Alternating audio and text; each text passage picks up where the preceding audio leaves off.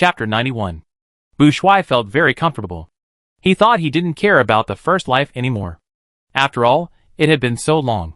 But now he pressed his heart and felt an indescribable relief, as if a shackle tightly bound around his soul was completely opened, and as if a layer of dirt tightly wrapped around his soul was finally washed away. That was not the power of Shang Fifen's words. He seemed to have really sensed the fate of that family. Perhaps that blood connection never disappeared, so that he could still feel it even if his soul traveled through 3 lives. Through this magical, indescribable soul perception, he could also confirm in disguise that Shang Fifen was not lying. He really helped him regain his inheritance, so that the contents of his will could be correctly executed, and that family received the punishment they deserved. Shang Fifen was particularly lighthearted when he described how he solved the will case, and how he dealt with that family, as if he did it without much effort. But Bu Shuai is not a kid. He has personally experienced how difficult that family is, and he knows how troublesome it is to deal with that family. Without certain means, connections and money, it is impossible to deal with them cleanly and neatly, let alone so quickly. Do you want to sleep with me? Ahem. Shang Fifen, who was drinking water, drank the water into his trachea and choked for a long time. Bu Shuai patted his back quickly. Shang Fifen waved his hand to show that he was fine. After stopping coughing, he looked at the young orc. Bu Shuai did not avoid his gaze, but looked back at him calmly. Shang Fifen's expression was complicated and tangled. You know that people like me are easy to take advantage of. I am not the kind of gentleman with a strong sense of morality and noble character. Even if you want to give back, I will accept it and take advantage of you. So are you serious about what you asked just now? Bu Shuai was silent for a second and nodded. Shang Fifen. If you light a fire, you have to take responsibility. I won't give you the chance to stop halfway. Bu Shuai, now. Shang Fifen looked up at the sky and jumped up. It's still early. Should we find a cave or go to the wilderness? I brought a full set of camping equipment. Bu Shuai didn't give himself room to retreat and stood up.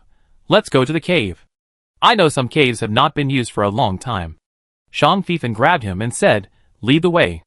The two greeted Xia Bing and Ah Dai, and really walked along the mountain path to the other end of Fengdong Mountain. The cave that Bu Shuai chose is far away from the residential area, and is already on the edge. Standing on the mountain path over there and looking out, you can see a sparkling river that half surrounds the Moyo Valley. The rising sun is red, rendering a large area of red clouds. The red clouds and the river reflect each other, forming a natural beauty. The scenery here is nice. Shang Fifen stood at the entrance of the cave and looked for a while. He also saw a large farmland planted with dense crops. There were many people living here before, but because the wind is too strong here in summer and winter, people gradually moved to the middle section, and the caves here were all empty. Bu Shuai tried to push the door of the cave next to him. The door creaked and was pushed open a gap. Bu Shuai leaned inside and looked. This is it. Shang Fifen felt strange. He felt that Bu Shuai was sacrificing himself. He and Bu Shuai have been together for quite a while, and he has a better understanding of him. He can guess what Bu Shuai is thinking at this time. It is nothing more than you helped me a big favor that I can't do. I don't know how to repay you. Since you have ideas about me, then I will follow your wishes and satisfy you. He could even realize another meaning of Bu Shuai's behavior. After you get what you want, maybe you will have a clearer understanding of me, and will no longer be confused by sexual impulses, and think that is love. To put it bluntly, Bu Shuai still doesn't think they can be together for a long time, nor does he think he really likes him, or his love is not enough to last a lifetime. Bu Shuai may be a little interested in him, otherwise he would not be willing to devote himself to him. But Bu Shuai is too unconfident in himself, thinking that if he satisfies him and really gets him, he will no longer be interested in him, or his interest will be greatly reduced. In other words, Bu Shuai has prepared for the two of them to drift apart after the incident. But will Shang Fifen choose to give up because of this? No. This is an opportunity for him. He is not impatient to slowly grind Bu Shuai with a grinding machine. As an adult male, who is as healthy as can be, it is no secret that he thinks about how to torment Bu Shuai every night. Now the opportunity to make his fantasy come true is right in front of him. It would be strange if he let it go. Love, of course, the more you do, the more you have. If you don't enjoy the joy of double sports while you are young, do you have to wait until you are old to take the pill? Shang Fifen rushed to open the door with a not-so-smooth hinge and pushed Bu Shuai in. Bu Shuai's face was a little red, but he kept calm.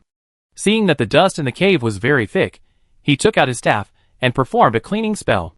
The dusty cave became clean in an instant. The collected dust balls were thrown out of the cave by Bu Shuai. Shang Feifan had already taken out the bedding in a hurry, spread it layer by layer on the ground, and pressed it with his hands to see if it was soft enough. Bu Shuai closed the cave door, but he was worried and cast a magic to prevent others from pushing the door open. Shang Feifan got ready and walked towards Bu Shuai step by step. Bu Shuai cleared his throat and opened his mouth, but he didn't know what to say. Shang Feifan grabbed his arm, his voice had become hoarse. I give you one last chance. You can still open the door and walk out now. Bu Shuai stood still. Shang Feifan approached him and lowered his voice. Your last chance to escape from me is gone. Outside the cave, the sky became brighter and brighter, and a dazzling white light appeared above the red glow. The red glow disappeared and the sky was bright. The whole Moyo town became lively. With the arrival of the new year, the panic and chaos brought by the epidemic last year have become memories, and people have begun to welcome a new life again. The patrolmen are still patrolling, but there are old people and children in the town again. The cubs are running around and playing on the roads of the town, screaming and shouting from time to time, and the whole town has come alive. Ah Dai was also taken by Xia Bing to play with the cubs. Ah Dai is now well fed, with smooth fur. Although he still looks stupid, he is cute enough. The little guys in Moyo town easily accepted this foreign cub. Xia Bing squatted on the roadside and chatted with the old orcs, who were sitting at the door of their house twisting straw ropes, sewing clothes, and making leather. Although Xia Bing has a cat face, it is round and super cute. He is eloquent and sweet. Not long after coming to the town, he got along well with the orcs in the town. If Shang Feifan hadn't said that he wanted to open an alchemy shop and let him be a clerk, he would have gone to work in other shops opened by other townspeople, and everyone welcomed him. However, he also got paid for taking care of the children during this period, and it was not a small amount, so Xia Bing was not so anxious to let Shang Lada open a store. Ah Dai jumped and hopped behind the other little orcs. His movements were clumsy, but he was not the only one who ran slowly. The lagging ones naturally mixed with each other, talking to each other in some childish words, and gradually became familiar with each other. A little orc came up to Ah Dai, whispered in his ear, and asked him if he wanted to play hide-and-seek. Ah Dai nodded in agreement. The little orcs were very happy, and called other little orcs who played well, separated from the other slightly older little orcs, and took Ah Dai and other cubs to the other side to play hide-and-seek. In order to prevent their friends from finding them, the little guys hid in the corners. Ah Dai stood on the side of the road for a while, and he didn't know where he saw the treasure, so he ran there. Xia Bing occasionally looked up and saw that the cubs were still playing, so he didn't stare at Ah Dai specifically. The mayor is still working at the police station. Sheriff Andre is reporting to him. The orcs of the Ringlet family still refuse to leave. They have lived here for a month and a half, relying on hunting in the wilderness and Moyo Mountain for a living. Although they are not many in number, and have not caused much impact on the livelihood of our town, they are here to stay, attracting other stray orcs to stay. Wolf 4 also said, yes, we finally cleaned up the chaotic area. But if the Ringlet family does this, it won't take long for a new chaotic area to form around them. And this time, they are still blocking the wilderness. Because of them, the hunters in the town can no longer hunt prey nearby, and many prey are scared away from this area. The mayor was distressed. They want to see my wife, and my wife also went to see them. But they just won't leave. What can I do?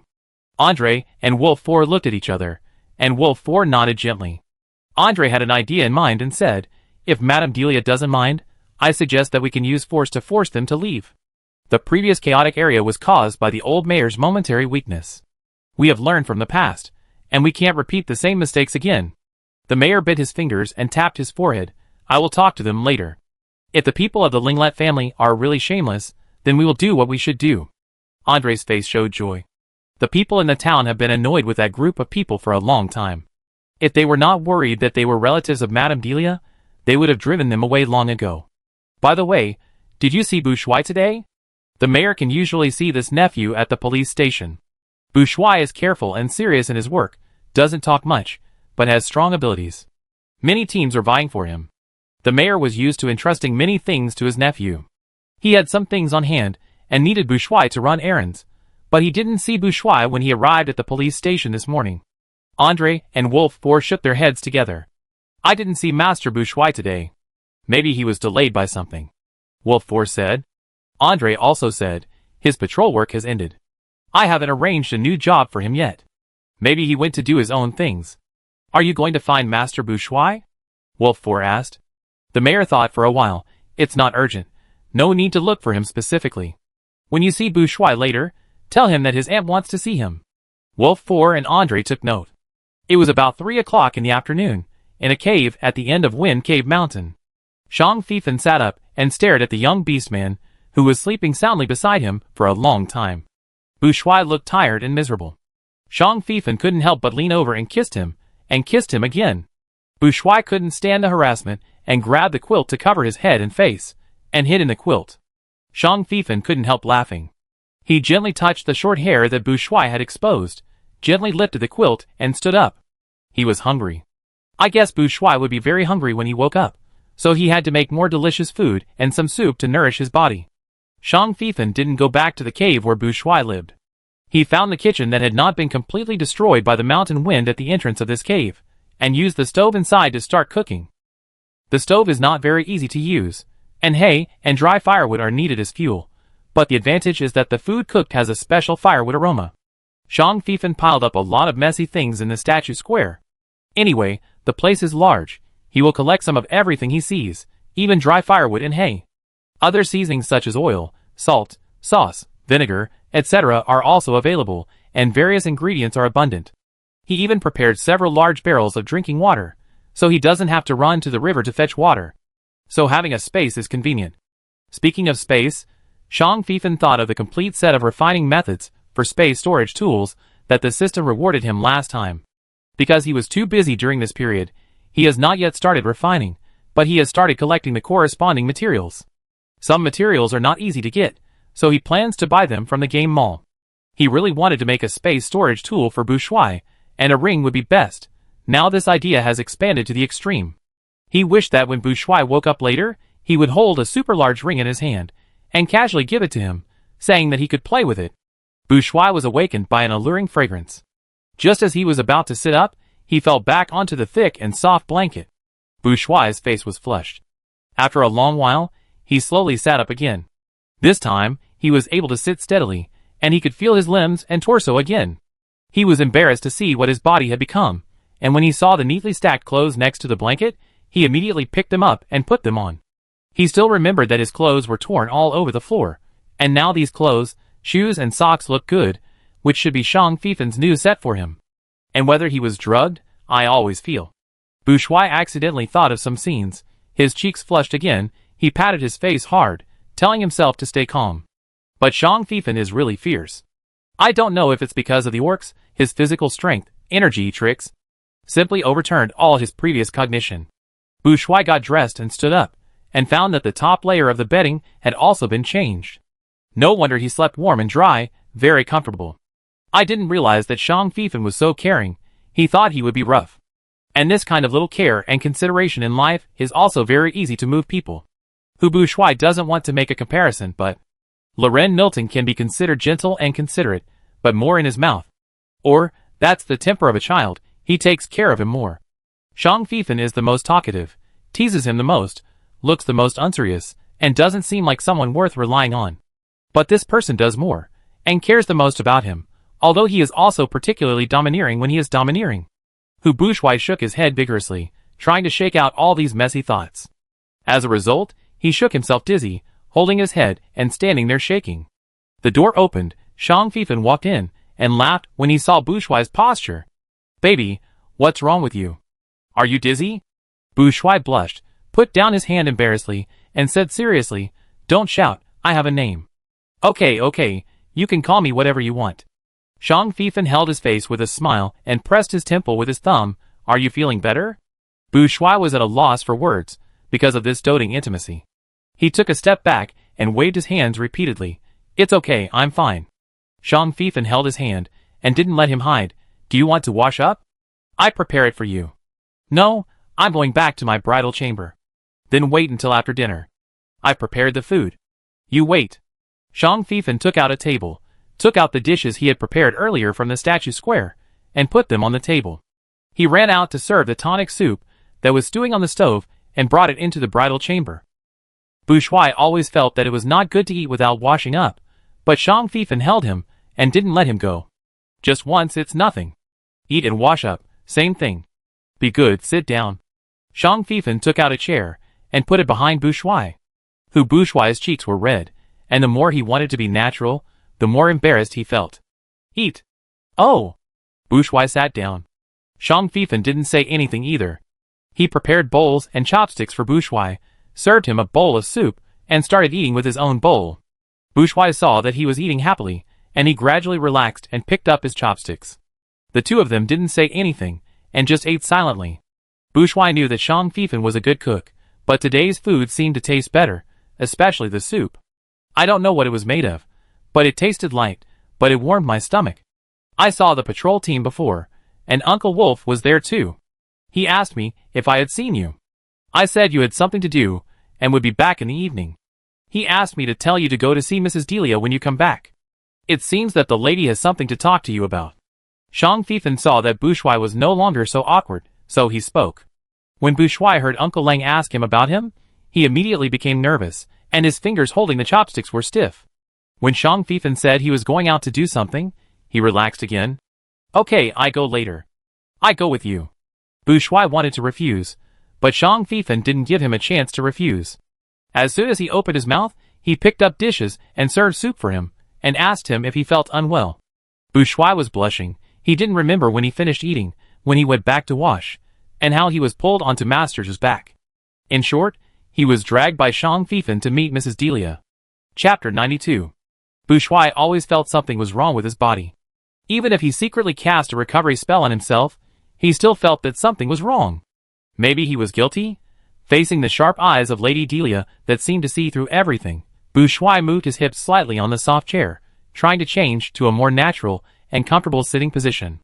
One hand reached behind his waist and naturally supported his back. Bushwai's back suddenly straightened, and his right hand secretly pressed the hand that reached behind his waist, indicating that he should move away quickly. Lady Delia squinted at the two people sitting opposite her, and couldn't continue the sarcastic words she was saying. What's wrong with these two young people? Why do they look more clingy than before? Her nephew, who doesn't like to get close to people, actually let the male orc surnamed Sean get so close. The two of them are almost sticking together. It's actually nothing for the same sex to sit so close. Many good brothers and good friends are more clingy than lovers. But the atmosphere was wrong, especially the guy named Shang Fifan. His eyes were almost glued to her nephew, and his hands and feet always wanted to rub against her nephew. And her nephew neither rejected Shang Fifan's approach, but was extremely sensitive to Shang Fifan's movements. Delia's eyes swept over the two of them. Shang Fifan let her look at him calmly, and his attention was almost on Bushwai, just as Delia felt. He could feel that Bushwai was unnatural, and thought that he was not feeling well, so he regretted agreeing to let Bushwai come to see Mrs. Delia, and should have let Bushwai have a good rest until tomorrow. Because it was the first time, he was very restrained and didn't toss Bushwai too hard, for fear of scaring him away. Bushwai was very patient. He would hardly make a sound unless he was in unbearable pain. He would bite his lips. Seeing this, he felt so distressed, but at the same time, he had a terrible desire to destroy him. He wanted to bully Bushwai until he became a broken doll. God knows how hard it was for him to endure, but later he seemed to be unable to stop. He seemed to hear Bushwai begging for mercy. Stop! Shang Fifan took a deep breath and couldn't think about it anymore. He didn't want to embarrass himself in front of Bushwai's relatives and elders. Shang Fifan adjusted his sitting position. Madame Delia, damn his grandma. She's going to go blind. If these two are okay, she dig her eyes out, and just by looking at the size and personality of these two people, you can tell who is the bullied party. I just don't know if the bastard surnamed Sean succeeded. Madame Delia was not sure, but seeing her nephew's deliberately straight back and his pretended indifferent look, the more she thought about it, the more she felt that something had happened between the two of them, and the angrier she got. You slept with this guy? Boom! Hu Bushwai's face flushed. Although he controlled his expression and didn't change, his flushed cheeks had already told Delia the answer. Mrs. Delia looked at Shang Fifan with a particularly dark look. Shang Fifan held Bushwai's hand. Bushwai wanted to break free, but was held tightly. Shang Fifan looked at Mrs. Delia calmly. You asked us to come here. In addition to mocking us and asking about our privacy, do you have anything else to tell us? If nothing else, Bushwai and I are going to go back and rest. Hu Bushwai gritted his teeth and glared at Shang Fifan. Why are you talking so ambiguously? And let go of your claws. Shang Fifan didn't let go. Mrs. Delia held her forehead with one hand and suddenly sneered disdainfully. Don't be so nervous, I've seen everything. It's just sleeping with the same sex, What's the big deal? Mrs. Delia raised her empty hand, pointed at Shang Feifan, and said disgustedly, "Don't occupy my nephew with the attitude of owning everything." Delia pointed at her nephew again. "Just sleep, don't look like the sky is falling. There are not many other things in this world, male orcs are in large quantities, and there is a shortage of females in many places, so males can only live together. Since you are my nephew, for your sake, I give you a piece of advice. Don't take this kind of male orc too seriously. Just play around and change when you get bored. Remember? Hu Bu Shui, eh? Shang Feifan, Andy, can you teach me something good?" Delia glared. "What are you yelling at me? Who allowed you to call me auntie?" Shang Feifan shrugged. "This is a respectful title. You are the unhandsome auntie. Or would you prefer me to call you the mayor's wife?" Delia frowned and said to her nephew, "This is not very obedient. I suggest you change it quickly to avoid being cheated." Hu Bu Shui was already numb. He has lived 3 lives, and is not as thick-skinned as these 2. Let them be, he will just pretend he didn't hear it. I really want to say this to the mayor. As the saying goes, a good wife is a worry-free person, but your character is really bad. You bastard. I knew you were no good the first time I saw you. Get out of Moyo Town. Do you really think you are the queen and Moyo Town is your territory? Didn't you leave your family when you were very young? How did you develop such a princess syndrome? Who did you learn the curse from?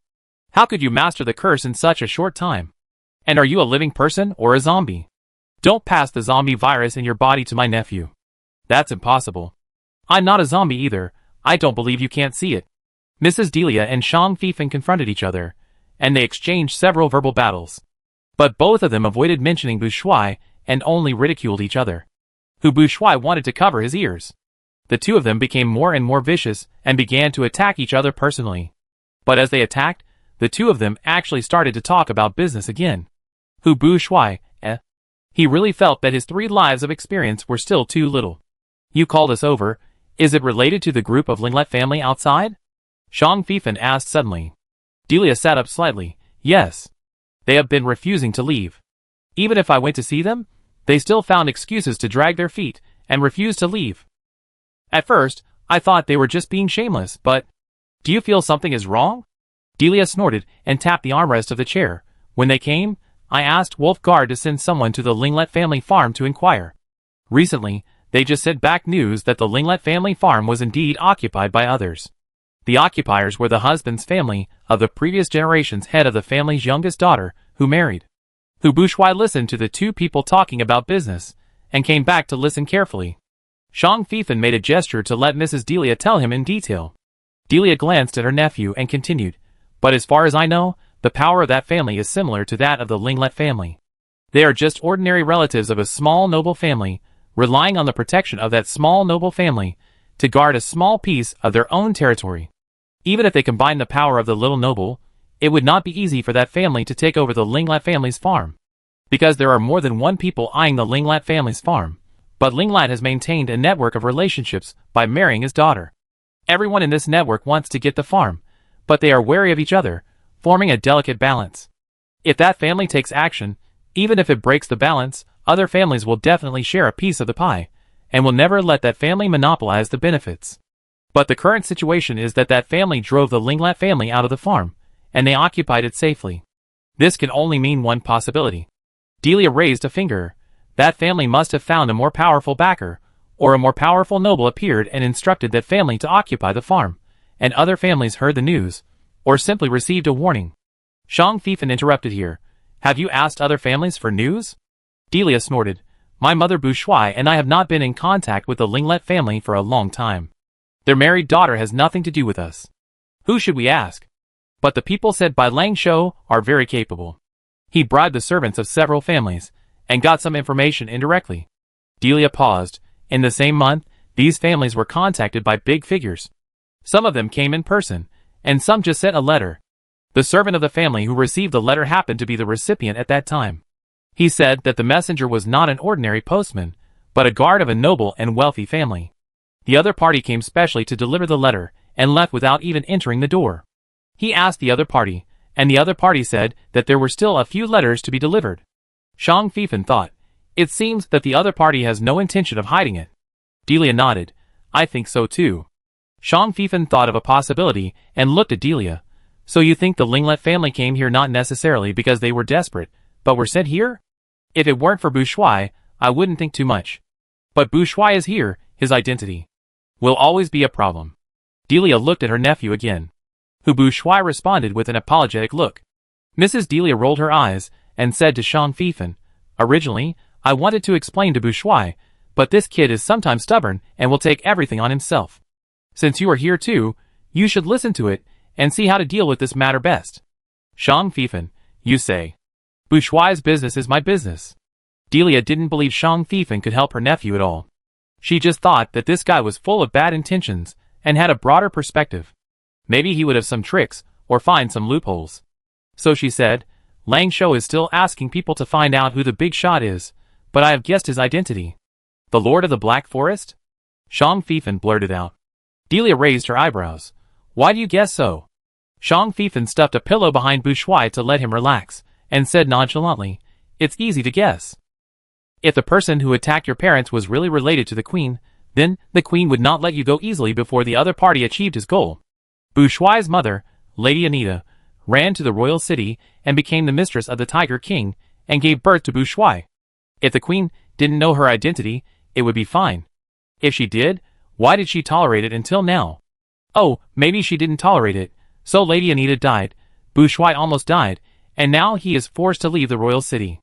The question now is, after all these years, has the Queen achieved her goal? Or should we ask her what she wants? Delia added, "Assuming that the people behind the seizure of the Linglet farm are the Queen's relatives, they have already taken the Linglet farm, so they don't want the arable land. It won't be the farm." Shang Fifan shook his head. "It's just a farm. The Queen doesn't need to come forward. As long as the Lord of the Black Forest wants it, the Linglet family dare not give it. So what do they want?" Delia couldn't help but frown. Bourgeois suddenly looked at Shang Fifan. Shang Fifan's heart skipped a beat, and he thought of something. Could the Queen or the Lord of the Black Forest want the ear of the God of Nature? Bourgeois' mind was racing, and he made up his mind and turned to Mrs. Delia. "Aunt, when you and my mother left the Linglet family, what did you take away?" "What do you mean? What are you doubting?" Mrs. Delia narrowed her eyes. Bourgeois looked at Shang Fifan. Shang Fifan nodded to him. Although Delia had a bad personality, she was sincere to her nephew and could be trusted. Besides, the ear of the God of Nature had returned to the statue of the God of Nature. Even if someone wanted to take it from Bourgeois, they couldn't. Delia saw the look in their eyes and felt unhappy. It was true that she and her nephew were not close, but the fact that her nephew trusted a person he had just known for half a year made her, as an aunt, a little sad. "Aunt, I wonder if my mother has told you that 6 years ago, I almost died." "Yes, I have heard about it. It is said that it was your friend who killed me, right?" Bourgeois shook his head. "Not 6 years ago, but a year ago. I was murdered twice. The first time was 6 years ago, and I almost died that time. The second time was a year ago. I was injured but not in danger of life, but my mother died soon after." Bourgeois looked gloomy. His relationship with his family is really shallow, and it has been like this for 3 lifetimes. It was also the first time that Shang Fifan heard Bourgeois mention the past, and he listened very seriously. Bourgeois continued, "6 years ago, my mother paid a great price to save me. She put a treasure in my heart." Mrs. Delia sat up straight, looking serious. "What treasure?" Bourgeois, "An ear." "Ear?" Mrs. Delia frowned deeply. "I don't know. Anita never told me." "Did you take anything with you when you left the family? Or did your parents give you anything when you were a child?" Shang Fifan interrupted. Mrs. Delia pressed her forehead, as if recalling, and after a long while she said, "Anita is my elder sister, and her personality is much calmer than mine. My parents have trusted her more since childhood, and I also rely on Anita. If they have something to give us for safekeeping, they will indeed choose Anita instead of me." But not telling her anything, and Anita didn't reveal anything to her, which was a bit too much. "When we left, we didn't take much with us, only some clothes, a little money left by my parents, and a jewelry box of my mother." Mrs. Delia's face turned ugly. If there is really a treasure, it must be in the jewelry box. In fact, we were short of money after leaving the family. We were able to survive by pawning some of the jewelry in the jewelry box. Delia subconsciously touched a necklace hanging around her neck. This was one of the jewelry boxes. Anita also had a similar one. The other jewelry was sold, and only these 2 necklaces were left for them as a souvenir. Shang Fifan stretched out his hand. "Can I see your necklace?" "Why?" Do you suspect there is something wrong with this necklace?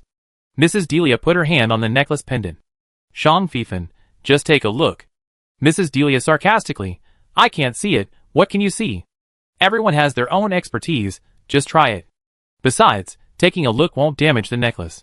Shang Fifan's hand did not retract. Mrs. Delia was silent for a moment, but she finally took off the necklace and threw it to Shang Fifan. Look, I want to see what you can see. Shang Fifan caught the necklace and let go of his perception. Bu Shuai also came over to look. The two looked at each other for a while and shook their heads. This was just an ordinary gemstone necklace.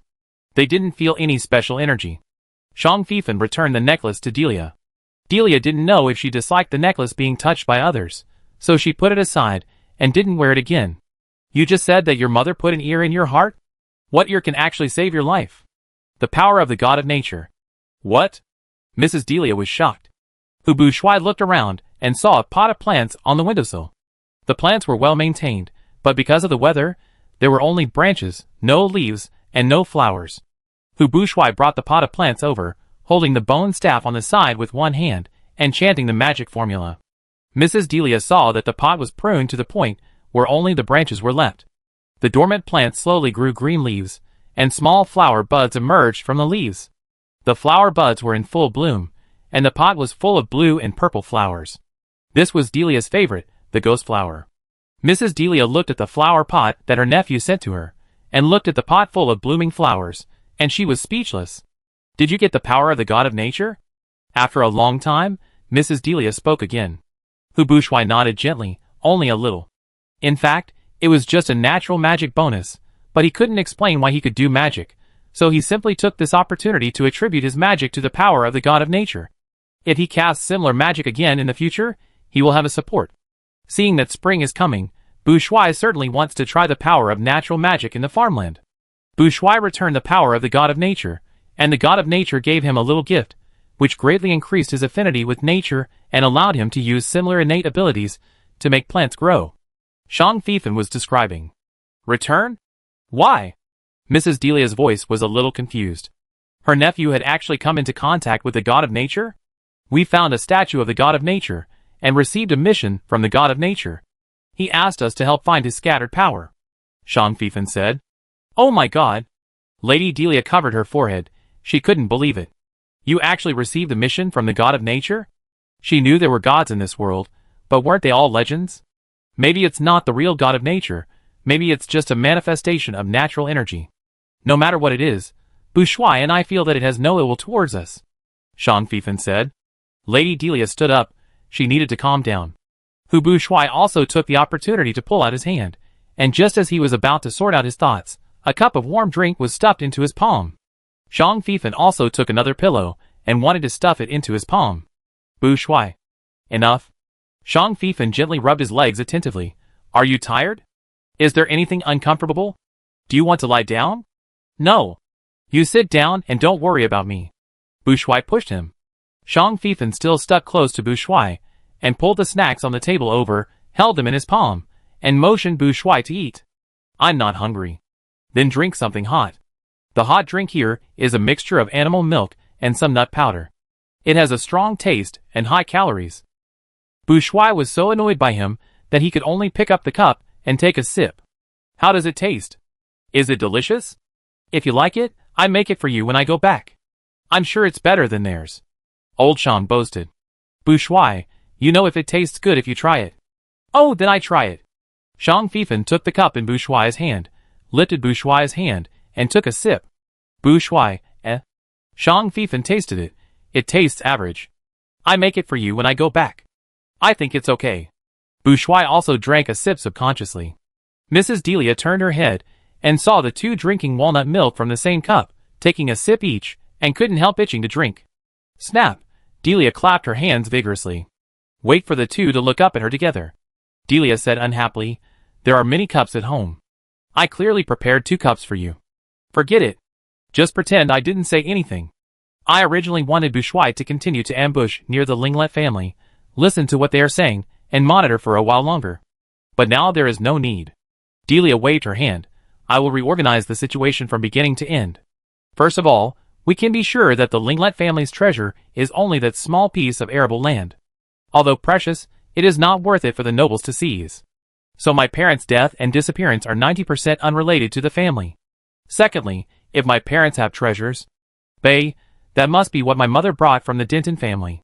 But they were able to bring the treasure out, which means that no one knew it was a treasure at the time. Third, if my mother knew that she had the treasure that the Queen or the current Marquis of Denton wanted, why would she rather die than hand it over?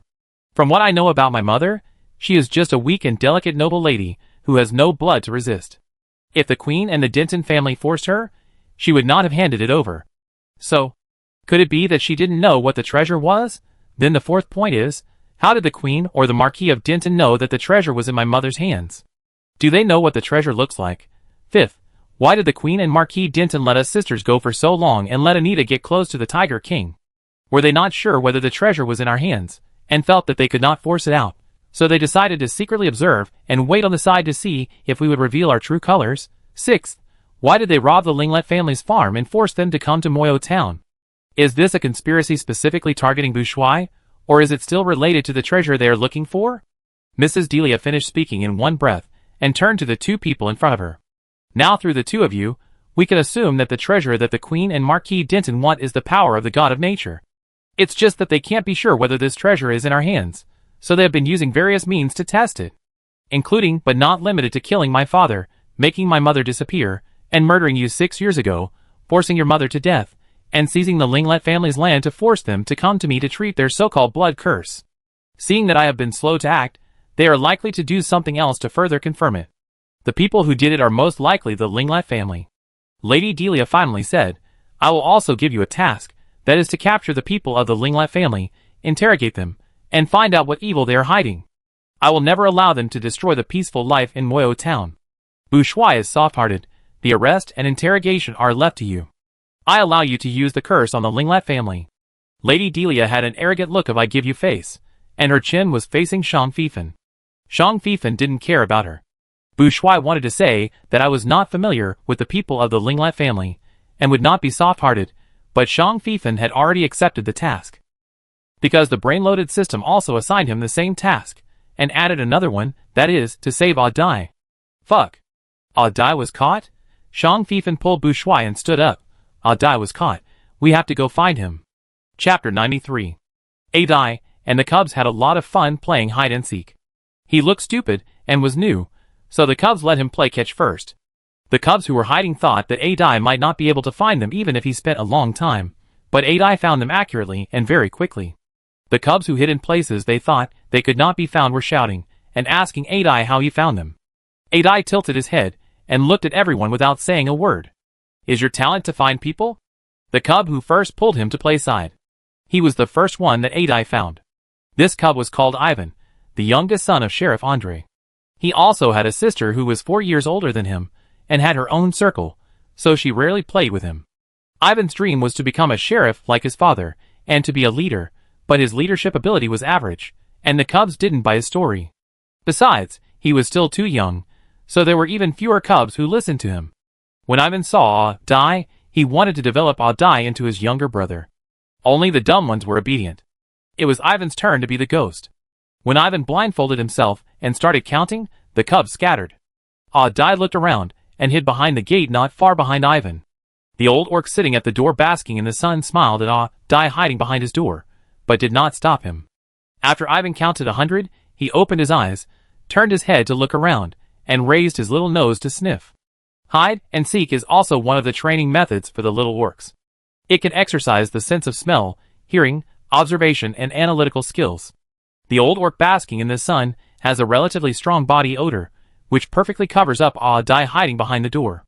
Ivan didn't notice Dai nearby, and gradually ran away. Dai squatted behind the door, and waited for a long time, and suddenly looked out. The old orc rubbed his square head lovingly and whispered. Ivan ran away. Dai looked up at the old orc, and suddenly said, There is a bad smell.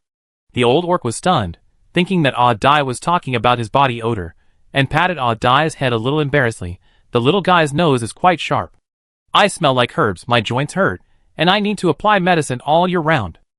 Dai shook his head, ran out of the old orc's door, and looked up in the direction where Ivan ran. Ivan ran away, running towards a bad smell. Dai said blankly. The old orc heard Adai repeat his words and perfunctorily nodded. Adai suddenly ran away. The old orc just looked up, smiled, and didn't take it seriously. Xia Bing, who was standing not far away, just looked and didn't follow. There are patrols in the town, and there are so many old orcs watching. As long as the cubs don't run out of the town, they will be safe. Ha ha. Found you. Ivan found the first cub. The other party made a frustrated cry, and could only walk out obediently. Adai? Why did you run out by yourself? Ivan turned around, and saw Adai running over. Adai just looked at him. Ivan thought, what a little idiot. The 3 cubs gathered together, and went to look for other cubs together. Ivan called Adai. Adai followed and walked 2 steps, then suddenly turned his head to look at the place where Ivan had just found the first cub. More than 100 meters across from it, there was a big house with a big backyard, and the bad smell came from there. When all the cubs were found, many of them couldn't help but run out screaming, and the new ghost began to count with their eyes blindfolded. This went on for several rounds, and the place was changed several times. The little beast men were very good at running. They would not be limited to one place. The whole town was their playground. Adai always followed Ivan. Ivan didn't dislike Adai. He already regarded Adai as his little brother, thinking that Adai didn't know how to hide, so he took him to hide with him out of loyalty. Adai stopped Ivan from jumping into the backyard of the big house. Ivan was puzzled. What are you doing?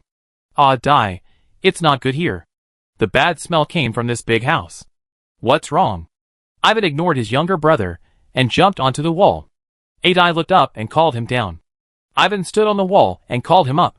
What are you afraid of? There's no one here. Not even an adult. Adai, it smells bad. Ivan pretended to be an adult and said, is it the smell of wine? I don't like the smell of wine either, but adults like it. When we grow up, we will like it too. The hiding place he chose was the only wine shop in the town. There were many empty wine barrels piled in the backyard, which was the best hiding place. Let's stop playing and go find an adult. Adai was a little scared. Ivan was unhappy. What's wrong with you? Why did you go to find an adult? If you don't like the smell of alcohol, then find another place to hide, don't follow me. After that, Ivan jumped into the yard. Adai walked around anxiously under the wall. He wanted to go back to find Xiaobing, his Shang dad and Bu Shui dad, but his new friend had already gone in. Wouldn't it be bad if he just ran away? Ivan always felt that if he left, something bad would happen to him. Just like when he first met his Shang dad, he had a hunch that this person would help him and take him away, so he just jumped out. His intuition was not always accurate, and it would not work every time. But he could smell something that others could not smell. Shang dad told him that if he smelled something that no one else had smelled, he must tell him. Now Adai didn't know if he smelled something that no one else had smelled. He was a little regretful. He should have told brother Xiaobing when he smelled something bad. Adai squatted under the courtyard wall, thinking for a few seconds, and decided, is there anyone here? Come quickly. Brother Xiaobing, Dad, come quickly. Something happened. The little guy yelled at the top of his lungs. Ivan heard Adai shouting in the yard, and was puzzled. He thought that he was really a little idiot. He was shouting when nothing happened. He would definitely be punished by the adults later. Ivan, who was wandering in the yard, didn't notice that the backyard of the winery, where there should have been several workers, was surprisingly quiet at this time. If he walked a few more steps, he would find that there were several orcs lying on the ground in the underground wine cellar connected to the backyard and the main house. But the entrance to the wine cellar was dark, and even a brave man like Ivan didn't dare to go in casually. Adai was still shouting outside, and Ivan was worried that the adults would really be called over, so he could only run back to the wall and jump out to make Adai shut up. Fuck. Someone was cursing. Who? Ivan turned his head immediately. Just then, Ivan smelled a particularly strong fragrance. The fragrance was so strong that it made him dizzy. Ivan jumped up, but his 4 legs were so weak that he couldn't exert any strength, and his claws slid down the wall. A hand pinched Ivan's neck, picked him up, and put him in a big bag. Outside the wall, Adai also smelled the strong fragrance. This was the bad smell, which became stronger. Something in Adai's mind urged him, and he was so scared that he wanted to run away with his 4 short legs. Huh? You didn't faint? A big hand grabbed Adai. Adai was in the air, his 4 short legs tossing back and forth feebly in the air. Darkness enveloped him. He wanted to shout, but he found that he could not make any sound. Let you little cub scream. A fist hit Adai's forehead through the cloth bag. Ah Dai fainted from the pain. Because of the strong smell of wine, the residents around the wine shop were far away. The wine shop was located at the outermost part of the town, closest to the foot of the mountain. Although Ah Dai's shouting was loud, many of the orcs in the vicinity were empty, either out at work or out at school. An old orc came out of the house and looked in the direction of the wine shop with a puzzled look. Was there a little cub shouting that something was wrong just now? In the distance, someone in the patrol team pricked up his ears. Did you hear any noise? Is it the cub? I think I heard a cub crying. Where did the noise come from? It seems to be the wine shop? Let's go and have a look. Let's go! The patrol team sped up and ran towards the wine shop. On the way, they saw two old orcs coming out of their house. They paired up and found that they both heard the cubs cry. Worried, they simply ran towards the wine shop together. Something is wrong. The orc who led the team raised his hand and ordered everyone to stop as soon as he approached the wine shop. The wine shop was too quiet. Be careful. The orcs of the patrol team separated in a well-trained manner and jumped into the wine shop from different directions. The two old orcs turned around and rushed to the town. They had to inform the people in the town that something happened in the wine shop, and maybe the cubs were also in trouble. Soon, Sheriff Andre and the mayor received the news that something happened in the town wine shop. They immediately led people to the wine shop and sounded the alarm to alert the whole town. All the old orcs were calling the young orcs to gather the young cubs around them as quickly as possible. The adult orcs were fully armed, and 1/3 of the orcs guarded the farmland. Now it was already past the harvest season, and they just had to ensure that no one came to destroy the farmland. The remaining orcs were all responsible for guarding the town. They guarded the main entrances and exits, as well as the town's most important granary and library. The young cubs were also gathered in the library under the leadership of the old orcs, where there were also young orcs, who had reached school age taking classes. The town's defense facilities were also all turned on.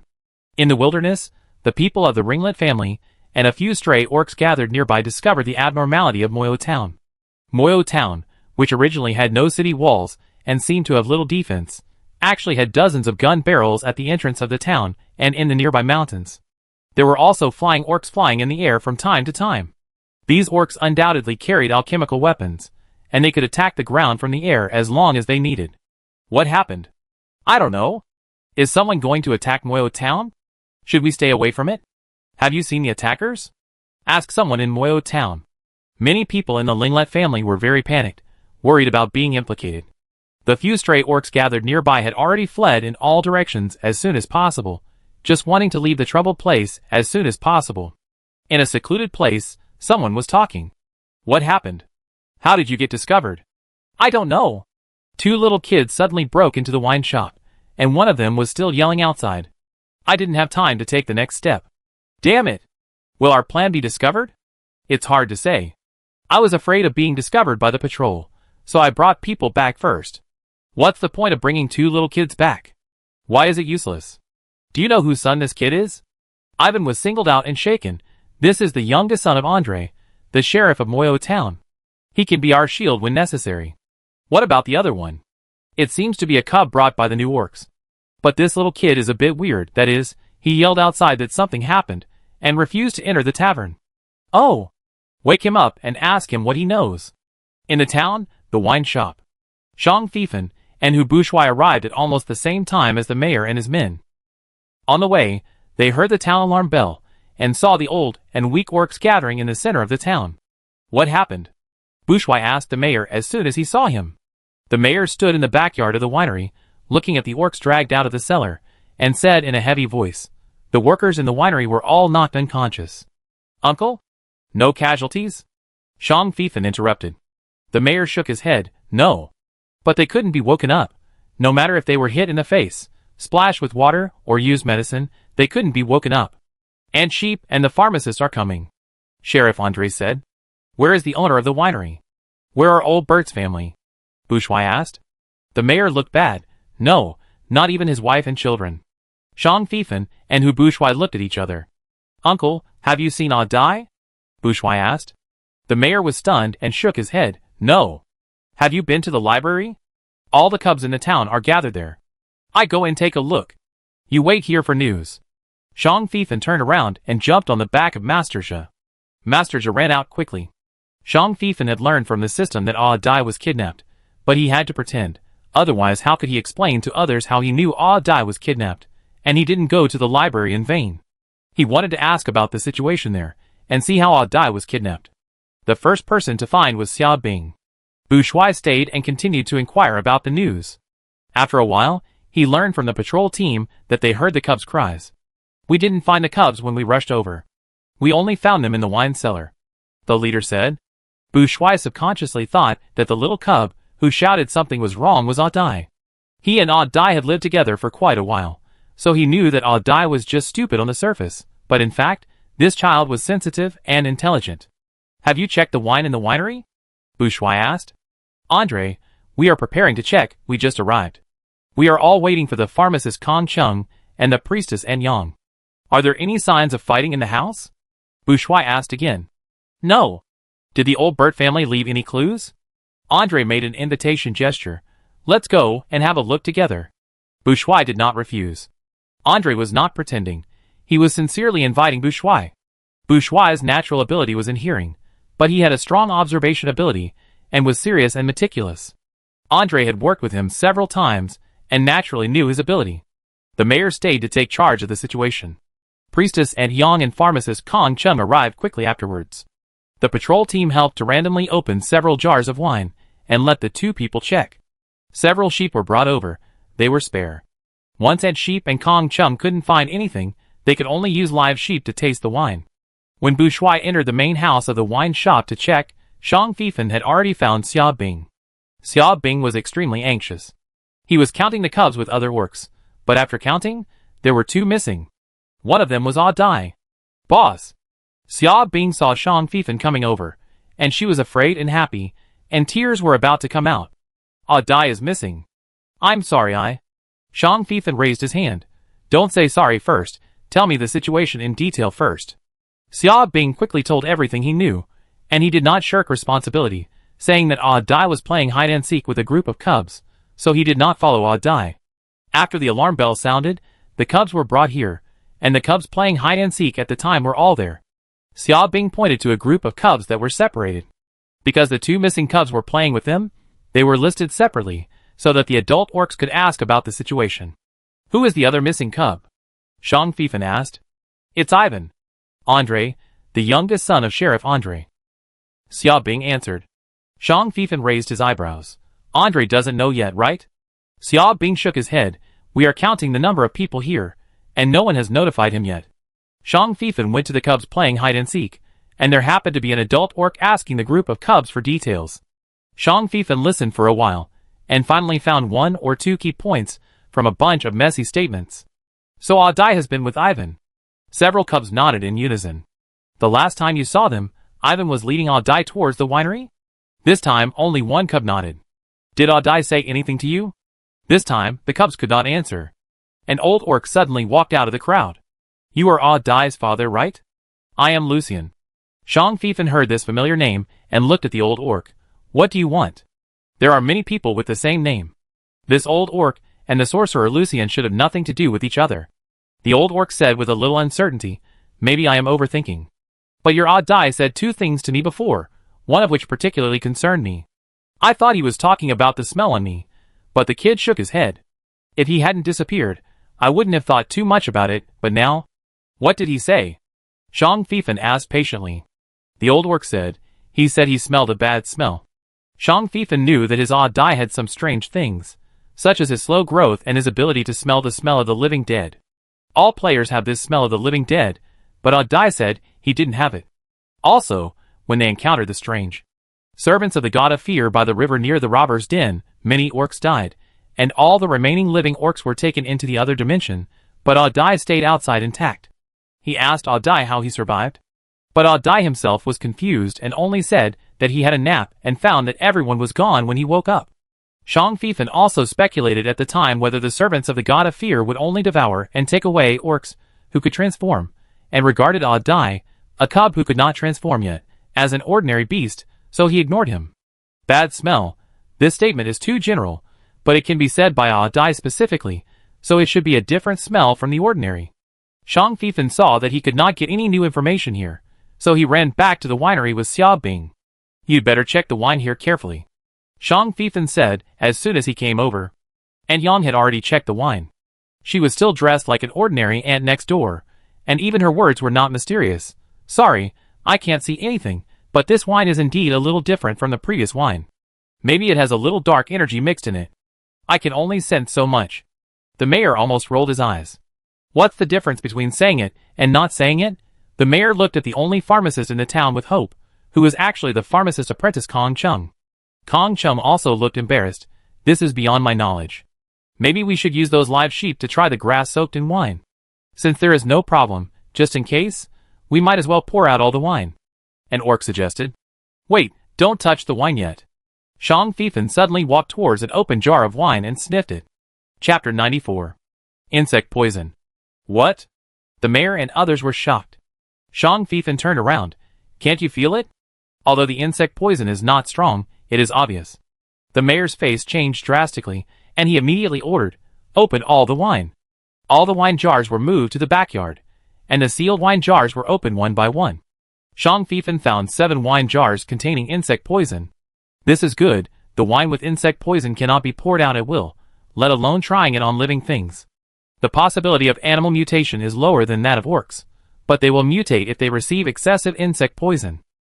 The lethality of mutated animals will be greatly increased, and once an orc is bitten by a mutated animal, there is a 100% risk of infection with insect poison.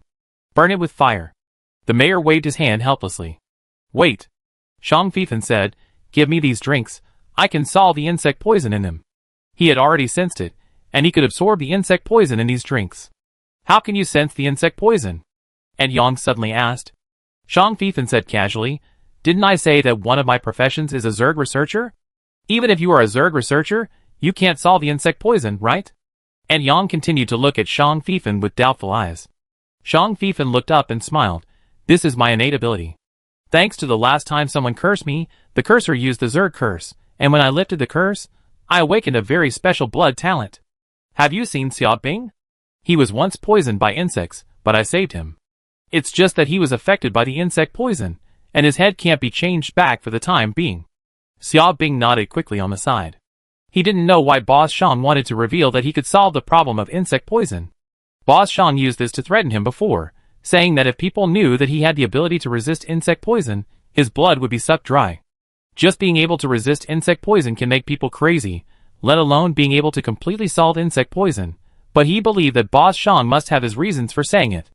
And Yang and the mayor and other people present all looked at Zhang Fifan with surprise and disbelief. From ancient times to the present, they have never heard of anyone who can completely solve insect poison. Is this person bragging, or is he serious, if it is true? The bodies of the orcs present trembled slightly. They are excited. Zhang Fifan put the 7 jars of wine into the statue square in front of the mayor and others. It is too inconvenient to hide and store it in the space. It is better to take it out and use it openly. In addition, he actually cannot absorb insect poison directly, although he once absorbed 1/9 of the heart of the insect mother, which gave him a strong resistance to insect poison. Let's put it this way. The insect poison in his body has formed a certain balance with other energy in his body. If he absorbs too much, it will still cause his body to mutate in the direction of the insect race, and even his brain cannot be guaranteed to be unaffected. But he can absorb the energy of mutants, who died, when they were infected with insect poison. After his own research, he found that it was not that he could not absorb insect poison directly, but that he needed to add energy together, just like he could not eat a pound of chili powder without eating it, but if he added this pound of chili powder to 10 bottles of 2,500 milliliters of cola, no matter how strange and stimulating the taste of the cola was, he could still drink it. The most important thing is that the energy absorbed in this way can directly act on his various abilities. That is, it assists in upgrading. In other words, the insect poison is highly toxic to others, but it is an auxiliary magic weapon for him to upgrade, so of course, he can't just watch it being burned. The mayor and others were shocked and envious when they saw that Zhang Fifan actually had an extremely precious space storage tool. It turned out to be a storage space that could instantly store 7 jars of wine. How big is that storage space? Zhang Fifan's identity became more and more mysterious in their eyes. The mayor couldn't help but think a lot. By the way, did I say that I am also an alchemist, and I am best at refining space storage tools? If you can provide materials, I can refine them for you. For the sake of not being handsome, it only takes a little processing fee. Zhang Fifan smiled. He has not successfully refined a storage tool, but he can brag about it first. What if someone here can really take out the corresponding materials for him to practice? The mayor and others were shocked several times in a row and couldn't even speak. Well, let's talk about what's going on here first. Someone wants to harm our town, that's for sure. The mayor coughed dryly, breaking the silence. Everyone came back to their senses. Yes, it's too vicious. They actually want to poison us with insects. If we don't know anything, and let these wines flow into the town. God! I can't imagine what our town will become. The mayor nodded vigorously. Yes, we are very lucky. We discovered the other party's conspiracy in time.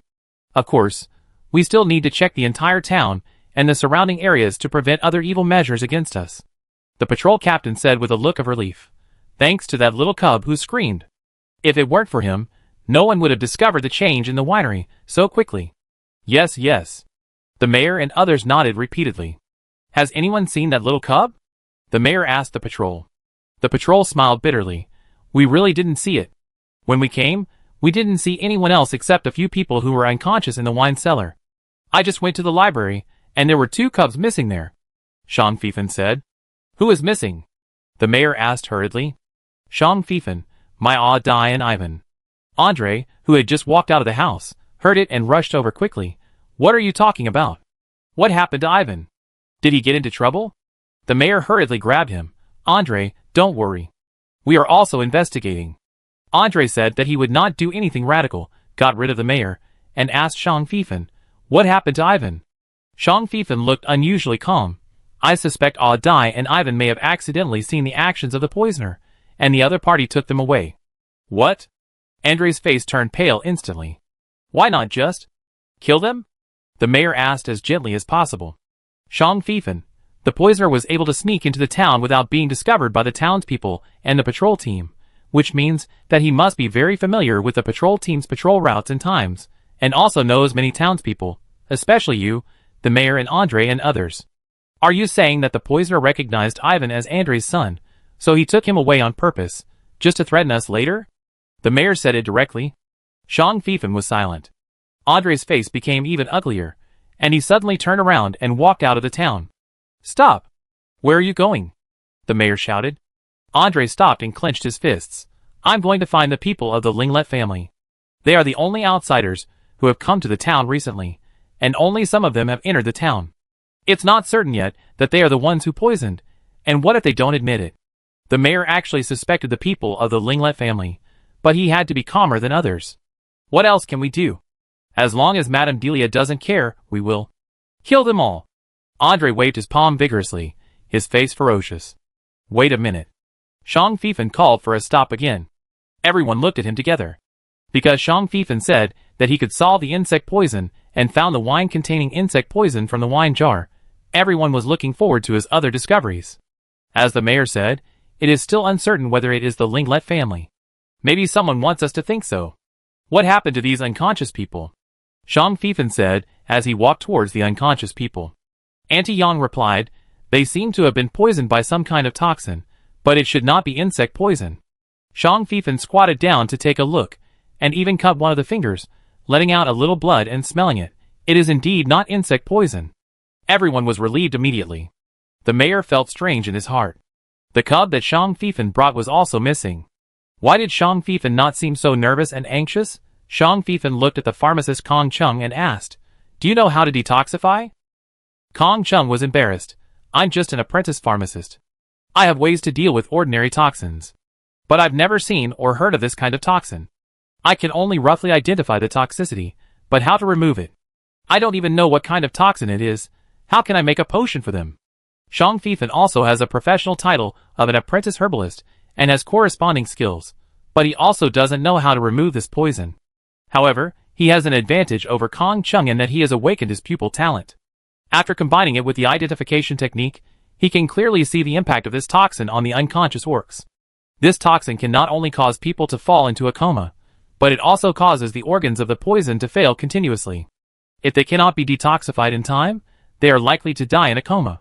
What kind of poison is this? The mayor was angry. Does a poison master come to us? Shang Fifan shook his head, and began to look for corresponding antidotes in the game mall. Being able to control insect poisons may be related to those evil god shadows. Kong Chung whispered. And Yang, you mean the followers of the evil god? Kong Chung, I heard from the orcs from Moro City that there are followers of the evil god, and those who spread the insect poison, and Moro City has suffered huge losses. It's not the manipulation of the insect poison, the poisoner just collected the insect poison and put it into the wine. Shang Fifan corrected. I go find Ivan and I'll die. Andre couldn't wait any longer, interrupted the others, and said to the mayor, although we are not sure that it was done by the Linglet family, we can't just do nothing and wait like this. The mayor took a deep breath. I go with you later. It's better to control them first. You go and gather people. Andre immediately ran away to call for help. Shang Fifan ignored Andre. His intuition told him that even if Andre took people to kill all the people in the Linglet family, he might not be able to find the two cubs. He needed to start from other aspects to see if he could find more clues. It's true that Dai is missing, but they don't have any effective clues at hand now. It's not enough to just lock on to the people in the Linglet family. This is too obvious. It's as if someone asked them to find the people in the Linglet family. In addition, Andre has already gone to gather people to find trouble with Linglet, so he naturally doesn't need to join in the fun. Because he doesn't know what the specific toxin is, Shang Fifan can only start searching from the words such as organ failure and deep coma. Finally, he found 4 medicines that might have corresponding effects. After carefully comparing the descriptions and prices, he finally selected 2. One is a universal detoxification potion, which can cure any poison except insect poison and lid poison. It is very expensive. One bottle costs 88 contribution points. Another potion is called 9 Red Grass Detoxification Potion, which is specifically for a blood-borne toxin. The effect of this blood-borne toxin is to emit a strong fragrance, causing people to fall into a coma and organ failure, and will make people die silently, just like dying in sleep. The potion instructions also specifically pointed out that in the past, when people did not know about this blood-borne toxin, when they encountered people who were knocked unconscious by this toxin, they thought they had a strange disease, or simply thought they died of natural causes. It was not until the orc who used this toxin was caught that people knew that this toxin was actually a blood talent. Later, the healing priests and pharmacists used this captured orc to conduct experiments. After a long period of verification, they finally found a 9 Red Grass that could remove this blood toxin. 9 Red Grass is not particularly rare in nature, and the production method is not very difficult. As long as you know the formula, even a junior pharmacist can prepare it. So the price of this potion in the mall is not expensive, only 10 contribution points. Shang Fifan decided to buy a 9 Red Grass Detoxification Potion for the unconscious orc to try. If it works, he won't have to buy a more expensive Universal Detoxification Potion. I have a potion here. I don't know if it will work on the unconscious orcs. You can give it a try. But I can't guarantee the effect. The mayor immediately said, go ahead and try it. I'd be responsible if anything goes wrong. In addition, the town will buy your potion. You name a price. The cost of one potion is 30 silver coins.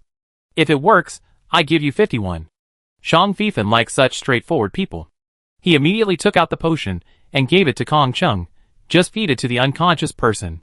Kong Chung carefully took the potion, found the strongest unconscious orc, and together with An Yang, opened his mouth and poured the potion into him. Just as everyone was anxiously waiting for the unconscious orc's reaction, Hu Bushwai came out of the house. Andre and him searched for clues in the main house, but Andre found nothing. Hu Bushwai had his own special methods, so he stayed in the house for a while longer. As soon as he came out, he saw an unconscious orc with trembling eyelids, slowly waking up. It works! This potion works! Kong Chung cried out in surprise. Shang Fifan took out 4 more potions and handed them to Kong Chung, along with 4 unconscious orcs. Does anyone know of an orc with a blood-borne toxin? It's a toxin that emits a strong fragrance, can cause people to fall into a coma, and can cause organ failure, but on the surface, the poisoned orcs look like they're sleeping. Shang Fifan asked loudly. The mayor was shocked. Are you sure what kind of poison it is? Shang Fifan pointed at the potion. This is called the 9 Red Grass Detoxification Potion. Before the mayor could respond, Kong Chung shouted, I know this potion. I have also heard of the blood-borne toxin you mentioned. Yes, the 9 Red Grass Detoxification Potion is specifically designed to detoxify this kind of poison. It's just that it is difficult to tell what kind of poison the orcs, who have been poisoned by that kind of toxin, have been poisoned by, and the 9 Red Grass cannot be used casually. The 9 Red Grass itself is poisonous, so people who have been poisoned by that kind of toxin often miss the best time to detoxify. Kong Chung clenched his fist. Great. Fortunately, Mr. Shang saw that the unconscious person was poisoned by the blood-borne toxin, and he happened to have the 9 red grass detoxification potion on him. Hu Bushwai couldn't help but look at Kong Chung. This pharmacist apprentice has never been very conspicuous in Moyo Town, because there are no real pharmacists in the town, so everyone respectfully calls him a pharmacist, but his ability to make medicine. Let's not talk about his ability first. I don't know if it's his illusion. Why does he feel that Kong Cheng's words are like hidden meanings? Shang Fifan chuckled. Kong Cheng's methods are like child's play to him, and he is too lazy to even defend himself. The mayor also looked at Kong Chung, but his eyes showed disapproval. Anyone with a bit of brains could hear the hidden meaning of Kong Cheng's words. Some were alert, some frowned, and some disagreed. I've heard of orcs with this kind of blood talent in the royal city. Hu Bushwai spoke. Everyone turned their heads together. Have you found any clues? Shang Fifan went to Hu Bushwai. Bushwai winked at him, and stood beside him. The mayor also asked Bushwai if he had found any clues. Bushwai nodded slightly, without any specific description, and only said, I heard the wailing of the dead, and someone must have died in old Bert's family recently. The mayor frowned. I haven't heard of it. And Sheep, the priest, also said, I haven't heard from old Bert that someone in his family died recently. Have his wife and children appeared recently? Bushwai asked. Everyone fell into memories. And Yang shook her head. The situation during this period is special. Most people stay at home. Some people have not gone out for a long time, and no one is surprised. Old Bert's children are all grown up, and don't need to go to the library for classes. His wife Isa is a quiet person, who doesn't like to interact with others. I think I haven't seen Isa and her children for 5 or 6 days. If you want to know the situation of old Bert's family, ask these winery workers. Shang Fifan pointed to the 5 orcs, who had awakened. He tried so hard to wake up these orcs just to get some clues from them. The poisoner who caused these 5 orcs to faint probably never thought that someone could wake them up, so he didn't deal with these orcs completely when he left. Of course, it may also be because of the cub's cry that he didn't have enough time, and in the end, he could only take Dai and Ivan away in time, and he didn't have time to finish other things. Soon, the 5 orcs who were rescued told the mayor everything they knew when asked. During this time, Shang Fifan told Hu Bushwai about the disappearance of Dai and Ivan. Hu Bushwai frowned. Old Bert's son Jeff brought back a beautiful female orc? The mayor frowned. What kind of ancient plot is this? Why don't we know about this? The strongest orc laughed dryly. Because old Bert asked us not to tell anyone, and the female orc looked very weak. Her body was still a little rabbit, and she was injured. We also felt that there was no need to alarm the town with this trivial matter. The mayor and others. If it was in normal times, there was really no need to inform the town about this kind of thing, and people like to do less than more, so it is not too unusual for old Bert's family to conceal the matter of the female orc. Is the female orc related to the Linglet family? The mayor asked. The 5 orcs shook their heads together, and the strongest one answered, No, Jeff said he met Ginny on the way to the neighboring village to deliver wine. Ginny is the name of the female rabbit orc. Did she say where she came from? This. The 5 orcs shook their heads again. Ginny is very timid. After being brought back by Jeff, she stayed in the house and rarely came out. She didn't talk much to everyone. Jeff said she escaped, but he didn't say where she escaped from. Are old Bert, his wife Isa, and his children Jeff and Ginny all okay during this period? The mayor asked again. This time, the 5 orcs gave different answers. Some said they didn't know, and some showed hesitation. Martin, tell me. The mayor pointed to the hesitant and thinner orc. Martin looked around and said, Aunt Isa seems to have a problem. Not long after the rabbit orc came, maybe the 2nd or 3rd day, Aunt Isa was bedridden. I asked Uncle Bert, and his answer was vague. He just said Aunt Isa was tired and needed to rest. And what else? You're bold. The mayor asked patiently. Martin pursed his lips and distanced himself from the strongest orc. Alex likes Ginny, but Ginny has always ignored him. After the rabbit orc Ginny came, Alex fell in love with Ginny again. Seeing that she was weak, he wanted to take advantage of her. Martin! What nonsense are you talking about? Alex yelled and wanted to rush over to hit Martin, but was held down by the patrol captain. Martin, keep talking. The mayor was angry. Martin seemed to have been holding it in for a long time, and finally found an opportunity, and he poured out all his thoughts. According to Martin, after the rabbit orc Ginny was brought back by Jeff, old Bert's house became uneasy. First, Aunt Isa fell ill and stayed in bed. Except for old Bert, it seemed that no one else saw Aunt Isa again. The second was Jenny. Jenny didn't like Jenny and quarreled with Jeff. Jenny wanted to leave home, but was stopped by old Bert and locked up by old Bert. Then Alex wanted to take advantage of the rabbit work Jenny, but I don't know what Jenny said, so Alex set his target on Jenny again. It seems that Jenny said that she would help Alex get Jenny, and Jenny also said that she would help Alex talk to old Bert and let old Bert agree that Alex would marry Jenny. After that, Alex got close to the rabbit beast man and helped her with things. Martin swore that something bad must have happened to old Bert's house. He wanted to enter the main house to talk to old Bert, but Alex stopped him every time and didn't let him enter the main house. He tried to talk to Jeff and Jenny, but was also stopped by Alex. Alex also deliberately provoked him, saying whether he also had a crush on Jenny and wanted to compete with him. Martin couldn't beat Alex, and old Bert seemed to be devoted to taking care of his sick wife. He hardly cared about the winery during this period. But Alex acted like the manager of the winery. Everything had to be approved by Alex. Old Bert seemed to have no objection to Alex's power. Martin couldn't do without this job, so he could only endure it. Alex kept yelling, saying that Martin was slandering and talking nonsense. The mayor asked the patrol team to hold Alex down and take him aside for interrogation. "Where is Jeff? Why didn't you mention Jeff?" The mayor stared at Martin's eyes. Martin pursed his lips and lowered his eyes. Jeff was bewitched by the rabbit orc. Whatever the rabbit orc said to him was what he did. He seemed to have no will of his own. He was completely bewitched. Shang Feifan saw Martin's expression and rubbed his chin. This Martin probably didn't like old Bert's daughter Jenny, but his son Jeff? This is probably why Martin stayed in the winery despite being bullied by Alex. Because he was worried about Jeff? Did Jeff do anything? I mean, did he have any abnormal behavior? The mayor pressed. Martin lowered his head, as if he was recalling, but also seemed not to want to say. Shang Feifan stepped forward. "If it weren't for my potion, you would have died. Do you know you were poisoned?" Martin looked up, glanced at Shang Feifan quickly, and nodded. "Before I fainted, I smelled a strong fragrance." "Before you smelled the fragrance, what did you see?" Shang Feifan walked in front of Martin.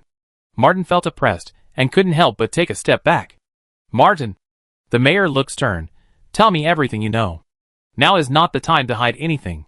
Old Bert's family is missing, and 2 little cubs are also missing, including Andre's child Ivan, and the child of your savior." Martin's hands kept loosening, his expression wavering, and just when everyone was about to get impatient, he let go. I saw Jeff holding a small bottle and adding some kind of powder to the wine jar. I asked him what it was, and Jeff told me that it was a special seasoning that increased the flavor of the wine. I felt something was wrong, and asked him what the seasoning was. Jeff said it was irrelevant. I said I was going to ask Uncle Bert. Jeff stopped me from going, and I felt something was wrong. I asked him if the rabbit beastman asked him to add the ingredients. Jeff denied it, scolded me for being nosy, and started arguing with me. I said I would tell the sheriff about the rabbit beastman, and Jeff attacked me. He wanted to kill me. Martin seemed to be heartbroken, his body trembling. Alex and the others heard the noise and entered the wine cellar. Alex was just watching the joke, and the others helped to pull Jeff away. I wanted to tell him about Jeff putting unknown seasonings in the wine jar, but before I opened my mouth, I smelled a strong fragrance, and then I knew nothing. Chapter 95. The mayor had a headache. Martin seemed to have said a lot, but there was not much key information. Old Bert's family was still missing. No one knew where they went. They didn't know the origin of the rabbit beastman, let alone where the rabbit beastman hid with the 2 cubs. No, they have told us a lot.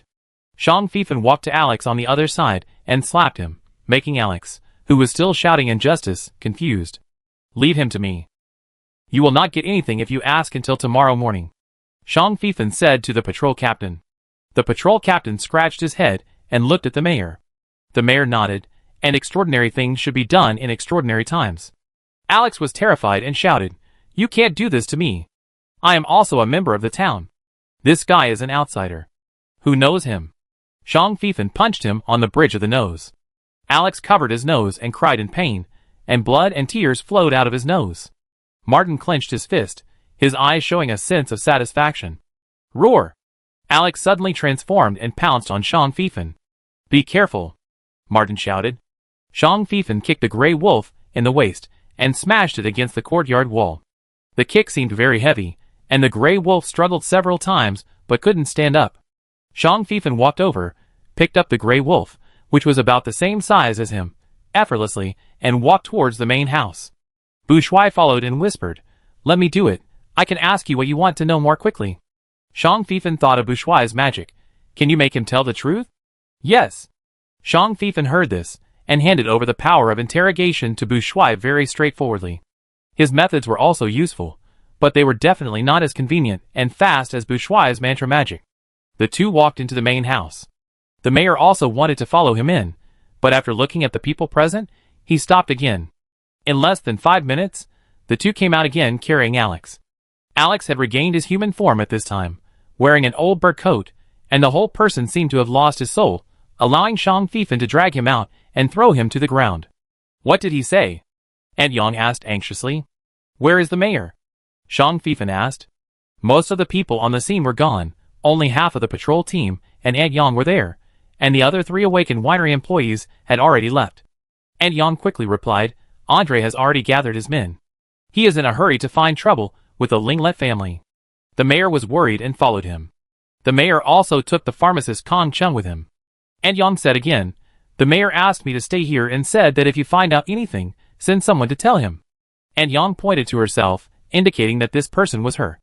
Shang Fifan thought that the mayor obviously understood them very well, and knew that they would take action after getting the news, so he specially left someone they could trust to be responsible for passing the message. "Detain this guy." Shang Fifan pointed to Alex, who was lying on the ground. Although he is not the mastermind, he is willing to be an accomplice because he covets Jenny and Old Bert's property when he knows that the Rabbit Beastman is problematic. Bu Shuai added, "The Rabbit Beastman promised him that if he is willing to help, he will help him get Jenny and the winery." And sheep and other orcs showed disgust and hatred in their eyes. Alex trembled and kept murmuring, "No, she seduced me and threatened me. If I don't obey, she will kill me like she killed Lady Isa. I just..." No one wanted to listen to Alex's explanation. Without Ant Sheep's call, the 2 patrol team members who stayed came up and tied up Alex and stuffed his mouth. Martin also murmured, "He really knows more than me. I said he was very close to that rabbit orc." Shang Fifan had no time to sympathize with Martin. This was a tragic character. If it weren't for the 2 little cubs, Dai and Ivan, who happened to discover the conspiracy of the rabbit orcs and let them arrive in time, and he happened to have a game mall that could provide antidotes, Martin would have died. Before his death, Martin not only had to watch the person he liked madly infatuated with another person, but was also beaten by the person he liked, and finally poisoned by his rival. This kind of psychological blow is definitely not something that ordinary people can bear. Although they have rescued Martin now, whether Martin can come out of it depends on Martin himself. Shang Fifan reached out and held Bu Shuai's hand. He sincerely hoped that all misfortunes would stay away from his Bu Shuai. No, as long as he was there, he would never let Bu Shuai become a tragic figure. Bu Shuai turned his head to look at him in confusion. Shang Fifan didn't look at him, but just shook Bu Shuai's hand hard and let go. "Bu Shuai? ? Please tell the mayor that Bu Shuai and I are going to look for the rabbit orc. If we are lucky, maybe we can find Dai and Ivan and the others. No matter what the result is, we will try to inform you," Shang Fifan said to Ant Yang. Ant Yang seemed not to notice Shang Fifan's actions just now, and only asked, "Where is the rabbit orc hiding? Does the town need help? Aren't the 2 of you too few?" Shang Fifan shook his head. "Too many people will alert the enemy. The 2 of us are enough. If we can't handle it, we will ask Master Zhe to send a message." Bu Shuai said a little more. "Alex told us that he had followed the rabbit orc and found that the rabbit orc had contacts with other male orcs. He originally wanted to use this to threaten the rabbit orc and take advantage of her, but was threatened and tempted by the rabbit orc in turn." Ant Yang understood. "You are going to try your luck at the meeting place, right? Langxi is the best hunter in the town. Do you want to find him?" Shang Fifan shook his head again. "No, I am also a hunter." Ant Yang wanted to ask how many professions you have, but she held back and finally said, "Then you be careful." Shang Fifan and Bu Shuai left the wine shop, jumped on the back of Zhiyi, and ran towards the wilderness. They found almost all the clues they could find in the wine shop, and some clues had been destroyed. When Shang Fifan and Bu Shuai arrived at the wine shop, they wanted to use their hunter skills and pupil skills to find traces of the kidnappers, but when they arrived, many people had already entered the wine shop, and those tiny traces were also erased. Shang Fifan looked at the system map again, secretly complaining about the system. This broken system doesn't learn good things, but only some bad things. For example, The map does not give a clear direction to the mission target, but requires players to solve it layer by layer like solving a puzzle, and search bit by bit according to the clues. You said that if you can also give the kidnapper's location directly on the map, like other games, we don't have to go through so much trouble, right? Are you talking to your system? Bourgeois looked at Shang Fifan. Shang Fifan, yeah, a troublesome guy. Bourgeois worried, aren't you afraid? It's like living in your brain. You can't make a profit without paying a price. The bigger the profit you want, the more you have to pay. Shang Fifan is not worried, but he is open-minded. He obviously can't get rid of the brain system now. In this case, instead of worrying about this, and that all day long, he might as well make good use of this system to gain more benefits for himself and use it to death. Maybe this system will occupy his body or control him in the future, but it is also possible that it will break away from him after achieving its goal. The possibility is 50-50, and he is willing to take a gamble.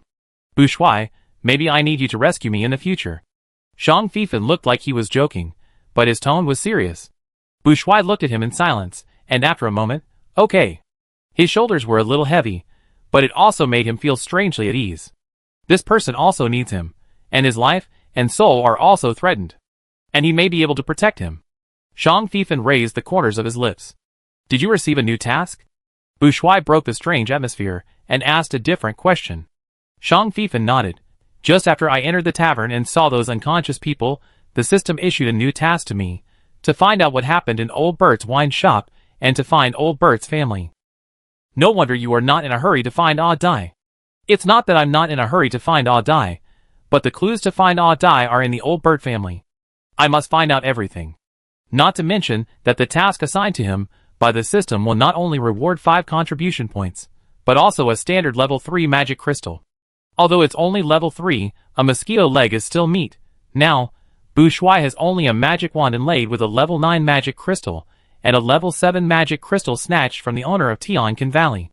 There are only 2 magic crystals, although the level is high, Bourgeois dare not use magic freely. Shang Fifan was thinking about where to get magic crystals for Bourgeois. He was planning to return to the player camp to trouble the owner of Tianqin Valley and plunder magic crystals from him. I didn't expect the system to give a task reward of magic crystals. What does this mean? It means that the system can give magic crystals, and maybe the game mall will provide them in the future. After Shang Fifan came up with this idea, he opened the game mall and searched, but the magic crystals were not on the shelves yet. It seems that magic crystals can only be obtained from tasks now. Shang Fifan didn't plan to tell Bourgeois about the reward for the time being. He wanted to give Bourgeois a surprise after the task was completed. There was also task 63, which was to find out the real purpose of the Linglet family coming to Moyo Town. In addition to contribution points, this task also rewarded a space stone. This was also the material he needed most now. So he had to complete these 2 tasks no matter what. On the contrary, the task of rescuing Dai only gave 5 contribution points. I don't know if the system didn't value Dai, or if the task of rescuing Dai was relatively simple. Shang Fifan was not in a hurry, and he also saw from the system's task rewards that Dai's situation was not particularly urgent. There is a place in the wilderness where no locals want to come. There are small woods, grasslands and streams here, which should have been a place with rich ecology and suitable for orcs to live. But the water and land here are not known to be affected by the poisonous fog period or the residual insect poison, which makes the water and soil here poisonous. There are also a large number of depressions and swamps here, with complex terrain. The creatures living in them are also very ferocious, and each of them is poisonous. Even experienced professional hunters rarely come here. A small cub with a square head and a square brain is struggling to move his limbs and swim quickly in the puddle swamp. He just escaped. The bad guys are chasing him. He also saw Ivan, but Ivan was unconscious. He bit him twice, but Ivan didn't respond. Ivan was much bigger than him, so he couldn't drag Ivan. He could only urinate on Ivan to leave the smell as a mark and escaped alone. Time went back to 15 minutes ago. As soon as Dai opened his eyes, he felt a headache throbbing, and it was dark all around. When he gradually adapted to the light, he found that he was still in a big sack. His little paw gently touched his head, where there was a big red bump, which hurt him so much. 2 tears appeared in Dai's eyes, and he sobbed softly. He didn't dare to call his 2 dads, for fear that the bad guys would find out that he had woken up.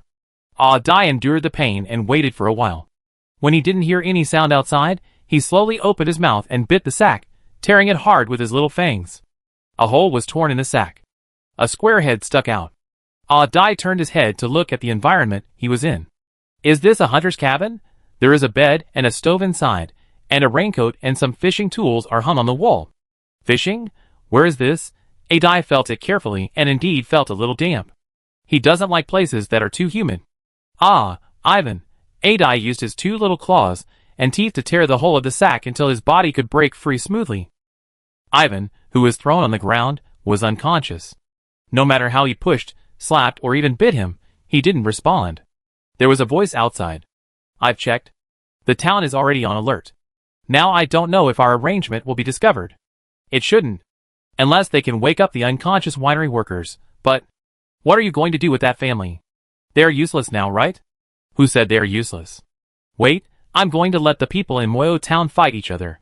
Dai froze. What to do? The bad guys are about to show up.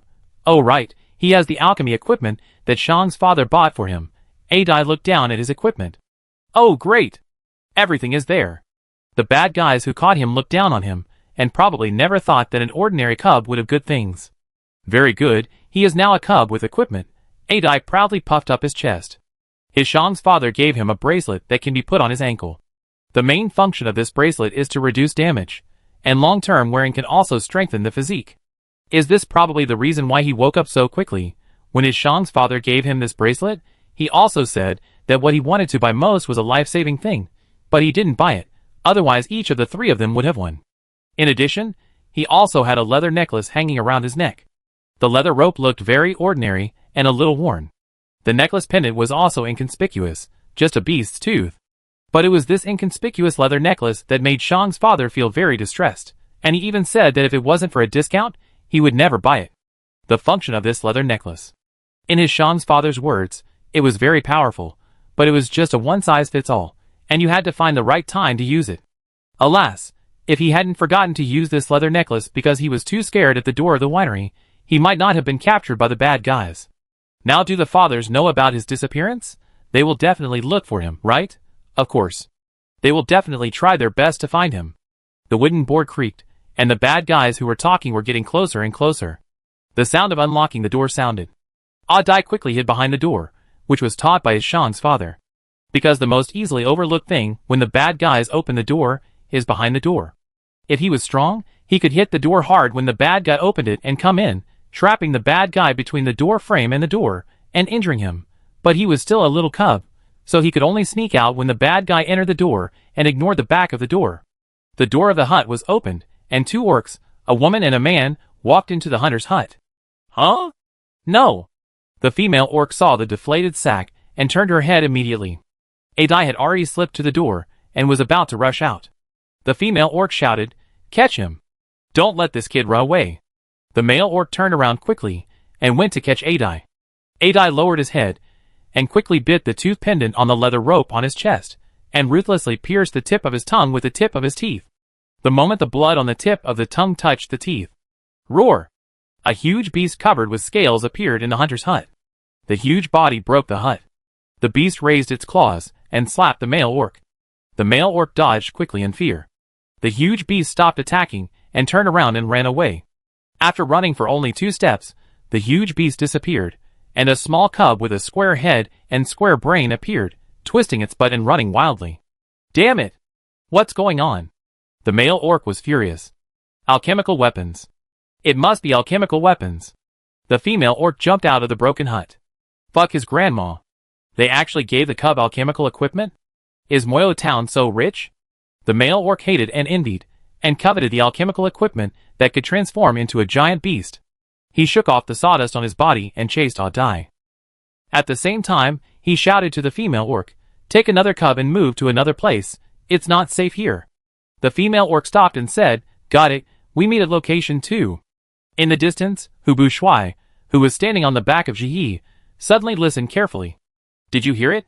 "What did you hear?" "I heard a beast roar. Not an ordinary beast, but more like a giant beast." The roar of a giant beast is different from that of an ordinary beast, and the orcs will know it as soon as they hear it. Giant beast? Are there other giant beasts in Moyo Town besides you? Bushuai, only my uncle, but he should not be in that direction. It seems to be a swamp area over there. But Yarrick said that the place where he followed the rabbit orcs was near the swamp area. Shang Fifan's heart moved, and his eyes lit up. Quick! Let's go over there. The one who made the roar may be our Dai. Chapter 96. Dai desperately tried to get into the water forest, hoping to get rid of the bad guy who was chasing him with his small body. But the bad guy followed too closely, and the other party had a strong sense of smell, and was also good at swimming, so he caught up with him very quickly. Dai was anxious. His leather necklace could only work once a day, mainly because the energy provider of the transformation necklace was the user himself. If an adult orc could transform into a giant beast for a little longer, but he was still a cub, and the last time was his limit. If it happened again, it was not certain whether he would transform into a giant beast. Even if he did, it would probably only last for 1 or 2 seconds, and it would drain his physical strength. Woo, where are my Shan dad and Bushuai dad? Why don't they come to find me? What other abilities can he use? God, let me awaken a super strong innate ability. Let me avoid the tracking of the bad guys. Woo. Dai tried not to cry, he wanted to use all his strength to escape. Crash. Dai suddenly heard the sound of water waves being pushed aside. Is it the bad guys who are catching up? No, the sound of water seems to be coming from the front. Dai suddenly saw a thick black shadow sliding under the surface of the swamp. The black shadow seemed to have discovered him, and swam towards him. Oops. There are evil beasts in front, and bad guys behind. Is he going to die here today? Ha! I see you! I wonder where you are going to run. Daddy, help me! Dai screamed and dived into the water. The bad guy rushed up from behind, and his claws suddenly reached the bottom of the water where Dai sank. A thick and long black shadow also attacked the place where Dai had just stopped. Oh no! The male orc spotted the thick and long black shadow, and wanted to turn to avoid it. But the thick and long black shadow also spotted him. The thick and long black shadow seemed to think that this prey was bigger and more worthy of being hunted, so it turned around and shot out of the water, shooting at the male orc. Puff, blood spurted out.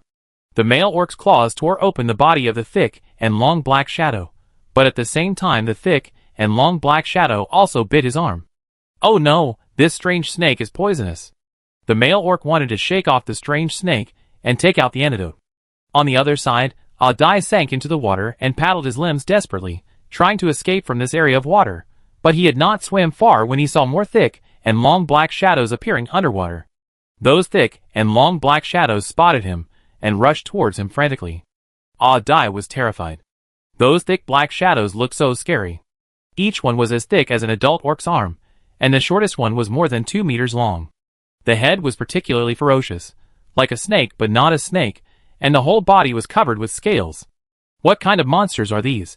Dai didn't dare to stay in the water anymore, and swam upwards desperately. But the snake monsters chased him, and the fastest one was about to touch his heels. Dad, help me. The snake monster opened its mouth, revealing its sharp fangs. Dai rushed up with all his strength. Whoosh! Snow elf, please follow the power of the ancient magic contract. Lend me power, and freeze the area covered by my spiritual power. Freeze! Swish! The water turned into ice. The male orc who was fighting with the thick black shadow, as well as an area under the water, were all frozen in an instant. On the top of an aquatic tree, Masterja stood on the treetop. Bushuai stood on the back of Masterja, holding a bone staff and casting freezing magic on the ground. Bushuai's hearing allowed him to accurately hear Dai's cry, and he cast acceleration magic on Masterja to rush to the scene as quickly as possible. The situation at the scene was urgent, and Bushuai and Shang Fifan did not see Dai. In a hurry, Bushuai cast freezing magic to seal everything first. Shang Fifan jumped to the side of the male orc, and saw that the male orc's eyeballs were still moving. The ice only sealed his chest, and his head could still move. This was done by Bushuai on purpose, because they still had to interrogate the male orc. Shang Fifan used the hunter's tracking ability and pupil skills to penetrate the ice to find Dai's trace. Dai is not here. Then he should be not far from here. Give me something Dai often uses. Bushuai wanted to use tracking magic to find Dai. The best medium for tracking magic is the blood and hair of the missing person, and blood is the best, the fresher the better. Common items have a certain effect, but can only be used at close range. Bushuai has decided that after this time, he must collect the blood of people around him in case of emergency. However, in the magic world, blood is a very important and private thing, because there are many evil magics that can be made with blood, which also makes Bu Shuai accustomed to not asking others for blood. Zhang Fifan quickly grabbed the small animal skin blanket that Ah Dai often used from the statue square.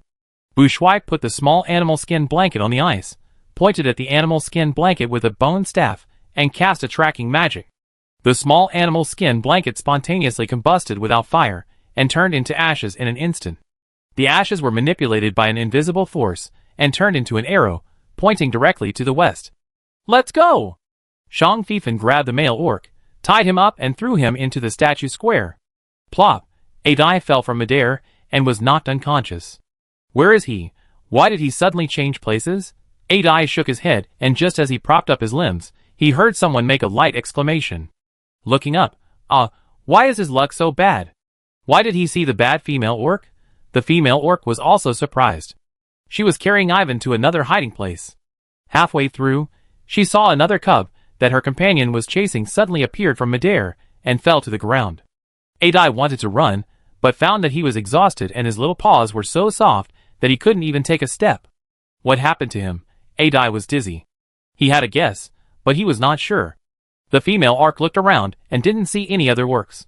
She stopped hesitating and immediately walked towards A Dai, holding the unconscious Ivan in one hand. A Dai wanted to run, but he really had no strength this time, and could only watch the female orc reach out and lift him up. "I didn't realize you were still a little cub with special powers awakened. It would be a pity to kill you now." The female orc chuckled, put Ivan down, and reached out to take off the leather necklace on A Dai's body. Seeing the bracelet A Dai wore on his ankle, she also reached out to pull it out. The female orc thought that if possible, she would take the little cub back. "This little cub with special powers, I believe that the other person will like it very much." A Dai opened his mouth and bit the female orc's hand. "You are not allowed to steal the gift my father gave me." "Bad guy." The female orc slapped A Dai's head with a slap. A Dai was in so much pain. This big bad guy had hit him twice. The female orc snatched A Dai's necklace and bracelet and stuffed them into her waist bag. She didn't know how to use these two alchemical equipment yet, so it was not appropriate to wear them casually. And this was not a place suitable for interrogating the young cub. The female orc looked at A Dai, who was exhausted, but she was still worried, so she released a strong fragrance first. A Dai sneezed twice in a row. The smell was so strong that it made him dizzy and his nose itchy. The female orc was also very surprised to see that A Dai was not affected by her bloodline ability again, but now was not the time to study, so she immediately raised her hand and wanted to knock A Dai unconscious again. "Do you know who my father is?" A Dai shouted suddenly with tears in his eyes. The female orc rolled her eyes. "I don't care who your father is." A Dai mustered up his courage. "My father is the most powerful orc in the world. He can beat 3 tiger kings alone." His business father told him that if he met a bad guy who wanted to hurt him, he should speak loudly about how powerful his father was, and the more powerful he said, the better. This will make the bad guys feel apprehensive. And as long as the bad guys hesitate, he will have more chances to escape. At worst, he can delay time and wait for the fathers to rescue him. The female orc was stunned and burst out laughing. A Dai was anxious. "It's true. My father killed many monsters in Morwa City." The female orc didn't care about the bragging of the little cub at first, but after hearing this, she stopped. "Your father went to Morwa City and killed many monsters in Morwa City?" The female orc questioned. A Dai nodded vigorously. "Yes. My father also saved Brother Xiao Bing. He is the most powerful." The female orc's eyes were uncertain. "What's your father's name?" A Dai said loudly and proudly, "My father is called Shang Huang." Female orc, "Huang? The Huang of Emperor?" "Yes." "Why hasn't your father been beaten to death yet?" Female orc sneered. A Dai, "My father has beaten to death all those who dare to beat my father." "What ability does your father have that he dares to name himself Huang?" When the female orc asked this question, her eyes were full of disdain. A Dai said loudly, "My father can do anything." Female orc asked several times again, but the little cub didn't know whether it was intentional or really didn't know, so he just said that his father was powerful, but couldn't say how powerful his father was. Female orc asked the little cub about the origin of his father, and the little cub was also ignorant, and only said that his father came from the temple. Female orc frowned slightly when she heard the word temple. Temple? Could it be a priest from somewhere? Female orc asked the little cub whether he and his father were from Woyo Town, or from other places. The young cub said that his father brought him here to find another father, and now he has found one. "Who is your other father?" The female orc looked down on those male orcs, who could not find female orcs, and could only find the same sex as companions, thinking that such male orcs were incompetent losers. His name is Hubu Shuai. Ah Dai Fan said seriously. The female orc was stunned again. This time she was really stunned, and repeated in disbelief. You said your other father is called Hubu Shuai? Ah Dai answered loudly and proudly. It's him.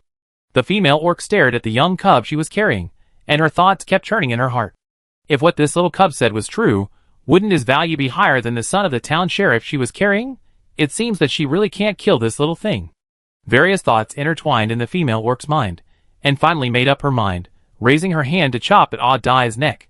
Ah Dai widened his eyes, and glared at the female orc fiercely. Bad guy. I let my fathers beat you. As his palm fell, Ah Dai suddenly closed his eyes, and prepared to be beaten again. Whoosh, bang. A sharp arrow shot from a distance and hit the female orc's chest directly, not only pushing her out several steps. The sharp arrow that pierced her chest exploded. An extremely strong fragrance suddenly spread. The seriously injured female orc couldn't help but loosen her hand, and Ah Dai fell to the ground. Ah Dai opened his eyes wide, looked up at the huge figure running quickly, and shouted in ecstasy, Dad! His fathers came to save him. A strong wind blew, blowing away the rich fragrance. The female orc covered the hole in her chest, and still had the strength to run away. Swish, another arrow shot. This time it pierced the female orc's foot, and nailed her right foot to the ground. The female orc screamed in pain. The huge insect beast flew to Ah Dai's side. Hubu Shuai jumped off the back of Master Zhe and reached out to pick up Ah Dai. Shang Fifan jumped in front of the female orc. Ah Dai hugged Bu Shuai with his 4 little paws and cried, Dad! Hubu Shuai felt distressed. He liked Ah Dai, a little cub who didn't cause trouble and was obedient. Many cubs are spoiled by adults and become spoiled and willful. Even if they are not spoiled, because of the nature of little orcs, most of them are more noisy when they are young, but Ah Dai is really well behaved and very sensible. Let Ah Dai stay alone with Master Zhe, he can stay there, not only won't run around, but also know how to hide himself. The process of rushing is always hard. Even adults can't bear it, even if Shang Fifan can carry a lot of daily necessities with him, but Ah Dai has never complained. Who said that the sensible and well-behaved little cubs are more because they get too little love in addition to personality reasons? I don't know what kind of childhood experience made Ah Dai become like this. Such Ah Dai made Bu Shuai, who also lacked parental love since childhood and was praised as well-behaved and obedient, want to love him. Ah Dai was also taught by Shang Fifan to always call him Dad. After listening for a long time, Bu Shuai felt that he was really the father of this little guy. Don't be afraid, we found you. Bu Shuai kissed Ah Dai's head and touched the bruises on his head and face. Bu Shuai was about to cast a healing magic, but he saw Ah Dai turned his head and shouted to his father Shang, Dad, that bad ant hit me. She hit me twice. She's a big bad guy. Very good, there Ah Dai will complain. Shang Fifan was not surprised at all that Ah Dai would complain. This little thing was just pretending to be stupid, not really stupid. TSK, the vitality of orcs is really strong.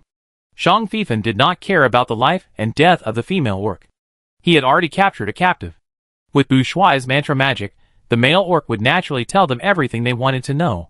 But it was good that the female orc was still alive, so that Bu Shuai could interrogate her.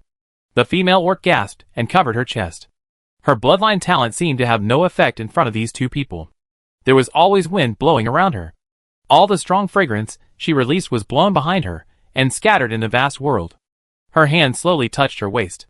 In addition to the alchemical necklace that could amplify her bloodline talent, she also had a lethal alchemical weapon. But it must be done unexpectedly. Originally, the alchemical weapon combined with her bloodline ability was almost invincible. But now, she could only bet on one possibility. Even if she can't kill both orcs, as long as she can kill one, she will get her money back. Of course, it would be best if she can survive. The female orc endured the severe pain and tried to make her twisted face look normal. She turned her head to look at Shang Fifan, revealing a pitiful expression. Shang Fifan raised his hand. Swish. Ah! The female orc screamed again. Her wrist fell from her waist to the ground. Blood spurted out. Shang Fifan smiled and said, Don't move your hands. I'm a person who is particularly nervous. Once I'm nervous, I can't help but take action to eliminate the source of my nervousness. Alpaca. The female orc cursed in her heart. I heard that you beat my son, and beat him twice? Shang Fifan asked with a smile again. The female orc was frightened by the gentle question with a smile, and she suddenly felt that it might be a good thing for her to die immediately. Don't be afraid. I don't like to torture people, really. At most, I will curse you, and curse you to watch yourself rot little by little before you die. How about starting with your face? The sacrifice is yourself. Seeing your dedication, the god of curse will like you. The female orc looked at Shang Fifan in horror as he surrounded her, and drew a spell array on the spot. You are a spellcaster? The female orc's voice became sharp. After Shang Fifan made sure that the female orc was standing at the sacrifice position, he smiled at her. I should be more powerful than a spellcaster? What is more powerful than a spellcaster? Curse the priest? The female orc was desperate. God forbid. If she knew that the little cub was the child of a cursed priest, she would never touch him no matter what, but it was too late to know this now. Oh, she also knew that Hu Bushwai and a cursed priest were together. This was important news, but she probably had no chance to pass it back. Don't kill me. I can tell you the whereabouts of old Bert's family. I can also tell you who sent us to Moyo Town and our purpose. Shang Fifan didn't say anything, but looked at the female orc with a gentle expression. The female orc was getting more and more frightened, trembling to increase her chances of survival. There is also the Linglet family. I can also tell you what conspiracy they have. Shang Fifan turned his head and said to Hu Bushwai, who was holding a die, and walked over. Are the vitality of orcs so strong? Her heart must have exploded, but she can still live to this day and still have the strength to speak? Bushwai looked at the female orc. It depends on the orc race. Not all orcs have their hearts under the left chest. Shang Fifan suddenly realized and looked at the female orc. Is she not a rabbit? You have to ask. The appearance she changes into is not necessarily her original race. As far as I know, there is a rare race in the orc continent, called the mimics, who can simulate the appearance of most races. In addition, some alchemical equipment that disguises the appearance can achieve the same effect.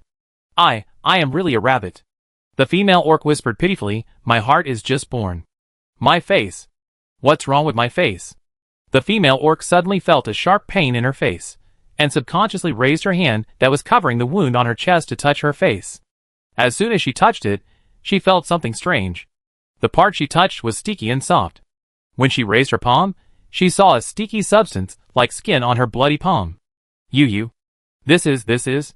The female orc's body was shaking and her hands were shaking. Shang Fifan, yes, the curse worked. Dai turned his head and hid his face in Bushwai's arms. The bad ant looked so scary now that it would give you nightmares. But Dai couldn't help but show one eye to look at the bad ant. Shang Fifan said to Bushwai, she probably won't last long. Bushwai understood and handed Dai to Shang Fifan. I asked her.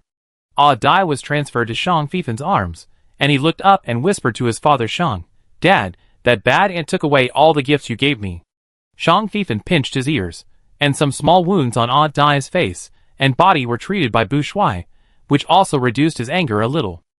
Dai rubbed his father Shang and leaned against his chest. Although his father Shang was a little fierce and not very close to him, he really made him feel safe. Shang Fifan walked over and pulled off the waist bag of the female orc. When he was about to leave, he looked at her necklace and belt around her waist. We poor people can't waste like this. Shang Fifan whispered, and pulled off the necklace and belt without hesitation. The female orc was completely powerless to stop it. She was hunched over in pain, watching herself rot bit by bit, watching her skin and flesh fall off. She was nailed to the spot and unable to move. This was too horrible, too painful, and too desperate. She no longer wanted to escape. She just wanted to use the information she knew to seek a happy ending for herself. But now, she didn't even have this chance. Because no one knew what terrible innate ability that Hu Bushwai had mastered, which could make her disregard her own wishes and tell the secrets hidden in the deepest part of her heart. Some secrets, no matter how much she was tortured, she would not and dared not tell them. But now under Hu Bushwai's questioning, she told him all, without a trace of reservation. This ability is too terrible. This Hu Bushwai definitely hid his strength when he was in the royal city. If knew, it would be a pity that she could no longer pass the news back. As Bushwai finished the last question, the spell array on the ground and the female orcs in the town turned into black ash and were blown away by the wind. The person who manipulated the spell array was Shang Fifan. He waited for Bushwai to give a signal before finally launching the spell array, which also ended the pain of the female orc. The other one, should we interrogate now, or take him to the mayor to ask? Shang Fifan asked Bushwai. Bu Shuai hesitated. He didn't want to reveal that he knew magic. He didn't want to be an outlier among the orcs. He had previously revealed that he had awakened a talent that allowed plants to grow. He couldn't say that he had awakened a talent for mind control. Such frequent awakening of talents, or completely different types, would either be seen as bragging or cause fear and suspicion. There were also very few orcs in the history of orcs who had more than 2 talents. What's more, he could transform into a giant beast. Shang Fifan understood him, then asked now. It's a good time to check the confession and see if there are any discrepancies. Although it can be ensured that both of them are telling the truth, it does not mean that what they know is the same and the truth. This requires Shang Fifan and Bu Shuai to distinguish according to the situation. The male orc was released, and his condition was very bad, with bruises on his head and face. Shang Fifan and Bu Shuai were both shocked. This guy is poisoned? Can he still speak? Try it. The male orc wanted to ask for help. He didn't want to die. But before he opened his mouth to beg for mercy, he found that his mouth was out of control. No matter what Bu Shuai asked, he would answer the other party, and it was not a lie, it was all true. The male orc's eyes were full of fear, and he looked at Bu Shuai as if he was looking at a demon. The male orc knew more and more details than the female orc. Shang Fifan heard the male orc's statement, with a smile on his face, but his eyes turned dark red little by little. These conspiracies are said to be aimed at Moyo Town, but in fact they are all aimed at his Bu Shuai family. Shang Fifan directly sacrificed the interrogated male orc, which is also the best way to destroy the body. As for the cursed object, of course, it is the manipulator behind this series of conspiracies. He did not expect to curse the manipulator behind the scenes with the life of a poisoned orc. He just cursed the other party to have a toothache, a pain that could not be cured even by extracting the tooth nerve. A distant city. Someone was enjoying his dinner, and just cut off his favorite piece of tender meat, and put it in his mouth to chew. Suddenly, the man covered his cheek. The servant who had good eyesight immediately stepped forward to show concern. Let the dentist come. Yes. The servant retreated and quickly went to find the full-time dentist in the mansion. The male orc with extraordinary momentum put down his cutlery and frowned. He seemed to have been having troubles recently, especially with some minor physical problems that didn't seem to be terminal, but were very annoying. For example, some time ago, he suddenly started to itch all over his body, and no anti-itching medicine worked. Even the court therapist was called in, but it was useless. If he hadn't used a special method to transfer this strange disease, he would probably still be suffering from this whole body itching disease. Unexpectedly, as soon as a strange disease disappeared, his teeth started to hurt again. I just hope this is really just a minor problem. The wasteland outside Moyo Town. The 2 bad guys disappeared, and Odd Dai also exhaled. He won't have nightmares anymore. His father's eliminated all the bad guys. Let's see who dares to bully him in the future. Odd Dai secretly raised his little head. By the way, I haven't asked you yet. How did you suddenly run from the swamp to here? This distance is not short. Your dad clearly heard your voice in the swamp just now, but he didn't see you when he rushed over. Shang Fifan tapped Odd Dai's forehead and asked curiously. Odd Dai became energetic, raised his head, and said mysteriously, Dad, I seem to have awakened a powerful bloodline talent ability. Oh! What ability? Teleportation? Odd Dai was not sure. The 2 fathers looked at each other in surprise. If it is really teleportation, then it's really a big profit. Shang Fifan murmured. He also wanted this ability, teleportation, how cool. Bu Shuai was also more and more curious about Odd Dai's species, what kind of race he was, and how he could awaken such a special ability. Whether it is super speed or space transfer, it's awesome.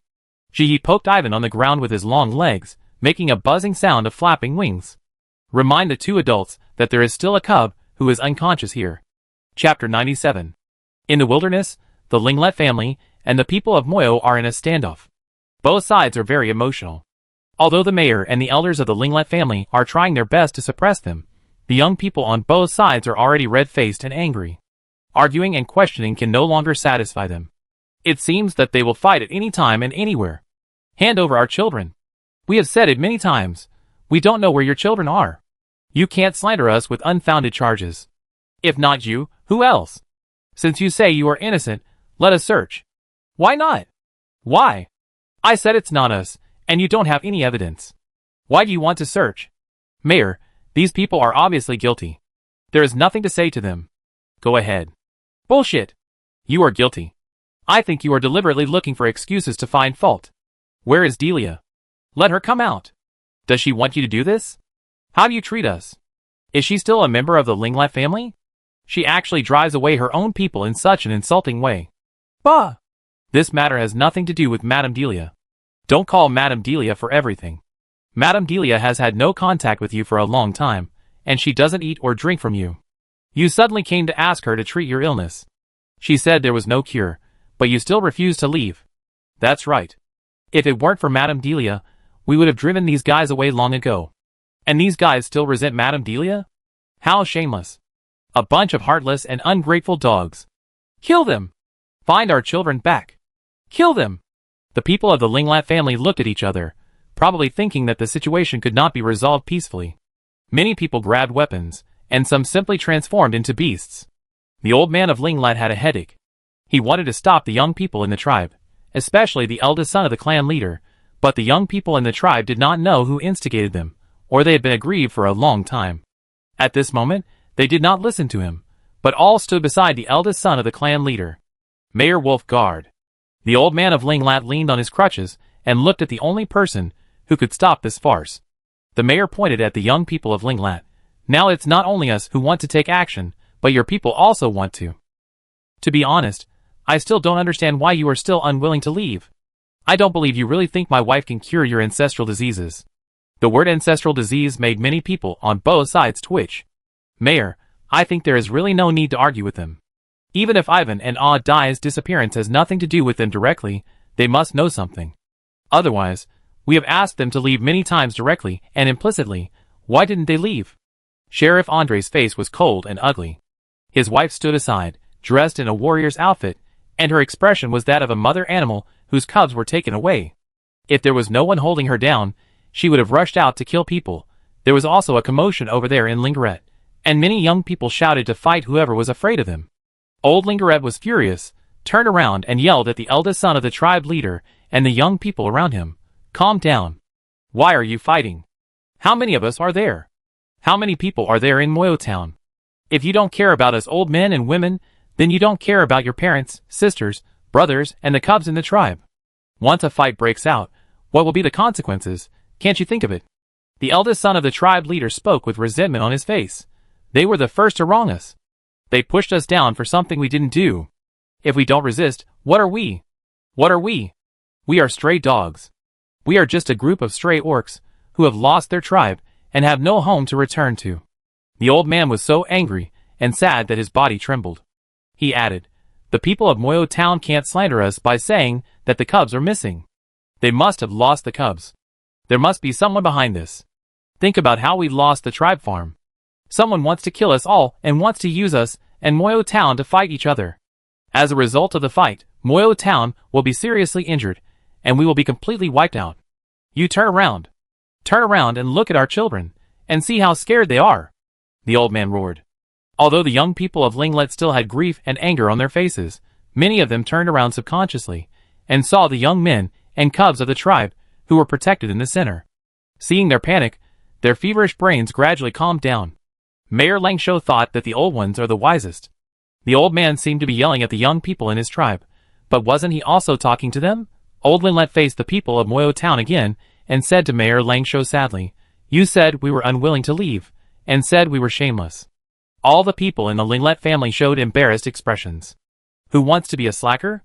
Old man, that's because we have nowhere to go. I think you should also send someone to investigate. The farm that our Linglet family has relied on for many years has been robbed. The other party also drove us away. If we didn't leave, it was very likely that Linglet would disappear from the world. We didn't say anything at first, and just let Delia treat us. The reason was very simple, because we couldn't speak. We couldn't say that we were a group of stray dogs, who came to seek refuge with a married woman who had no relationship with her family. We could only use this excuse to delay. We still have so many children. We can't just become wandering orcs. The old man said, tears streaming down his face. Many people on Linglet's side lowered their heads, ashamed and sad. The old man also peeled off their last layer of skin. This made their previous strength seem like a joke. The mayor Langsho and Sheriff Andre frowned. The old man's words seemed to trample Linglet's self-esteem, but the actual effect was to put himself in the position of a weak person. Look at the people of Moyo. How many people showed sympathy and pity on their faces? The old man continued to talk with tears. How could we kidnap your children and further offend you? Think about it, it's impossible. Although the new year has arrived, the weather is still very cold, there is not so much food in the wild, and all things have not yet fully recovered. We still want to exchange food and salt with you. We even want to stay and be protected by you. How could we take the initiative to offend you? The mayor decided not to let the old man continue talking, otherwise their reason would become unreasonable. This old man is a fox. Seeing that it is impossible to trade and talk with them on an equal footing, and it is impossible to continue to take advantage of the relatives, he directly put himself in the position of the weak. This is really shameless. Then I will also make it clear to you today. We will never let you. Wait! A clear voice came from a distance. A giant insect ran quickly from a distance. Uncle, it's me. Who Bourgeois shouted deliberately. No need for Bourgeois to shout. Everyone knew who the visitor was. On the other hand, some people from the Linglet family heard the name Uncle, and knew who the visitor was. They couldn't help but look at each other, and then quietly looked away. Jenny ran to the front in one breath. The militia responsible for the defense of Moyo town made way for Zhang Yi to enter. Jenny lay down at the place, with a sense of relief that he was about to unload a heavy burden. Hu Bourgeois jumped off Zhang Yi's back first, holding a cup in his hand. Ivan! Ivan's mother was the first to see her child, and rushed over with a shout. Mom! Ivan also jumped from Bourgeois' arms to his mother's arms. The mother and son hugged each other. Ivan's mother kissed the child thoroughly, and then quickly checked if he had any injuries, and asked him what happened. Andre also came over, took the child and checked him up and down. Ivan kept shaking his head, saying that he was fine, and that he didn't know what happened. He jumped into the winery to find an empty wine barrel to hide, but suddenly smelled a strong fragrance, and then he knew nothing. The mayor waved to Bourgeois, wanting him to come over and talk. Bourgeois made a gesture, then turned back to look at the back of Zhiyi, and made a gesture of receiving. Another little cub jumped down and jumped into Bourgeois' arms. A die is also found. The people of Moyo town were overjoyed. Suddenly, a person fell from Master's back, and the posture looked like he was kicked off. Bourgeois did not catch him, and let him fall to the ground.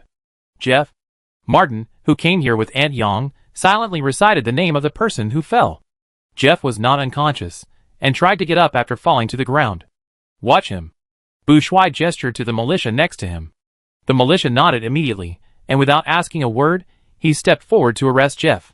The mayor had already ordered that, except for him and Andre, Master Bourgeois' orders were third in line. Jeff seemed a little emotional, but in the end, he did not say anything, and lowered his head to let the militia arrest him. Then, Shang Fifan also jumped down with two people in his hands. The two people seemed to be in bad condition, as if they were injured and looked haggard. Old Bert! Jenny! Someone called out the names of the two. Old Bert raised his hand, as if he wanted to respond, but put it down weakly. Shang Fifan handed Old Bert and Jenny to the owner, and his wife of the town tavern who came over. The owner's family had the best relationship with the wine shop family. And sheep and pharmacist Kong Chung also went over to check on the father and daughter. Little Anton got in front of Shang Fifan and looked up at him with curiosity and admiration. The little guy really wanted to know how Shang Fifan and his team found Old Bert's family and the two missing cubs. Shang Fifan rubbed little Anton's head and gently pushed the little guy aside. He turned around and took out food and water and piled them next to Master Zhe.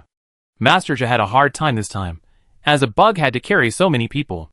If Bourgeois hadn't cast the weight loss spell on everyone, and the speed up and load reducing magic on Master Zhe wouldn't have been able to carry so many beastmen at once.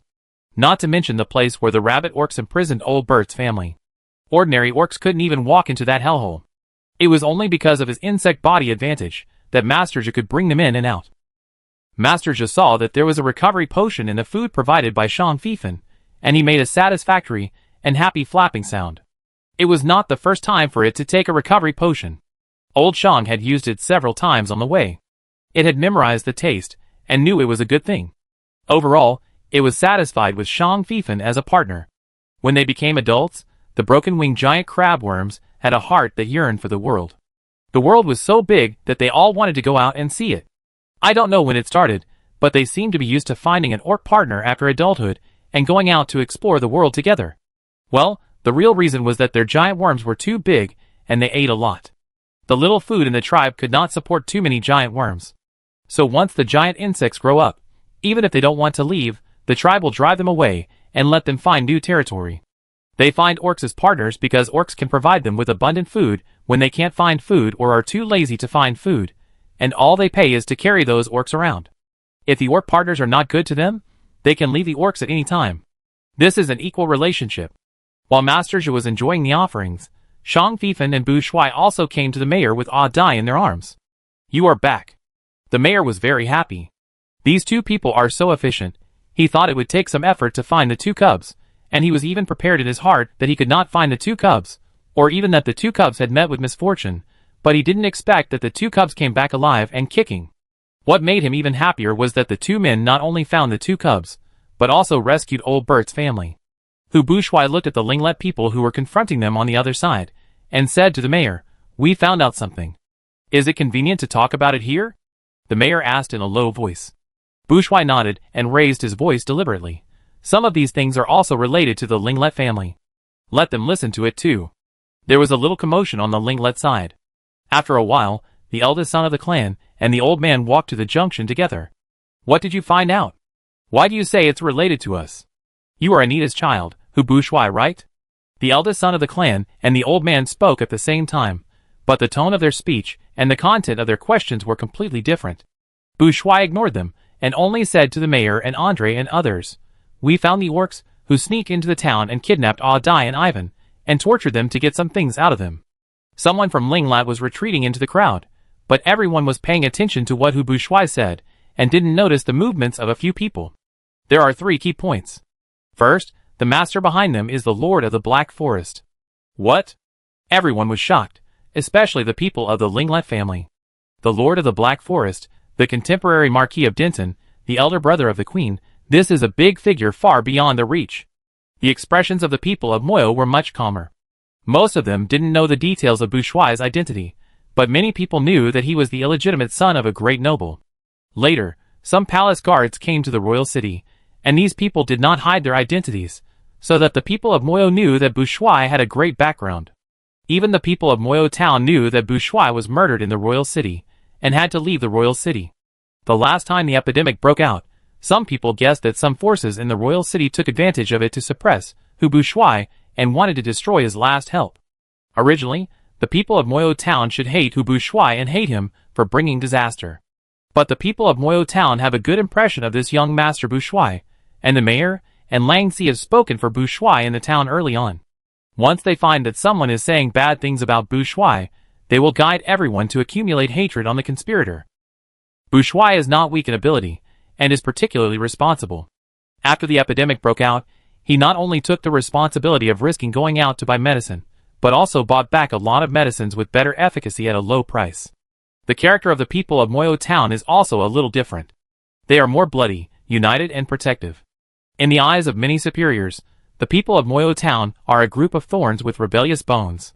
For so many years, Moyo town has always been carrying the identity of rebels. Originally, there was a lord over Moyo town. Moyo town was nominally ruled by that nobleman, and Moyo town also had to pay taxes to that lord every year. However, Moyo town actually ignored the nobleman's constant clamor that he owned the land, and insisted on being independent for so many years, completely ignoring the nobleman, and even dared to beat back the tax officers and soldiers sent by the nobleman, who claimed to be the lord. Such people in Moyo town don't care about offending a big nobleman at all. On the contrary, because someone wants to deal with Bu Shuai, it arouses their bloodiness. Don't you want to suppress and destroy Bu Shuai? We have to help him. If you have the guts, come and fight us. We will fight with real swords and guns. Whoever retreats is a coward. Because of this mentality, when Bu Shuai returned this time, the people of Moyo town really accepted him completely and regarded him as a part of the town, and even as the mayor's successor. The mayor also obviously wanted to cultivate Bu Shuai. The mayor's family has always looked down on power, so it is not surprising that this generation of mayor wants to pass the town's position to his nephew. The townspeople also accepted this well. Especially recently, there have been rumors in the town that Bu Shuai may be the son of the contemporary Tiger King. That's the son of the Tiger King. They support the real royal bloodline. Thinking of this, the people of Moyo town are a little excited. In short, the rebellious people of Moyo town are not afraid of trouble. For them, it is best to live a stable life. If they really fight, then they will fight. The people of Moyo are not cowards. Secondly, Their purpose of coming to Moyo is to assist the people of the Linglet family and disrupt our Moyo town. It is said that the Lord of the Black Forest promised some people of the Linglet family that he would help them seize the farmland of Moyo town and occupy Moyo town, making them the new masters of Moyo town. You are talking nonsense.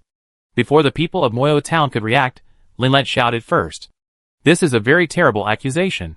If it is not handsome, they will suddenly become participants in the conspiracy from being bullied and wronged weaklings. How can this be possible? I have learned from the two beast men who the Lord of the Black Forest is contacting. You people of the Linglet family might as well look at your own people to see if anyone wants to run away at this time. If it is not handsome, all the people of the Linglet family will subconsciously look at the people around them. The people who wanted to leave quietly also froze. They didn't dare to move anymore, for fear of being discovered. Bourgeois' eyes rarely showed a hint of sarcasm. It's just pitiful for some people. They didn't know that the person who contacted them was sent by the Lord of the Black Forest. They just thought it was another noble, a rich and powerful baron with connections in the royal city. If they knew it was the Lord of the Black Forest, some people would probably be very happy, and would be more willing to work for him. The baron's relationship with the royal city is the Lord of the Black Forest? The mayor added. Bourgeois nodded, yes.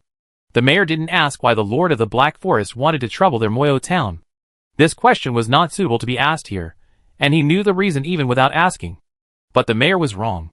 The Lord of the Black Forest came to Moyo town this time, not because of what he thought, but because Marquis Denton wanted to help the queen get rid of the Tiger King's illegitimate son, who Bourgeois.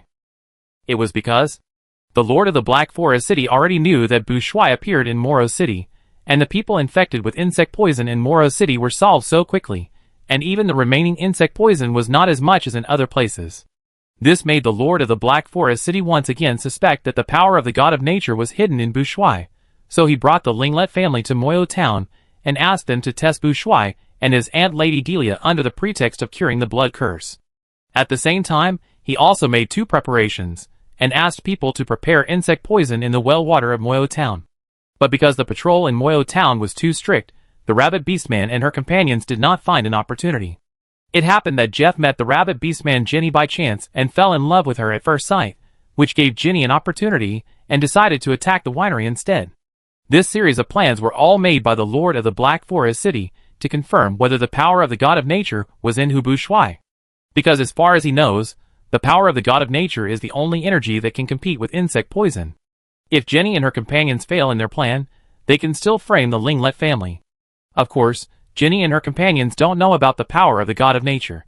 They just do what their master asks them to do. Then observe if there is anything unusual in Moyo town, especially Bourgeois. No matter what information they find, they are only responsible for delivering it. There will be others to catch Bourgeois. In other words, Jenny and her companions are only responsible for making trouble and destroying, as well as observing and collecting information. The above content is analyzed and inferred by Shang Fifan and Bourgeois from the confessions of the two. Jenny's companion knows a little more than Jenny, so the Lord of the Black Forest personally told him to see if Bourgeois has any special abilities or special items, especially those against insect poison. Seeing that the people of the Linglet family were about to make a fuss because of what Bourgeois said, the mayor waved his hand. The militia of Moyo town immediately surrounded Linglet in a brazen manner. Linglet also understood that Moyo town was making a clear move. If they dared to cause trouble, Moyo town would immediately take action, regardless of the consequences. Moyo town became tough, and Linglet dared not to make trouble. As the old orc said, there were only a few of them, and there were also a few of Moyo town. If they really fought, they would only be destroyed. Moyo town had not taken action until now, except for the sake of the few relatives, mainly because they did not want any casualties on their side. You said you knew that someone in our Linglet family was in contact and conspiring with the conspirators. Who do you think they are? The old orc questioned Bourgeois excitedly. Bourgeois still ignored him, but continued to say to the mayor and others, "Third, the people of the Linglet family are just pawns used to disrupt our vision. No matter whether they can cause chaos in our Moyo town and take over our Moyo town. The Lord of the Black Forest has contacted Earl Songhan and said that he is willing to send troops to help him take over Moyo town." This time, the people of Moyo town frowned fiercely, because Earl Songhan is their nominal lord and the nominal owner of this land. Mayor Lang Shou was very calm. After occupying this land and reclaiming that large piece of farmland, their family and the orcs who relied on this farmland for their lives were ready to be robbed by force. Earl Songjan's ancestors have been able to endure until now, and have not taken action against Moyo Town. One reason is that the first, second and third generations of Moyo Town mayors are willing to maintain a superficial relationship and pay some taxes to Earl Songjan. Secondly, the strength of the Songjan family is declining. Their territory is actually occupied by many powerful people. They want to take them down one by one, but if one move affects the whole body, these actual occupiers are all secretly connected. Once the Earl of Songjan takes action against one family, the other families will rebel together. Not to mention that the royal city has been looking for opportunities to take back all the land that has been granted. If the Songjan family fights with the orcs in the territory, they can bet all their property that the Tiger King will secretly send people to support those orcs and secretly eliminate the blood of the Songjan family, and then send troops to take back this huge territory in the name of revenge for the Songjan family or quelling the rebellion. As a result, the Earls of Songjan dared not act rashly, and could only endure temporarily. When the two generations of Earls of Songjan came to power, the actual occupiers in various places did not take them seriously. Because the two generations of Earl Songjan were lazy and incompetent, except for the large piece of land where their castle was located, almost all other places were out of the control of the Songjan family. In order to stabilize the two generations of Earl Songjan, the actual occupiers in various places paid taxes to them again, although the amount was small, but at least they paid. Earl Songjan felt that it was acceptable for face, and they were too lazy to take action against these troublemakers. But now the Lord of the Black Forest City came forward to help Earl Songjan. Even if Earl Songjan knew there was a trap, how could he be willing to miss this opportunity to regain the territory? What's more, there is still a large piece of farmland in Moyo Town. This not only involves face and power, but also involves huge interests. Chapter 98. We will fight against the Count Songjan together with you, the old orc of Lingerlet suddenly said. This sentence finally made the mayor, and Hu Bushwai and others look at him. The old orc looked firm and held his cane tightly. You said that some of us have contacted the Lord of the Black Forest, so you point out these people, and we can let you deal with them. Elder, you can't do this, the eldest son of the clan leader shouted. The others were about to join in the commotion, but the old orc turned back suddenly and shouted even louder, Shut up. Or do you all want to die here? Hu Bushwai told such a secret in front of them, so it was impossible for him to let them go. The young orc did it on purpose. He was forcing them to make a decision. If Lingerlet could not choose to stand on the side of Moyo Town at this time, then Moyo Town would also take action against them just to reduce future enemies. I think the elder is right. We can't go back. The Lord of the Black Forest is obviously using us as pawns, but if we are not useful, what will he do to us? And how can we be useful? Another young Lingerite orc came out. He looked much calmer than the other young orcs. Since we have to fight with the people of Moyo Town or with others, we might as well join forces with Moyo Town and rebel together. At least if we cooperate with Moyo Town, we can still protect our cubs. Mayor Wolfguard, I think you must have a way to protect your cubs, right? Mayor Wolfguard smiled, and did not answer the question. The young orc walked to the junction, and turned to face all the Lingerites. We will leave the cubs in Moyo Town, and leave a few old people to take care of them. The others will be organized into a militia team, and fight with Moyo Town. The Linglet people were in an uproar, especially the mothers of the cubs, who were unwilling to leave the cubs in Moyo Town like hostages. The people of Moyo Town looked at the mayor together. This change was something they had not expected. If Linglet insisted on fighting them, it would be simple, just fight. But now they have given in, and still want to stand with them. Looking at the old and young people in Linglet, they can't help but feel embarrassed. Mayor Langsho and Sheriff Andre looked at each other. Both of them admired the old orc, who really racked his brains for the whole family. Although the other party was more annoying to Moyo Town. Shang Fifan suddenly sneered. Hu Bushwai didn't say anything either. On the way, they also discussed Linglet's possible reactions, and the old orc's current choice was also within their discussion. But Bushwai couldn't help looking at Shang Fifan, thinking that this guy was the real cunning one, and he almost thought of the possible reactions of the Linglet family. When the Mayor Langsho heard the sneer, he subconsciously looked at Shang Fifan and asked casually, Mr. Shang, what do you think about this? Shang Fifan said slowly, It's not about how I think about this, but it depends on what Moyo Town is planning. The mayor thought Shang Fifan was shirking his responsibility, and was about to speak. Shang Fifan continued, The information we got from Torture cannot be said to be 100% correct, but the relationship between Moyo Town and the Lord Earl Songjan must not be delayed for so long. I even wonder why Earl Songhan didn't attack Moyo Town and nearby villages during the epidemic last year. That should be his best chance to regain his territory. Unless what? Andre couldn't help asking.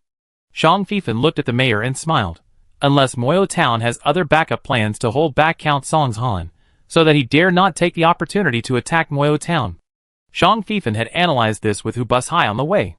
He believed that Moyo Town could deal with Lord Songhan for such a long time without losing the upper hand, and there must be a big move that made the successive Count Songhan afraid. If Songhan dared to attack Moyo Town, there was a certain possibility that he would take down Moyo Town, but there was also a greater possibility that he would lose his wife and his soldiers. At the same time, when the successive Tiger Kings were eyeing the power and territory of the feudal lords, Songhan dared not to take action. Andre looked at the mayor, and neither of them spoke. Just by looking at the expressions of the two, Shang Fifan guessed that Andre was also one of the insiders, including the Ant Yang and the militia. The leader of the militia is also the same. The leader of the militia rarely speaks, and is not a person who likes to stand out. He has a muscular body, his hair is tied into a small braid, and he is the oldest among the 4 heads of Moyo Town. The people of the Linglet family are still wondering why these people in Moyo Town want to say these things that should be secrets to them in front of them. But the old orc knows that this means that the people of Moyo Town really don't intend to let them go. The people of the Linglet family have no way out. Shang Fifan looked around and said his conclusion. If I am right, Moyo Town may have been ready to rise up long ago. Before the epidemic, Moyo Town was mainly defensive. But after the epidemic, Moyo Town has been preparing for war. Unexpectedly, the mayor Langsho shook his head and said, "We don't want to start a war. How big is our Moyo Town? And how much combat power do we have?" Although the 2 generations of Earl Songhan have declined a little, they still control Jimai City, the largest city in the Blackwater Wasteland. Blackwater is the big river that Shang Fifan saw on the north side of Fengdong Mountain. The name of that big river is Blackwater River. The Blackwater River has a rather peculiar flow, flowing from southeast to north. Its source is above the Royal City. The Royal City and other cities such as Black Forest City are all in the upper plain area of the Blackwater River, which is also the richest land in the Blackwater River Basin. Jimai City is located in the middle and lower reaches of the Blackwater River. It is the largest and richest city nearby. It also has the largest cultivated fields in the middle and lower reaches of the Blackwater River. The Blackwater River is at the end near Moyo Town. Going north, it will enter the underground layer, and a large area of territory controlled by the Earl of Songhan in successive generations is called Blackwater Wasteland. This name was still popular before the Poison Mist period. When the Songhan family discovered that there was land that could be cultivated here and occupied this wasteland, it was no longer a wasteland, but this customary name continued, including the national territory map issued by the Royal City now. This area is also called the Blackwater Wasteland Territory. Consular District is a special name for the division of territory in Tiger Country. In Shang Fifan's opinion, it is similar to the level of province. It's just that the consular districts in Tiger Country are very large and very small. But from the administrative division alone, they are all at the same level. Shang Fifan raised his eyebrows. Don't want to fight? But he is not afraid of Earl Songhan, and even when he heard that the Lord of Black Forest City said he would help Earl Songhan to attack Moyo Town, he was so calm. What exactly does Moyo Town rely on? Mayor Langsho suddenly blinked at Shang Fifan. Although he is an uncle, he looks a little naughty at this time. This is the biggest secret of our town. Are you sure you really want to know? Shang Fifan was happy. Is this a test for him? Shang Fifan immediately approached Hu Bushuai and leaned against his arm. Where Bushuai is, I am there. Wherever Bushuai stands, I will stand there. The mayor did not think much and laughed heartily. Adai looked at Shang Dad, raised his head in Bushuai's arms, and whispered, "Follow Bushuai Dad." Bushuai laughed and pinched the little guy's soft ears. Of course, we are indeed ready to go to war with anyone. The mayor raised his hand and patted Shang Fifan on the shoulder. Put aside the war with Count Songhan. What do you think the Linglet family should do? The mayor actually asked casually, and did not expect Shang Fifan, an outsider, to really come up with a solution that would have more benefits than disadvantages.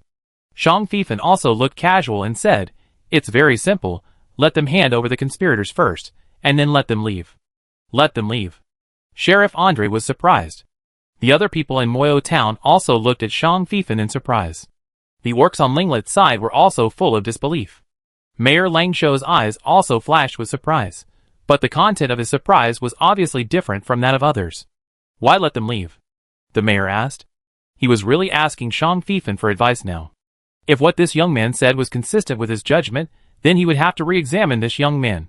Shang Fifan, let's talk about the harm of letting them stay first. Linglet had just lost his home farm, and their bones had not been completely broken, nor had they really been worn down by the world to accept any resettlement. Not only their young orcs, but everyone in their family hoped to regain a new arable territory. Can we give them a piece of arable land in Moyo Town? Obviously impossible. Our own farmland output is not enough to supply us. Then let them join us as mercenaries, fight against Count Songhan together with us, bite off a piece of meat from Count Songhan, and then give it to Lingerlet? But how can we guarantee that these people will not turn against us at the last minute, or even secretly go undercover, helping us on the surface, but actually helping the Lord of the Black Forest and Count Songhan to completely destroy our Moyo Town? The old orc in Lingerlet wanted to interrupt, but was stopped by Shang Fifan. Even if they really want to cooperate with us, the hired people must provide food and weapons, and also pay. Just ask if our Moyo Town can squeeze out so much food and weapons. The mayor did not respond, and Andre shook his head first. He is the sheriff, and the first thing he considers is the public security issue. There are so many people in the Linglet family. Even if they are not allowed to enter the town, they can only stay near the town. It will bring countless management troubles to the town. It is impossible for the old Linglet orcs to say at this time that they will follow Moyo Town even if they bring their own weapons and dry food, because in fact, their food has long been insufficient. They can struggle until now. Firstly, they are shameless to fish and hunt in other people's hunting areas, and secondly, they rely on the funding of Moyo Town. Moyo Town will hire some of their orcs to work. But if we let them leave, where can they go? In addition, aren't we afraid that they will tell those things? What if they surrender to Earl Songhan and turn against us? Andre's meaning is very clear, that is, he wants to keep all the people in Linglet. The Linglet orcs became nervous. Shang Fifan waved his hand. If they want to join Earl Songhan, let them join. Not to mention whether Earl Songhan can trust them. Just the fact that he suddenly has to accept so many orcs and arrange jobs for them, so that they can survive, and not cause trouble, can give Earl Songhan a headache. Of course, if Earl Songhan is a very capable lord, it is not a problem to arrange so many more people, because population is also labor. But is Earl Songhan a capable lord? The Mayor Langsho replied subconsciously. No, this generation of Earl Songhan is like his father, they like to do less, they are afraid of trouble. Shang Fifan spread his hands. Look, if the people of the Linglet family go to join Earl Songhan, 90% of them will not only not make Earl Songhan happy, but may even annoy him. If Earl Songhan still suspects that Linglet joined them openly, but secretly came to be an undercover, what will he do? The mayor laughed. The faces of the people on Linglet's side turned black. They originally thought that going to Count Songhan was a way out, but now, after listening to Shang Fifan's analysis, they suddenly felt that it would be better to be wandering orcs. If Count Songhan doesn't work, then can we go to that baron, or directly go to the Lord of Black Forest? Shang Fifan sighed slightly. If the orcs of Linglet's family are still useful, maybe those nobles will be willing to take them in. But what does Linglet have now? A group of patients, and a group of terminally ill patients, who will definitely get sick in the future, and they are not liked by all their relatives. If I were those nobles, even if I had to accept them due to some agreements, I would completely break up their families, send all the available labor to places where they can't escape, trap all the female orcs as slaves and as reproductive tools, send the cubs to be trained as dead soldiers, and kill all the old orcs. The Linglet orcs rioted again. Shang Fifan ignored the anger of the Linglet orcs, and continued, let's talk about the harm of letting them leave.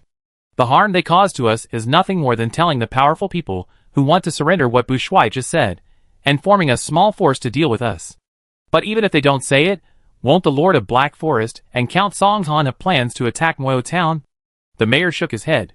Shang Fifan, so it doesn't matter whether they say it or not. At most, it will make the Lord of Black Forest and Count Songhan think more highly of our strength and be more vigilant. Maybe after they tell us that we know the news that the Lord of Black Forest and Count Songhan have joined forces, they will still worry that Bushuai will pass on some news to Tiger King that is unfavorable to them, the powerful people, and make them dare not act rashly. Andre and other people in Moyo Town suddenly realized and suddenly stopped worrying. If Linglet wants to leave, just leave. Get out of here, Shang Fifan finally said, weighing the pros and cons. Let them leave, the cost effectiveness is the highest. The spirits of the Linglet family were all broken. Shang Fifan's analysis was too harsh. There were also old orcs and smart orcs who felt that there was something wrong with these words, and the people of their Linglet family would not go to such a level. But after thinking carefully about Shang Fifan's words, they felt that this development was very likely. Thinking over and over again, it seemed that they could not rely on anyone. Then what should they do? The old orcs of Linglet looked at Hu Bushwai in surprise. This question was not asked by him, but by Hu Bushwai. When Shang Fifan heard Bushwai's question, the smile on his face became vivid and real. Of course, the farther away the better. Being a wandering orc is better than relying on others. I suggest that they can go north, where there is a group of enthusiastic orcs who may be willing to accept and help them. Bushwai raised his eyebrows. Who are the enthusiastic orcs you are talking about? Shang Fifan. Let them go to the players, if they can really get there. What if they insist on staying? Andre asked this question, and his voice was a little gloomy.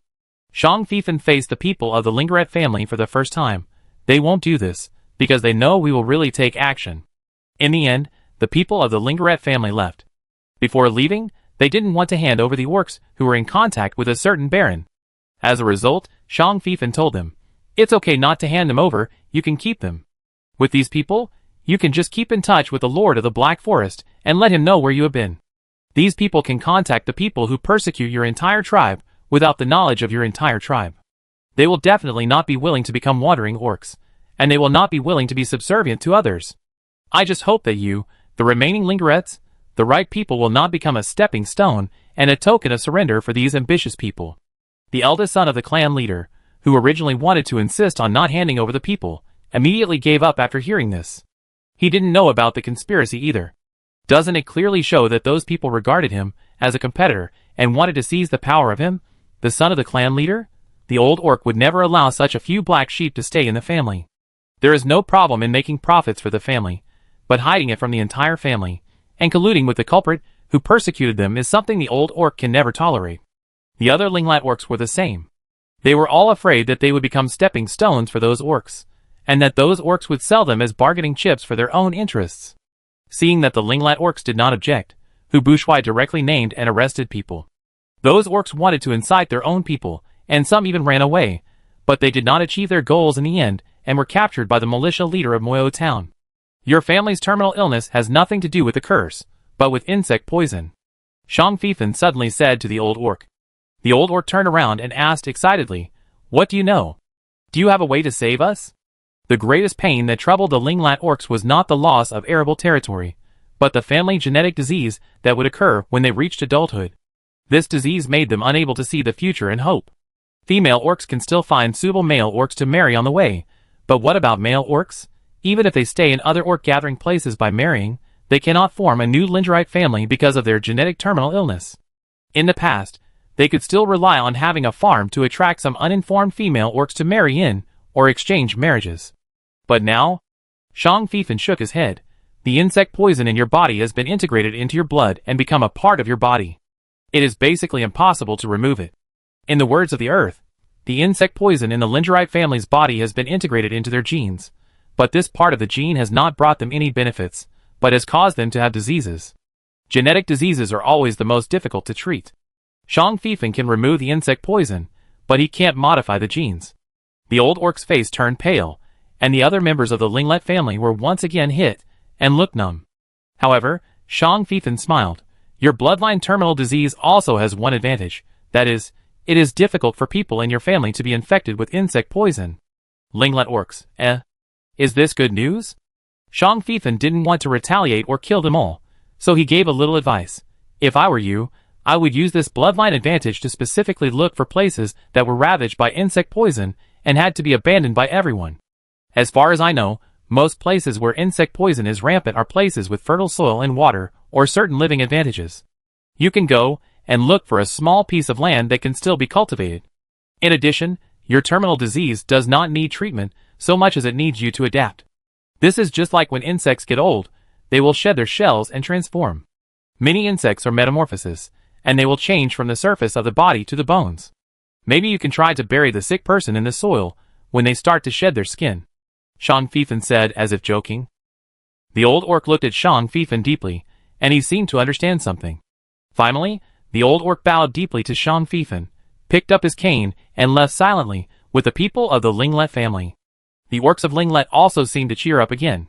Regardless of whether what Shang Fifan said was true or false, it was at least good news for them.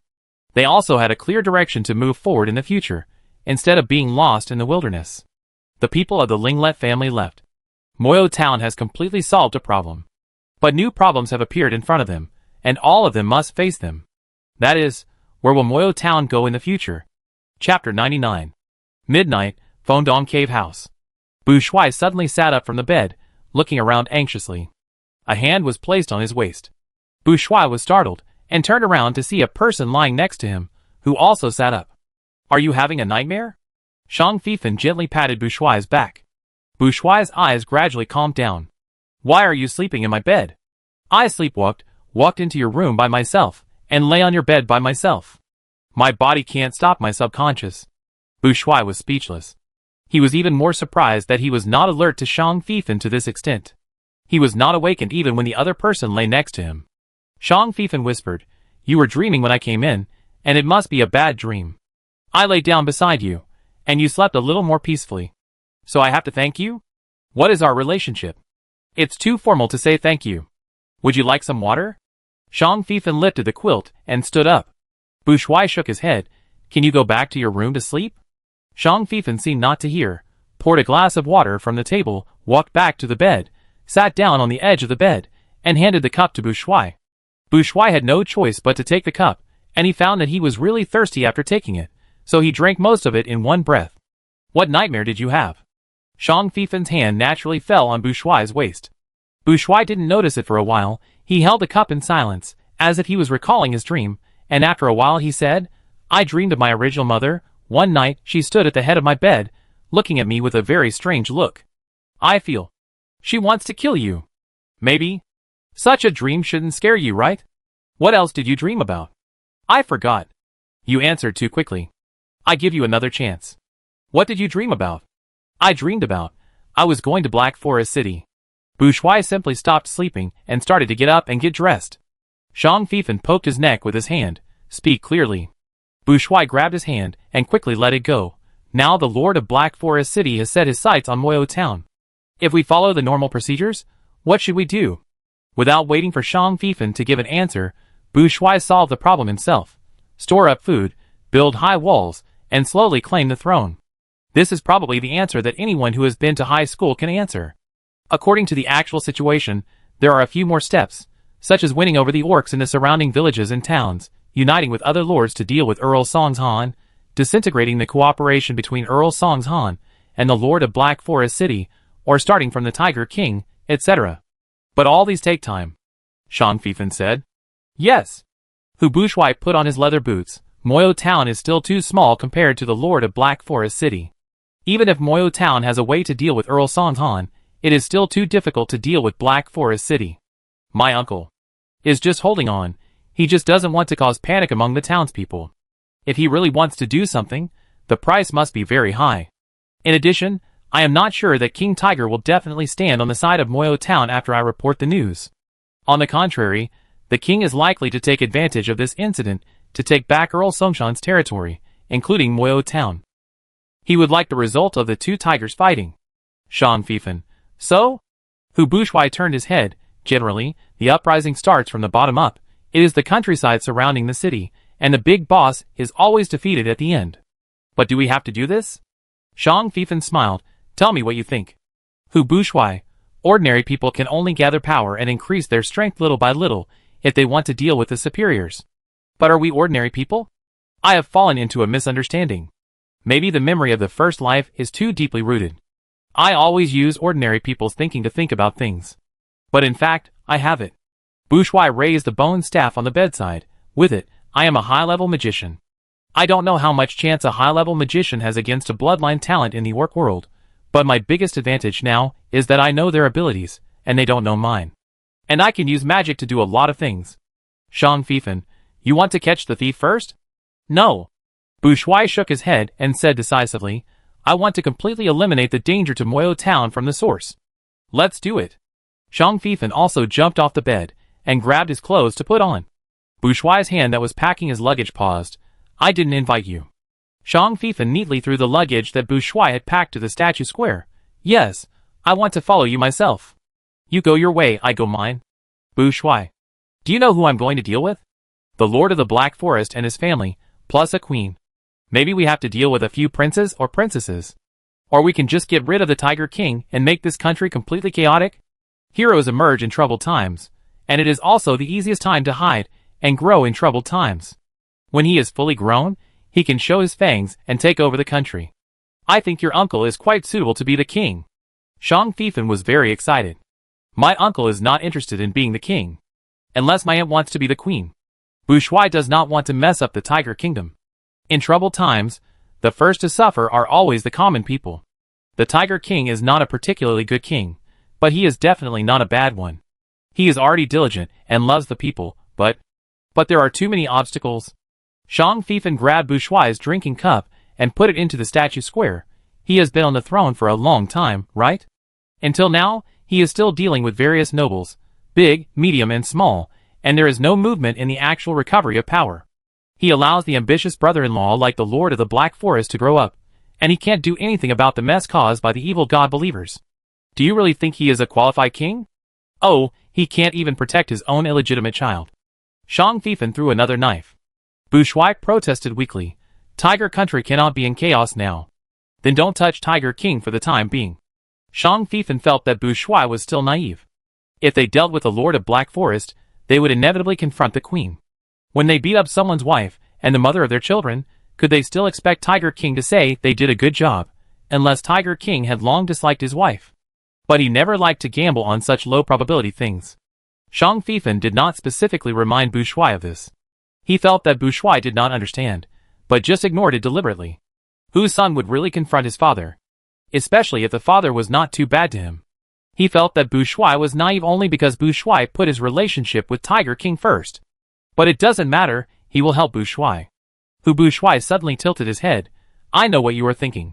I am not soft-hearted because of the title of Tiger King and my father and son, but the current Tiger Kingdom needs Tiger King to sit on the throne. You still know too little about Tiger Kingdom and the entire orc world. Take another look, and you will know why I do this. Shang Feifan said that he would follow his orders. Bu Shuai, it's just weird. Before leaving, Bu Shuai went to see his uncle, the mayor, alone. I don't know what they talked about.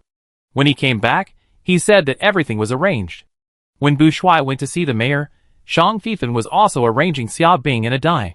He stuffed a few pages of paper into Xia Bing's hands, which he wrote down temporarily. This is some basic knowledge of alchemy. You can learn it first. The price is to take good care of a die during the absence of Bu Shuai and me. Is there a problem? Xia Bing was so happy that she was going crazy. There was no problem. She shook her head, and it was about to fall off. Dai was reluctant to leave his Shang dad and Bu Shuai dad, and wanted to follow them. Shang Feifan grabbed Dai's front legs and lifted the little guy up. You also have a mission. Before your Bu Shuai dad and I come back, you must learn to read and write, and learn simple arithmetic.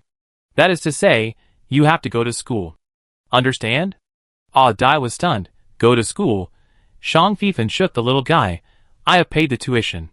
If you dare to skip school and not study hard, I will break your legs when I come back. Dai, eh? Shang Feifan stuffed Dai to Xia Bing. Don't lose him again. Don't worry, boss. I won't lose Dai even if I lose him. Xia Bing patted her chest. Shang Feifan rolled his eyes. He didn't believe Xia Bing at all. Fortunately, after the kidnapping incident, he picked and chose in the game store and equipped Dai with all his equipment, including a set of expensive mother and child bracelets that can be used to locate and transmit emergency signals. In addition, Dai has awakened the ability to teleport. Originally, he wanted to train Dai well, and let him master the teleportation location as soon as possible, but he could only rely on himself to practice for a while. At the same time, he also set the return location of the return to city save function in the system to Moyo Town, so that once he receives news that Dai or Moyo Town is in trouble, he can teleport back immediately. With such multiple protection measures, even if Dai really encounters bad things again, he has the opportunity to save himself and wait for him to save him. At least saving his life should be no problem. When Bu Shuai came back, he saw Shang Feifan standing on the back of Zhi Yi waiting for him. Xia Bing carried Dai out to see him off. Bu Shuai specifically told the two to go to the mayor if they had any problems, saying that he had already told them, and then he jumped on the back of Master Zhe. As soon as it was dawn, the two set off. When passing by Aunt Yang's house, near the library, Shang Fifan woke her up again and stuffed a purse into her, saying that it was tuition and asked her to take care of their kid. Aunt Yang was about to say that it was too much, but the two had already ridden the giant insect away. Aunt Yang held the purse. She was really fed up with this kind of creature as parents. After leaving Moyo Town, Shang Fifan, who no longer had to worry about other people's, children's, eyes, sat on Master Zhe's back and began to tease Bu Shuai with all his heart. You haven't told me yet. What nightmare did you have? Do you have such a strong desire for control? Bu Shuai wanted to practice enchantment, and said unhappily after being interrupted. This has nothing to do with the desire for control. Shang Fifan would never admit that he was a control freak, and in fact he was not. I'm just more experienced. Many people in our industry often have nightmares, and some even suffer from mental illness and hallucinations. But if you can tell people at the beginning, believe me, the possibility of mental illness will be much lower. Do you think I have mental problems? Yes, I do. Someone still has a strong desire to survive. Bu Shuai coughed dryly and tried to hold back his smile. What do you do? I'm a businessman, and occasionally I do some mercenary work. Businessman? What do you sell? Intelligence? Shang Fifan smiled. Weapons, intelligence, drugs, knowledge, machinery. I probably have a little bit of everything. What about people and poison? Bu Shuai's expression became a little serious. Shang Fifan said helplessly, Do I look so inhumane?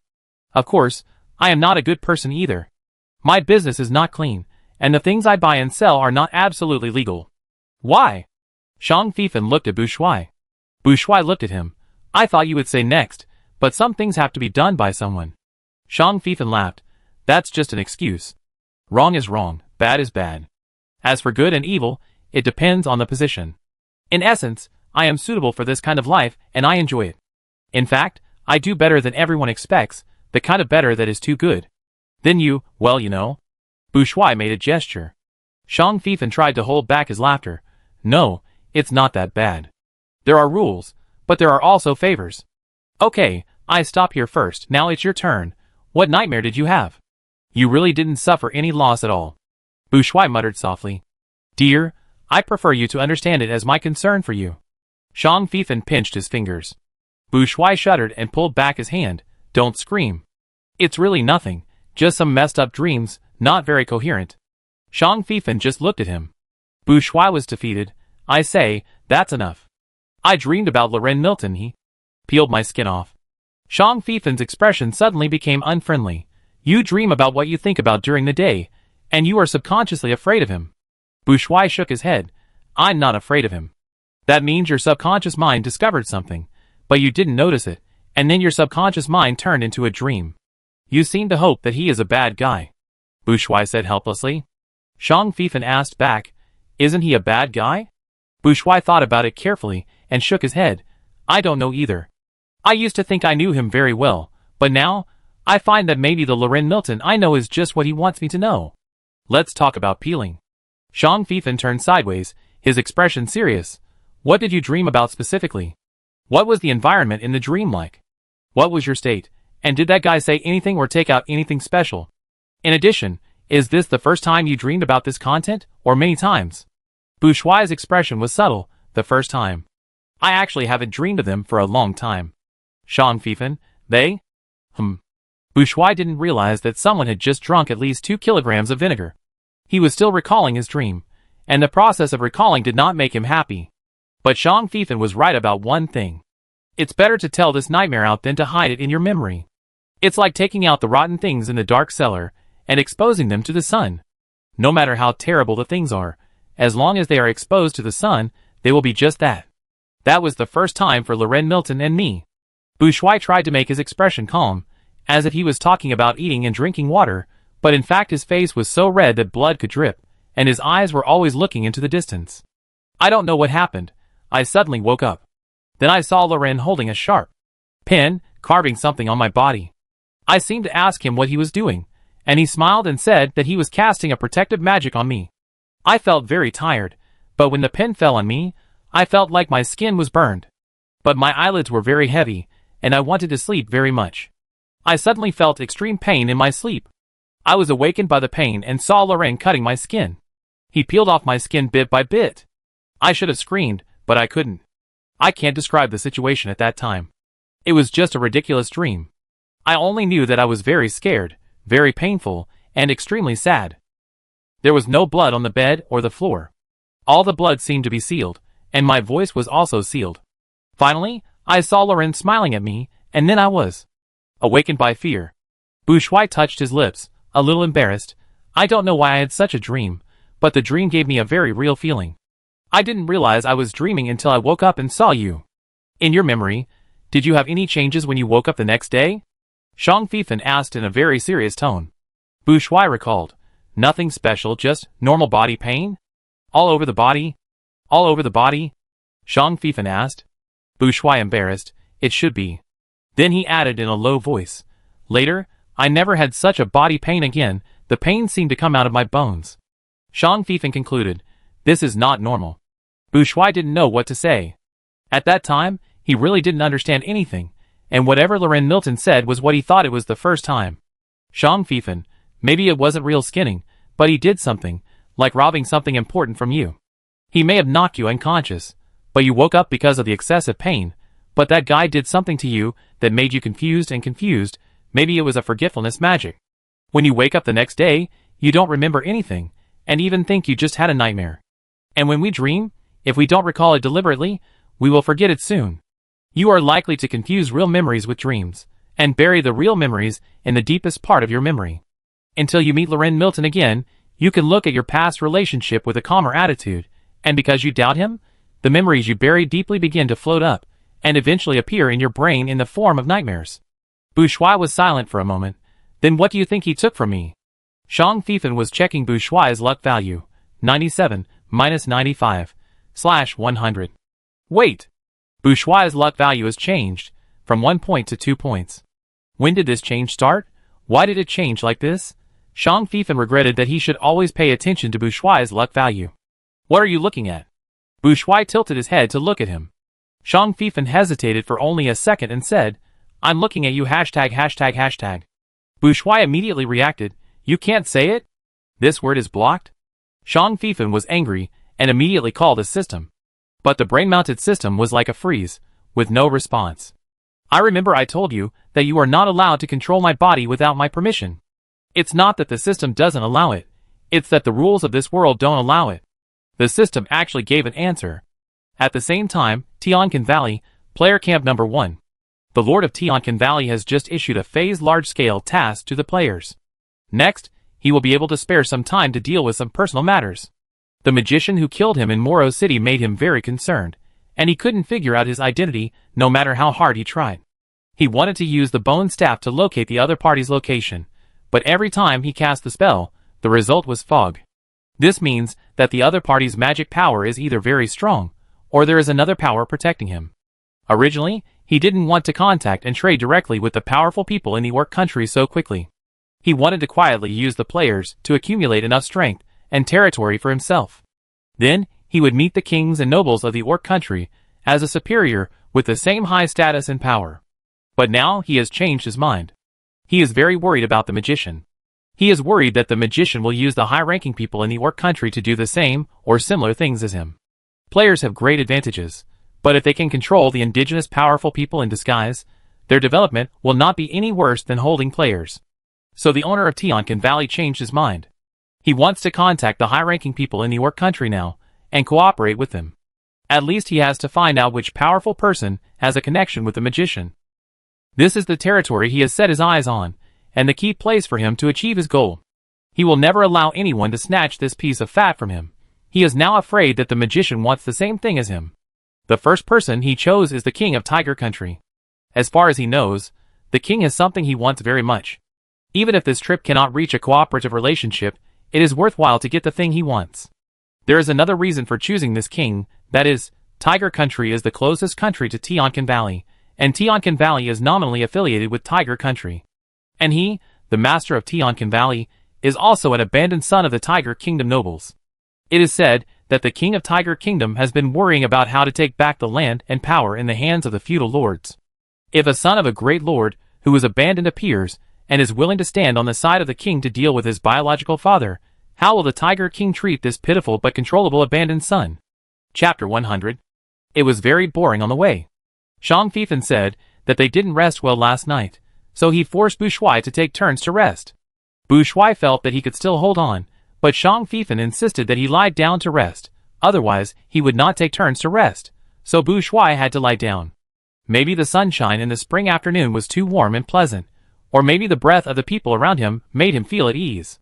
Bu Shuai thought he was just closing his eyes to rest, and soon his breathing became steady, and he fell asleep. You know this person is tired. Bu Shuai hasn't been able to sleep well these days, and he had a nightmare last night, which consumed a lot of energy. Xiang Fifan touched Bu Shuai's face, adjusted the awning on his head and face, and fixed the animal skin sleeping bag for him so that he could sleep more peacefully. Bu Shuai may really feel at ease and comfortable, and his body is completely relaxed. He turned sideways, curled up slightly, and buried his face in the sleeping bag to sleep more deeply. Xiang Fifan couldn't help leaning over and kissing this big baby. Bu Shuai raised his hand to scratch his face and buried his face deeper. Xiang Fifan looked at Bu Shuai for a long time. Just by looking at his expression, no one knew what terrible things he was thinking. After confirming that Bu Shuai was asleep, Xiang Fifan opened the player contact function of the brain-mounted system and sent a private message to Fu Xiangjuan. Recently, the player's notebook system was updated again, adding an instant chat function. Now, not only can emails be sent, but players can chat at any time as long as they become friends. The brain-mounted system immediately absorbed this function. However, this function is charged. The player's notebook system charges by the minute, 1 copper per minute, which is not expensive. Although it was scolded, it was still accepted by the player. The brain-mounted system also charges by the minute, 1 contribution point per minute, which is quite expensive compared to the difficulty of earning contribution points. So Xiang Fifan usually doesn't take the initiative to contact Fu Xiangjuan when he has nothing to do. Fortunately, they can see each other offline, so it is still very convenient to pass messages. But he has been busy with Lang Mu's funeral recently, and his offline contact with Fu Xiangjuan has become less frequent. Chaotic Code. What has the Lord of Tianqin Valley done recently? Lao Ji Fuli. Building a castle? Chaotic Code. Is he planning to enjoy it? Lao Ji Fuli. No, it's a tactical castle. The player camp can only be used as a living area and production area, but not suitable for combat. This castle is expected to be an integrated attack, defense and storage. In addition to the Lord of Tianqin Valley living in it, players and ordinary orcs can also live in it. There are also military camps and weapon storage cellars, and it also has storage functions. With this castle, in addition to increasing the force value, our deterrence to the surrounding areas will also be stronger. Now there are many nearby orcs who have surrendered to us, but the Valley Master thinks that the speed is too slow. He hopes to speed up the absorption of nearby orcs. Castles are tangible objects, which play an important role in shaping the image of authority. Garble Code. Do you have so much food stored in the spring? Old horse in the stable. You know, we rely on making small commodities and weapons such as bows, arrows, knives and spears to exchange food with the surrounding lords. At the beginning, we didn't exchange much. But some players don't take the usual path. They don't like to do tasks step by step. They like to be free men and go far. A team of 3 even ran to country. The small commodities and bean snacks they brought were very popular with the orcs of that country, and sold at a very good price. The Valley Master praised them generously, and provided them with commodity guarantees to ensure that the relevant small commodities and snacks could be transported continuously. The grain harvest in Igua seemed to be much more than that in Hugua, and the price was also cheaper, so we exchanged a lot. Even if the loss on the road was added, it was still a cost-effective deal, so we got a lot. Of course, this is the price of smuggling. Wanma, how is your special mission going? Laoji Fushuang. Still looking for it, the clues are too vague.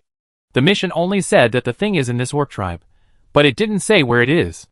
Fortunately, the completion period of this mission is relatively long, and we can also receive other small tasks here. It's not bad to treat this place as a new development point. Wanma, can you get the castle construction plan? Laoji Fushuang. What do you want the plan for? Wanma said coldly. Look, learn. Laoji Fuli.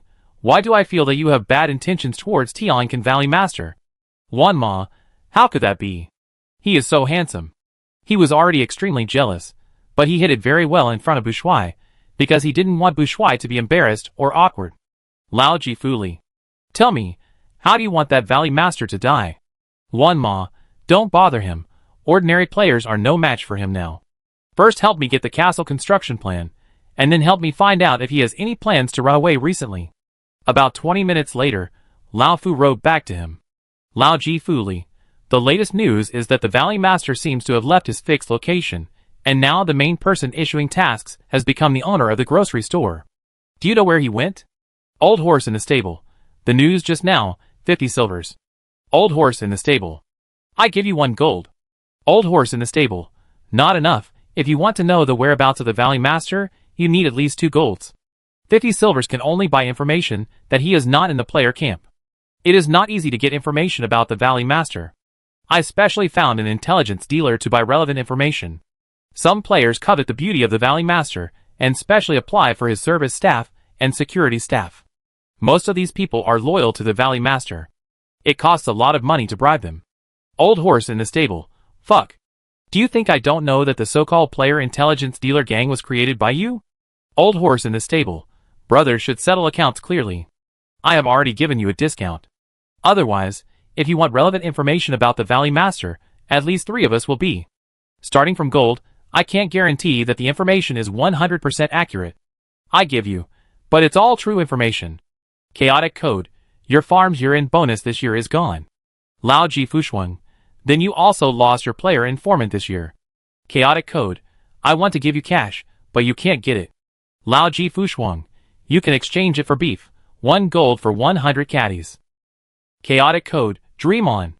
I know you are eyeing my beef. 1 gold for 10 caddies. Lao Ji Fushuang. 20 caddies. This is the minimum. Many people ask me for it, and I can't refuse to give it. Chaotic code. Here you go. Next time you use my beef as a favor, I will chop you up. Lao Ji Fushuang. I was helping you sell. The latest news is that the owner of the valley seems to have gone to the Tiger Kingdom capital. This is the information given by his most beloved attendant, and it is very accurate. The Valley Master prepared a grand ceremony for himself. He gave the guards around him a task, which was to accompany him on a mission to the Tiger Kingdom. A total of 4 players accepted the task, and 4 of them were native orcs. Garble code. Do I need you to promote my gold medal beef? It's in short supply. How does he travel? The old horse is in the stable. That's just the intercontinental gold medal, not world class. This requires contacting the players around him, which will take some time. Garbled code. Waiting for your reply. The old horse is in the stable. Okay. Please prepare the following amount of beef. 50 silvers for the Valley Master's recent movements and news of his departure, 2 golds for his whereabouts, 1 gold for the castle construction map, and 1 gold for his itinerary. A total of 4 golds and 50 silvers, that is, 90 kilograms of beef. Gibberish. I give you 100 Jin. Lao Ji Fushuang. Thank you, boss. Boss is so cool. Feel free to contact me at any time. We guarantee to provide 7-star service. When Bu Shuai woke up, Shang Fifan also got the most complete castle construction map and the latest schedule of Tianqin Valley Master. It was really an itinerary, which listed clearly when he set out, where he camped, who he met, and where he would go next. Even the 2 hidden teleportation arrays found by the Valley Master were marked with detailed locations. It has to be said that the intelligence dealers found by Lao Fu are all talents. As for the player guards around the Valley Master who shouted their loyalty to the Valley Master, well, 80 silver is their bottom line price for loyalty. It's not that the players are not loyal, but when all players think that the NPCs in the orc world are just a piece of data, no matter how handsome they look or how perfect their personalities are, they can't resist the impact of real money. If the master of Tianqin Valley knew that the guards around him could be bribed for only 80 silvers, Shang Fifan couldn't help laughing. Bu Shuai put away his sleeping bag. What are you laughing at? Shang Fifan looked at Bu Shuai. Bu Shuai might not have noticed that he had just woken up, and both his expression and voice were a little soft, making people want to bully him. Shang Fifan licked his lips, his voice a little hoarse.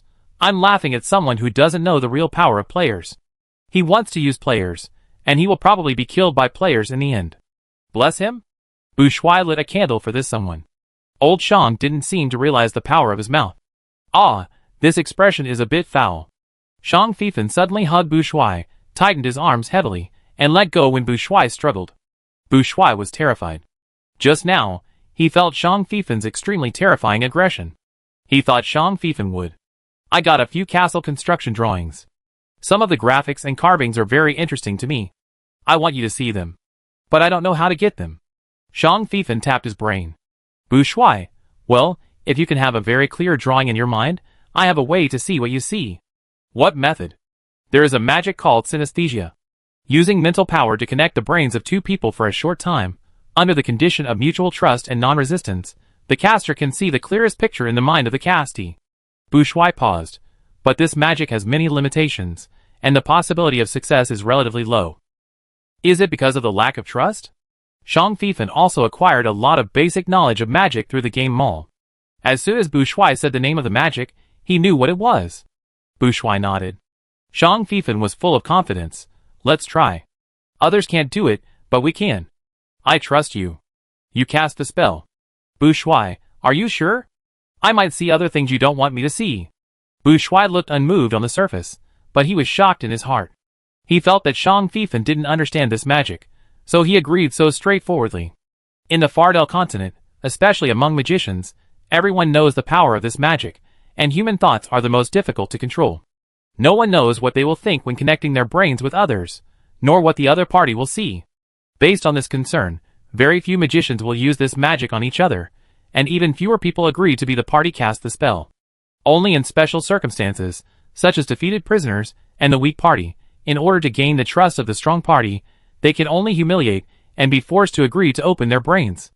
Not to mention Loren Milton, who attaches great importance to personal privacy, even or, who trusts him very much, would not easily agree to let him cast this telepathy on him. Bu Shuai would not cast this magic on others casually. He just mentioned it casually, but he didn't expect Shang Feifan to agree so easily. Shang Feifan has already made a gesture to let Bu Shuai do whatever he wants. Bu Shuai, okay. If you feel uncomfortable, you can stop at any time. There is also a link of mental suppression in this spell, which makes it difficult for the caster to resist even if he wants to. But Bu Shuai would definitely not do this to Shang Feifan. Bu Shuai silently chanted a spell, then approached Shang Feifan, and put his forehead against his forehead. Relax, don't resist. Shang Feifan, who had no intention of resisting at all, this is good. He likes this posture. It is not necessary to put foreheads against each other, but it can ensure the stability of the output of magic power and mental power, and at the same time form a tangible and stable connection. If one party wants to end it, just step away. It is relatively simple to operate, and has the least damage to the brain. Shang Feifan also raised his hand to hug Bu Shuai's head, emptying his mind, and letting Bu Shuai's mental power in first. This is the process of opening the door. Bu Shuai's mental power politely waited outside for a while, and when Shang Feifan gave a clear invitation signal, his mental power slowly entered Shang Feifan's brain. The thoughts of ordinary people's brains are very chaotic, and they can switch dozens of chaotic ideas in 1 second. It is a problem for most people to lock a fixed picture and keep it on this picture. But Shang Feifan's mental power is very strong, and he has received special training. He can ensure that his brain can still only focus on certain specific content under extremely painful conditions, and no matter how others torture him, he will only say these specific contents. He can also give countless messy information in an instant. Even if someone can invade his brain, it is difficult to get effective intelligence from the vast and messy information. So Shang Feifan easily reproduced the castle construction map that Fu Xiangyuan passed to him in his mind clearly, so that Bu Shuai's mental power can clearly empathize. In order to facilitate players to accept tasks, the owner of Tianquan Valley made the castle construction map into an electronic map, uploaded it to the notebook system, and distributed it to players who received relevant tasks. Moreover, he was probably sure that the players and the creatures of the Orc continent could not know magic, so he did not do anything to the design drawings, and did not even hide much. This also made it convenient for Fu Xiangyuan, who did not have to worry about where to get a scanning device to scan the drawings for Shang Feifan. Now there are some professional talents on the player's side, who are trying to copy the industrial chain on the side into the game. They want to reproduce the cameras, scanners, and even computers and mobile phones on the side in the game. In fact, if the owner of Tianquan Valley is willing to open the player accounts and allow some R&D companies and research institutes to enter the game, those people will definitely use the 100% holographic feature of this game to reproduce the Earth technology here, and do research and development of various new technology lines. Fortunately, the owner of Tianquan Valley was still sober-minded, and did not dare to do so drastically. He was also afraid that he could not control himself. So although he envied the scientific and technological knowledge on the Earth side, he only selectively selected a few players with strong professional skills to enter the game and let them start from scratch and design the industrial line bit by bit. At the beginning, the picture presented in Xiang Fifen's mind was still very serious. Bu Shuai also saw the castle design drawings. This is an alchemy castle that is compatible with magic. Bu Shuai pointed out the key point. Xiang Fifen also thought so when he saw it. He asked Bu Shuai to see it only because Bu Shuai was more experienced than him. He was now a paper magician and paper alchemist. Look, these are the most commonly used energy connection lines in alchemy. These dots are energy nodes, and also the places where magic crystals are embedded. Bu Shuai pointed to the drawings and said. Xiang Fifen also saw Bu Shuai gesturing on the blueprint through this synesthesia magic. He couldn't see the specific person, but he could feel it. Bu Shuai even directly outlined the physical castle through these design drawings and construction drawings. I have seen similar castles. This design drawing should be based on this castle, with almost no changes. Bu Shuai explained why he could outline the physical castle so quickly. Xiang Fifen's eyes lit up when he saw Bu Shuai's figure appear in the castle. It's really interesting. Bu Shuai outlined a castle in his mind and entered the castle. Suddenly, a phantom appeared beside Bu Shuai, and the phantom slowly became solid. Bu Shuai praised, "Your mental power is very strong, and your mental power training method is also very powerful. You can master the use of synesthesia so quickly. Xiang Fifen, I can make something even more powerful. You will see it later." The two strolled in the castle, and Bu Shuai introduced the power and weaknesses of this alchemy castle to Xiang Fifen all the way. The original intention of designing this alchemy castle was not to increase the power of alchemy and enchantment, but to save energy. The reason why this castle is so famous is that I have also seen it, because it is very famous in the magic world of Fidel Continent. It was designed by 3 young alchemists, and is known as the castle in the world that saves the most magic power without reducing the effect. Because of this castle, the 3 alchemists quickly entered the ranks of masters, and later became famous alchemy masters in Fidel. Their design is also famous throughout the Fidel Continent, and many people imitate this design. Because the 3 alchemists generously disclosed the blueprints, this kind of castle has appeared everywhere. Many castle designs, even if they have changed, are based on this. But this castle also has a great disadvantage, that is, in order to save magic crystals, it abandoned the unit structure and changed to an integrated structure, that is, as long as the main control area of the castle is destroyed, the magic effect of the entire castle will disappear, and even cause the castle to collapse. The most popular magic castle in the Fardel continent is still a multi-unit multi-module structure to form a magic network. Although this consumes a lot of magic crystals, the biggest advantage is that destroying any one place will not affect other places. Bu Shuai stopped at the main control center of the castle. Xiang Fifen suspected that this was also the residence center planned by the owner of Tianqin Valley. From the design drawings, this main control center looked like a secret room, surrounded by bedrooms, bathrooms, cloakrooms, living rooms, and study rooms in the middle. If I want the owner of this castle to not see any problems with the castle after it is built, but in fact, it can be destroyed with a certain amount of force, what should I do? Bu Shuai, Bu Shuai fled in panic. As a spellcaster, he took the initiative to push Xiang Fifen away. Xiang Fifen let go of Bu Shuai with the force, opened his eyes, and smiled at him. What a joke! Bu Shuai slapped Xiang Fifen's hand away, as if he was burned, and raised the bone staff threateningly. Xiang Fifen approached him fearlessly, and kissed his cheek. Bu Shuai screamed a little, and the whole person leaned back, almost falling off the back of Master Zhe. Xiang Fifen hugged him quickly. Bu Shuai's face flushed, and he pushed him hard. It was so embarrassing. The two of them were fighting, and playing on Zhiye's back. Zhiyi, what are these 2 orcs doing on my back? Zhiyi was unhappy, and he went on strike. He lay on the ground, indicating that he wanted to rest, and would not continue running today. Xiang Fifen looked at the sky, and it was time for dinner. After dinner, he believed that he and Bu Shuai would have a pleasant night. Bu Shuai's face was so hot that it was smoking. Even though Xiang Fifen had moved away from him, and jumped down to prepare dinner today, he still hadn't recovered. That bastard. How could he think so many messy and incredible things in his mind? He dared to think of it and show it to him, and he thought so specifically, are all young people nowadays so crazy? Bu Shuai hugged his head. He didn't want to see someone now. Bu Shuai, come down for dinner. Ah? Did time go by so fast? Bu Shuai jumped off Zhiye's back in a daze. After dinner, Xiang Fifen pushed Zhiye and told him to go farther to rest. If he didn't call him, he shouldn't come to them. Jie. Zhang Fifan secretly gave Jie a bottle of his favorite grass-flavored recovery potion. Jie immediately stood up and jumped far away. He disappeared in 2 or 3 jumps. Zhang Fifan turned around and strode towards Bushuai, who was setting up a cordon around the camp. Chapter 101. Bushuai didn't know how he got to Black Forest City. His journey was simply, I can't think about it. Stop. It would be nice if people's thoughts could be controlled so easily. The more Bushuai didn't want to recall this journey, the more images popped up in his mind. He always felt that Master Zhu was looking down on the two of them with his actions. He disappeared at night, and didn't appear until the sun rose the next morning. In addition, Zhang Fifan was really very, very mean. Every time he showed signs of anger, he shamelessly turned into a young tiger, acted coquettishly and cutely in front of him without any limit, and let him hold him up and rub him. Bushuai didn't want to be fooled every time, but the young tiger that Zhang Fifan turned into was chubby, round and furry, and had the unique cuteness and domineering of tiger cubs. Every time Zhang Xiaohu raised his head and took unsteady steps to howl at him, he would lose all his anger. Bushuai pulled the scarf covering his mouth and nose upwards again, and made a decision in his heart that if Zhang Fifan continued to mess with him, he would turn Zhang Xiaohu into a little bald tiger. We are here, and we can already see the walls of Black Forest City. Should we go in like this, or change our identities, or use other methods? Zhang Fifan also wrapped his scarf around his neck, which was used to block the wind but actually to cover his face, and smiled at Bushuai. Ah? Oh!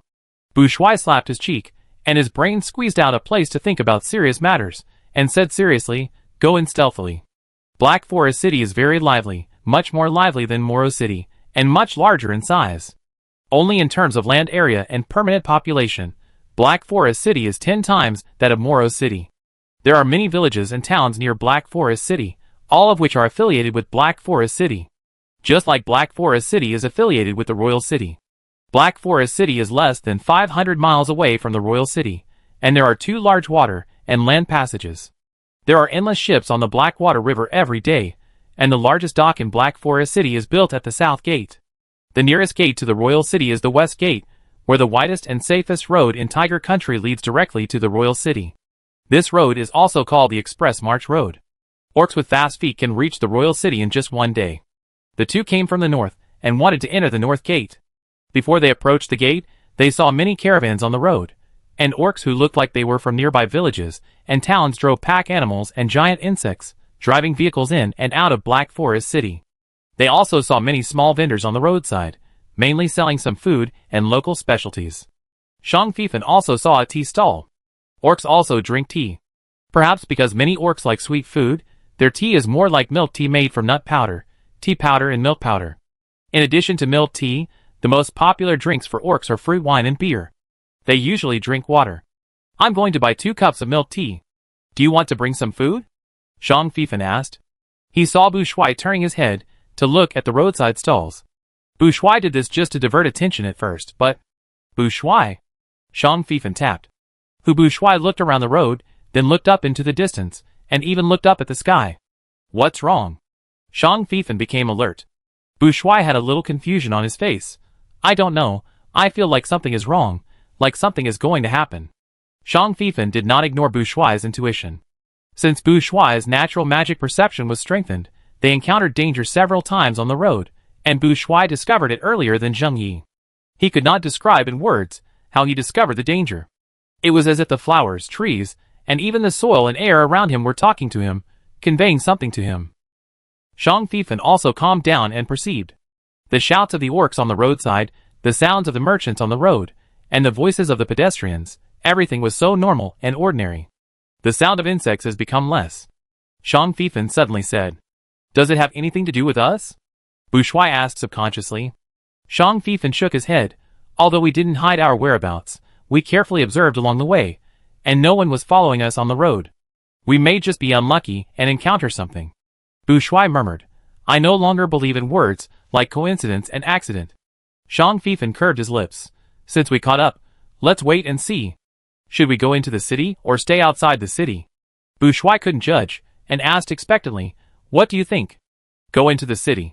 You can't get a tiger cub without risking it. If something really happened in Black Forest City, it would be convenient for them to take advantage of the chaos.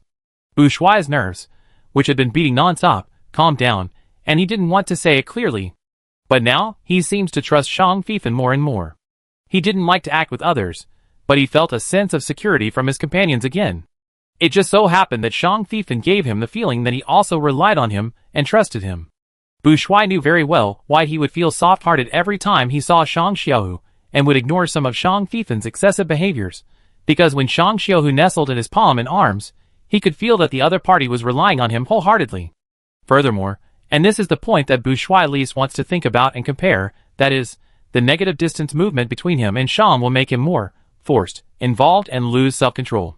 When he was with Loren Milton, he was always very restrained, perhaps out of shyness and passivity. When he was with, or, it was more like using that method to increase the intimacy and feelings between them. Maybe because of his age, he always couldn't let go, let alone take the initiative. But with Shang Feifan, he felt like a small boat on the sea on a stormy night, completely swept away by the storm and huge waves. Bu Shuai's eyes were a little confused. He felt that he was not good like this, he was afraid that he would sink again, and he was even more afraid. A warm and dry big hand held him. Bu Shuai lowered his head, and his fingers bent a little bit. No matter what we encounter, we will face it together. Shang Feifan held Bu Shuai's hand tightly, and said lightly, "Yeah." The two stood on the back of Jihe, and gradually approached the north gate at the original speed. "Did you say that the Valley Master is coming too?" Bu Shuai asked softly. Shang Feifan grabbed his scarf and pulled it up. "According to the information I received, the other party should arrive directly in the royal city in the next 2 days. He seems to have the ability to find an ancient teleportation array that even the local orcs don't know about. Although Tianqin Valley is far away from the royal city, through those teleportation arrays, he and his team have greatly shortened the journey. Maybe we should go to the royal city first. No hurry. One by one, the queen can have power. In addition to her husband and her own forces, the Lord of the Black Forest City is definitely a great help to her. Just like the queen is one of the reliance of the Lord of the Black Forest. We should first deal with the Lord of the Black Forest and the manpower of this family, and then it will be much easier to deal with the queen." Sensitive beasts and orcs also felt it. Bu Shuai's voice was lighter. Shang Feifan turned his head and looked around.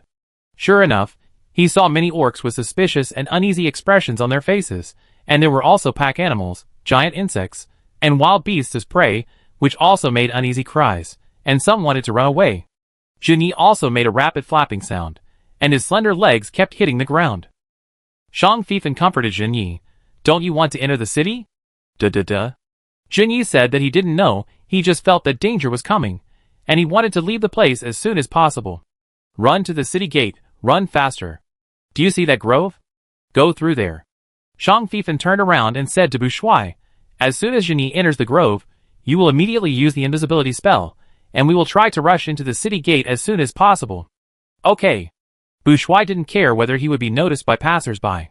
When Jihe ran quickly, and was about to rush into the grove, Bu Shuai raised his bone staff. He and Shang Feifan both had alchemical equipment that could make them invisible, but those equipment were not as convenient and controllable as magic. Although it would consume magic crystals to a certain extent, Shang Feifan gave him a third-level standard magic crystal on the way, and said that he could continue to get it in the future, so that he didn't have to be so stingy in using magic crystals. But at this moment, all the hairs on Bu Shuai's body stood up. He saw. Everything around him became abnormally slow, as if time was stretched. He heard Shang Feifan seem to open his mouth to call him, but the sound he shouted was stretched out, so he couldn't hear what he was shouting. The wind moved the air, and the air was flowing. He saw the shape of the air. The sun was disappearing, and dark clouds covered the sky. Danger! Bu Shuai didn't have time to think about it, and immediately flew off the back of Jihe and shouted to all the orcs on the roadside, "Run!" Time returned to normal. Everything around moved quickly. But very few people escaped from the original place. Many people looked at Bu Shuai floating in the air, with astonishment on their faces. They were not astonished that this orc could fly. There were many orcs who could fly, but they were surprised that he could float in the air without wings. Another thing was what he shouted. Bu Shuai saw that the orcs on the roadside didn't react much, and shouted again, "Look up! There is danger! Run! Get away from here! The farther the better." The sky was getting darker and darker, and the thick dark clouds seemed to be pressing down. An orc glanced at the sky, turned around and ran in the direction he came from, not even caring about his luggage and the goods on the stall. These were orcs who had felt something was wrong before. Most of these orcs were mercenaries, adventurers and experienced businessmen. Orcs who often make a living outside always encounter many strange things. They all know that listening to advice will give them more chances to survive than being a hero or laughing at others. Seeing someone running, naturally there are people who follow blindly. The orcs who set up stalls on the roadside looked at the sky, and then at each other. The thick dark clouds brought strange psychological pressure.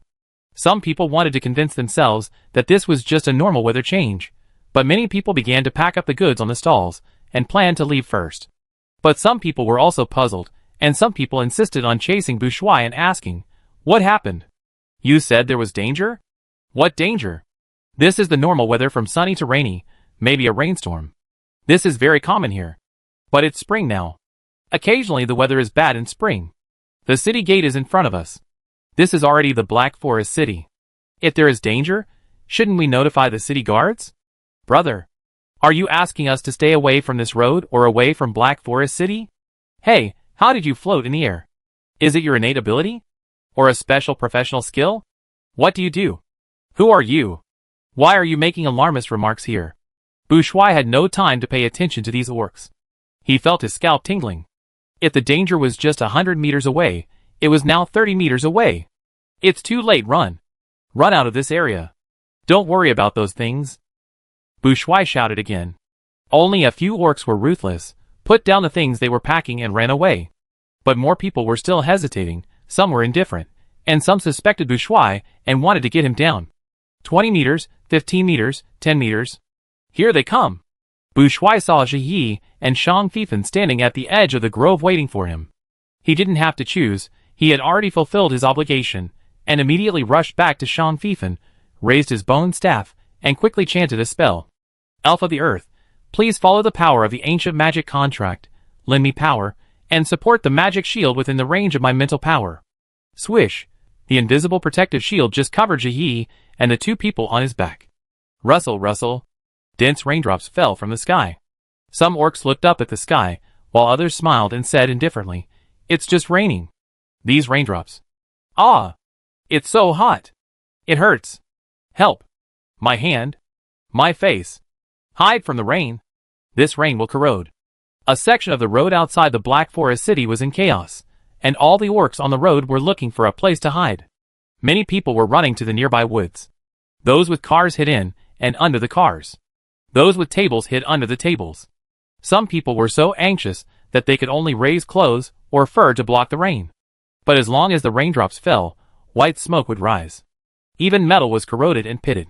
Wood has even lower corrosion resistance. Not to mention fur and cloth.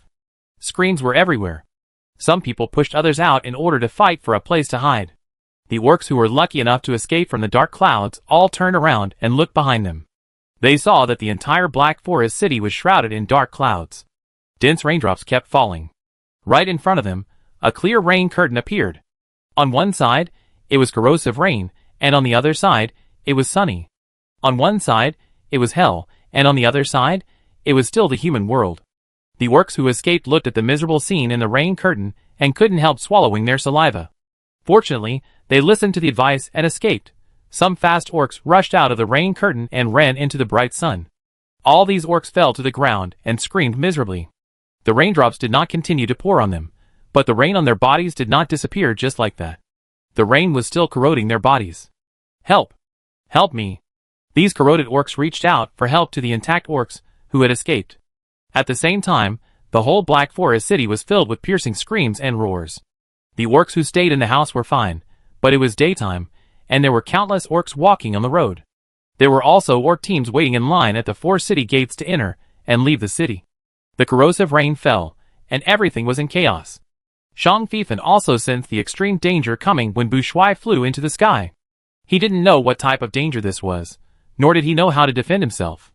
He could only rely on his instinct to open the game mall at the first time and wanted to buy items such as protective shields. At this time, he had no time to save contribution points. This was the first time he had sensed such danger since entering the game world.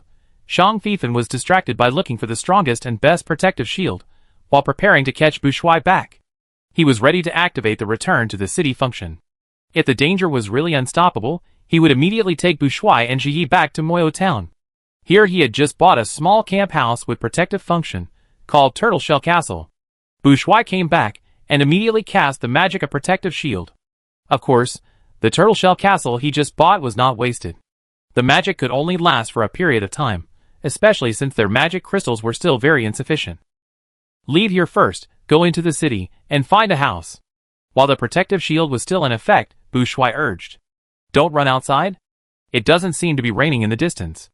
Shang Fifan asked quickly. Go into the city.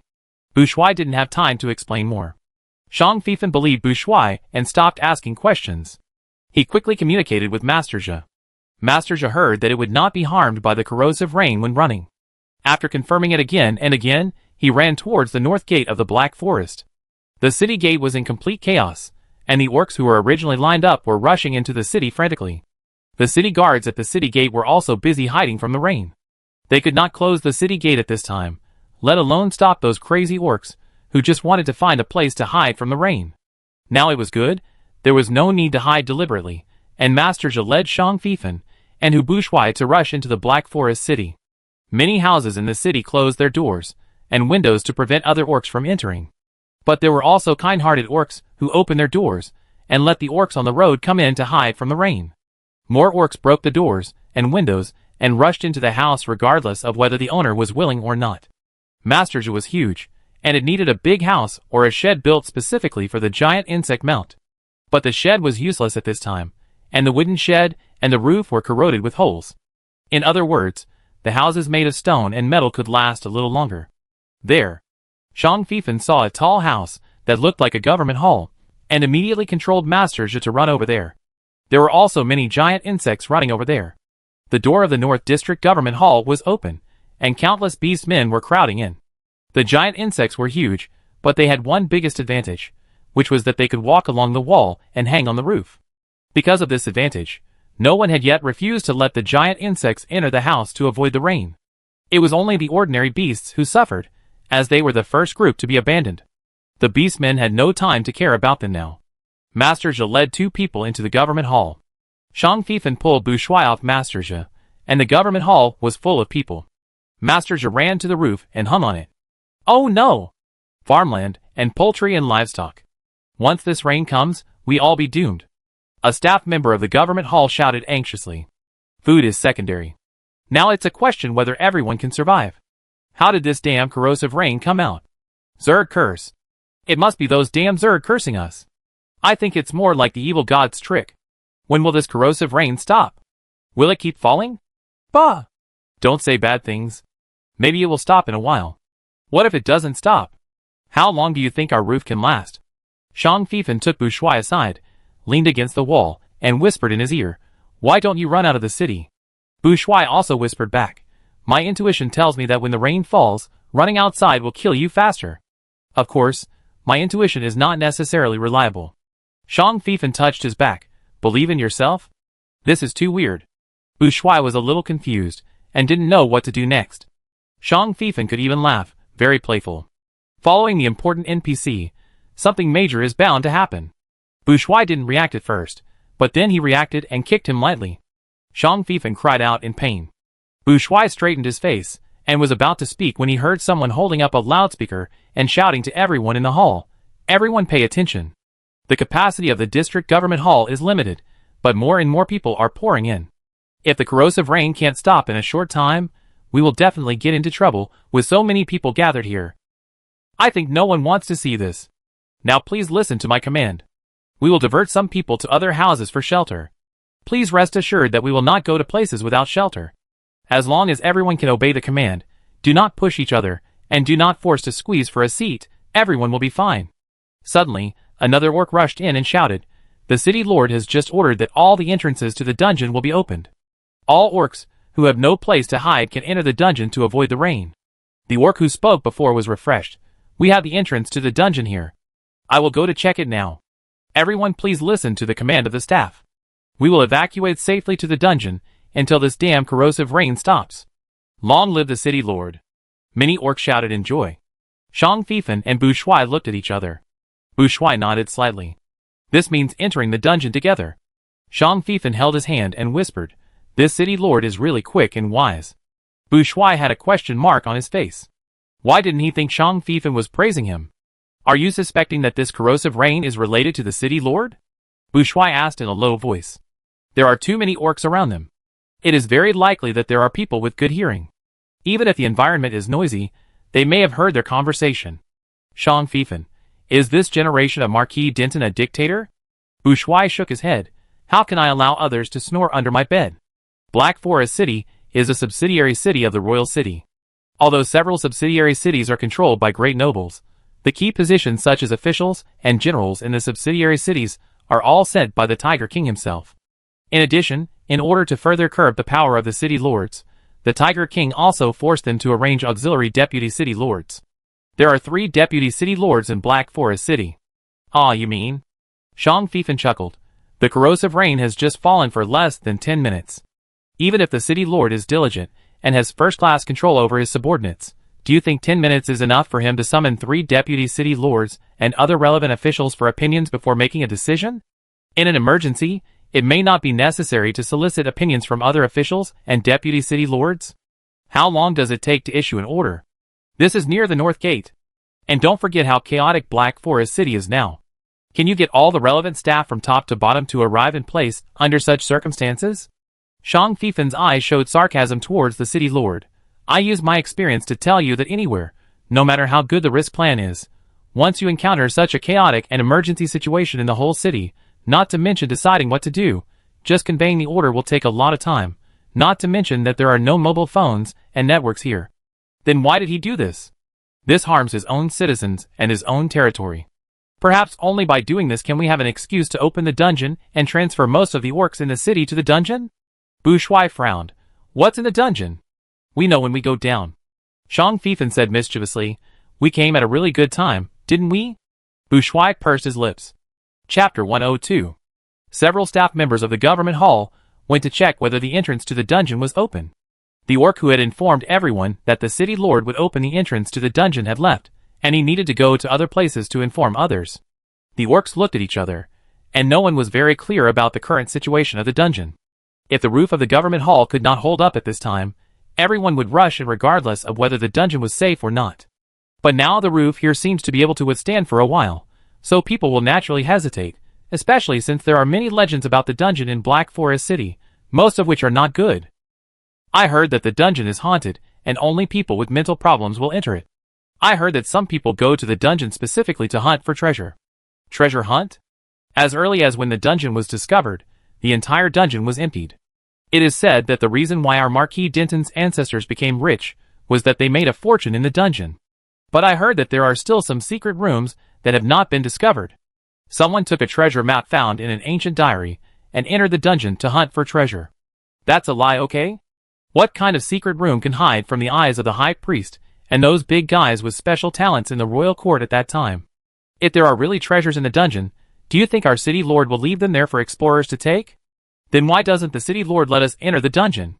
Why does he close all the entrances to the dungeon? Why else? Of course, it's because of the Zerg curse. Do you know why the dungeon became a dungeon? Do you know how such a big city became empty? You know? Of course I don't know, but I know that the city lord doesn't let us enter the dungeon for our own good. My grandfather said that the dungeon cannot be entered and will be cursed. Not all curses are related to the Zerg.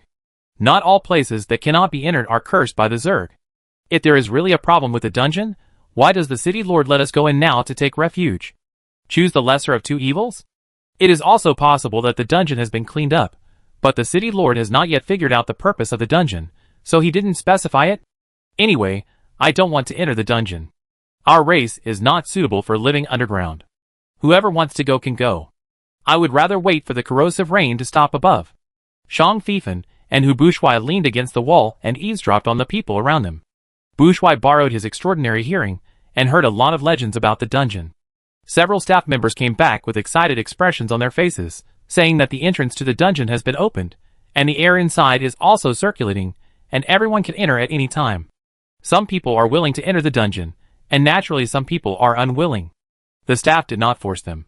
Those who were willing to enter the dungeon followed them, and those who were unwilling stayed in the hall or were diverted to other places. Shang Fifan took advantage of the chaos of the crowd and summoned Master Zhi to his front, took out an arm ring, and put it on Master Zhi's long legs. Master Zhi lay on the wall, raised his long legs, and seemed a little curious about what was on his legs. We are going to enter the dungeon. You may not be able to enter with your body shape. If we lose contact and the situation in the city is out of control, I may not be able to protect you anymore. You don't have to worry about us then. Just protect yourself and leave the city. This thing can save your life when necessary. If you encounter danger, smash it, and it will form a protective cover that can last for 30 minutes. It is movable. You try to escape to a safe place within 30 minutes. Shang Fifan cooperated with the knocking and imitated the sound of flapping wings, and whispered to Master Zhi. Master Zhi understood. These two people have to run alone, and can't take it with them, so it can move freely. When you encounter danger, smash the thing on its legs and run for your life. Shang Fifan patted Master Zhi's long legs.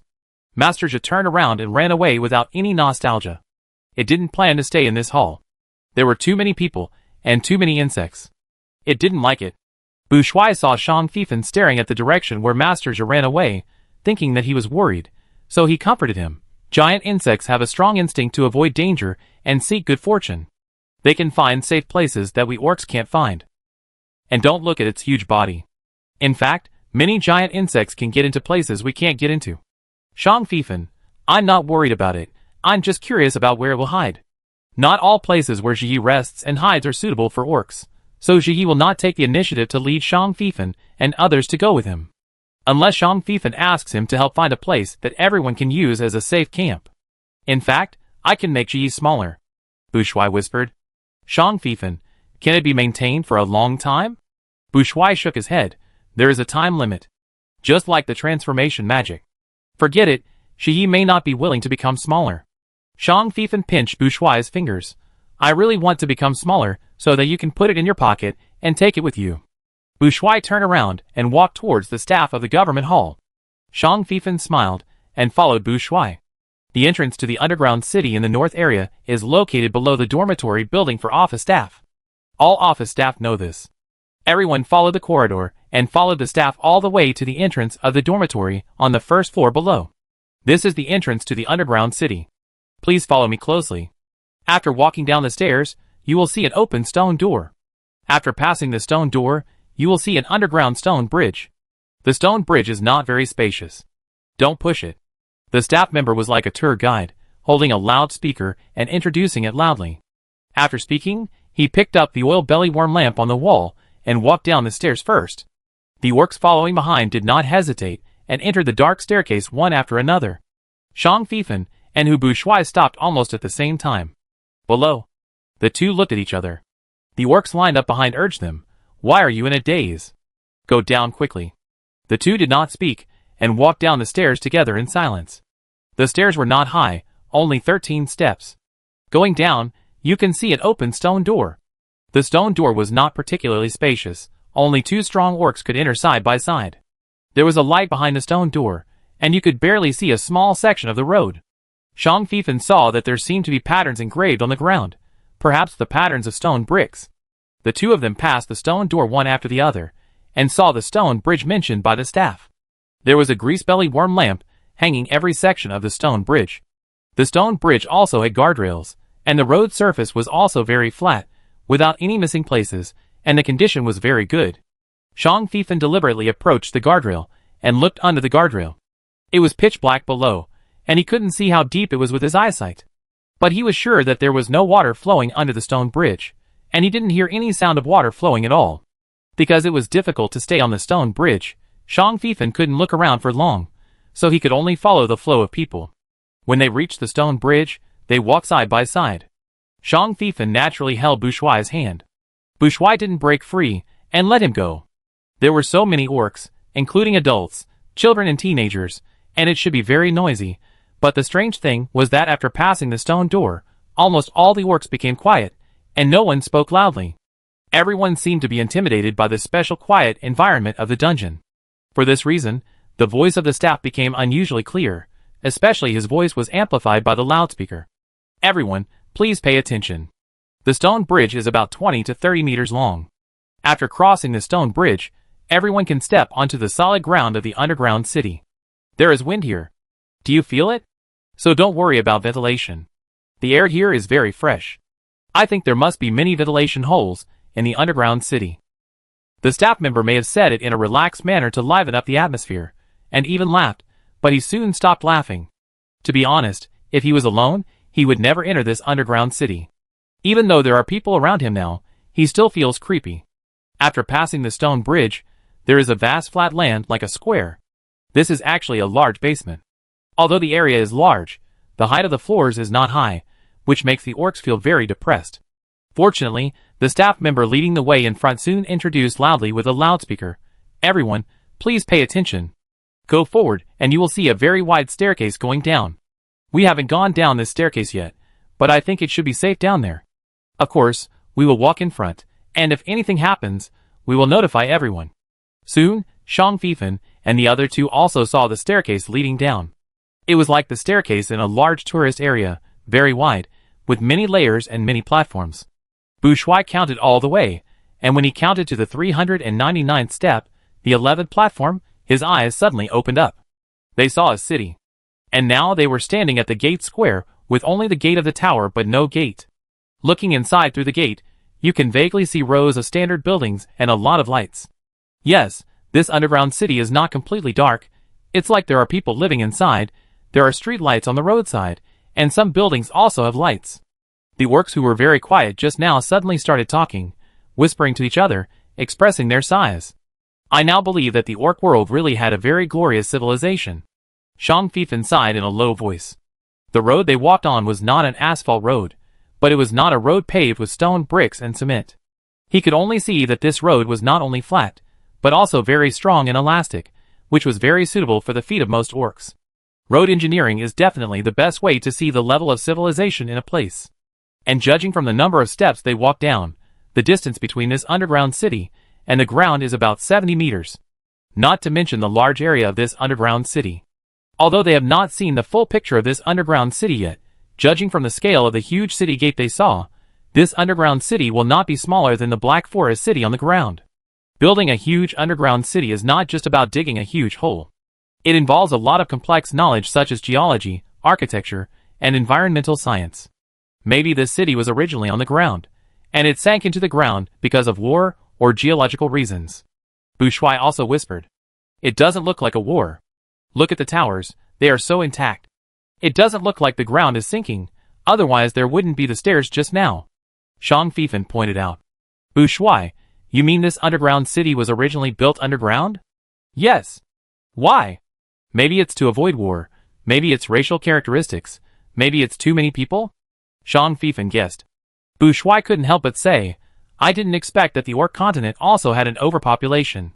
Although the number of orcs has recovered to a certain extent, it is pitifully small compared to the past.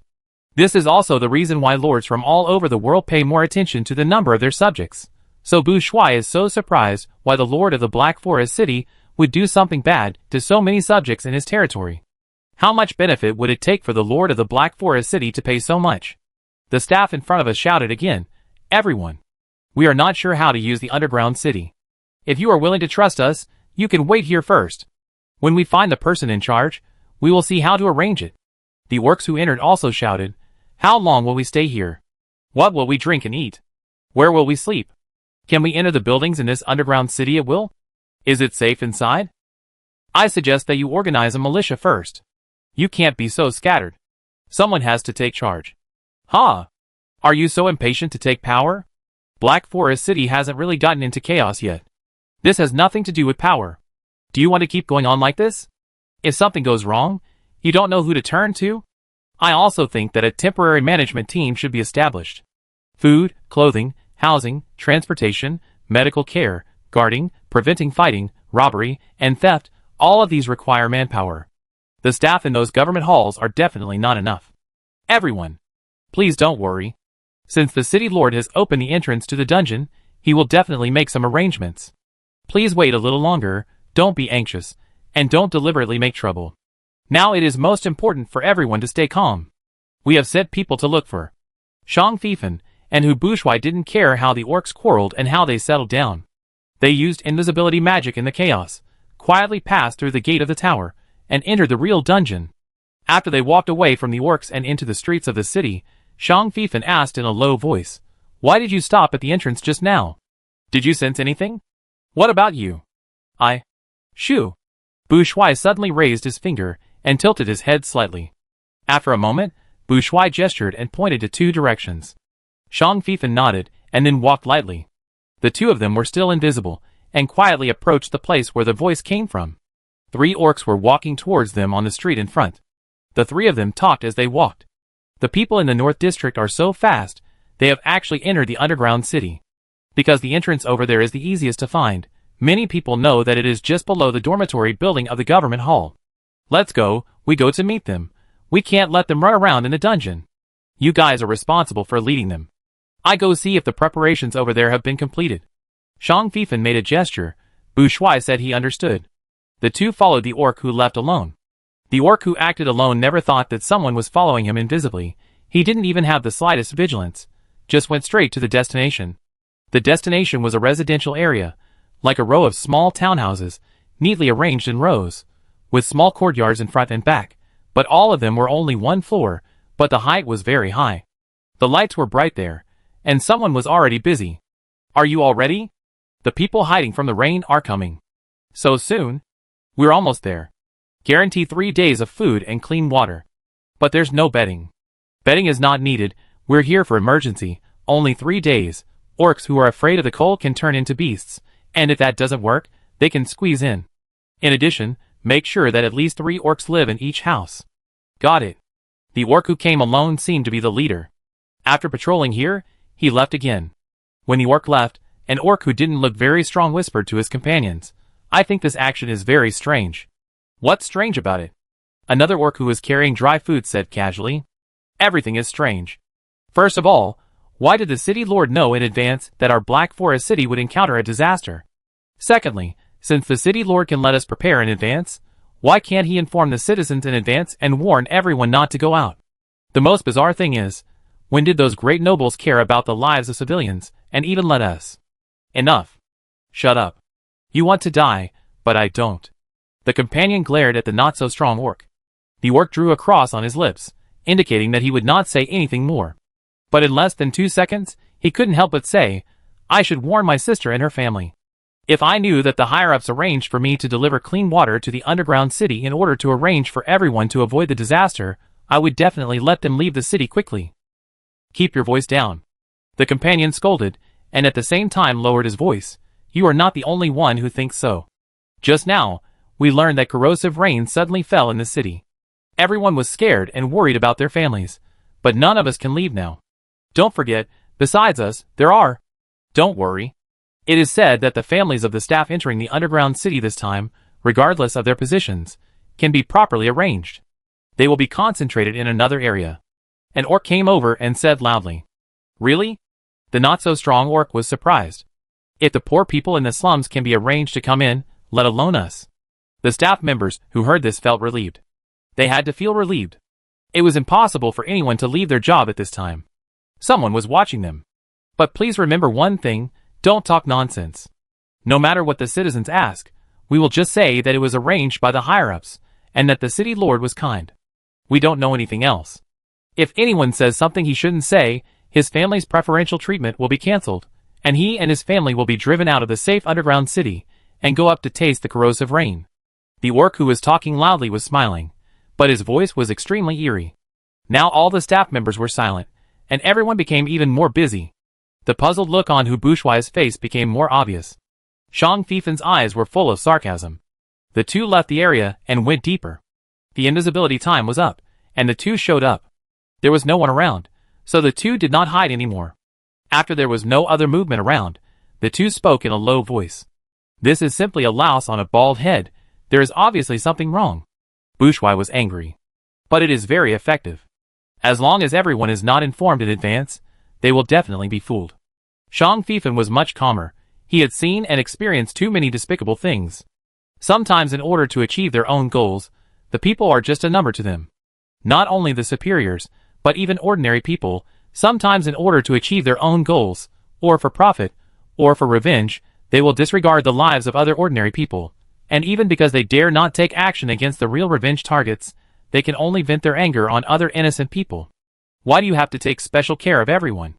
This is not like the behavior of the Lord of the Black Forest. Bouchois couldn't figure it out. If you want to trap a large number of citizens in the underground city, why do you have to prepare housing for them, and 3 days of drinking water? This is not a small amount. Zhang Fifan speculated, maybe it will take 3 days to achieve the goal? Before that, the citizens must not be allowed to cause chaos, and they must be kept in good condition? Bouchois frowned. No matter what, we have to get everyone out of the underground city. The houses on the ground should be able to hold on for a while, and I don't believe that the corrosive rain will continue, unless Marquis Denton doesn't want this city anymore. If you let everyone go up, do you believe that the corrosive rain will continue to fall? Bouchois raised his head, and saw Zhang Fifan's calm eyes, with a hint of smile. Zhang Fifan said calmly, I don't know how many citizens will enter this underground city in the end, but the number will definitely not be less than 1/10 of the total population of the city, maybe more. It depends on whether Marquis Denton intends to evacuate the orcs hiding in their homes to the underground city. When he closes the entrance to the underground city, the population of the underground city will reach the number he needs. Marquis Denton can sacrifice so many citizens just to achieve a certain goal. If his goal cannot be achieved, what do you think he will do? Bouchois' throat moved, and his voice was hoarse. Will he retaliate? But maybe he will wait for the next opportunity. My dear, don't be naive. Don't expect a ruler who can sacrifice his own people at will. To them, the citizens are just sheep they raise in the sheepfold. When they want to slaughter them depends on their needs and mood. Zhang Fifan actually took out a dried fruit, squeezed it open, poured out the kernel inside, and shared it with Bouchois. And you also said that the Marquis is either taking revenge or waiting for the next opportunity. Do you think we can happen to see him harming his own citizens next time, and then let us save the citizens of this city again? Zhang Fifan shook his finger. He will only become more cunning and do things more secretly. At least, he won't leave such obvious handles and loopholes as this time. Maybe he didn't know that this plan was crude this time, but the Marquis didn't care, because the evidence that could expose his loopholes and become a handle would disappear completely after the incident. Zhang Fifan opened the second dried fruit. This is the arrogance of the superior. Thanks to his arrogance, we have found so much right after we arrived. Bouchois silently picked up the nut that was forced into his mouth and put it in his mouth. Are we just going to watch the inevitable disaster happen? How is it possible? Zhang Fifan laughed. We are also in the underground city now. If there is really a more terrible disaster in the underground city, I don't think we can escape it. What did you feel at the entrance of the underground city just now? Bouchois suddenly asked. He also blinked at Zhang Fifan.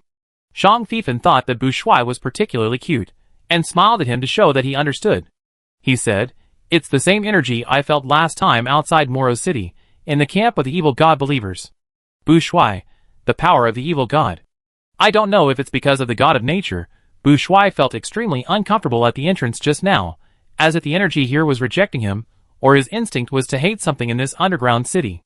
Let's go, we don't have much time. No matter what the city lord wants to do, we have to find something that represents the power of the evil god before he starts. Zhang Fifan turned his head and looked around, as if looking for a direction. I suspect there is also an evil god statue here. The evil god statue brought him a lot of benefits last time. If it is from this level of meaning, what they are going to do next can also be classified as a treasure hunt. Thinking of this, Zhang Fifan suddenly felt that his motivation to act was rising. Bouchois murmured with a little confusion. You and I can sense the power of the evil god, but we just came to Black Forest City just before the disaster happened. What do you think this means? Does the Orc continent not want to be destroyed? Does this continent or this world want to save itself? Zhang Fifan nodded his head. Maybe this is really a game, and there is one or more big hands behind it pushing this game. We look like players, but we are not the real players playing the game. Bouchois said very understandingly. We are just villains controlled by real players. Zhang Fifan laughed. Bouchois also laughed. When you say that, I suddenly feel relieved. I feel that this is the right rhythm of my life. Zhang Fifan stretched out his hand and pushed hard, pushing the man against the wall, and kissed him. Bouchois pressed his mouth to prevent him from kissing. Zhang Fifan held his hand and kissed him randomly. Bouchois relaxed his arms and slowly closed his eyes. Well, I don't mean to disturb you too. It's just, time is really running out, and I heard you talking. You seem to be here to cause trouble for the Lord of the Black Forest? Zhang Fifan turned his head, but he did not leave Bouchois, but stayed next to him. Bouchois opened his eyes, but did not move, but his face was a little red. Zhang Fifan's voice was lazy and his expression was dangerous. Brother, you are finally willing to come out. A person walked out of the shadows. The other party raised his hands. Hey, let me make it clear first. I am not on the side of the Lord of the Black Forest. On the contrary, I should have the same purpose as you. Then, the man asked curiously, have you discovered me a long time ago? And what language did you use to speak just now? I didn't understand a lot of it. Chapter 103. The two had indeed discovered this person a long time ago. It should be said that the other party also discovered them at the same time and followed them secretly. The two pretended not to know, but they naturally used the common language of the orcs mixed with the Yin language and even other languages. This was also their way of reminding each other. The man followed them all the time, as if he wanted to see what they wanted to do. Shang Fifan was very mischievous and deliberately pestered Bu Shuai to be intimate. Bu Shuai felt that this guy was taking the opportunity to benefit himself. However, this man's patience seemed to be not as good as imagined. They just started the performance, and the other party couldn't help but jump out. Before asking others, shouldn't you introduce yourself first? Shang Fifan said slowly. The man put down his raised hands and said with a little joking smile, Okay, let's reciprocate. I am Eagle Wing, an adventurer. Bu Shuai was slightly surprised. It's you. Eagle Wing said a little complacently, Have you heard of me? It seems that I am quite famous. Shang Fifan looked at Bu Shuai. Bu Shuai introduced in a low voice. Eagle Wing, born in any country, known as a free solo adventurer, and also a treasure hunter, who likes to search for ancient relics around the world and explore treasures from them. He is very capable. In recent years, 1/3 of the top treasures that have appeared in major auction houses in various countries have been taken out by him.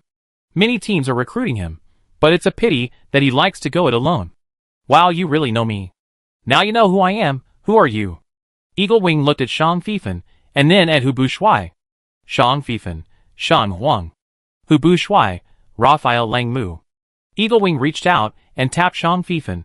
I haven't heard of your name, but you. Eagle Wing's finger turned to Bu Shuai. Your name is a little familiar to me, let me think. Ah! I remember, are you a palace guard? The rumored illegitimate son of King Tiger? The thorn in the eyes of the queen? The one who was forced to leave the royal city at the end of last year? Bu Shuai looked indifferent. It's me. You have collected very detailed information. Thank you. That's because you underestimated your fame. You are a big shot in the eyes of those nobles in the royal city. There are many people who want to use you, but it's a pity that you ran too fast. Eagle Wing also made a complimenting gesture to Bu Shuai. You are very smart, and know how to judge the situation. Shang Fifan turned his head to Bu Shuai and said, He is saying that you are a coward. Eagle Wing, hey! Bu Shuai didn't care. I am indeed very timid. I have introduced you, so let's go. Shang Fifan held Bu Shuai's hand. Okay. Bu Shuai followed him. Eagle Wing was dumbfounded. You two are leaving now? Don't you ask more questions? For example, what am I here for? Hey! Are you really leaving? The two walked faster and faster, and they were not pretending. Eagle Wing immediately followed them, but as they followed, they disappeared. Eagle Wing was so angry that he cursed. Damn! He ran into two foxes. However, Raphael Langmu actually appeared in the underground city of Black Forest City at this juncture. Things seemed to be getting more and more interesting. He also occasionally found that the Lord of Black Forest City seemed to be plotting something, and he happened to be more interested in the underground city here. This was not the first time he had come to this underground city. That time, he found that the underground city seemed empty, but his intuition told him that there were still secrets hidden here, so he planned to make full preparations and come again. So after he collected enough information and brought the necessary equipment, he came to Black Forest City again. But when he sneaked into the underground city to investigate, he occasionally found that the owner of this city had entered the underground city, and his actions seemed very secretive. He followed him out of curiosity, and then saw the other party disappear in an area.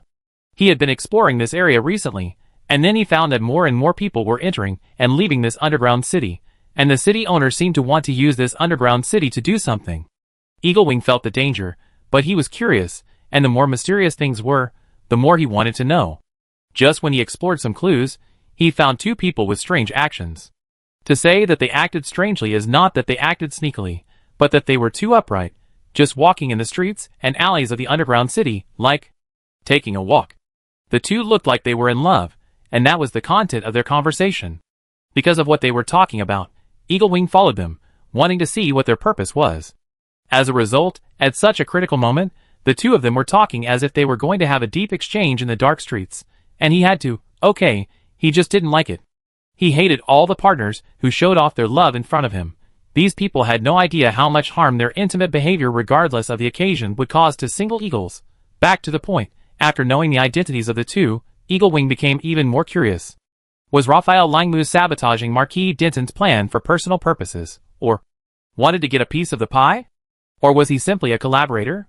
Although Raphael Langmuir and Marquis Denton were on opposite sides, cooperation was not impossible when the benefits were big enough. It was a pity that the two did not give him a chance to understand it all, and just ran away. This was the biggest torture for the curious Eagle Wing, and it suffocated him.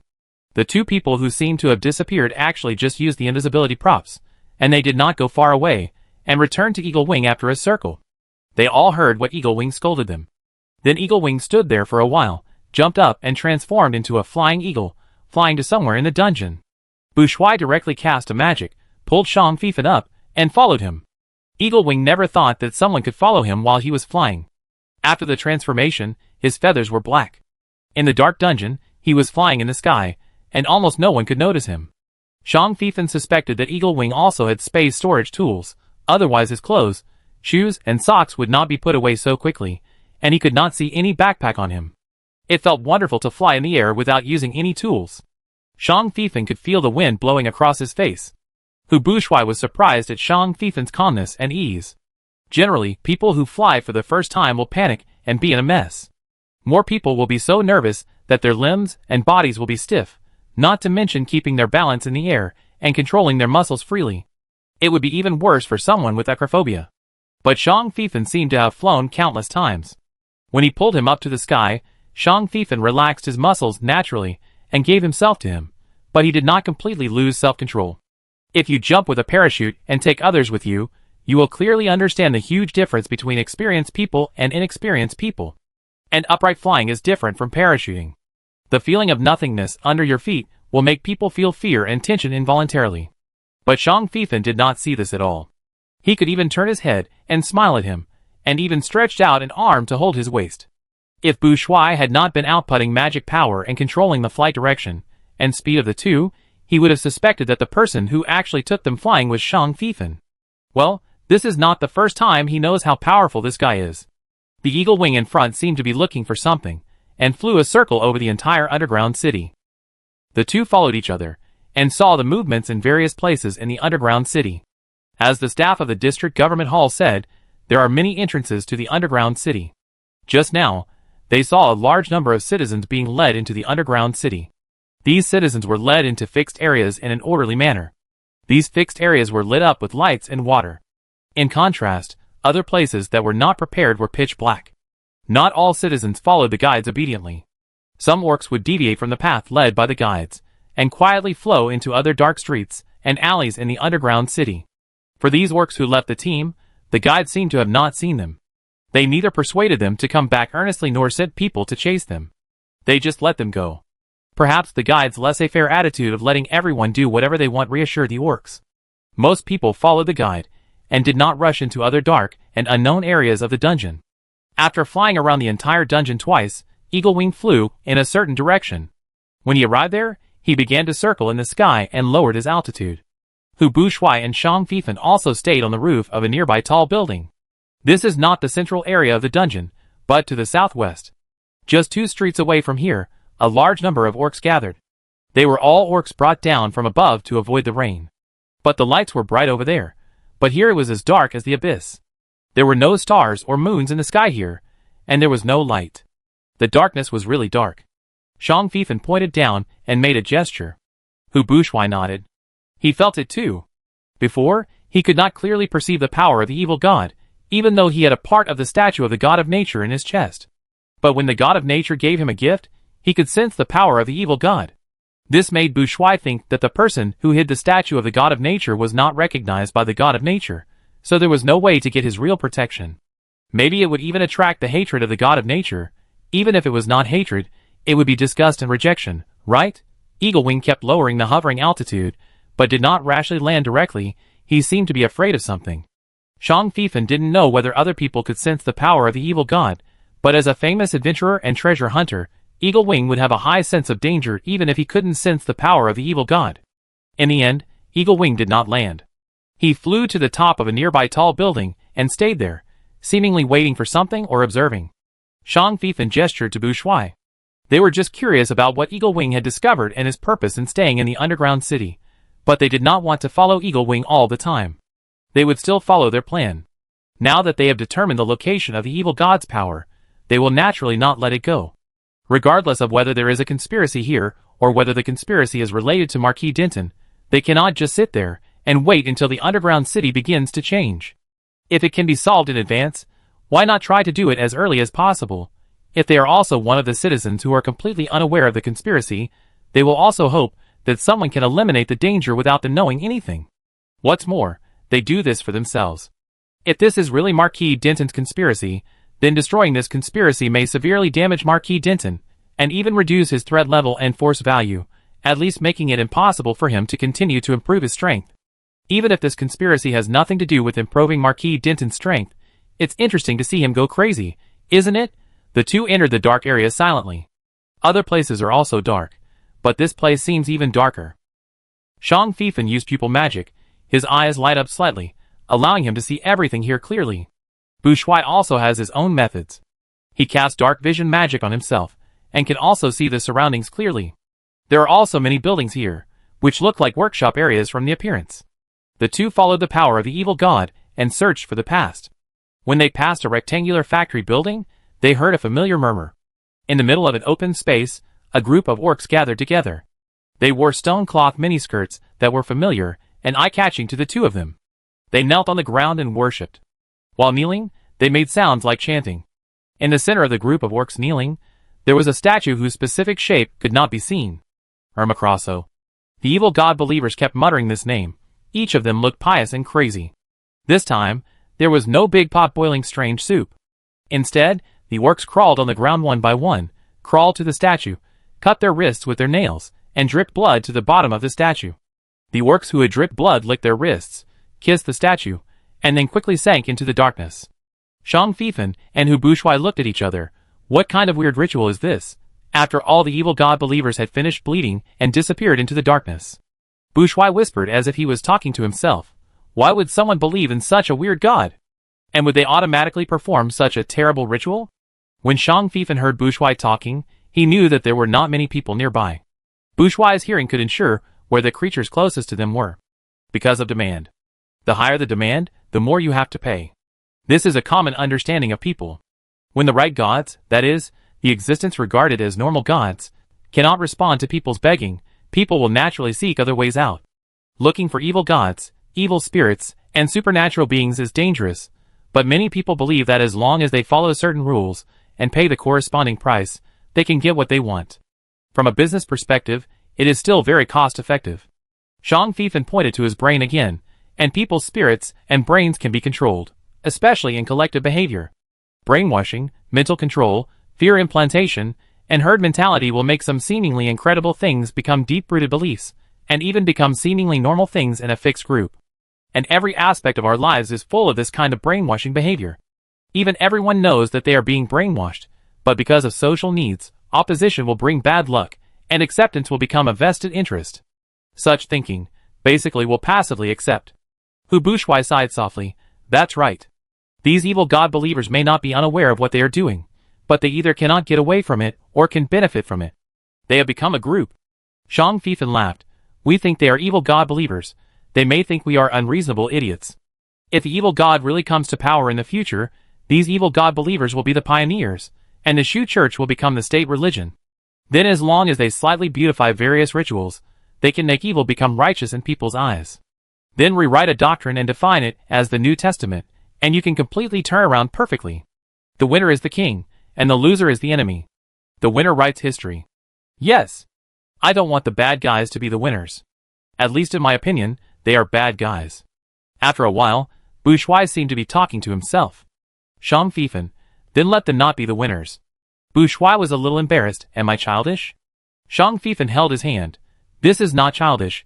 This is called having your own ideas. If you want, you could also call it brave and wise. Bu Shuai was amused. I heard that the heroes are doing badly now. Shang Fifan blinked. It's not bad, it's just that the heroes have become the wives of the devil. Bu Shuai couldn't help but laugh and bent over. So in order to get you, the hero, I have to be a big devil and suppress those evil gods, but I can't let you be taken away by them. Shang Feifan seemed to be joking, but also seemed to be very serious. Bu Shuai just thought Shang Feifan was joking, wiped the tears from his laughter. Let's go dig under the evil god statue. I have a hunch that there is probably something buried under the evil god statue. The evil god statue is not guarded by anyone, probably because they believe that no one else will come here. Or they believe that the power of the evil god statue makes it impossible for ordinary people to approach it. But who would have thought that in addition to the evil god believers, there are ordinary people who are not affected by the evil god's power? Okay. As soon as Shang Feifan finished saying this word, he rushed to the statue of the evil god, grabbed the statue, and sent it into the statue square of the god of nature. Bu Shuai transformed at the same time, turning into a huge white tiger, rushed to the place in 2 steps, and dug up the ground with his claws. Shang Feifan dug twice, with the engineer shovel, and touched something. It was also a box, even the pattern was similar. Shang Feifan didn't look at it much, and quickly threw the box into the statue space. The two ran away after doing their evil deeds, without staying for a second. The evil god believers here didn't notice that the important statue they worshipped was gone.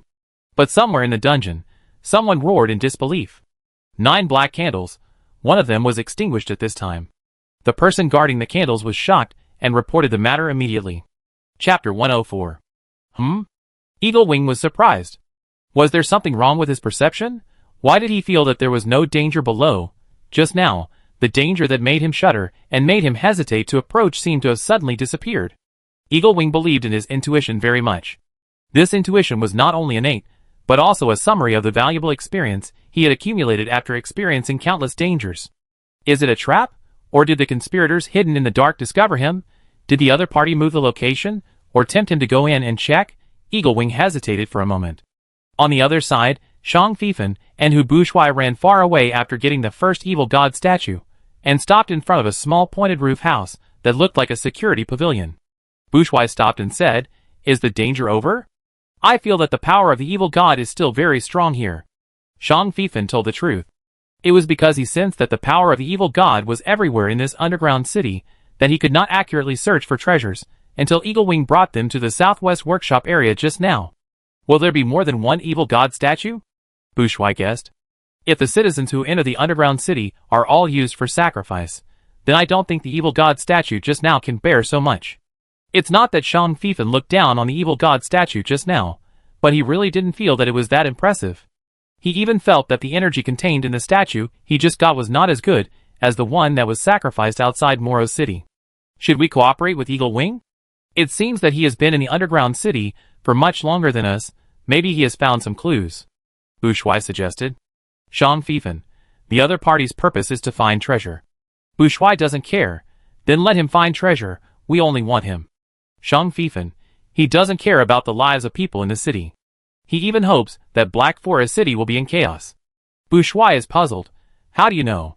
Shang Feifan smiled. I have come into contact with similar people. They don't seem to be bad people, but what they do is often more destructive than bad people. Their characteristics are selfishness, absolute egoists. People are basically egoists, but most people are willing to consider others when they are not in desperate situations. But people like Eagle Wings will not, they will only consider their own gains and losses. My suggestion is that unless it is a last resort, or you can pay a price that satisfies them, you can also suppress their anger towards you. Or you won't be greedy for what you have, otherwise don't cooperate with Eagle Wing. Of course, I'm not saying that such people are absolutely unacceptable, on the contrary, there are such people among my friends. But I will never ask that friend to act together when it involves other people's life and death. Bu Shuai was silent for a moment, nodded. I listen to you. Shang Feifan smiled. You don't have to listen to me. After all, I haven't really contacted Eagle Wing. Maybe he is not the kind of person I think. If you have the opportunity, you can try to contact him and feel it in reality. If I make a wrong judgment, you can punish me. In addition, the boy is a little handsome. I just don't want you to get too close to him. When he looked at the two of us just now, his eyes were fixed on you. Shang Feifan's last big truth made Bu Shuai laugh and cry. What kind of punishment do you want? Oh! Shang Feifan's voice was drawn out, and his eyes were full of teasing and yearning. Now I hope I've made a mistake with that guy. Well, I really hope he's a good person now. Please get down to business. Bu Shuai had a straight face. Do you know that your straight face makes me want to kiss you? Okay, let's get down to business. People outside are still coming in, so there should be some time. Give me half an hour, I digested. Maybe when I come out, I can accurately locate the next evil god statue. Shang Fifan gestured to Bu Shuai to find a place to rest first. Bu Shuai bit his lip to hold back his smile, and shook his head. You digest it, I walk around. Don't worry, it's hard for a high-level magician to get into trouble unless he's courting death. Bu Shuai picked up the bone staff and pointed at the equipment on his body. I still have these, all carefully selected by you. Shang Fifan didn't want to treat Bu Shuai as a weakling. Okay, we meet here in half an hour. Bu Shuai just nodded, and saw Shang Fifan disappear in front of him. Then Shang Fifan appeared again. The way that Eagle Wing looks at you is really wrong. Bu Shuai, if you show up again, I really go see him. Shang Fifan stared at him, and disappeared again. Bu Shuai took a deep breath. He used to think Shang Fifan was very mature, but after spending a long time together, he found that this guy was as domineering and narrow-minded as a child. But Bu Shuai couldn't help laughing again. In fact, Shang Fifan is a little cute. And after being with that guy, he seems to be full of expectations for his future life. Wait, when did he get together with that guy? As soon as Shang Fifan entered the statue square, a huge reminder popped up in his right eye. Sacrifice the evil god statue to the great curse god. Please do it as soon as possible. Shang Fifan, don't worry, let me ask another big guy. System, are you there? I found the evil god statue. Are you sure you don't want to give me a task? When the corrosive rain fell before, the system issued him a new task, asking him to find out the cause of the corrosive rain and reward him with 5 contribution points. When entering the dungeon, the system issued another task, asking him to find out the real reason why Marquis Denton transferred the victims to the dungeon, and rewarded him with 20 contribution points and a 4th-level magic crystal. But when he found the evil god statue and dug out the box buried underneath, the system did not move. Or is this evil god statue related to the real reason why Marquis Denton transferred the citizens to the underground city? If that's all, then I'd put this statue in the square and wait until I find other statues, and then see how to deal with it. Perhaps many evil god statues gathered together can condense more evil god power, and the god of curse should prefer a rich meal. What do you think? The system remained silent. Shang Fifan didn't believe that the system could bear it. Just look at the evil god statue he threw into the statue square for just a few minutes, and the indescribable statue was covered with marks, like being whipped by a fire whip, and you can see how much this alien space hates this evil god statue. Shang Fifan ignored the reminder that popped up again in his right eye vision, and pretended to leave the statue square. Task 68, found the statue of the evil god Ermaclaso. Please deal with it in time and eliminate the evil god power contained in it. Successful processing, reward a space stone? Shang Fifan clenched his fist. That's right. He also analyzed it afterwards. The statue square hated the power of the evil god, but was also very afraid of it. Last time he saw the prompt in his right eye, he sacrificed the evil god statue to the god of curse without thinking much, and then cursed himself to increase the power of the crow's mouth. But when he was treating Xia Bing, the system discovered the evil god power in Xia Bing's body and asked him to deal with it, but promised to reward him with 100 contribution points and a full set of space storage tool refining methods. Can the evil god power in Xia Bing's body compare to the evil god statue? In addition, judging from the system's reaction, neither the statue square nor the god of curse can accommodate or absorb too much evil god power at one time, and can only do it bit by bit. System, I know you are scolding me. There is no way. Our relationship is like that between a worker and a boss. You want me to help you, but you don't want to give me too much. And I want to get benefits without working. Our positions are relative. In this case, we need to take a step back. I can work for you and work very hard, but you have to pay the corresponding compensation. Don't absorb the power of the evil god casually. Shang Fifan raised his eyebrows. The system actually gave a separate warning. It seems that it really doesn't want him to absorb more evil god power. Are you afraid that I will be affected by the power of the evil god and turn to the evil god's side? Or are you worried that the evil god will parasitize on me? Just like you. Task 69. The underground city of Black Forest City is full of evil god's power. Completely eliminate the evil god's power in this underground city. After completion, you will be rewarded with a corresponding number of space stones. Note: space stones can be exchanged for magic crystals. Please refer to the game mall for details. Shang Fifan shrugged. The system is smart, and it directly uses tasks to shut him up. In addition, he found that the system seemed reluctant to give contribution points as rewards, and would rather reward him with space stones and magic crystals. Is this because contribution points are bound to his player level? The system does not want or cannot let him upgrade too quickly, so it can only not give him contribution points, resulting in not even many tasks being released. Forget it. It is not good to improve strength too quickly. He needs to lay a good foundation first. Now his skill bar has a lot of professional skills and talent skills, and he has not really mastered them all. Compared to giving him contribution points, space stones and magic crystals are also good. There are benefits. Shang Fifan is particularly efficient in doing things. He immediately pressed his hand on the statue of the evil god and chanted, "The supreme and great being, the god of curse, Cornezius. Dear believer, I will sacrifice this statue of the evil god to you. Please curse. My right, I can accurately locate the power of the evil god." When he said this, he had a hunch that the god of curse would agree, or the system agreed. Rather than letting him absorb more power from the evil god, they would rather give him the ability to more accurately perceive the power of the evil god. The statue quickly turned into a pool of black ash. Shang Fifan deliberately pressed his hand on the black ash to perceive it, and sure enough, he could not perceive any power of the evil god. Looking with his right eye again, he did not see any hint.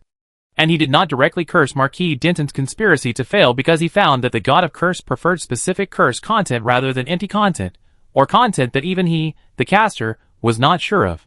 He didn't curse Marquis Denton to death, because he instinctively felt that such a small sacrifice was not enough to curse the Marquis to death. It's not very meaningful to just curse Marquis Denton to suffer a little, so it's better to do something more practical. Shang Fifan's eyes fell on the box that had just been dug out. What will be in the box this time? Corpses or other things? Bu Shuai was checking the stone tablets or wall carvings and any text and picture records in every street and every area he encountered in the underground city. This kind of early underground city, as long as it is well preserved, can often see a lot of text records in it. Some city ruins even have detailed maps of every street, indicating where you are, and accompanied by a thumbnail of the entire city. Bu Shuai saw a station, and the integrity of this station made you mistakenly think that there would be vehicles stopping at any time and anywhere. This station is called Anji South Street Station. 5 transportation vehicles will stop at this station. Looking at the station name, a line runs from south to north, straight through the entire underground city. There are 3 other routes that are all concentrated in the southeast.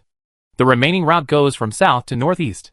But all 5 routes will pass through the same station, the Temple Station. Judging from the direction, this Temple Station is likely to be located in the city center. Bu Shuai turned around suddenly. A bus that is very similar to the one on Earth stopped in front of the station. Bu Shuai opened his eyes wide. How is this possible? The bus was pitch black, and Bu Shuai could only see vague shadows with his best eyesight.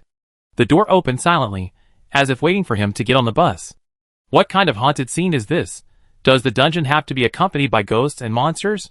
Did you see a car? A familiar voice sounded not far away. Bu Shuai turned his head. Ing Zi raised his arm to greet him, and walked towards him. Why are you alone? Where are your companions?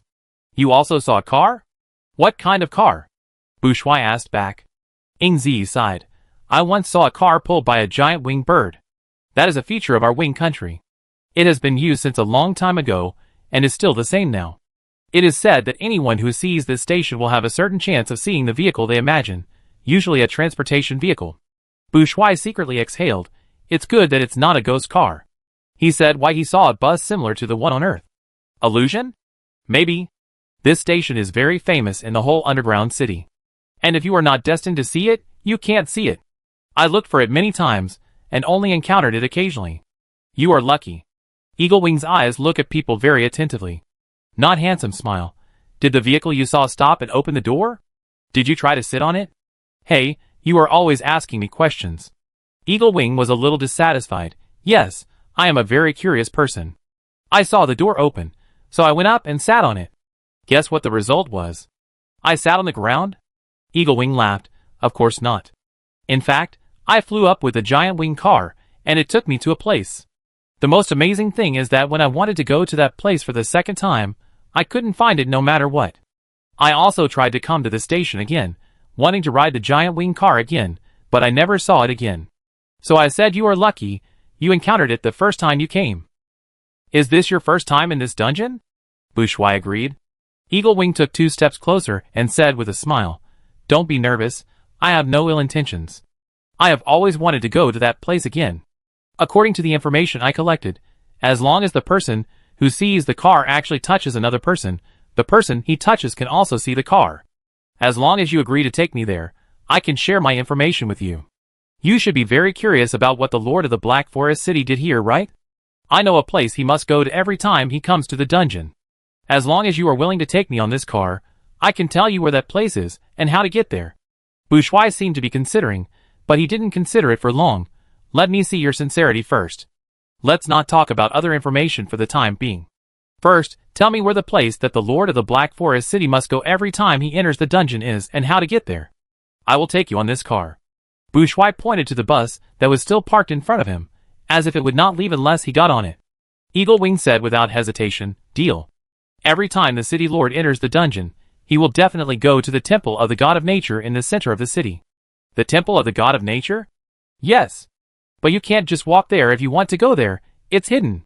You have to use a special method to see the temple, and then find the right path, so that you can enter the temple, and you have to avoid all the guards and the scanning of the eagle's eyes. What is the special method? I have answered your question as you requested. I told you that the city lord went to the temple, and I also told you that you could only enter the temple after seeing the temple. Now it's your turn to fulfill your promise. Bourgeois nodded, fair enough. Ingzi smiled playfully, and held the hand that Bourgeois extended. Bourgeois avoided his gaze. Ingzi slightly curled his lips, and looked at the front of the station. Wow, this doesn't look like a transportation vehicle in Tiger Country. Is this a beast-drawn vehicle from ancient times? No, it's called a rickshaw, and it can be pulled by both human and beast forms. Bourgeois just tried to concentrate on thinking about the rickshaw in his mind, and the bus really disappeared, and the rickshaw appeared instead. It's very small, but it looks like it can seat 2 people. Ingzi turned his head to look at Bourgeois.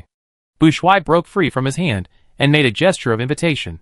You can get in the car first. Ingzi pulled the corner of his mouth. Then I won't be polite, Your Highness. As long as he can see the car, he can get in the car like Bourgeois. Bourgeois didn't show any expression on his face. Ingzi couldn't tell whether the Tiger King's illegitimate son secretly liked or rejected the name just now. Ingzi sat down in his seat, and smiled at Bourgeois, who was still standing under the car. There's a problem. Who will pull the car? Bourgeois took a step back. Such a magical vehicle should not need anyone to pull the car, and I believe you can solve this problem.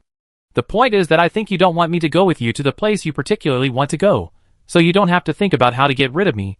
You can enjoy this journey alone. Eagle Wing showed a surprised look on his face.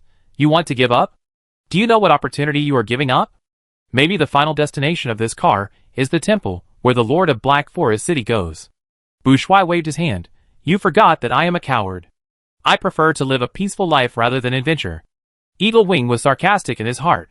Who are you kidding?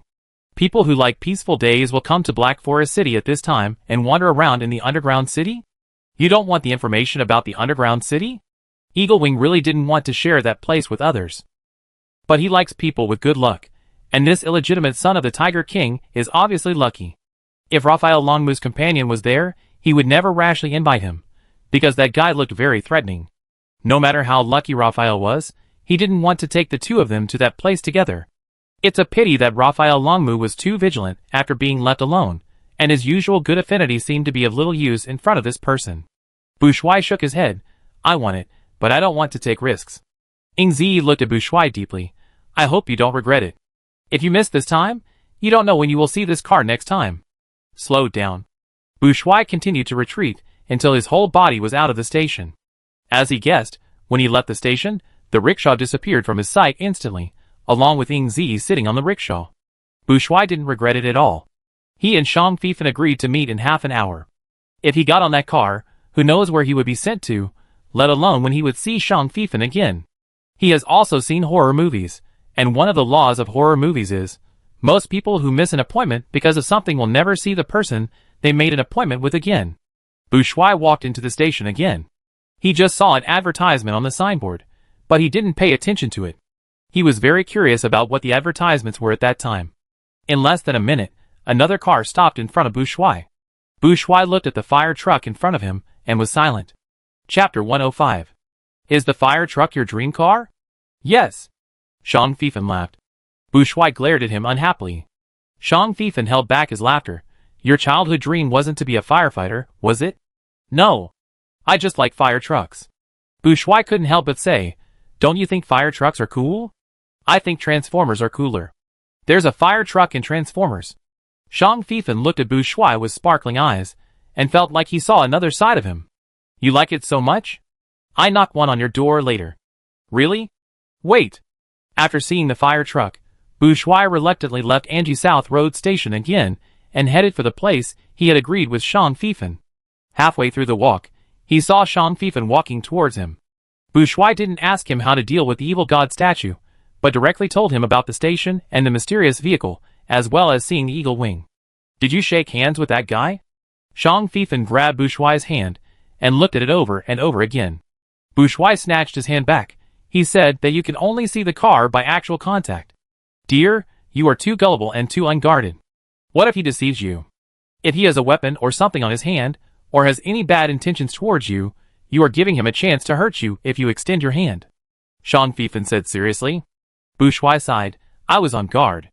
Have you forgotten that I am a senior magician? Magicians cannot just extend their hands for others to hold. I didn't ask him to hold my hand, I just asked him to hold it. Stop it. Let's not argue about this issue anymore, you are just making trouble. You need to learn to protect yourself better. Okay, sleep by yourself tonight, and stay away from me in the future. I don't count. Why don't you count? Because I'm your boyfriend? When did you become my boyfriend? How come I didn't know? Dear, you want to deny it after you've taken advantage of me? Don't call me dear, I have a name. A heartless man who fucks and runs away. Oh, stop me now, I can't control my mouth anymore. Before I say something more vicious, seal me, and shut me up in your own way. Shang Feifan tapped his lips, as if he was afraid that Bu Shuai wouldn't understand. Get lost. The dark and quiet dungeon watched the two people brazenly, making trouble on the street without any popularity. The two said meaningless words, but they were unaware of it, and they were bickering seriously. As they were bickering, they came to Anji South Street Station. Eagle Wing said this station is not easy to find. Shang Feifan looked at the station, and his brain circuit returned to normal in a second. Bu Shuai nodded. But it is here. Yes. Eagle Wing also said that the car that will take people to the mysterious place can only be encountered by those who are destined to meet. If you miss it once, don't think about getting on it a second time, but Bu Shuai saw it for the third time. He felt that this car was particularly impatient. The first two times he had to wait for it to appear, but this time he just stood on the platform and it appeared. Shang Feifan naturally shook his hand and saw the car. Transformers version? I just couldn't help but think about it. Shang Feifan laughed so hard that his upper body trembled. This Transformers version of the fire truck was definitely beautified. What do you think? Should we get on the car, or what? Shang Feifan asked Bu Shuai. Bu Shuai hesitated. I don't know why, but I don't want to follow this car now. Then trust your intuition. Let's go and deal with the evil god power in this underground city first. Shang Feifan said without hesitation. But what if we come back, and this car is gone? And according to Eagle Wing's words, I suspect that if you want to go to the real temple of the god of nature, you may really have to use this car to get there. Bu Shuai has an obvious shortcoming, that is, once someone with a say in the team appears other than him, he will automatically retreat and become indecisive.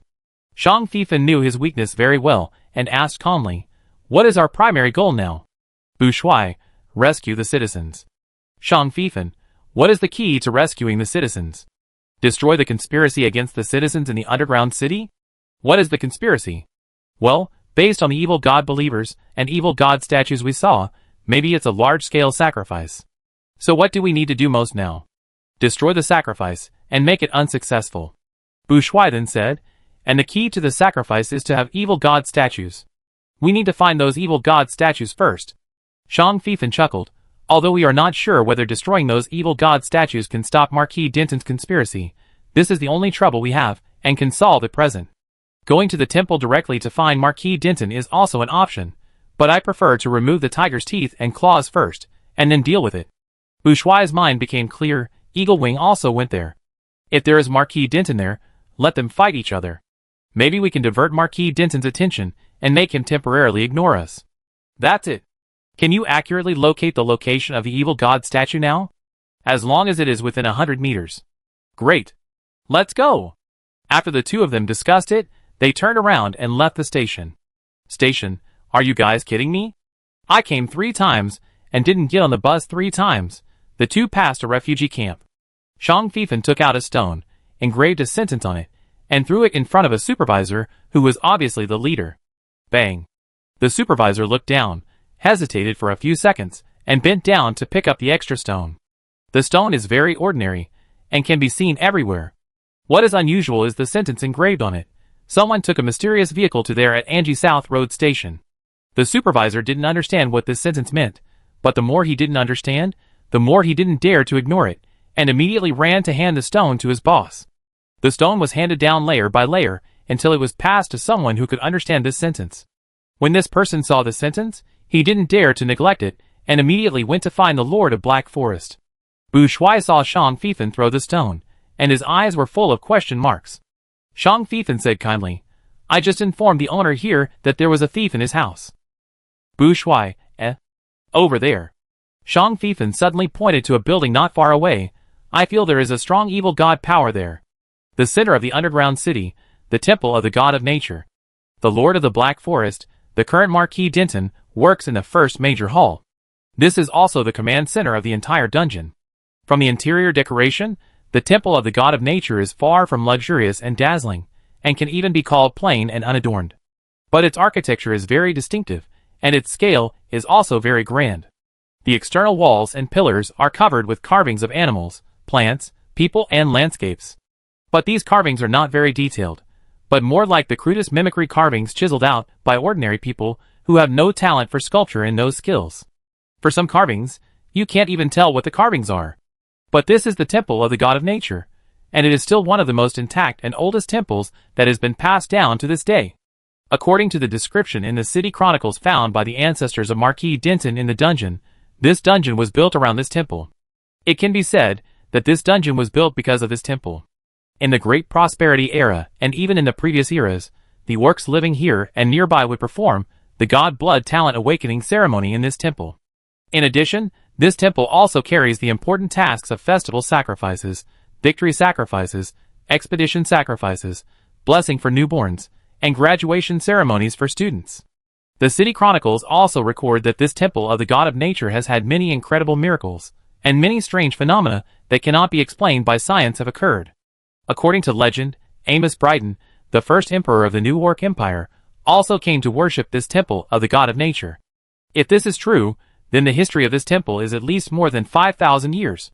Because before the Great Prosperity era was the New Orc Empire period, and the New Orc Empire lasted for 3,000 years.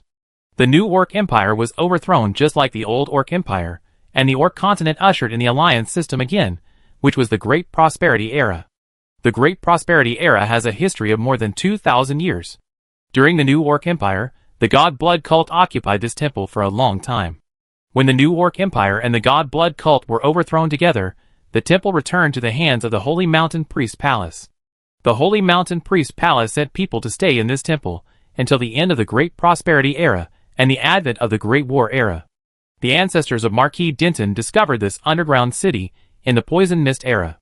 At that time, they were looking for a place to avoid the poison fog and continue to survive. By a very accidental opportunity, they opened an underground city entrance and discovered the underground city. What surprised them even more was that this underground city was not affected by the poison fog, and the air inside was very clean.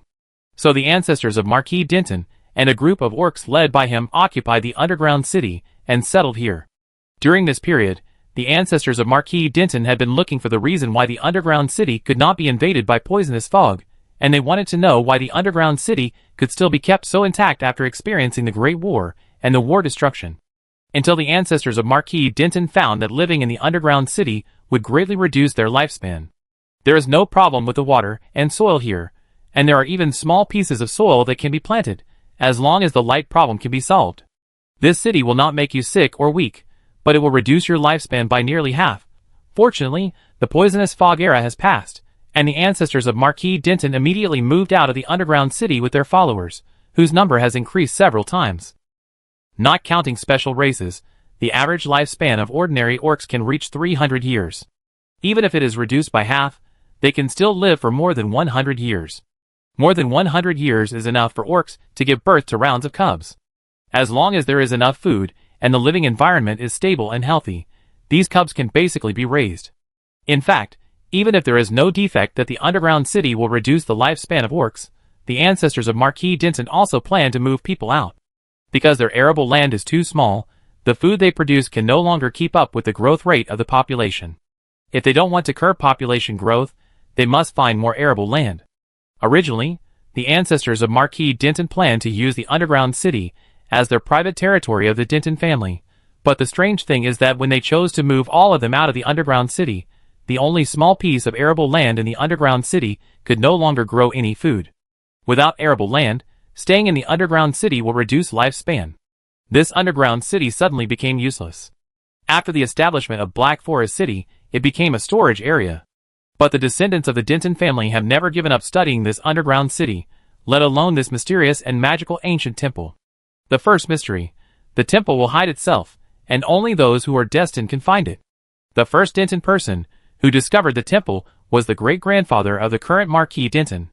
But the person who found a fixed way to allow the Denton family to freely travel to the temple was the father of the current Marquis Denton. But so far they have only been able to open the first level of the temple. According to the description of the Underground City Chronicle, this temple has 3 levels in total. According to legend, in addition to the route mastered by their Denton family, there is another special way to reach the temple.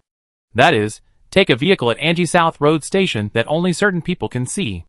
There are even rumors that the vehicle can take passengers into the 2nd or even 3rd level of the temple.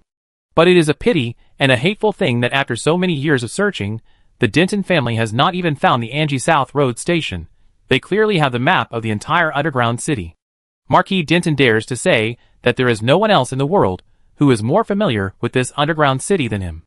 But even so, he did not find the Angie South Road Station, although he knew it was there. But it doesn't matter, he now has a new way to open the 2nd and 3rd levels of the temple. No, opening the temple is not the key is. City Lord, this is something that has just been sent up from below. Mr. Yenning said, I suggest you take a look. The guard was allowed to step forward and present the item. Yenning, the first think tank of the Black Forest City Lord's think tank, is also his confidant. Marquis Denton picked up the stone on the tray with his fingers. Everything that could be delivered to him had been carefully checked, so there was no need to worry about the possibility of poisoning or explosion. Seeing the words engraved on the stone, Marquis Denton, who was over 60 years old but still looked young and handsome, frowned. Who sent it? The guard replied. The first person to discover this stone was the captain of the South District Shelter Supervision Team. He said that someone deliberately threw this stone at his feet, but he wanted to find that person, but couldn't find it. How did the refugees behave? Are there any troublemakers? Marquis Denton threw the stone aside and asked. Guard, according to the latest news, only a very small number of people are dissatisfied with the allocated houses and food portions, and a very small number of people did not enter the refuge camp, but entered other areas of the underground city. The heads of the refuge camps followed the instructions and ignored those who left. So, a group of orcs have entered the dungeon. Yes. Marquis Denton remained silent. The guard asked cautiously, Do you want to send someone to deal with them? Marquis Denton raised a finger and shook it. No need to deal with them specially. This dungeon will deal with those who are disobedient by itself. What is the situation above? Marquis Denton asked again. The corrosive rain is still falling, and many people's houses can no longer be defended. These people have also begun to turn to the dungeon under advice. Those who have been corroded. They have been gathered together in the name of collective treatment, but there are also a few people who trust their families and friends more. If it's just a few, don't worry about them. Half an hour later, I want to see those corroded wounded gathered in West District 6. Yes. The guards withdrew, and Marquis Denton stood up and walked to the tall statue at the back of the temple. This may not be considered a statue, because it looks like a big tree, a dead tree. On the dead tree branches, 9 black candles were lit sporadically. These 9 candles seemed to be directly inserted into the branches, and the roots could not be seen. Now only 8 of the 9 candles are lit, and the other one seems to have melted and turned into a lump of black wax sticking to the branch. An orc in black robes and white hair knelt in front of the tree, muttering to himself. Another orc in a gorgeous animal skin cloak was doing something to the melted wax, as if trying to make it solidify again. Marquis Denton reached out his hand and gently stroked the rough tree trunk. His body was straight, his eyes were sharp, and his hair, which was all bent backwards, was incredibly smooth. His long triangular pointed ears stood on both sides of his head, and his hair was clipped with an exquisite headband. His well-tailored robe made his body look slender and elegant, but his half-exposed arms showed bulging strong muscles. In a distant alien space, the supreme and great existence, the cursed god Cornezius. I will offer this evil god statue to you, my devout believer, and please curse Marquis Denton, the Lord of the Black Forest, forever. Marquis Denton suddenly felt a little cold on his neck, and had a bad feeling of being entangled in bad luck. This made the handsome noble frown slightly. Puff! The flame of a black candle flickered and suddenly went out. No! The orc in the cloak roared. Who? Who did it? What happened? Marquis Denton asked in a deep voice. The orc kneeling in front of the tree looked at the extinguished candle in horror. Ermacrosso's power has been destroyed. This is impossible. Marquis Denton seemed calmer. Is it the power of the god of nature that is stopping it? The orc kneeling in front of the tree touched the roots of the tree with both hands, looking painful. I don't know. God has long stopped responding to his believers. Marquis Denton turned to look at the orc in the cloak. The orc in the cloak looked angry and fierce. There is no power of the god of nature here. Even if there is, it can only be the nourishment of my god. Then what happened to the 2 candles that went out in succession? Marquis Denton asked. The cloaked orc stared at Marquis Denton. You should ask the city lord about this. The entire dungeon is under your control, lord. There must be a reason why the 2 candles went out in succession. Marquis Denton seemed to take the cloaked orc's attitude to heart at all, and still said lightly, I have sent people to check. But it takes time. And it was you who refused to let me send troops to protect the statue, and only let your people guard it. I don't know if my people can contact your people. I hope they are all alive. The cloaked orc's face turned ugly. Marquis Denton said again, Now I need to confirm one thing with you, that is, if we lack some of Ermacrosso's power, can our plan still go on? The cloaked orc did not answer immediately. He lowered his head, as if thinking, and as if asking someone. After a long while, he finally spoke. No one can destroy the power of my god. If someone really wants to destroy the power of my god, he will only be happy for nothing. The fact is that 2 candles have been extinguished now.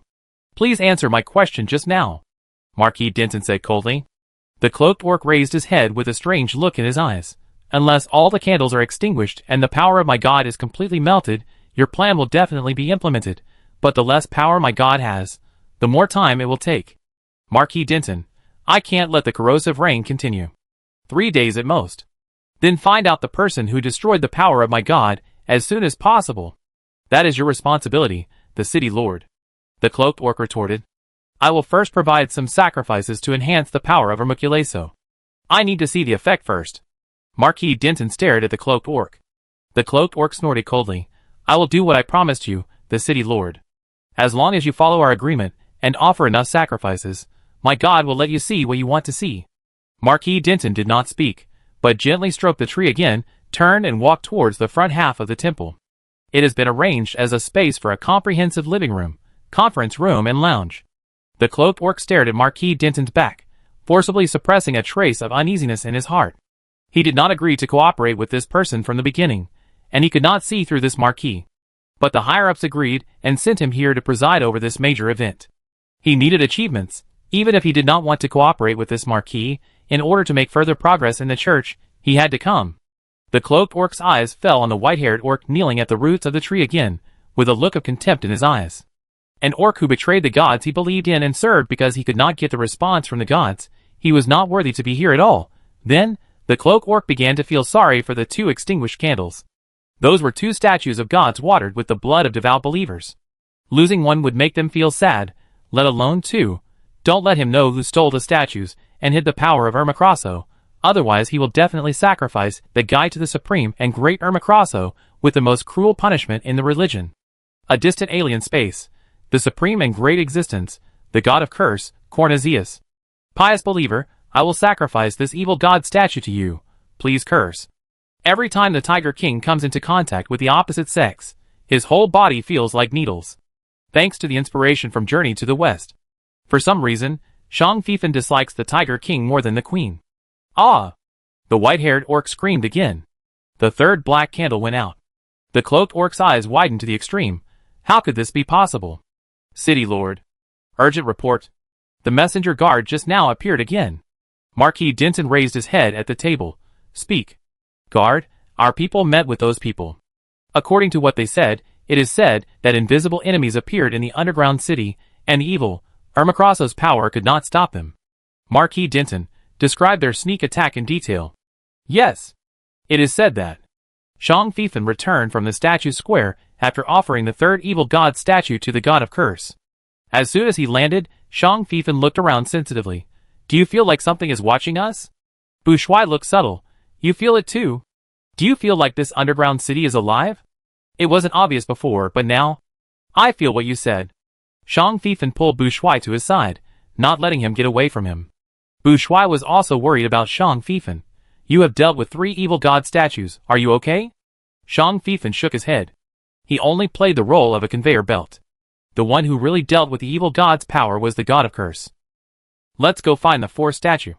We have to be careful from now on. Those evil god believers seem to have received the news, and are all guarding in front of the statue. I'm afraid we can't easily grab the statue like the previous 3 times, let alone dig out the things under the statue. Except for the first time, the second and third times they all relied on invisibility to rush to the statue. One was responsible for grabbing the statue, and the other was responsible for using magic to dig out the box buried in the soil directly, and the emphasis was on speed. When the evil god believers reacted, they could not catch them because they were invisible. But this was only because the evil god believers did not know what means they used. But just now there were evil god believers who shouted that they had the ability to be invisible and accelerate. In this way, the evil god believers in front of other statues must be prepared. Do you know how to immobilize people? Any magic that can immobilize people will do. Leave it to me. We still need to be quick. If we can't do it, we can just grab the statues and go back to deal with the boxes buried underground. That's fine. By the way, have you seen the 3 boxes? What's inside? You never guess. It's not a corpse, nor an internal organ, nor blood, but various items that look very valuable. I saw a very beautifully shaped jar with gems on it, a comb that may have a special function, and a gorgeous gem necklace. It sounds a bit strange. Would the evil god need these? Maybe it's related to the ritual. Shang Fifan's mind lit up, and he thought about what the next curse would be. He knew too little about the evil god's shadow, the evil god's believers, and the rituals that the evil god's believers had done. Maybe he could supplement his knowledge in this area. Half an hour later. In a different dimension, the supreme and great being, the god of curse, Cornezius. Dear believer, I will offer this evil god statue to you. Please curse it. Every evil god believer I meet wants to force all the evil god knowledge they know to me. In the temple, Marquis Denton was startled again, because another black candle just went out. This is the 4th one. The cloaked orc could no longer hold it, and shouted with bloodshot eyes, "We must find the troublemaker no matter what. We must get the statue back. We must." Marquis Denton looked at the 4 extinguished wax liquids, and felt that the black wax liquid was full of ominousness. But he quickly sent down the order to send more people to the underground city, to look for the invisible enemy. The orc lying under the roots of the big tree was shaking constantly, with a very complicated expression, like excitement and disbelief. Chapter 106. All 9 candles went out. Marquis Denton was not there. When the 7th candle went out, he left the temple. The cloaked orc did not bother to ask where Marquis Denton had gone. He had gone from rage to intense anxiety. When the last candle went out, he was completely stunned. On the contrary, the white-haired orc climbed up from under the tree roots. He danced a strange dance around the dead tree with his hands dancing wildly, and made strange shouts. The cloaked orc stared at the white-haired orc, as if he wanted to kill him. But in the end, he just looked at the 9 pools of wax on the tree in silence. The candle went out, but the wax had penetrated deep into the trunk. Ermacrosso could never be defeated. The cloaked orc raised his arm. The nails on his right hand grew longer, and he cut his left wrist, pouring blood evenly on each pool of black wax. Even though he turned pale due to excessive blood loss, he did not stop, until his body became visibly shriveled. A strong orc turned into a mummy in the blink of an eye. The cloaked orc was not dead, his eyes were still moving, and he even licked his cut wrist. His wrist could no longer bleed, but he could still move. The white-haired orc looked at him with fear. "You? A living dead." The cloaked orc's shriveled face showed a contemptuous smile. "You don't understand at all. This is not a living dead. This is the blessing of Ermacrosso. Believers blessed by Ermacrosso can survive even in the most extreme environment. We don't need to rely on nature." Suddenly, a black long worm shot out from the wax pool on the branch closest to the white-haired orc. The black worm quickly drilled into the nostrils of the white-haired orc. The white-haired orc covered his nose fiercely, trying to pull the black worm out. But it was useless. The black worm drilled into his brain. The white-haired orc fell down. The cloaked orc looked down at the orc, who was twitching on the ground. This idiot thought he had a lot of face in front of Marquis Denton, and thought his status was much higher than that of an outsider like him. But he didn't know that when he also participated in this plan, he was defined as one of the sacrifices by Marquis Denton. A priest of the god of nature in the Orc continent became a sacrifice of the foreign god Ermaclasso. There is nothing more ironic than this. Your god has disappeared. The era of the ancient gods has ended, and the new gods are the future of the orc world. The white-haired orc's eyes rolled back, and his teeth made a creaking sound, but he had not completely lost his mind at this time. He could even squeeze out a voice. My god. Live forever. Everyone thought that the god of nature had fallen, even him, a priest. But today, seeing the candles of the symbol of Ermaclasso parasitic on the dead tree go out one by one, he suddenly regained some confidence.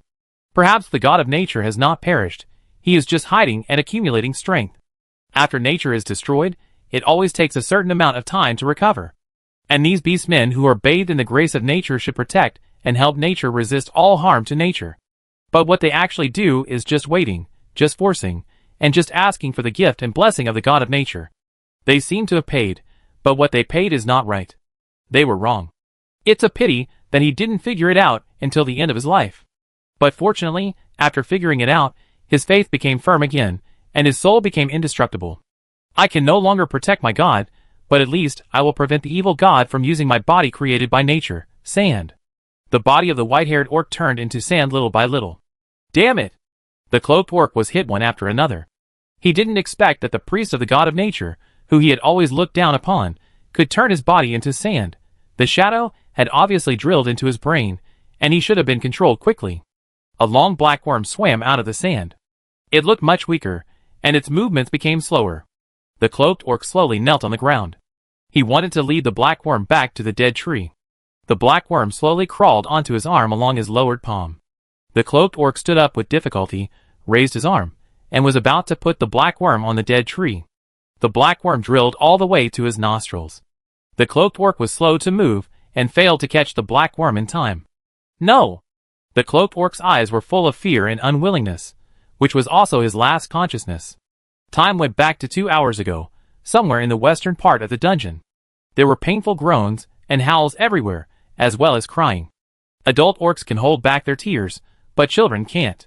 A group of well-equipped soldiers guarded here. The injured sent down from the ground were gathered here. There were also injured people sent here continuously. Someone told them that the city lord would find a way to treat them. They came here with hope, waiting for help. The injured's family and friends also wanted to accompany them, but the guide persuaded them to go back, saying that the treatment area was limited and could not accommodate too many people. If they allowed one companion to enter, they would have to allow countless others to enter, so they could only ban them all. The guide also said that the healers and pharmacists did not like noisy environments, and the injured also needed a quieter and more hygienic treatment environment. Finally, the injured's family and friends were persuaded.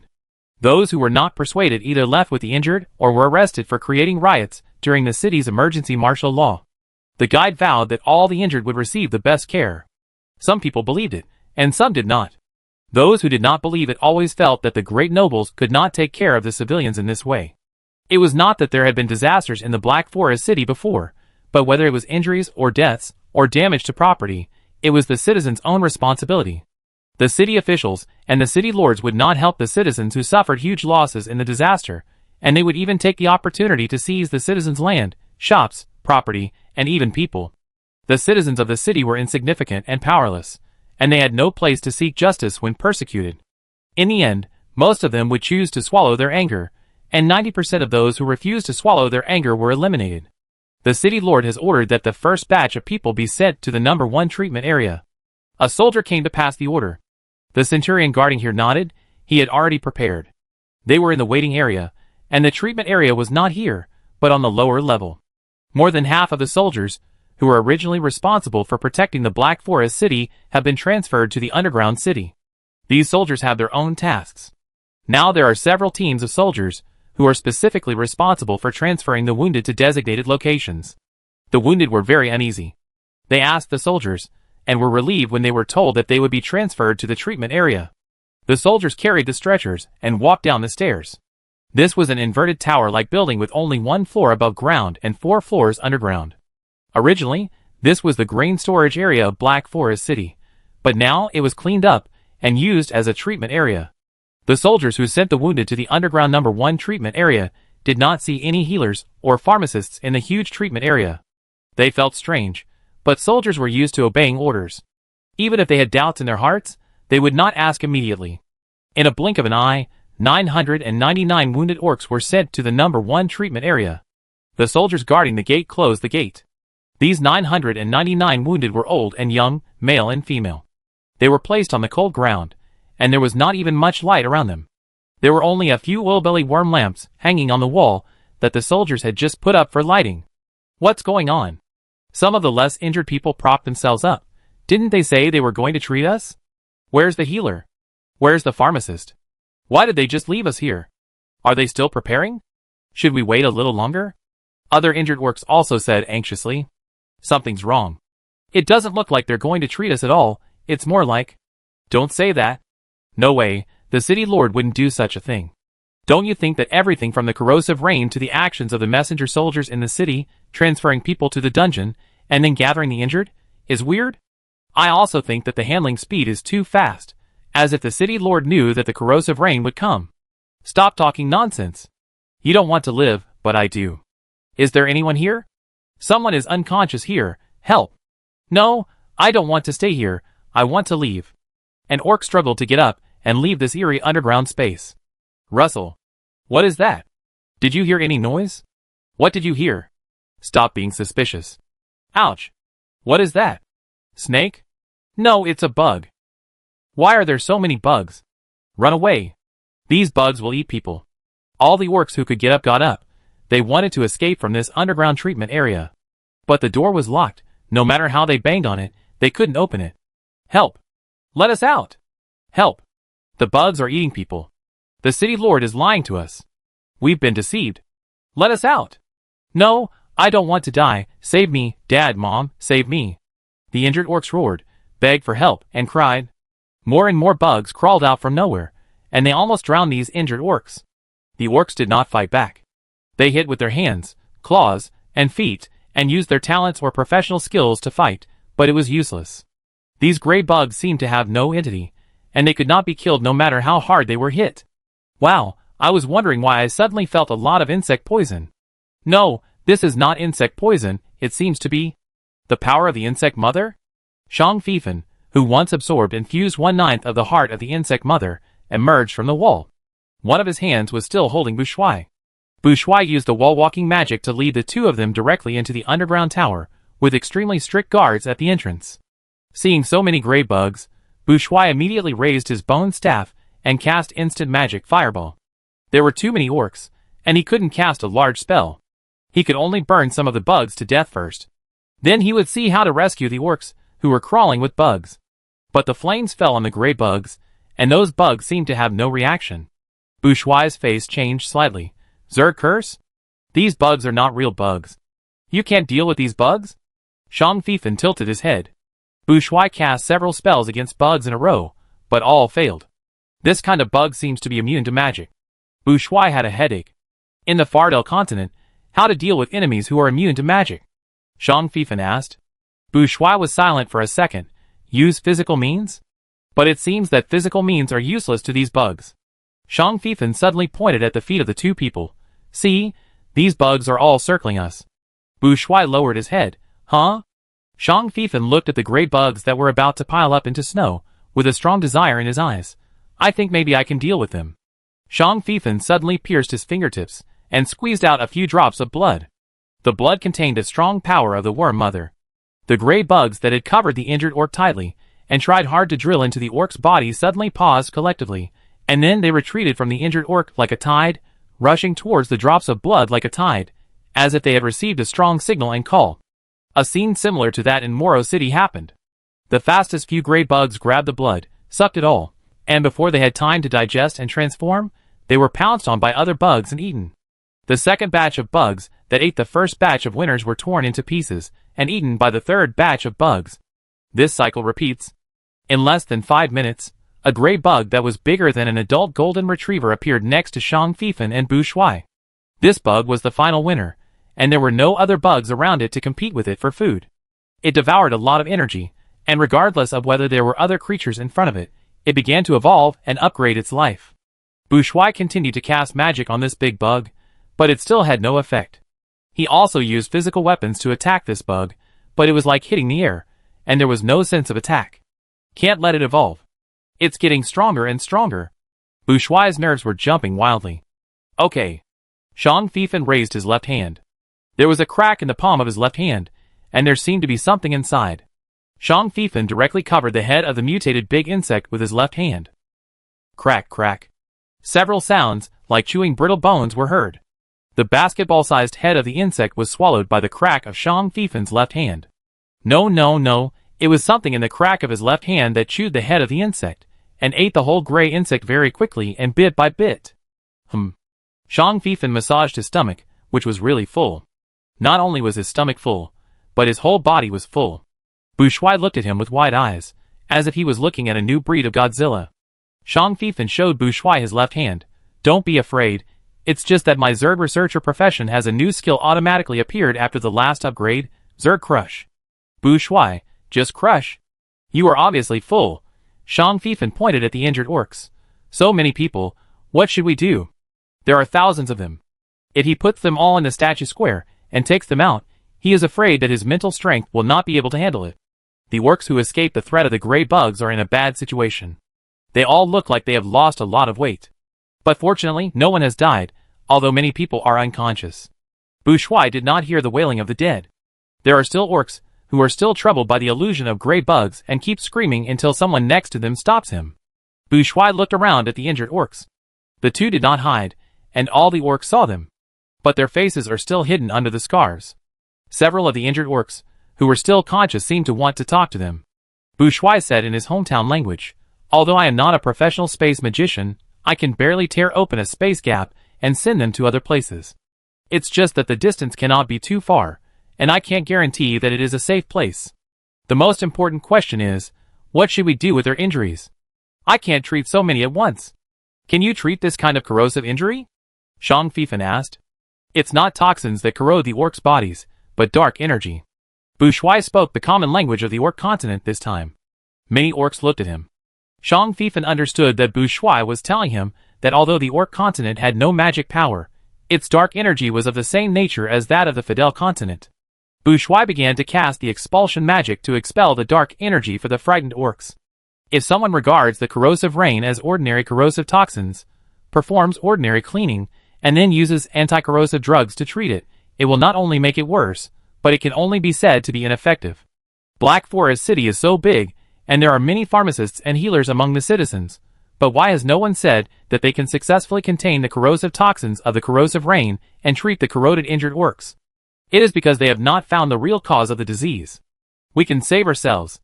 As long as you can remove the corrosive toxins in our bodies, the rest are just wounds, and we can solve it ourselves. An orc struggled to stand up against the wall and said, Who are you? Xiang Fifan looked at the orc. A warrior from the royal city? I just came back to visit my relatives. The orc, who used to have a good physique but is now skinny, said. Another orc sat up. Half of his skin was gone, but he could still speak.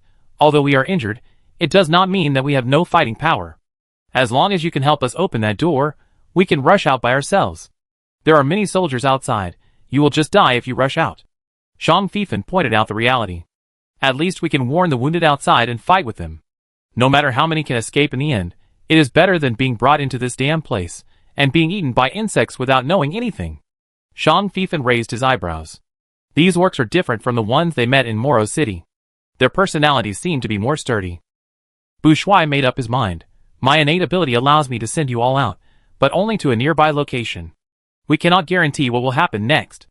Several sober orcs were refreshed. This is enough.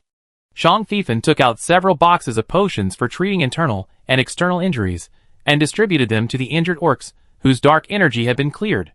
There are only so many for now. Try to distribute them to everyone. Xiang Fifan handed the management of the potion to the orc who spoke first. Thank you. The orc looked at the two of them deeply. I don't know what happened in Black Forest City. This is obviously a big conspiracy, and it must be related to the Lord of Black Forest City. As long as we can get out of here alive, we will definitely pass this news to others. Please live first. Zhang Fifan turned and walked towards Bu Shuai. Bu Shuai could only cast expulsion magic on 10 orcs at a time. He only hoped to get rid of the dark energy on these hundreds of orcs before the soldiers outside came in to check the situation. Bu Shuai, are there any natural magics that can expel dark energy? Bu Shuai was stunned, yes, but the effect is very general. The most powerful magic to expel and purify dark energy is light magic. Give it a try. Zhang Fifan suggested. Bu Shuai clenched his bone staff, pointed it at the group of orcs in front of him, and whispered, "Nature brings darkness, nature brings light. The ancient gods control everything. When darkness covers us, light will also come. Elves of all things, please follow the rules of nature and expel the dark energy that should not appear." Zhang Fifan slightly turned sideways, blocking Bu Shuai's bone staff and half of his face, so that the orcs could not see Bu Shuai chanting a spell. A faint soft light lit up in the dark underground tower. At first, this ball of light was inconspicuous. It slowly spread out and expanded like a veil until it covered all the injured orcs. The soft light became more and more obvious, blending into the orcs' bodies and slowly floating out. When the soft light floated out of the orcs' bodies, everyone could clearly see that the soft light was mixed with strands of black silk. The soft light fell to the ground, carrying the black energy and reintegrating into the earth. Bu Shuai was stunned. Is this natural expulsion magic so powerful? Thank the god of nature, his gift is really. How can this be a 50% bonus?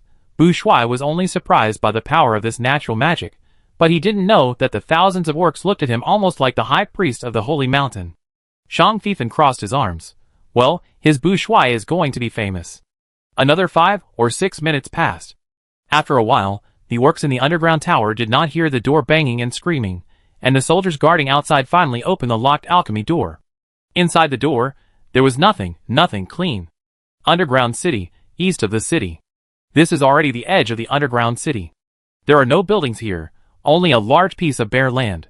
In the middle of the land, there is a deep well. There are a total of 72 such deep wells in the underground city, and more than half of them can still produce water, and the water quality is clear and sweet.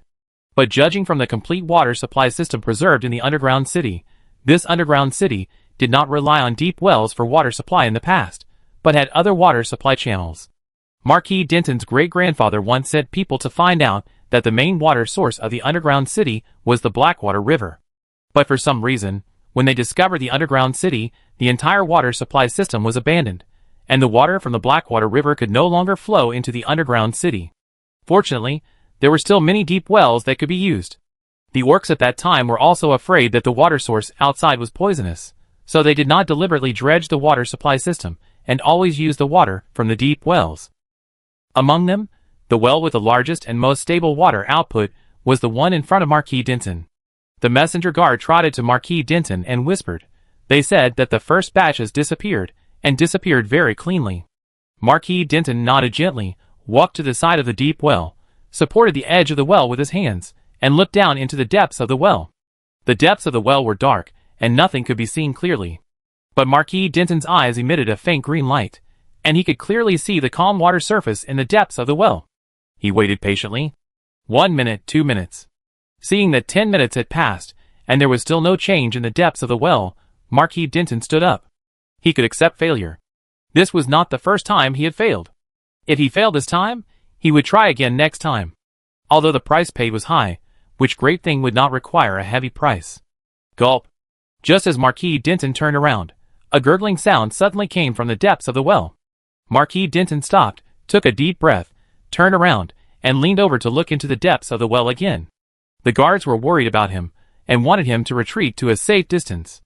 Marquis Denton raised his hand to indicate that he was fine, and would not retreat. He just looked at the depths of the well. Gulp, gurgle. The sound of the bubbling water in the well became louder and louder. Gulp, gurgle, gurgle. Soon, the well water reacted violently as if it was boiling. This was a little different from what he had imagined. A look of doubt appeared in Marquis Denton's eyes, and he waved to the back. A servant immediately brought a live chicken. The live chicken was tied with a rope. Marquis Denton pointed to the well. The servant immediately threw the live chicken, which kept gurgling, into the well.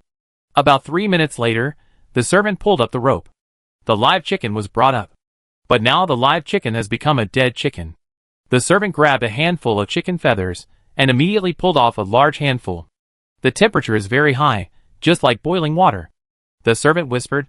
The soldier stepped forward, and this time an orc took the initiative to be tied with a rope. Marquis Denton said, "Look carefully, and tell me what you see when you come up."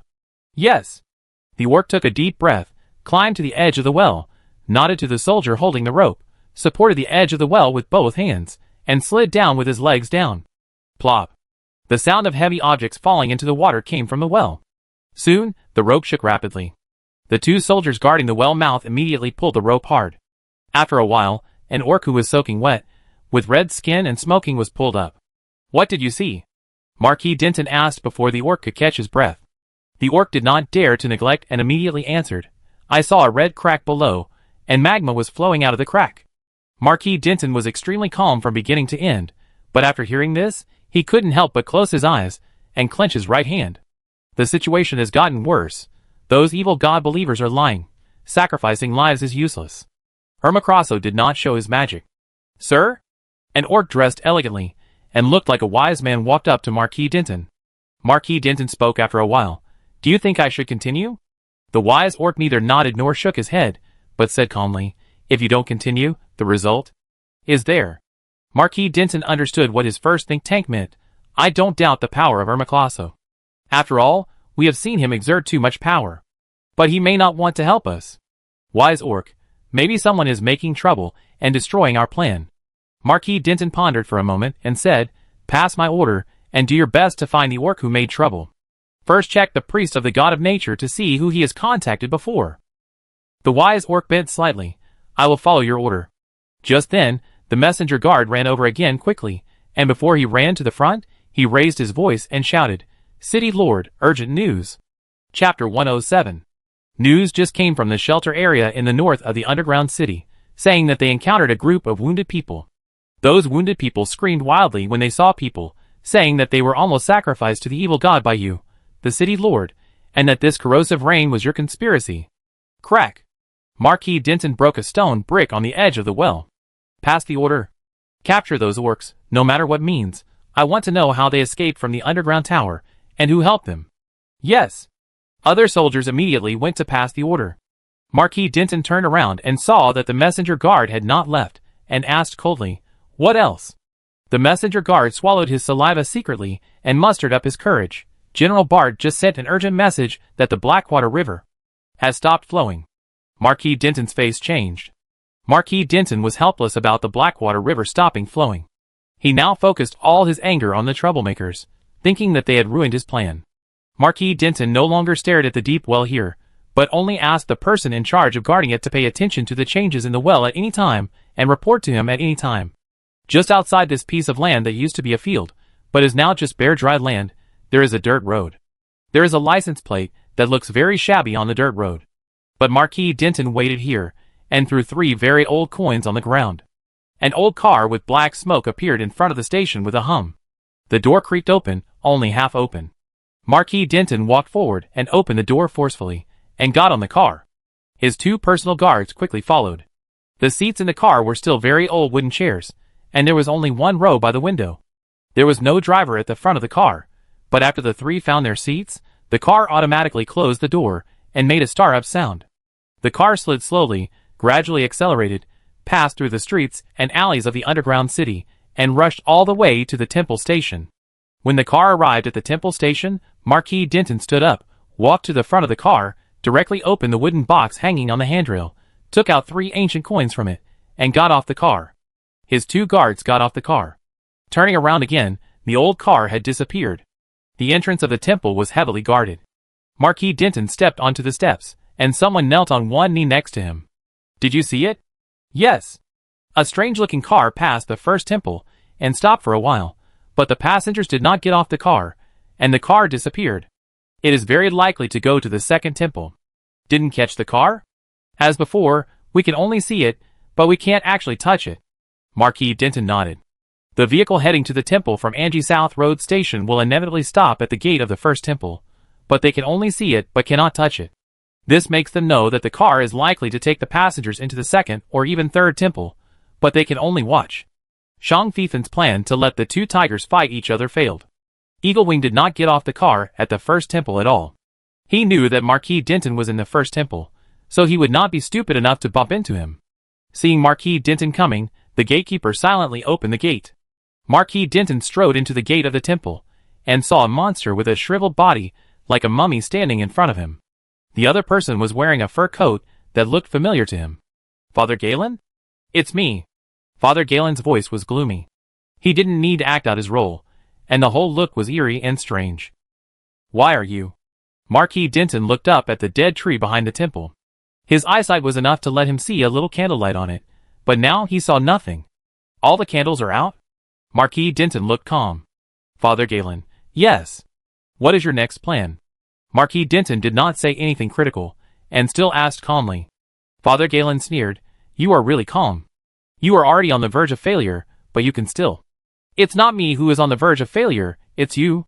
Marquis Denton stroked the exquisite half-finger gloves on his hands. You said that no one and no god can stop the power of Ermicaleso, but in fact you have lost 9 statues with the power of Ermicaleso.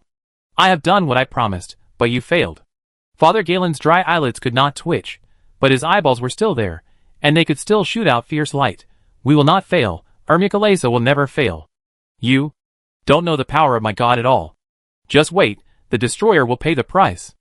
I don't care how Ermicaleso teaches the destroyer a lesson. I just want to know whether this half-concluded farce can continue. Farce? Father Galen couldn't help but admire the ruthlessness of the city lord. A corrosive rain destroyed countless properties and killed and injured countless citizens, but in the mouth of the city lord, it was just a farce. Did you offer sacrifices as agreed? Father Galen asked. Marquis Denton paused. We sacrificed the first batch of 999 people, but there is news that some of these people have appeared in other places in the underground city. Father Galen blurted out, this is impossible.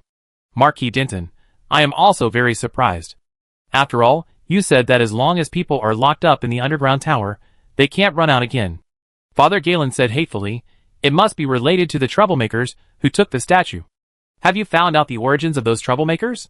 Marquis Denton didn't care about the other party's impolite tone. He didn't regard the other party as a real person at all. If you haven't caught anyone, how can you find out their origins? I am very curious. Didn't Ermicaleso give you any instructions? Of course my god will give us instructions. I am going to deal with this matter now. Father Galen said, and walked towards the door. Marquis Denton looked at Father Galen's back, and he seemed to see a group of snake-like black shadows attached to the back of this evil god-believer, forming the shape of a snake biting its tail. Just as he was about to take a closer look, Father Galen suddenly turned his head, and the corners of his dry and stiff mouth slowly pulled up, pulling out a weird smile. Marquis Denton's heartbeat accelerated, and he felt a strong ominous feeling again. Leave this underground city. At this moment, his brain and his intuition were shouting at him frantically. But Marquis Denton just watched silently as Father Galen opened the door of the temple and walked out. This evil god-believer did not need any medium to come and go freely in the temple, although he could only enter and exit the first level of the temple. Marquis Denton looked at the dead tree again and murmured, is the power of the god of nature still protecting this underground city? Suddenly Marquis Denton's eyes froze. What about the priest sent from the Holy Mountain Priest Palace to guard the temple? Although this priest has never returned to the Holy Mountain Priest Palace since he came here, there are even rumors that most of the priests sent to guard the ancient ruins are criminals who have made mistakes and were exiled by the priest palace.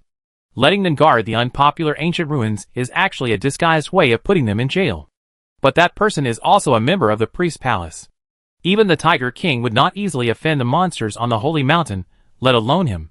He didn't want to fight against the monsters unless it was necessary. Moreover, he had finally turned this priest over, and the other party's ability helped him a little, otherwise the 9 candles would not be so easy to take root in the dead tree that symbolizes the god of nature. The most important thing is that the other party also recognized his plan and promised to explain to the Tiger King and the Holy Mountain if the matter was leaked. Marquis Denton walked quickly to the dead tree, and after searching around, he landed in front of a pile of sand at the root of the tree. He reached out and pressed the tree trunk, whispering, "Is it you? You didn't really disappear, right?" Marquis Denton looked up, with an extremely sarcastic look in his eyes, and patted the tree trunk. "Even if you still exist, so what? It was you who abandoned us first, so don't blame us for abandoning you too. A god who can't protect the orcs is not worthy of being the orcs' god." Marquis Denton turned around resolutely. He didn't want to do it to the extreme, but things have come to this point, and he doesn't want to see no effect after paying so much. At the command of Marquis Denton, all the soldiers here got busy. They stood in front of the dead tree with alchemical weapons in hand. They knew that this was the symbol of the god of nature, but their loyalty was to Marquis Denton, and even if he ordered them to burn the statue of God, they would do it. Besides, these ancient gods had long become legends, and the orc soldiers had no reverence for these clay and wooden sculptures. After a while, someone dragged 3 pregnant female orcs. All 3 female orcs were unconscious. Marquis Denton stood behind the soldiers and nodded. The soldiers who dragged the 3 pregnant female orcs drew out their long knives expressionlessly, and cut open the stomachs of the 3 pregnant women. The pregnant woman screamed and woke up, and the fetus that was cut out actually cried. But these sounds soon stopped. This was the secret that the priest told him. The blood of life and death can pollute the symbol of the god of nature. The resentful blood of death flowed into the roots of the dead tree. Set fire. Boom! A large amount of hot flames fell on the dead tree. The dead tree, which was originally indestructible by any means, now made a crackling sound of burning dead wood. City Lord. There is an urgent message. The messenger guard rushed into the temple. Marquis Denton's eyebrows jumped. Speak. The messenger guard said quickly. The injured orcs sent to the underground city suddenly united to kill the soldiers guarding them, and now they have fled to various parts of the underground city. Some people also rushed into various refugee camps, calling on the orcs, who were avoiding the corrosive rain to escape from the underground city together. Marquis Denton took a deep breath. Why did those injured orcs suddenly have the ability to kill the soldiers guarding them? The messenger guard, I don't know. It is said that they can suddenly resist the pain of corrosion, and some people even have medicine in their hands. At first, the guards found someone distributing medicine, so they asked them where the medicine came from, but they refused to say. The soldiers thought it was wrong, so they wanted to stop them and confiscate the medicine, which angered the injured orcs. Then someone took the opportunity to shout, and the injured orcs who escaped before came forward to tell their stories, and everything became completely chaotic. Idiot! Marquis Denton cursed. This is obviously a premeditated rebellion. If those soldiers were smarter, they would not stop the injured orcs from distributing medicine, and even took the initiative to help. Maybe they could dispel the doubts of the suspicious orcs and avoid a riot immediately. Rush out? If they leave the dungeon, they will die too. Marquis Denton originally wanted to stop the corrosive rain as soon as possible, as long as the plan went smoothly. But now, let the corrosive rain continue. Close all the entrances to the dungeons. Don't let anyone escape. He must not let these orcs run to the surface.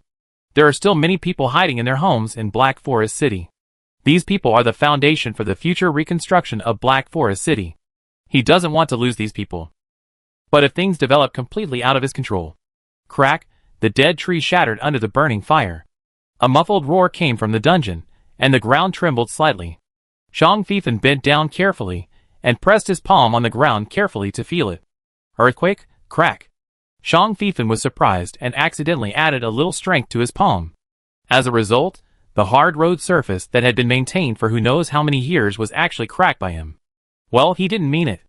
After swallowing the big gray bug, his strength increased many times, and he still hasn't fully adapted to his new strength. Bu Shuai held a magic wand and cast a spell to trap the soldiers who were chasing the injured orcs, and turned to look at Shang Feifan. What happened? I heard a strange sound. Shang Feifan looked up. What did you hear? I don't know.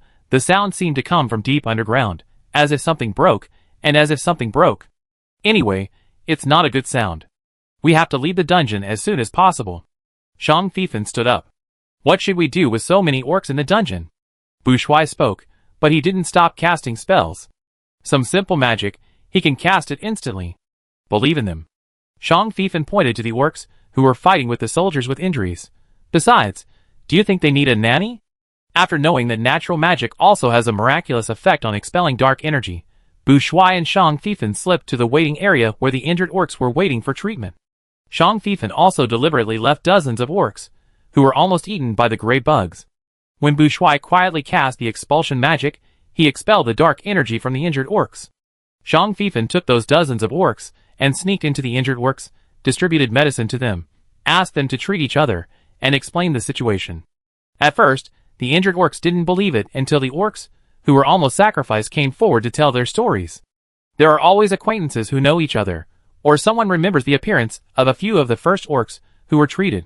But those soldiers didn't know what they were thinking, and they ran out to stop the injured orcs from distributing medicine to each other. This really pissed off the injured orcs. They said they were going to get treated, but they were just transported to this hellhole. No healer showed up, and no one came out to give them medicine. No one even helped them stop the pain and bleeding. These injured orcs were already suspicious, and now someone finally came out to help them. Not only did they stop the corrosive toxins from corroding their bodies, but they also gave them medicine. But those soldiers didn't help, but ran out to stop them, and even snatched their medicine. How could they tolerate this? The orcs in Black Forest City are tough. Although they usually don't go against the nobles and managers, few of them are afraid when they really encounter something. They fight when they say they will, without any ambiguity. They can also divide into teams in an orderly manner, assigning different tasks to orcs of different abilities. The old, young and weak are all protected, and the strong ones are responsible for fighting and clearing the way. Shang Feifan also said with a smile, I like these guys. He and Bu Shuai are only two people. It is impossible for them to rescue tens of thousands, or even more orcs in the entire underground city. They can only act as fire starters, and as people who open the door locks. The one who can truly save yourself is always yourself. If there are gods, the gods will be more willing to help those who are willing to save themselves. With the help of others, it is even more necessary for you to take action. The orcs of Black Forest City have done this. After all, it is a subsidiary city of the royal city. The original basic population of these subsidiary cities was developed from the barracks and the families of the soldiers. In order to protect the royal city, the citizens of the subsidiary cities will often receive various trainings from the royal city. Bu Shuai said. Shang Feifan nodded. The Tiger King is very smart in this regard. He let the citizens of these affiliated cities know who is their real ruler. Yes. Bu Shuai sighed, wondering if this is one of the reasons why the Lord of the Black Forest City does not value his citizens. I suspect that the entrance to the underground city will be closed by that stupid lord. Shang Feifan never looks at the bottom line of those crazy people with an optimistic attitude, because once they go crazy, they have no bottom line at all. Then we go over to help. No need. Shang Feifan shook his head. Even if the entrance is really closed, there are so many orcs, and we can kill them out. What should we do after we kill them out? It's still raining corrosive rain outside. Bu Shuai can expel the dark energy in the injured, but he can't stop the corrosive rain. Believe in those orcs. Such a big city must have all kinds of strong people, and they will also think of ways to escape from Black Forest City in order to save themselves. It's better than staying in the dungeon and waiting to die. That's right. Bu Shuai waved his bone staff murderous. Then let's go find the city lord. If you want to stop this disaster, you must first stop the source. Bu Shuai was really angry with the city lord, angry that the other party didn't care about human life at all. He now has more than just a personal grudge against the Black Forest City lord. Shang Feifan was amused by the murderous Bu Shuai. Okay, let's go to the temple to find the city lord. How do you know that Marquis Denton is in the temple? I don't know, but it's worth us going over to take a look. And aren't you really curious about what's in the temple? Bu Shuai felt the slight vibration under his feet and wondered, will Marquis Denton really stay here when the dungeon is unstable? Go and see. Shang Feifan relied on his ability to return to the city, and was not afraid that he and Bu Shuai would not be able to escape if the earthquake really came. Next, you must not separate from me. Shang Feifan held Bu Shuai's hand gently. He had not paid attention to his strength before, and almost hurt Bu Shuai. Bu Shuai smiled. If we really separate, you must believe that I have the ability to protect myself. Don't set a flag. The two went to Anji South Road Station again. On the way, they passed an underground city entrance. Shang Feifan took advantage of the melee between the gatekeepers and other orcs, and kicked the closed door. The hard door was broken. One force breaks all laws, and the door opening mechanism of the entrance and exit is now a decoration for someone. This place has also become the first breakthrough for the orcs to rush out of the underground city. The figure of Father Galen, who disappeared from the temple, appeared on the second floor of the underground tower. He touched the ring on his thumb and opened the decoration on the ring. Under the decoration, there was a small depression, and inside the depression was a small black block the size of a fingernail. 1 second, 2 seconds. Father Galen waited and waited, but none of the gray bugs that should have appeared immediately after he opened the ring cover appeared. What's going on? Father Galen thought of a possibility, but then thought it was impossible. He knew the power of those gray bugs very well. He was not exaggerating. Even if the high priest of the Holy Mountain Priest Palace came, He would not be able to deal with those intangible holy bugs. Father Galen waited for a while, but still did not wait for even a single holy bug. With a click, he closed the ring cover. Without the holy worm, how could he spread the power of Ermacross so quickly? Father Galen stared at the ground, and after a while, as if he had made up his mind, his figure disappeared again. In the underground city, the originally scattered evil god believers gathered together.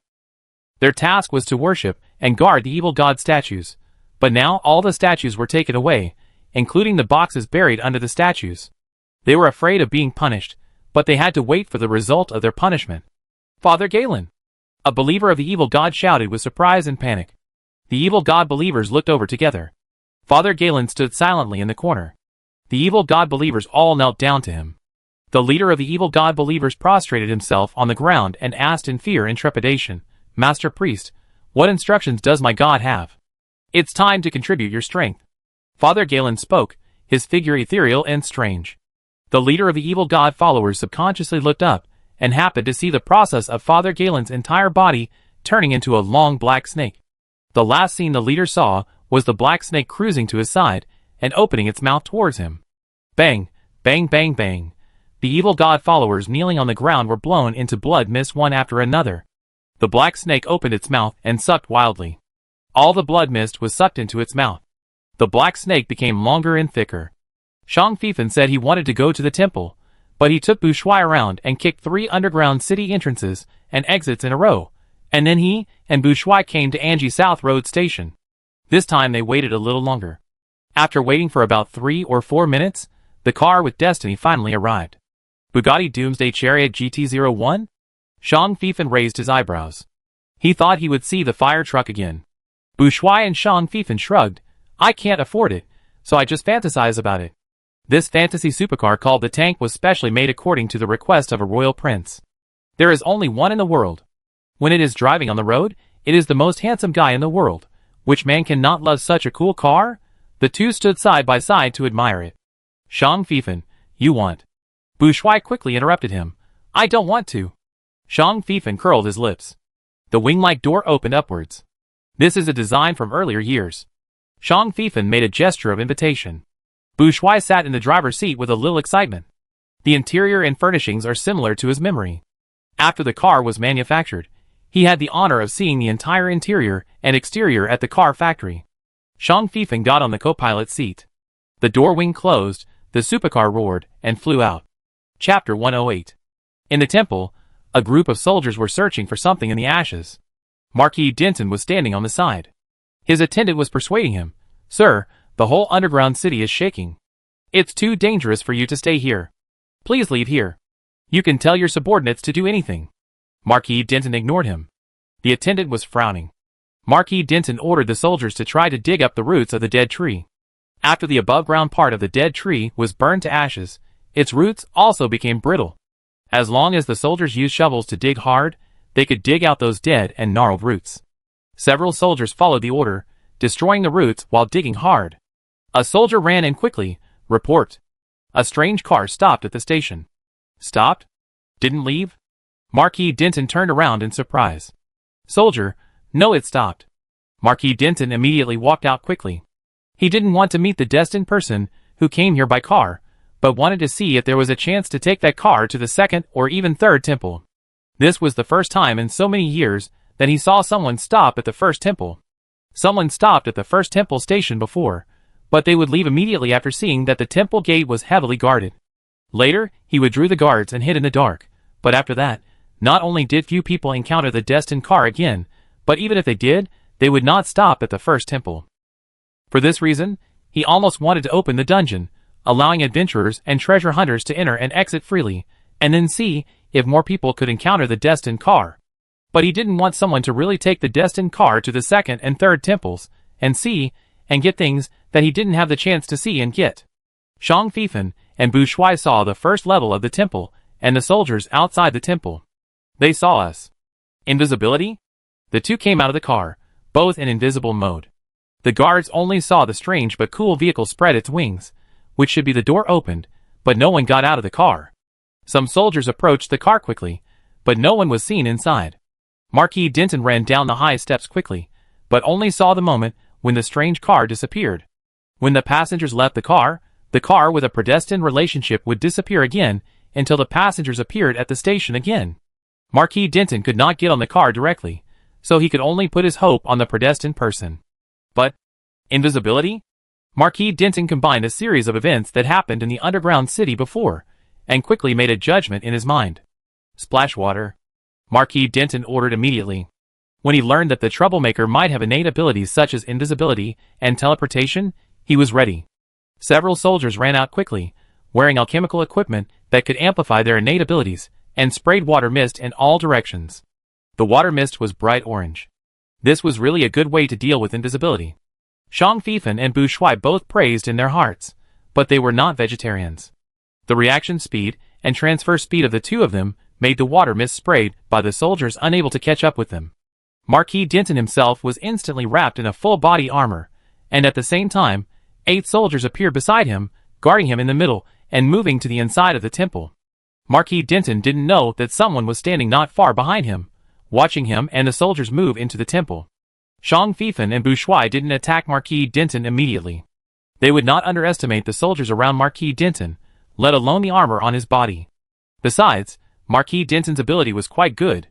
Bu Shuai wanted to use the immobilization spell, but when he raised the bone staff, his intuition told him that the immobilization spell might not be effective.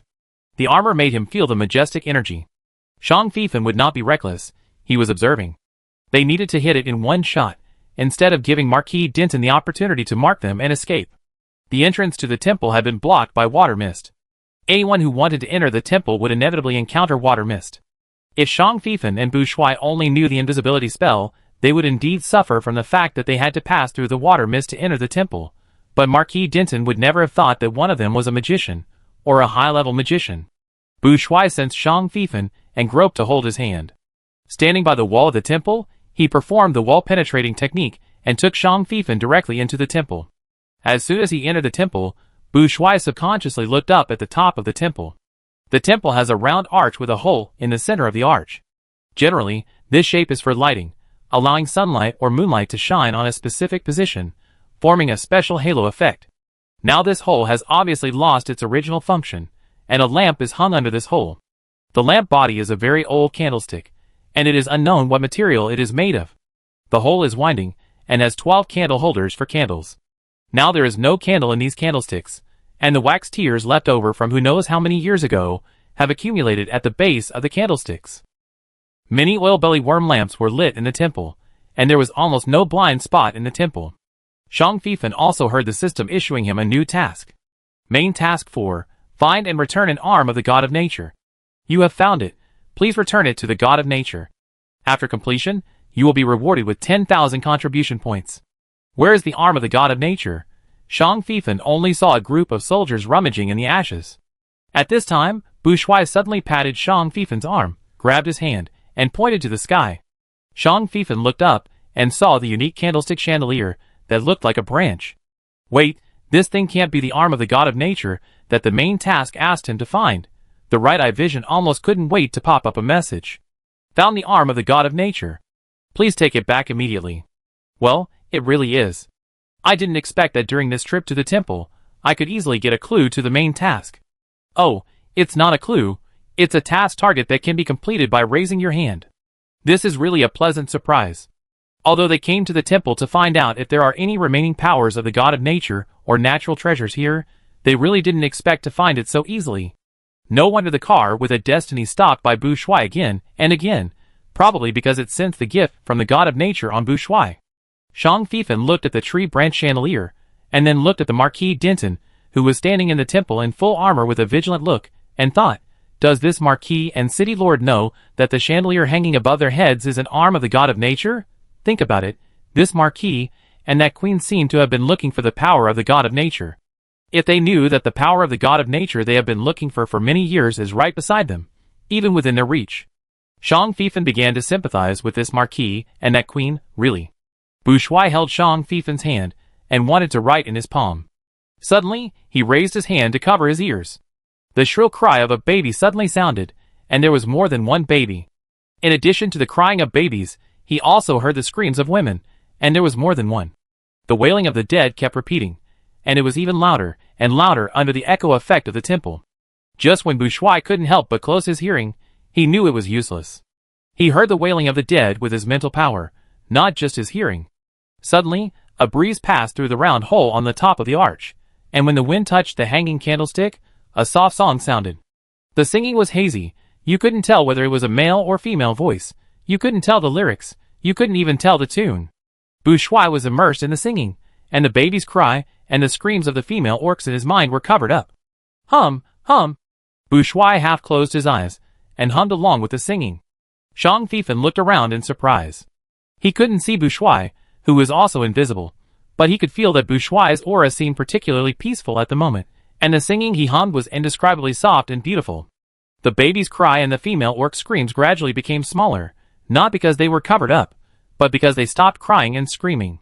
The soldiers who were searching in the ashes also looked up and looked around. They also heard the singing. But the soldiers did not pick up their weapons immediately. Their expressions changed from surprise to tranquility. They pretended to listen attentively, and some soldiers even closed their eyes. Marquis Denton also heard the singing. Suddenly, Marquis Denton raised his hand and attacked the direction where the singing came from. Shang Fifan reacted very quickly. He had been watching Marquis Denton in secret. The moment he raised his hand, he immediately hugged Bushuai and moved to another direction. Crack! A lightning struck where Bushuai had just stood. Bushuai's humming was interrupted. Bushuai opened his eyes. He was sure that he was not bewitched by the strange singing, but he felt the power in the singing. It was a requiem, he thought instinctively. It was a call from nature to soothe the soul, let the soul forget the pain, return to heaven and earth, and turn into the original energy. He could only hear the painful howling of the dead before, but didn't know how to soothe them. Now he knows.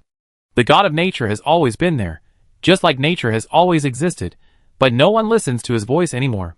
He will not deliberately protect anyone, because birth, aging, sickness, and death are originally part of nature, including cruel wars, cruel natural disasters, and all known and unknown disasters. He never seeks people's faith, and rarely responds. Rather than being a natural god, the God of nature is more like a spiritual embodiment formed by the urgent needs of orcs and other creatures for nature. When people doubt the gods, the spiritual embodiment condensed by human spiritual beliefs will naturally break and disappear. People think that the God of nature has fallen, and it is increasingly difficult to reshape the spiritual embodiment of the past.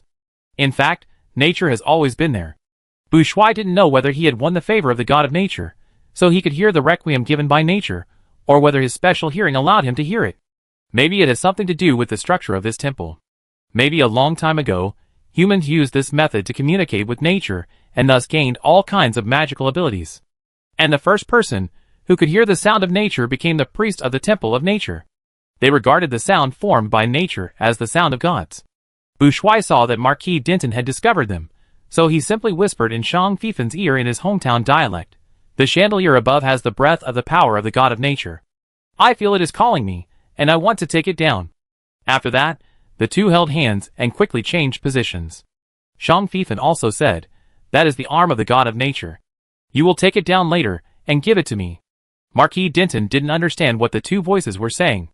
He only knew that they changed positions as soon as they spoke, making his several attacks all fail. Two people. Wake up!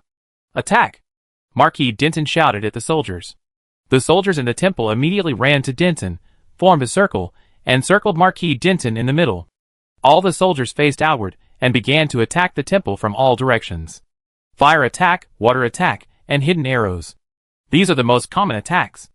But when these common attacks form a concentrated attack, the power is terrible. Shang Fifan and Bushuai flew directly in this wave of concentrated attacks. Bushuai grabbed the branch-shaped chandelier and cast instant magic at the chain buckled on the chandelier. The chain broke, and the chandelier fell into Bushuai's hands. This series of actions was very fast. Marquis Denton and the soldiers did not notice that the big chandelier above their heads disappeared. Shang Fifan whispered to Bushuai. Bushuai followed Shang Fifan's instructions, handing over the chandelier while saying, "Please return this arm to the God of nature." Shang Fifan then took the chandelier. "Wait for me. Be careful and hide well." Shang Fifan entered the statue square with the chandelier. He did not know which end of the chandelier was the shoulder, so he poked the chandelier at the broken arm of the statue. The chandelier automatically changed its shape and turned into a thick branch. The branch grew together with the statue's shoulder, as if it had always been like this. Not only that, the branch representing an arm slowly grew green leaves. Congratulations on completing the fourth main task, finding the missing arm of the god of nature, and successfully obtaining a reward of 10,000 contribution points. Your innate skill, Immortality, has a fusion degree of 3/10. You sent back the scattered power of the god of nature, and gained the favor of the god of nature. However, due to the influence of your bloodline talent, Curse, any blessing buff is ineffective against you. Because the Orku Bushuai once again took the initiative to offer the scattered power of the god of nature, he once again gained the favor of the god of nature. In any place that he loves, within the designated area of 1,000 acres, the growth rate of natural plants will increase by 2 times, and the ability to resist insect poison will increase by 2 times. Shang Fifan was satisfied with the reward for Bushuai. The system is very sensible, and understands his heart. When he has the innate skill of Curse, and cannot receive any reward from the god of nature, transferring the reward to his lover makes him happier than rewarding himself, which also makes him more willing to work for the god of nature. Shang Fifan did not forget to check Bushuai's luck value immediately this time. As he expected, Bushuai's luck value became 97 minus 94/100. His luck value increased a little bit.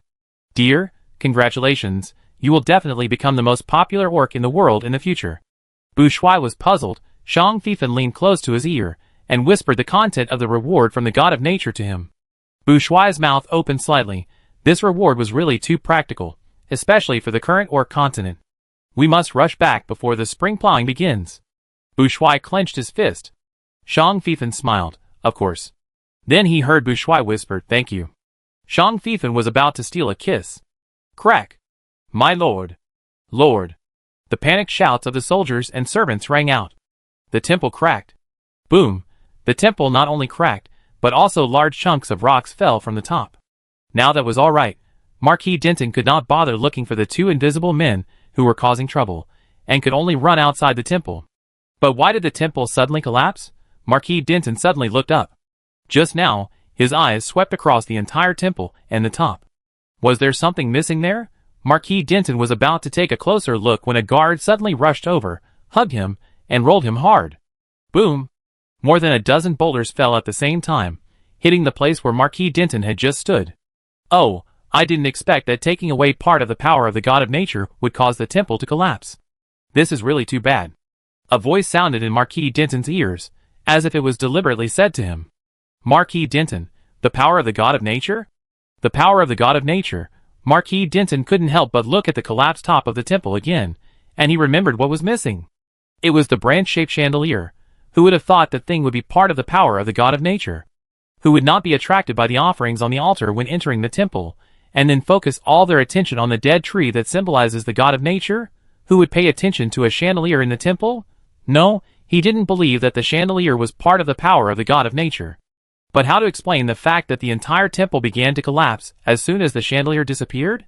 Maybe the impact of the burning dead tree has just spread. Sir! Be careful! The ground suddenly collapsed, and Marquis Denton fell into the ground with his soldiers and attendants. At the same time, hot orange-red magma spurted out. Fuck! Shang Fifan just shouted. Then Bushuai shouted, Danger! Go! The 2 of them canceled the invisibility effect almost at the same time. Bushuai held Shang Fifan's hand, cast a flying magic, and flew out of the temple with Shang Fifan. The ground continued to collapse, and magma gushed out from the ground. The temple was still collapsing, and large pieces of stone hit the magma, splashing hot magma. The gate collapsed. The guards outside the temple shouted Marquis and City Lord, but no one responded. Seeing that magma continued to gush out of the temple ground, they could only retreat, and finally all ran away. That Marquis Denton will not die just like that? Bushuai murmured. Shang Fifan, who knows? It's like who knew that the Black Forest City was actually built on top of a volcano. But this is a plain, there is no volcano at all. Not all volcanoes are mountains. There are also plains with full magma reservoirs under them. It's just that the strata are thick enough, so generally nothing will happen. But once the pressure reaches a certain level, the earth will be squeezed out of the cracks by the strong pressure, and the underground magma will vent from these cracks. The 2 flew over the station, and the magma had not spread yet. The flow speed of the magma layer on the plain is slower than that of a volcanic eruption, because there is no acceleration from high to low.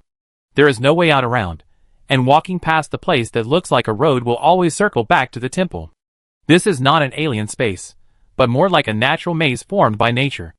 Everything here will affect the five senses of those who enter and leave, making it impossible for them to find the correct way to enter and leave the temple. The soldiers ran around like headless flies, but none of them could find the real way out. In the past, Marquis Denton sent soldiers to carefully check around the temple. However, they wanted to find a way out except for the Yuan bus, but no one has found it so far. Zhang Fifan and Bu Shuai were the same. Maybe if they spent a little more time, they might find a way out with their personal abilities, but what they lacked most now was time. Bu Shuai took Zhang Fifan to the station platform tentatively. This time the Yuan bus appeared very quickly. A real bus can fit at least hundreds of people. The door opened. Bu Shuai and Zhang Fifan got on the bus. Some soldiers saw the bus and rushed over tentatively.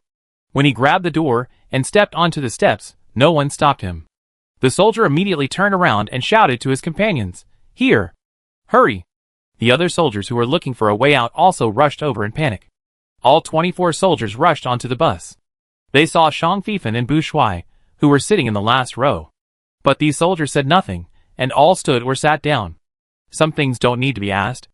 The fact that the two did not stop them from getting on the bus, and did not let the vehicle leave immediately has already explained everything. Similarly, Zhang Fifan and Bu Shuai did not need the soldiers' thanks. When the last soldier rushed onto the bus, Bu Shuai thought in his heart, "Leave." The door closed slowly. Snap! A hand was caught between the door and the door frame. The hand forced the door open and squeezed in. Marquis Denton's iron-black armor turned red, and he walked into the car step by step. Zhang Fifan pouted. It turns out that bad guys are not so easy to die, let alone a mid-level boss. They were right not to attack the Marquis before. Look at his armor, it can even withstand magma. Bu Shuai pointed his bone staff at Marquis Denton. City Lord. The soldiers stood up together, and some wanted to help him. Crash. The armor broke into pieces and fell to the ground. The Marquis Denton, who was soaking wet and had red skin, was exposed. Marquis Denton raised his hand to stop the soldiers from helping him. He didn't need it. Leave here. The car door closed, and the car didn't move. Marquis Denton looked at the two people sitting in the last row and walked over slowly. The soldiers all looked at the three people nervously. Let this car leave the first temple. If we stay, we will all die here. Bu Shuai moved, but Zhang Fifan held his hand. The two didn't speak, just looked at the Marquis. Zhang Fifan was still muttering in his heart. If he hadn't known that this was not a game, he would have complained to the game development company. Why did they set the villain so handsome and beautiful one by one? This Marquis Denton's age is completely invisible. His appearance and temperament completely meet the little girl's fantasy of a powerful noble. This is a male who really doesn't need to do anything. Just a glance can make countless men and women crazy for him. Dear passengers, welcome to this hell bus. If you want to take this bus to leave hell, please pay the fare. Zhang Fifan, wearing a scarf, showed the upper half of his face and smiled. What do you want? Marquis Denton asked calmly. The truth. And let everyone in the dungeon leave. And stop the corrosive rain on the ground immediately. Bu Shuai spoke. Zhang Fifan sighed in his heart. His Bu Shuai is really not suitable for negotiation. But it doesn't matter, his lover is too perfect. Isn't he useless? Bu Shuai is already very powerful, so leave this kind of trivial matter to him. Chapter 109. Marquis Denton was also guessing the identities of the two people, especially Zhang Fifan. Even if Zhang Fifan covered half of his face, you could still see how difficult he was to mess with.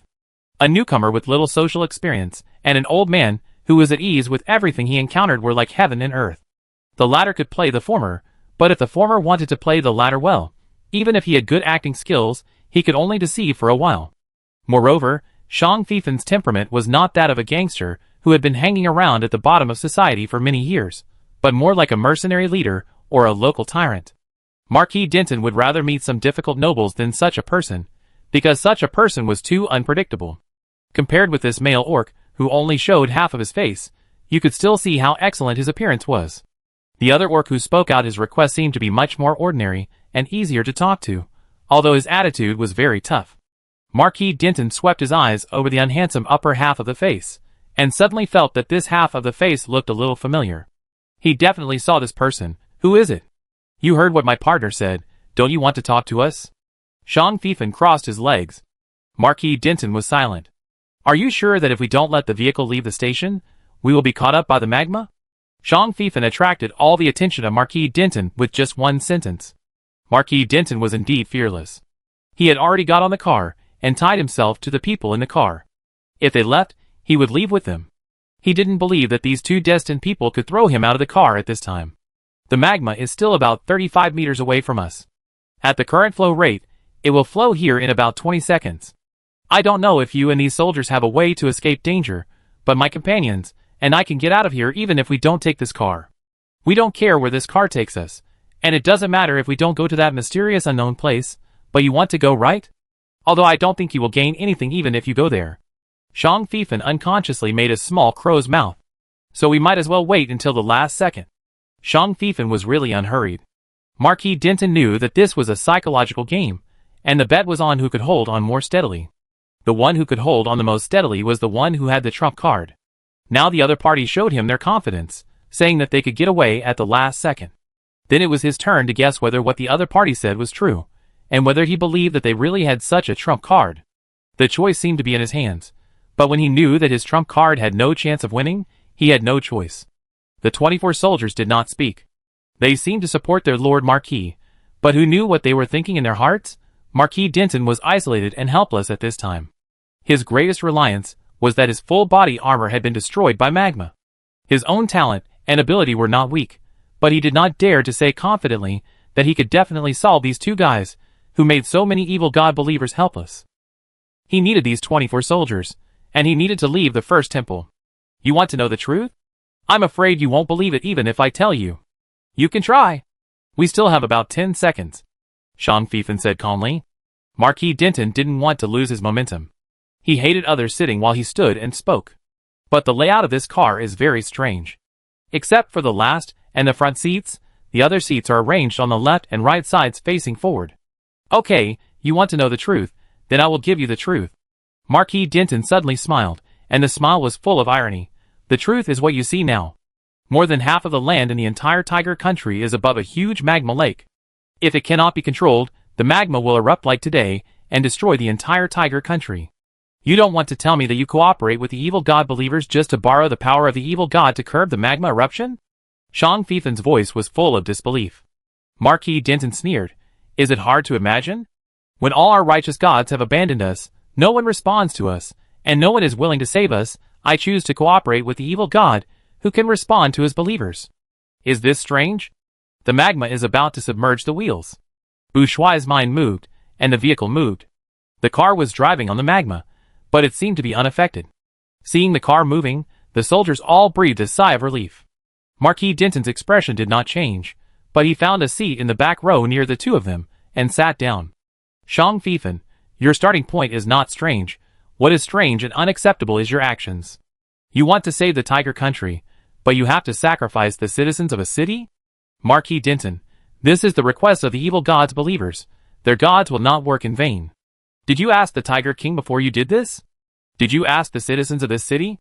Did you ask your soldiers? Zhang Fifan was just chatting with him, and there was even a hint of a smile on his face.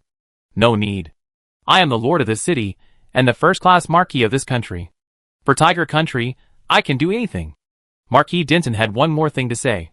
Soldiers don't need to know too much, they just need to obey orders. Have you ever thought about warning all the people of Tiger Country, asking them to relocate and come back after the magma erupts? Boushuai couldn't help but interrupt. Marquis Denton's mouth showed a scornful sarcasm. Then let them panic. Let them flee everywhere. Let Tiger Country fall into chaos. Let the lords of various places take the opportunity to rebel. Let people from other countries take advantage of the fire, plunder our population and even land. Boushuai frowned. That is the consequence of exposing the news without planning. But if you make full preparations, there is no so-called full preparations at all. Marquis Denton interrupted. Only one point. Just relocating the population is the biggest problem. You have to understand that it is not a city or an area that will erupt in a magma disaster, but most of Tiger Country. Where can most of Tiger Country's citizens be relocated? Are the lords and people in those safe places willing to let irrelevant people come to their land to rob their already scarce survival resources? Or do you want to start a war to rob other countries' land and resources? No matter what you do, Tiger Country will face great danger because of this magma disaster, and it may be destroyed. I just want to ask you, in this case, Are you willing to sacrifice the citizens of a city to obtain the stability of the entire tiger country? Bu Shuai and Shang Fifan looked at each other. This lord is so eloquent that they were almost convinced. How do you know that if you sacrifice the citizens of a city to the evil god, the entire tiger country will not have any more lava disasters? How long can this stability last? Asked Bu Shuai. Marquis Denton sneered. I knew you would ask this question. It's very simple. Black Forest City, and even the royal city have been able to flourish for so many years without encountering major natural disasters. It's all because my great-grandfather's generation has been working hard. Back then, the first generation of Black Forest citizens moved out of the underground city not because the land output of the underground city could no longer support so many citizens, nor because living in the underground city would shorten life. It was because my great-grandfather found the root cause of the underground city's land no longer producing, and the shortened life of living in the underground city. Because there is a magma layer under the underground city, the soil of the underground city has been destroyed by the fire poison of the magma, including the orcs, who have unknowingly inhaled a lot of fire poison, resulting in a shortened life. Bu Shuai is really puzzled. That is to say, you discovered the crisis so early. Why did you build Black Forest City on the underground city? Because the royal city is nearby, we need to protect the royal city. Marquis Denton replied. Ha! Shang Fifan laughed out loud. He deliberately said to Bu Shuai, do you believe that this family has been so loyal for generations? Just because the royal city is nearby, they concealed the secret that their royal city and affiliated cities were all built on a huge magma lake from the tiger kings of all generations? Bu Shuai shook his head slowly. Shang Fifan raised his voice. The facts tell us. If someone can live in a haunted house and refuse to move, either he is too poor to move, or there are countless gold shields hidden in that house. Marquis Denton stopped talking, as if he was too disdainful to answer the two's questions. Bu Shuai clenched his fists. You knew it long ago. You had hundreds of years for successive tiger kings to prepare, but you said nothing. Even if it was you, you had such a good relationship with the tiger king, and your sister was the tiger king's queen. As long as you told the tiger king could have prepared decades in advance. Some soldiers lowered their eyes, some soldiers quietly tightened their weapons, and some soldiers showed confusion and suspicion in their eyes. Have you thought about the consequences of the news leaking? Marquis Denton disdainfully said, there is really nothing to say to you civilians. You don't know anything, and you don't understand how difficult it is to manage a country and keep it going. Shang Fifan's fists itched. Marquis Denton suddenly asked, who are you? Have I seen you before? Bu Shuai took a deep breath and said to Marquis Denton, no matter what you are for, now your plan has failed and the magma has erupted. You can always stop the corrosive rain on the ground, right? Marquis Denton said faintly, I have not failed. As long as the magma can solidify quickly at the underground city level and no longer erupt, everything on the ground can be preserved. Sacrifice is necessary. I didn't want them to die too painfully.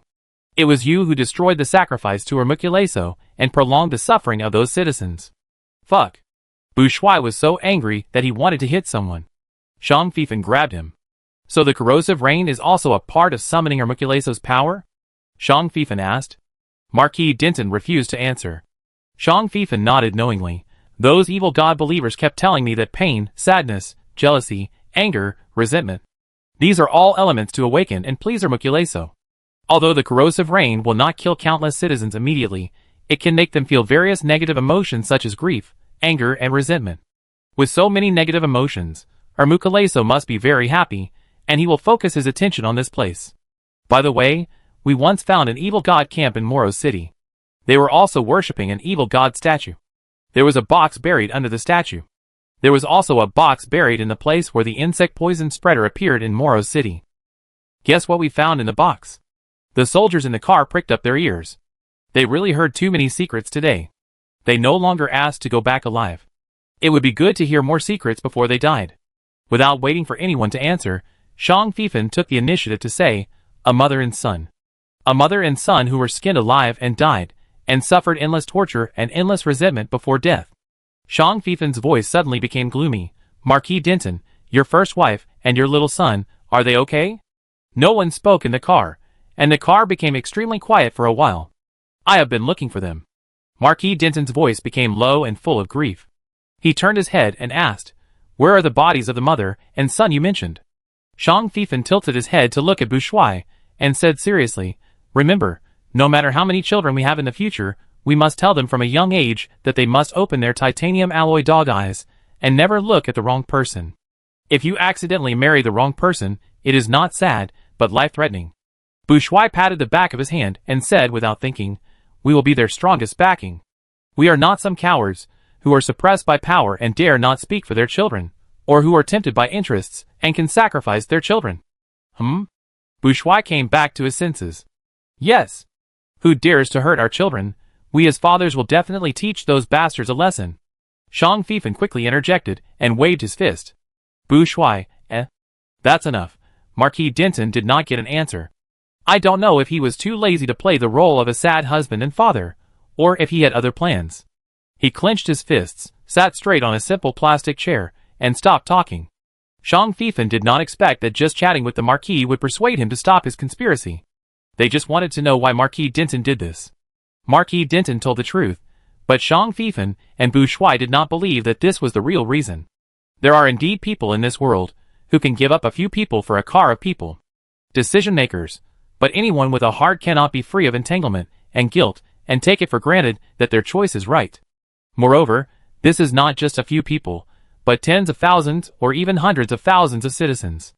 Even if the magma really erupts, if someone can inform everyone in advance and let everyone prepare in advance, even if various possible unrest is added, the final death toll may not be so much. The question raised by Marquis Denton will indeed give the superiors a headache, but as Bourgeois said, if Marquis Denton's family knew about the magma hundreds of years ago, they only need to tell the Tiger King, then the Tiger Kings of all generations will have hundreds of years to prepare for this matter. Not to mention hundreds of years, even 10 years is enough for the Tiger country to deal with such a disaster. But the Denton family has kept it a secret until now, and now they are pretending that they have to sacrifice for the sake of all the Tiger people, and have to be a tragic hero who is not understood by others. Jean Fifen really finds it funny. He used to think that Marquis Denton was a hero, but now he just thinks that he is a clown who treats others as fools. However, Marquis Denton obviously does not think of himself as a clown. On the contrary, he may not really take ordinary orcs seriously. In fact, except for him, orcs including the Tiger King are inferior orcs, who cannot be compared with him in his eyes. It's a pity that this clown holds the highest power, and he also controls more than 10,000 armed forces. Jean Fifen calmly suppressed Bourgeois and signaled him not to do it. He always felt that this Marquis Denton was a little strange, but he couldn't see what was strange about him for the time being, but his intuition told him that it was not the time to beat him up. The bus stopped and the door creaked open. Can the treasure hunting compass still be used? Can the function of the treasure hunting compass be changed? In addition to the original treasure hunting function, add a function that will automatically pop up a prompt when the power of the god of nature is found within a radius of 1 kilometer. Jean Fifen asked the system in his native language. Bourgeois turned to look at him. Last time, the treasure hunting compass helped to catch the ear of the god of nature in Bourgeois' heart, and then it disappeared. I don't know if it consumed too much energy, or it just couldn't be used. I just found that the arm of the god of nature didn't jump out automatically. It can be used, it's okay. Wait 2 minutes, the system is updating. During the update, the system is temporarily unavailable. Jean Fifen sat in the car for 2 minutes, during which time he took out a piece of paper and wrote a sentence. Bourgeois leaned over to take a look with curiosity. Marquis Denton saw the car door open, and got out of the car before the 2 men could move. Some of the 24 soldiers hesitated for a moment, but followed them out of the car. Bourgeois saw that Jean Fifen didn't move, so he didn't move either. Jean Fifen was able to move, but he didn't get out of the car just to be on the safe side. He sat in the car and watched Marquis Denton and the 24 soldiers step onto the steps of the second temple. Update completed. Seeing that the treasure hunting compass didn't jump out by itself, Jean Fifen took the initiative to summon it. A small golden compass appeared in his field of vision. Judging from its size, it seemed to be a circle smaller than the last time he saw it.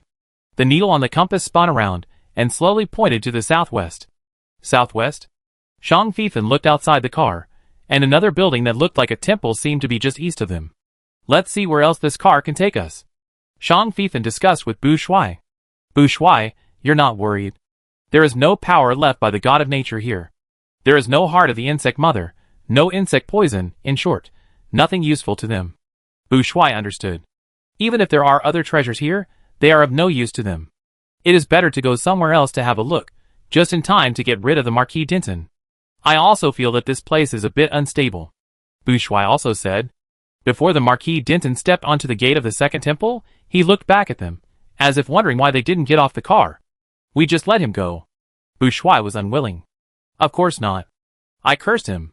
Zhang Fifan smiled kindly at Bouchois. When? Just in the temple just now, before the temple collapsed. I saw him being swallowed by the sinkhole, and I thought the curse took effect, but I didn't expect him to be able to climb out. Zhang Fifan spread his hands.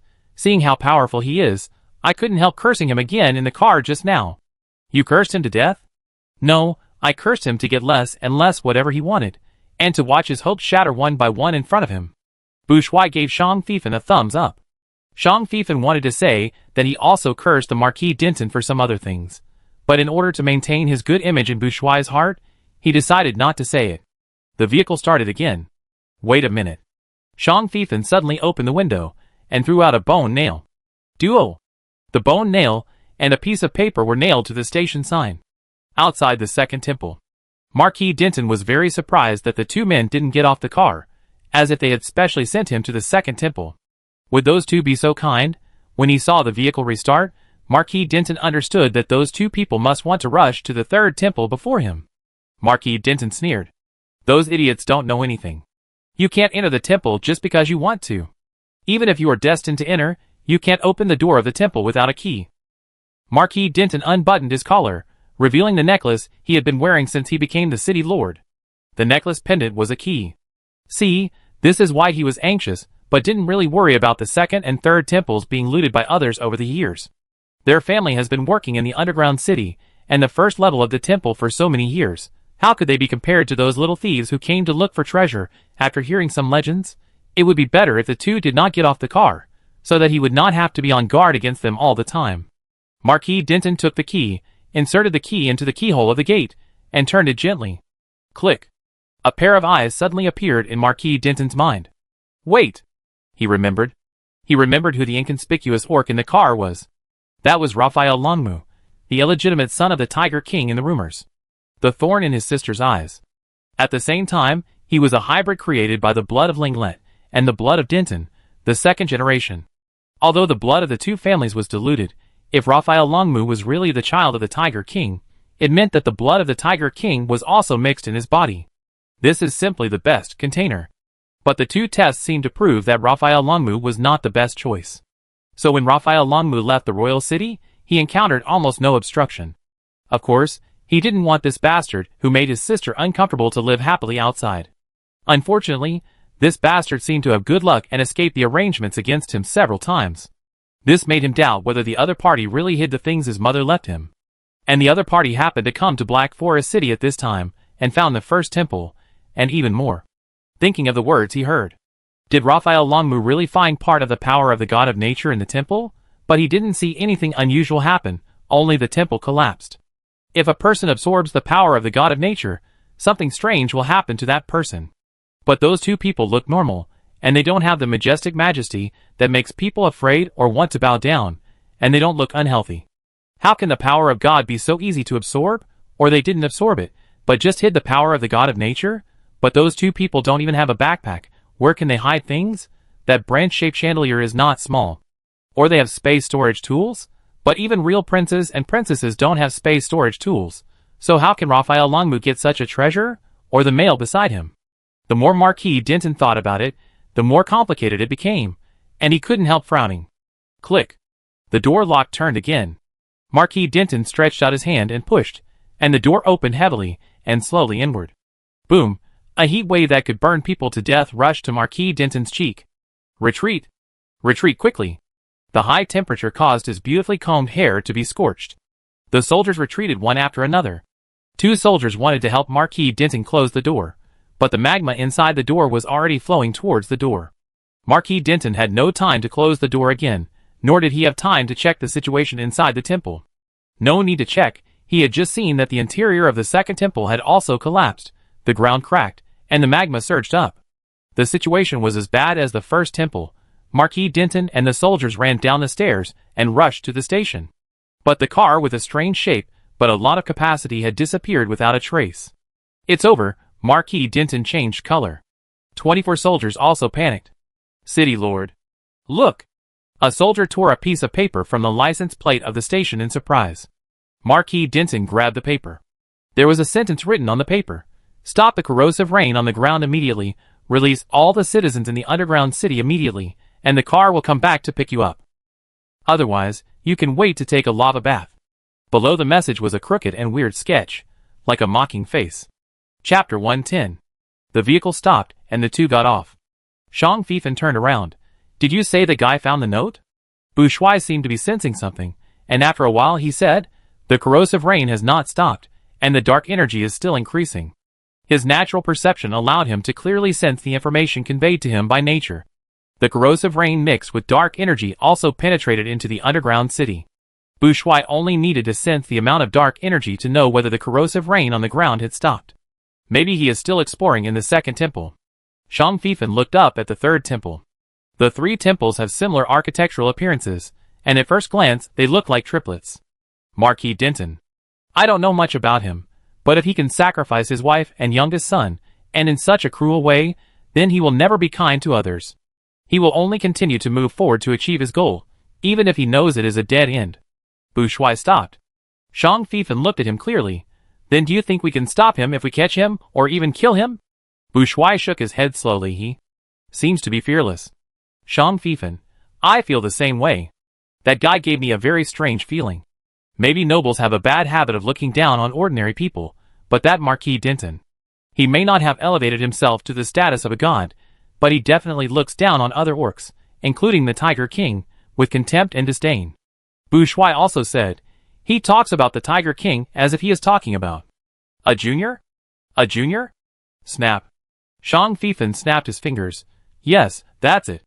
The most annoying elder mode that all decisions we adults make are for the good of children and are correct, and children do not need to understand or know them. It seems that there is still a lot of content worth digging into this Marquis Denton. Maybe there is no need to dig deeper. Sometimes the facts are there, but we just don't see them. Shang Fifan raised his hand, and shook his hand at someone on the steps. Eagle Wing sat on the steps, and raised his wrist to the two people. I can't get in. Eagle Wing said to the two people who came up. The expression was as depressed as it could be. Last time I came, I tried every way to enter this temple. This time, I made a lot of preparations, but as you can see, I am still outside the gate now. You didn't try the second temple? Shang Fifan laughed. Eagle Wing complained, of course I tried. I just couldn't open the second temple, so I came to the third one. But I gained nothing except wasting time. This damn door lock is made of alchemy, and only a special key can open it. Shang Fifan looked up at the tall door. Have you ever thought of changing the way, such as drilling a hole in the wall? Eagle Wing said unhappily, do you think I haven't thought of it? I have tried every method, including drilling holes in the wall, drilling holes in the ground, destroying the top of the wall, etc. But these two temples are like they were reinforced with divine power. The wall bricks and the ground are all incredibly hard. Shang Fifan looked at Bu Shuai and asked him with his eyes, do you want to try? Bu Shuai was a little eager to try. He knows a lot of magic related to unlocking. Although it is not certain that the alchemy temple built by the orcs can be opened, there is no harm in trying. Shang Fifan looked at the treasure compass. Just now in the second temple, the treasure compass pointed to the southwest, which has nothing to do with the direction of the temple. It is the same here. But just now, the system issued him a task, asking him to find a way to enter the third temple. Shang Fifan pulled Eagle Wing to ask him about his understanding of the dungeon, the Denton family, and the Black Forest City, and asked him if he knew that it was corrosive rain outside, and if he knew that there was a lava flow in the dungeon. Lava flow? Eagle Wing jumped up. His attention was completely attracted by Shang Fifan. Yes, we have to leave the dungeon quickly. This is our last stop.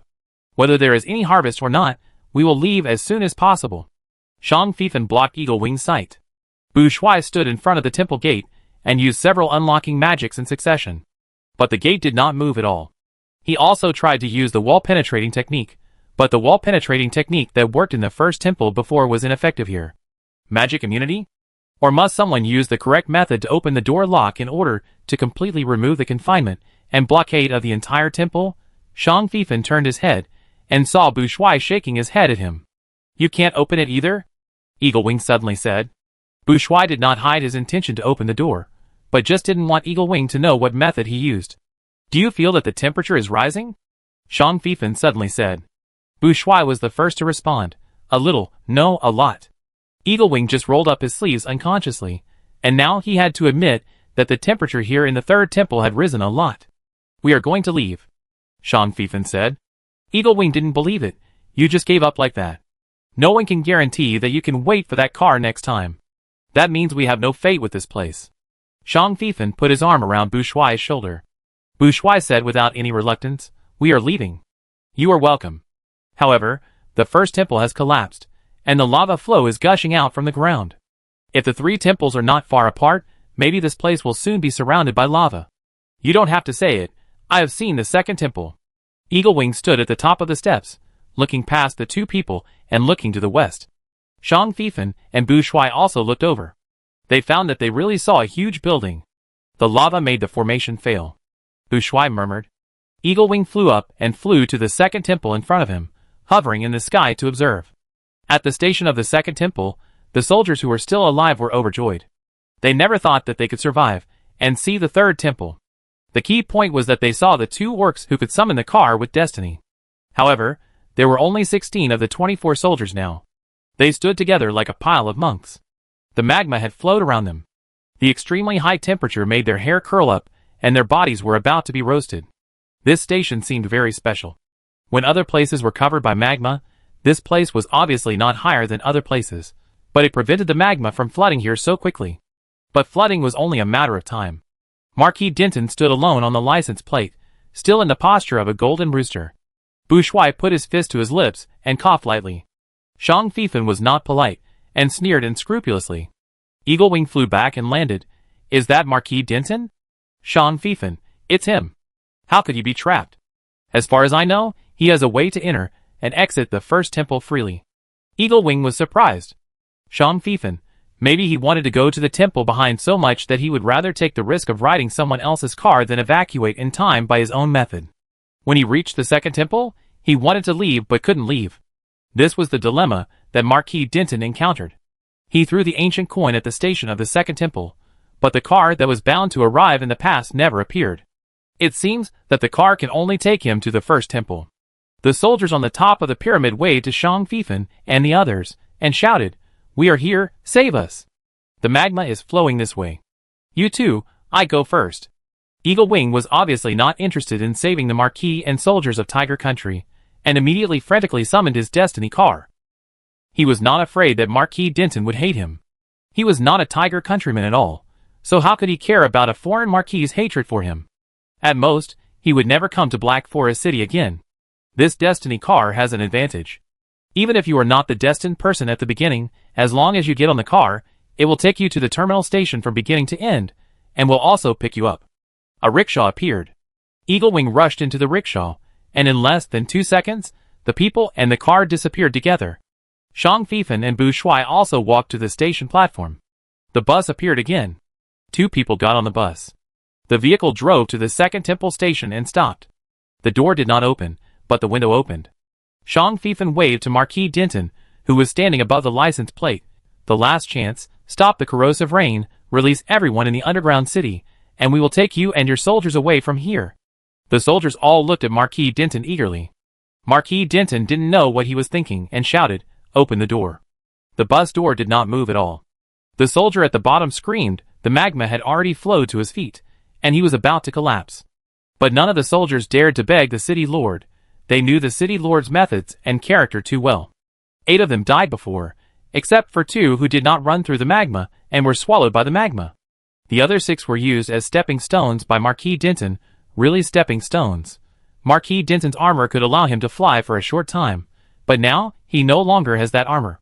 If it weren't for Marquis Denton's strong jumping ability, more than 6 stepping stones would be needed. The surviving soldiers could only be thankful that they were not closest to the city lord at that time. So each of them knew very well that if they spoke at this time, even if they could survive now, they would definitely be punished by the city lord later, a punishment worse than death, and it would also bring disaster to their families. The families of the soldiers sent to the underground city this time were not in Black Forest City, but lived in a special military settlement outside the city. Even those who worked and lived in the city were transferred one day in advance under various excuses. The soldiers didn't know too much news. They just thought that the evil god Shadow was going to cause trouble in Black Forest City again, and they were all sealed and not allowed to tell too much to their family and friends. Whoever leaked it would be kicked out. The soldiers would also keep their mouths shut for the sake of their future and the safety of their families. Their families didn't dare to say much, fearing that they would lose this privilege. Marquis Denton knew very well that the matter could not be concealed for too long, and he didn't need that long. When the disaster happened, the citizens who were evacuated in advance would only be more afraid of him and grateful to him, and his soldiers would be more willing to work for him. If you want me to stop the corrosive rain and release everyone in the underground city, you must let me leave the temple, otherwise my order will not be conveyed, Marquis Denton said. Oh, that's a pity. With a swish, Shang Fifan closed the window. The vehicle started. Damn! This guy is more cruel than him. Marquis Denton lost his manners and cursed, and rushed to the bus. The 16 soldiers also rushed to the roof of the bus. They were all fighting for survival. But the bus just disappeared. Everyone fell into the magma. Marquis Denton still couldn't believe that the two men dared to leave him in the lava. No! Not everyone. Only he was left behind. The 16 soldiers also disappeared. The 16 soldiers stood in the bus, still in shock. They all thought they were dead. But now, they were standing in that strange long car. Bourgeois was silent. He just opened the roof at the most critical moment. The appearance of this car depends entirely on his imagination. He can make it look like what he wants it to look like. The soldiers looked at the two people sitting in the front row. This time the two changed seats. I know what the corrosive rain is. The corrosive rain is not controlled by the Marquis. He just controls the people who can make the corrosive rain. I know where that person is. A soldier suddenly spoke. The other soldiers were shocked, and some wanted to stop him, but in the end they just opened their mouths and closed them. The soldier said more. I used to be in charge of guarding that courtyard, and I was transferred to the underground city until yesterday. That courtyard is in the city lord's mansion. In addition, the city lord's children and lovers all went to the royal city half a month ago. Another soldier took a deep breath and took a step forward. I know where the main switch of the underground city entrance is. Shang Fifan and Bourgeois looked at each other. This was an unexpected surprise. But it was not particularly unexpected. The soldiers and guards who were brought to the temple by Marquis Denton must be the ones he trusted. And these soldiers and guards must know a lot of things. Even if they did not control them personally, they would have seen and heard them. It cannot be said that the two rescued these soldiers just for this information, but to have such a result, it can be considered that their rescue was not in vain. When the vehicle arrived at the Angie South Road station in the underground city, the third soldier stood up. This was the messenger guard who served Marquis Denton most often. He said, I can fake the city lord's order in a short time so that the soldiers will not stop the citizens from leaving. But I have a condition. I know I shouldn't beg for more, but I know a lot of things and I can help you. I just hope that you can go to the military settlement outside the city to pick up my family when you leave. Hearing this, the other soldiers all raised their heads and looked at the two men with expectation and pleading eyes. Shang Fifan whispered to Bourgeois, It seems that we have caused ourselves some trouble again. Bourgeois smiled. Is their request difficult? Shang Fifan showed a ruthless expression. We must dig out their usefulness to the end. The 16 soldiers all breathed a sigh of relief, looked at each other, and all smiled as if they had survived a disaster. At this time, they wished that the two of them could use them more. Are any of you loyal to Marquis Denton? Will you assassinate us or cause trouble for us because we didn't rescue Marquis Denton and destroy his plot to destroy the city? Bourgeois asked the soldier so openly. Shang Fifan felt that Bourgeois was using magic. Oh, it's the mantra. The 15 soldiers all looked at the messenger guard. The messenger smiled bitterly. If the city lord is right in front of me, I will definitely be loyal to him. I believe others are the same. But now, we are also human beings, and we will also be uneasy and resist from the bottom of our hearts because of the orders of our superiors. But for the sake of life, for the lives of ourselves and our families, we can only remain silent, obey orders, and try not to think too much. Maybe you will think that what I said is hypocritical, but this is my truth. So please take us and our families away after you finish the matter of Black Forest City. Bourgeois nodded. Shang Fifan naturally took over the role of the black face. Then let me see your value from now on. With one sentence, all 16 soldiers began to act. The 16 soldiers who can survive until now, and still get the trust of Marquis Denton have strong mobility and personal abilities. The 16 people quickly divided into 4 groups, 3 people in a group. The messenger guard and a soldier were responsible for conveying Marquis Denton's order to the persons in charge of various parts of the dungeon, asking the soldiers in the dungeon to stop blocking the citizens from leaving, and to distribute medicine and 3 days' worth of water to the injured citizens. The 4 team members will go in 4 directions to inform all the citizens and soldiers that the underground city will be submerged by the lava flow, forcing them to leave the underground city as soon as possible. The remaining 2 soldiers, one with Shang Fifan to open the main switch of the underground city entrance and exit, and the other with Bu Shuai to go to the city lord's mansion to find the person who brought down the corrosive rain. Shang Fifan, Bu Shuai and the messenger guard agreed to meet at the city lord's mansion. After the other soldiers finished their work in the underground city, they would immediately go to the military settlement outside the city to pick up their families when the corrosive rain stopped, and then meet at the dock of the south gate. Soldiers who did not need the help of the 2 could also leave freely with their families and relatives. Be careful. Shang Fifan grabbed Bu Shuai's hand. Yeah. Bu Shuai nodded. The 2 acted separately. The soldier in charge of leading the way took Shang Fifan to the dry land outside the underground city. This used to be the main farmland of the underground city.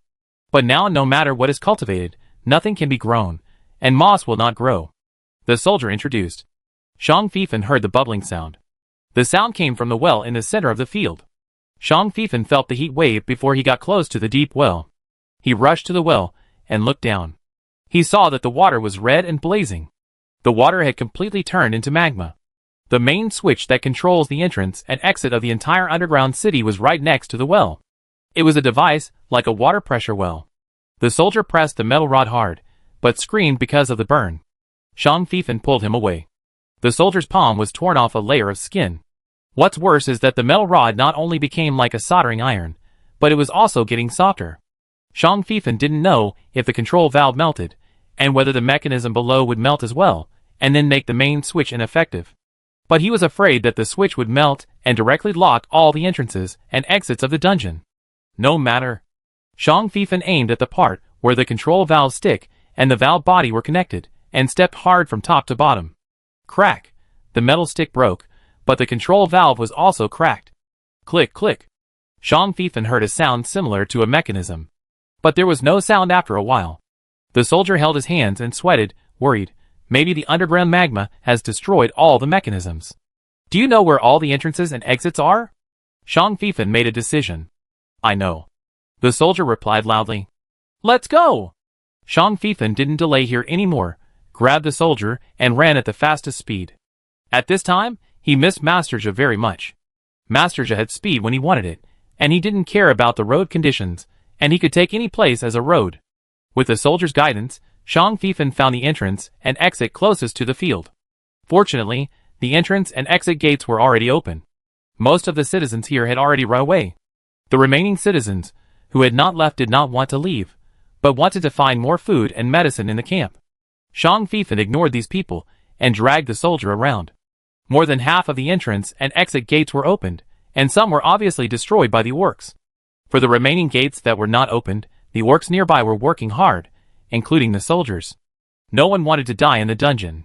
The soldier who was responsible for delivering the message before had already delivered the message. Some orcs were smart and ran to other exits under the guidance of the soldiers. Shang Fifan saw this situation and didn't explain anything.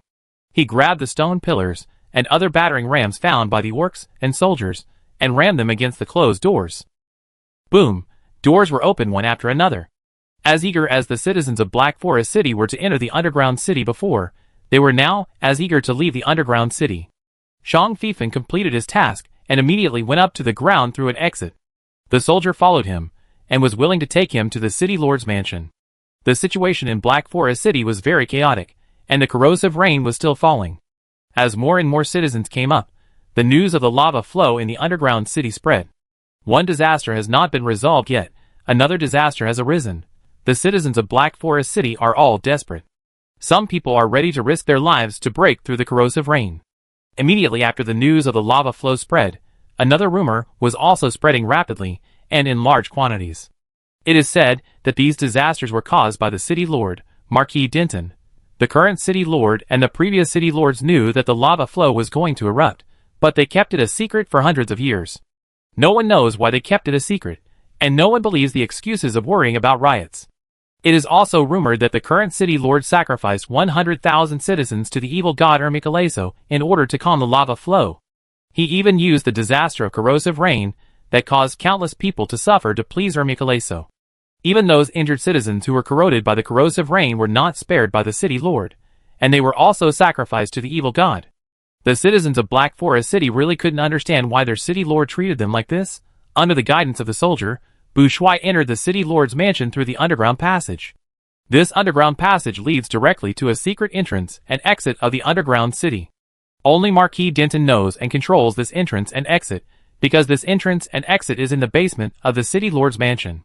Bouchois took the soldier and hid directly, shuttled under the eaves all the way, and came to the courtyard where the extraordinary person lived without any hindrance.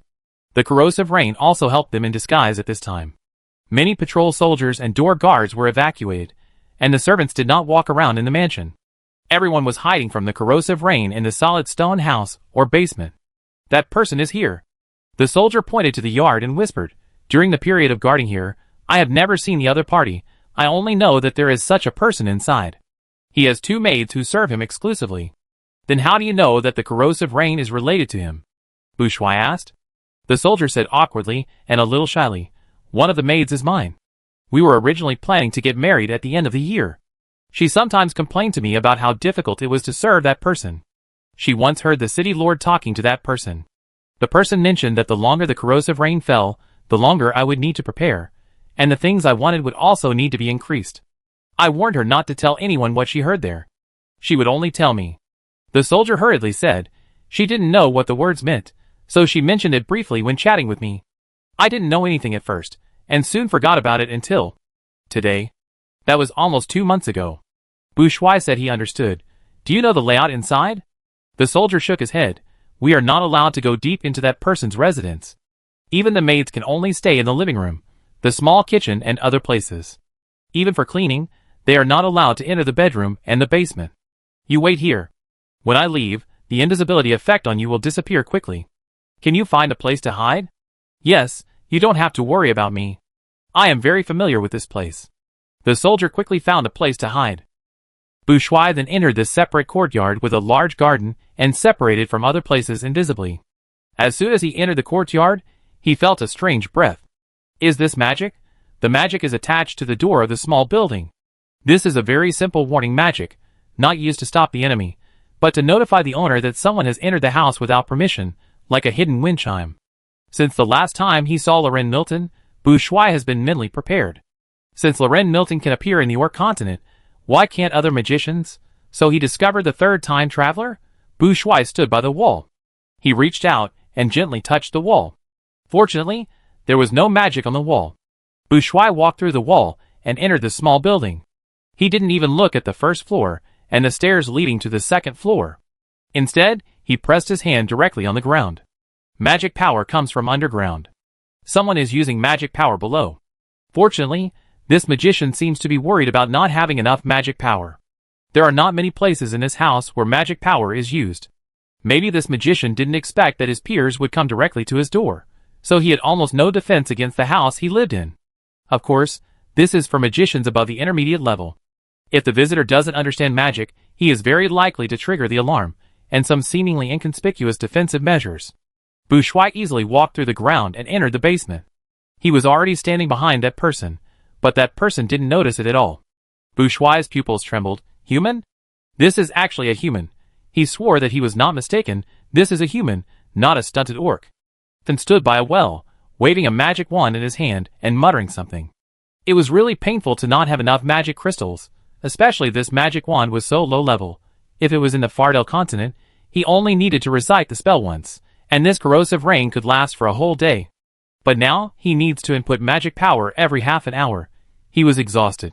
He must ask the Orc Marquis for more compensation. Chapter 111. Imprisoned by thorns. Body stiffened.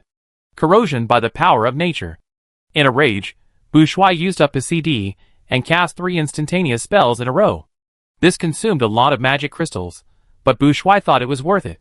Since body couldn't move, as if he was frozen, and his eyes were about to pop out. If it weren't for his tongue and throat muscles being stiffened, he would really shout out, "Magician?" Just like Bouchois saw him, Then was also extremely surprised after being imprisoned by magic. Wait until Bouchois got in front of him. Then's eyes were full of disbelief. An orc? When did orcs also cast magic, and instantaneous magic, and the opponent's level must be no lower than his, and the magic crystal reserve is also higher than his. Really? I'm so jealous of him, and I'm so hurt. This damn orc magician actually knows how to use the power of nature to corrode this trick. Now he not only had to endure the pain of the thorns constantly tightening and piercing his body, but also had to feel the despair of his body gradually declining, then eagerly signaled to Bouchois with his eyes, wanting to talk to him. Bouchois snatched the wand that Finn was holding tightly in his hand and observed it. This wand was crudely made, and it was made by someone who only knew a little about alchemy. The material for making the wand is very good. This is a kind of tree, the asparagus tree, which is also very precious in the Orc continent. This tree is also known as a sacred tree. It is generally used by the royal family, and ordinary nobles can't even think of owning it. Bouchois didn't know that the asparagus tree could be used to make a wand before, but now he knows. He tried to input magic power and found that this tree has an excellent conduction effect on magic power. If there is an excellent alchemist, he should be able to make a top-level wand that is no less than the bone wand in his hand. Bouchois took the magic wand and pointed it at the well. He had just heard all the spells cast by the magician. He had not used the same magic before, but he knew the magic and how to crack it. As long as a magician knows how to crack it, magic will no longer be magical. Water Spirit, please follow the power of the ancient magic contract. Abandon the dark energy that does not belong to you. Please draw the power offered by the apostles. Let the clean rain moisten the earth again, and wash away all the pain and anger. The ancient gods walk in the sky and on the earth, and their divine power is omnipresent. I follow the power of the ancient magic contract, call on the power of nature to fill the rain, and heal all the pain. Bouchois used two magics in succession. The water in the well is no longer dark, but clear. Under the effect of the water mirror technique, Bouchois clearly saw that the corrosive rain over the entire Black Forest stopped, and then the healing rain full of natural power fell like a fine mist. These rains filled with natural power can not only remove the dark energy in the bodies of living things and speed up the healing of their wounds, but also remove the dark energy that has penetrated into buildings, plants, and the earth. Bouchois was thinking about how to convey the message that going out in the rain is good to all the people in Black Forest City. Behind him, Finn's eyes changed from incredible to unbelievable. This orc is not only a powerful magician, he seems to be a rare natural magician. Magicians are not proficient in all magics. Any magician will have a partiality and magic that he is more specialized in. Natural magic seems simple and common, but if you want to use it freely and exert great power, you need a very strong affinity with nature. This alone was enough to stop most magicians from wanting to go further in natural magic. He thought that even if orcs could use magic, they would be better at blood and body magic. Finn really wanted to communicate with this orc magician. He had too many questions to ask him. For example, who did he learn magic from? How did he know he was hiding here? And he was eager to meet the magician who taught this orc magic. Bouchois' eyes fell on the translucent crystals piled up at the edge of the well. This should be the magic crystal, although it doesn't look like it. But he can sense the fluctuations of magic inside. This is not very pure magic crystal. The advantage is that there are more of them. The magic he just cast was draining these impure magic crystals. Bouchois looked at the water mirror technique that had not disappeared in the well, and a magic appeared in his mind. He picked up the magic wand made of asparagus wood, aimed at the Black Forest City that appeared in the water mirror technique, and began to cast a secret magic, Echo of the Earth. Soon, all the orcs in Black Forest City heard a voice echoing over Black Forest City. The corrosive dark energy in the rain has disappeared. The current rain is full of natural power. Bathing in the current rain can remove the dark energy in the body, and has certain benefits for wound healing. The orcs in Black Forest City were puzzled and unbelievable. Some people reacted quickly, and immediately found something to try. Corrosive rain can not only hurt people, but also things. When people saw that the sticks, clothes, etc. that were inserted into the rain were all intact, someone finally stretched out his hand doubtfully. Shang Fifan, who had just rushed out of the underground city, also heard this slightly hazy voice. Others were unfamiliar with this voice, but he knew it was his Bouchois who was speaking. My wife is amazing. She has stopped the corrosive rain. She has also changed the nature of the rain. Shang Fifan boasted. My wife. The soldiers following him did not dare to think too much and nodded frantically. Yes, yes. That person is really amazing.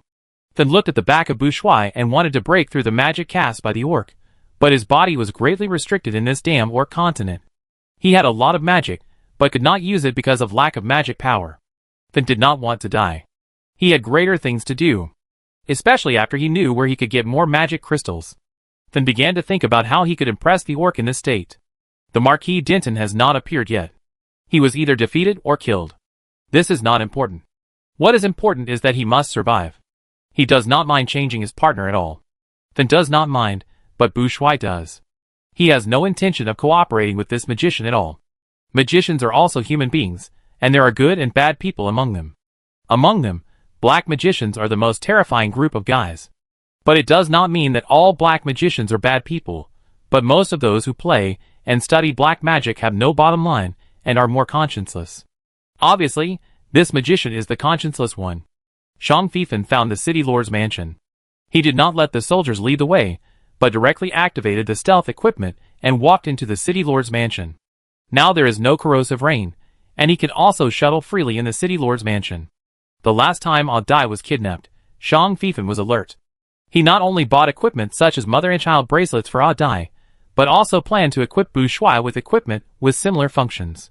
In fact, after the brain-mounted system was updated again, it added teammate communication and positioning functions. But unfortunately, Bouchois is not a player and cannot form a team with Shang Fifan. Then, after the brain-mounted system updated the new function of the treasure hunting compass at his suggestion, he found that he had underestimated this system product before when studying the new use of the treasure hunting compass.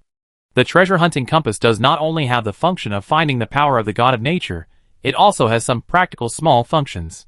For example, marking the treasure can display the location of the marked treasure in real time on the system map, and the treasure hunting compass can also give guidance on the whereabouts of the marked treasure.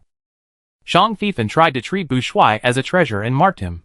Unexpectedly, it really works. Now in his right eye vision, the golden little compass faithfully points out the direction and straight line distance of Bouchois' big treasure. This is much more useful than the equipment sold in the game mall, and you don't have to spend contribution points. Lao Shang has a sense of pleasure that he has got a lot of wool from the system. Bouchois was studying the magician's items in the basement when he heard the sound of prying the door from above. There was also a sound of birds chirping, which was the warning doorbell magic taking effect. Bouchois also heard someone calling his name. The voice was very soft, but the other party knew he could hear it. Bouchois walked through the basement, came to the first floor, unlocked the door, and pulled open the door. "Hi!" Shang Fifan stretched out his hand to hug Bouchois. Bouchois didn't see his action at all, turned around and walked back. "I found a magician, a human, right down there." "What's the situation in the dungeon? Have you seen magma appear?" Shang Fifan: "Not yet. At present, it seems that only the temple area has magma flow. I think this is a good thing. The magma has an outlet, and the pressure in other parts of the dungeon will be greatly reduced." "That's good, but I don't know how long it can last."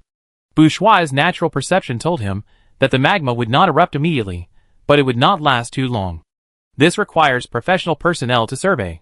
"By the way, I found a deep well on the edge of the dungeon, which is very deep. The well water inside has turned into magma, and the main switch of the dungeon entrance and exit is also likely to be destroyed by magma. This shows that the magma is approaching the surface. Maybe we should evacuate the people of Black Forest City quickly?" Where to evacuate? Marquis Denton was at least right about one thing. How to resettle hundreds of thousands of citizens is a big problem. Even if the royal city and nearby towns can accommodate so many people, what if the magma spreads? What if magma flows erupt in other places? Bouchois clenched his fists angrily. If he had said it earlier. The bad guys are trapped in the temple, and now this problem is ours. "Dear, do you want to be king?" "I will notify the Tiger King," Bouchois said calmly.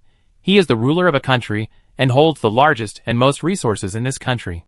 We can't just rely on us to accommodate so many people. Bouchois looked at Shang Fifan, who was following him. "I know your plan. History tells us that when faced with such natural and man-made disasters, the best solution is to find a reason to seize other people's land and resources. We are disaster victims, so we can be forgiven for anything we do. Even if the people we robbed and killed hate us to death, we are not the ones at fault in history. We will involve more people. If we succeed, it will be an uprising and the orthodoxy of the future. If we fail, it will be a rebellion and a bandit." The two walked into the basement one after the other. Shang Fifan muttered after a while, "My wife is too sober, and it's not easy to fool her." "Bouchois, I heard it." Shang Fifan grinned silently. "At least we don't have to worry in the short term. The underground city is just below the Black Forest City, and it covers a larger area than the Black Forest City. It is concave, like a huge bowl." Shang Fifan said here, And there was an illusion that the ancients built this underground city just to make the ejected magma have a gathering place. Maybe this is not an illusion. Bourgeois also looked at him, and it was obvious that the brain nerves of the two were connected at this moment. Maybe there are huge buildings similar to underground cities in other places. Bourgeois murmured. Zhang Fifan clenched his fist and clapped his hands. If this is true, maybe things will turn around. We have to go and investigate to find out the specific situation. And it's not enough for just the two of us, we need more people to go to various places to explore at the same time. This is really a case of mountains and rivers, and there seems to be no way out, but there is a village with willows and flowers. Bourgeois was also refreshed. I will inform the Tiger King. This time Zhang Fifan did not refute. If Bourgeois does not want to seize power now, and does not want his uncle to seize power, then why not let the big tiger sitting on the king's seat and enjoying the support of the orcs across the country do more? Zhang Fifan looked at the human magician from head to toe curiously. Are you sure he's not a cripple? No. Bourgeois was sure. He doesn't smell like an orc. Oh. Then what smell does he have? Human smell? Zhang Fifan chuckled. I see. He still considered himself a human, not an orc. But his sense of smell told him that the smell of the magician in front of him was indeed a little different from that of an orc. It's not that orcs have a strong body odor, but maybe it's the difference in pheromones? Just like the mother animals on Earth can tell whether their cubs have been touched by humans by smelling them. Do you have any questions for him? Bourgeois nodded. He had a lot of questions to ask. But I doubt he will tell me the truth. Although I can cast the word of truth on him, the greatest effect of the word of truth is mental suppression and mental control. As for a magician, who can become a magician and successfully come to the Orc continent from the Fidel continent, even if he is performing mediocrely now, his mental power cannot be underestimated. When Finn saw another orc coming, he pricked up his ears to listen to the two people talking, but he didn't understand the language they spoke at all. Wait, he heard a familiar word. Did the orc magician mention Fidel? As long as we can suppress him overwhelmingly, right? Zhang Fifan asked. Bourgeois, do you have a way? Zhang Fifan, I can try.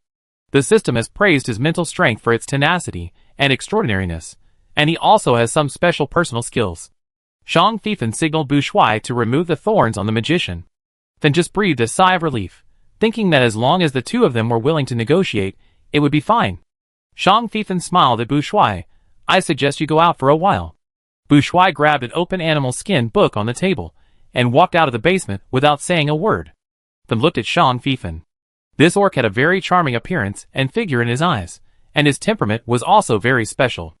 It was a masterpiece of blood, war, wildness, wisdom and strength. If this orc appeared in the upper class of Fidel continent, I wonder how many ladies would be crazy about him.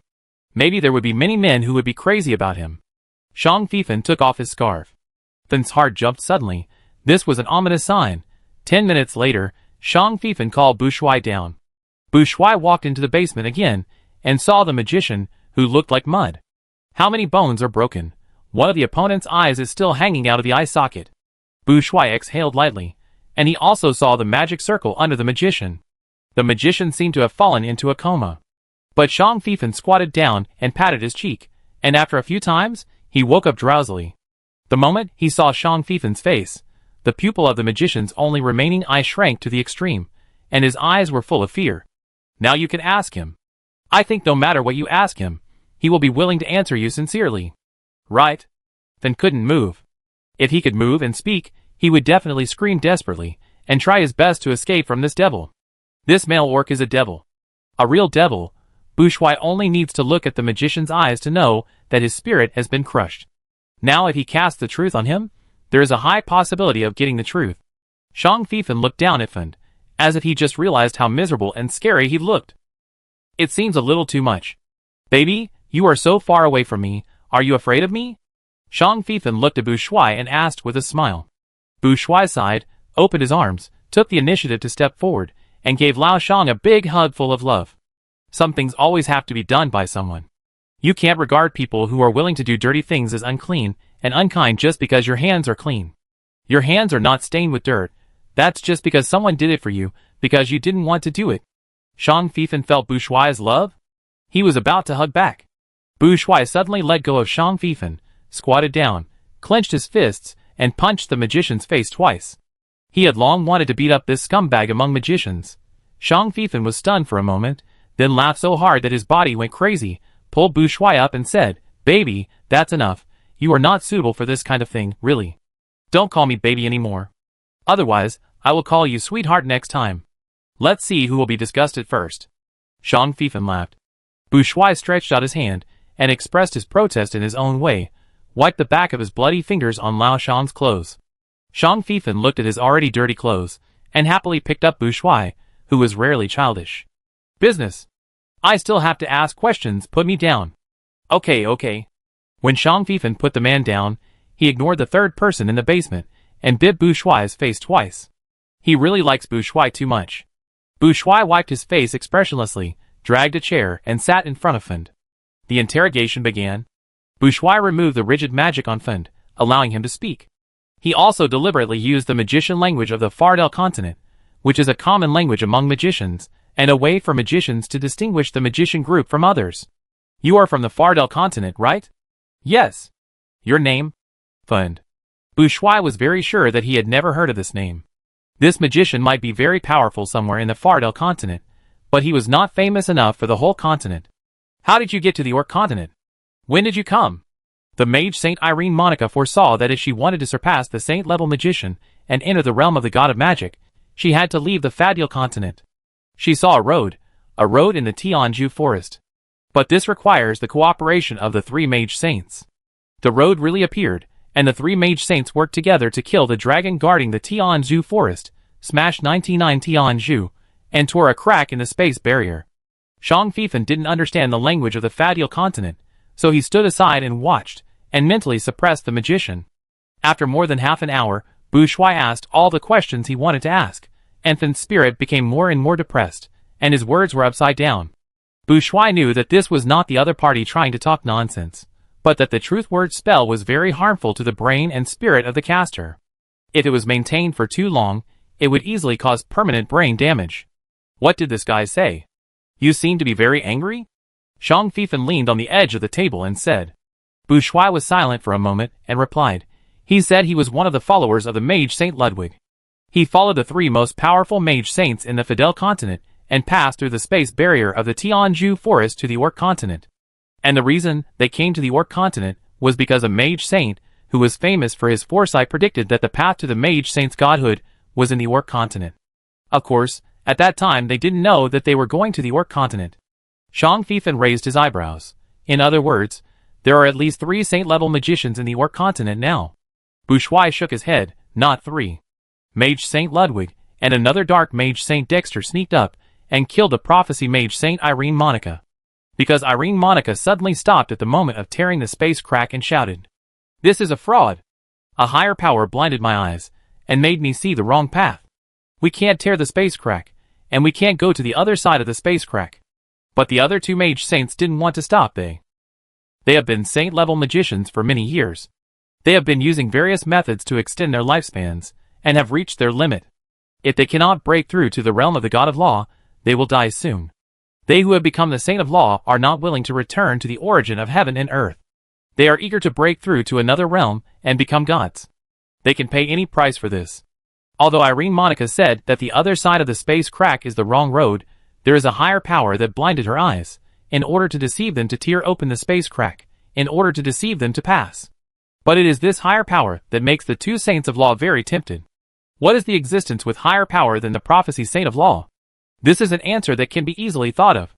Zhang Fifan said that he understood. The 2 saints of law have nothing to lose. Instead of staying in the Fidel continent and waiting to die, it is better to venture into the unknown. As for the safety of the Fidel continent, it is naturally not as important to them as their hope of becoming gods. Chapter 112. Bu Shuai was in a heavy mood. He had lived in Fidel continent for a long time, longer than the time he had lived on Earth and in the Orc continent combined. He had met some unpleasant people and things in Fidel continent, but he had also met many good people and had many happy moments. He was very angry that the magicians from Fidel continent came to the Orc continent to do bad things. But he also never wanted Fidel continent to encounter bad things. In addition to the 2 magic saints, how many other magicians came together? Zhang Fifan asked again. Bu Shuai frowned. Fen said he didn't know either. The 3 magic saints had many followers. Although many died on the way to clear the level, there were still 20 to 30 magicians who survived. But when the magic saints tore through the space barrier, they found that there was no smooth road behind the barrier, but a space storm. In addition to the magic saints, even high-level magicians may not be able to survive such a violent and disordered space storm. So they gathered their wisdom and thought of a way. Shang Fifan, soul penetration? Possession? Bu Shuai nodded gently. They carved a way to strengthen their body strength on their bodies. The magic circle uses the body as a protective shell to protect the soul, and can plunder the body of the nearest intelligent life form after the body loses its vitality. They don't know what will be on the other side, but they are prepared. But before Irene Monica was killed, she clearly said that she saw the intelligent life form on the other side. It's just that what she saw was very vague.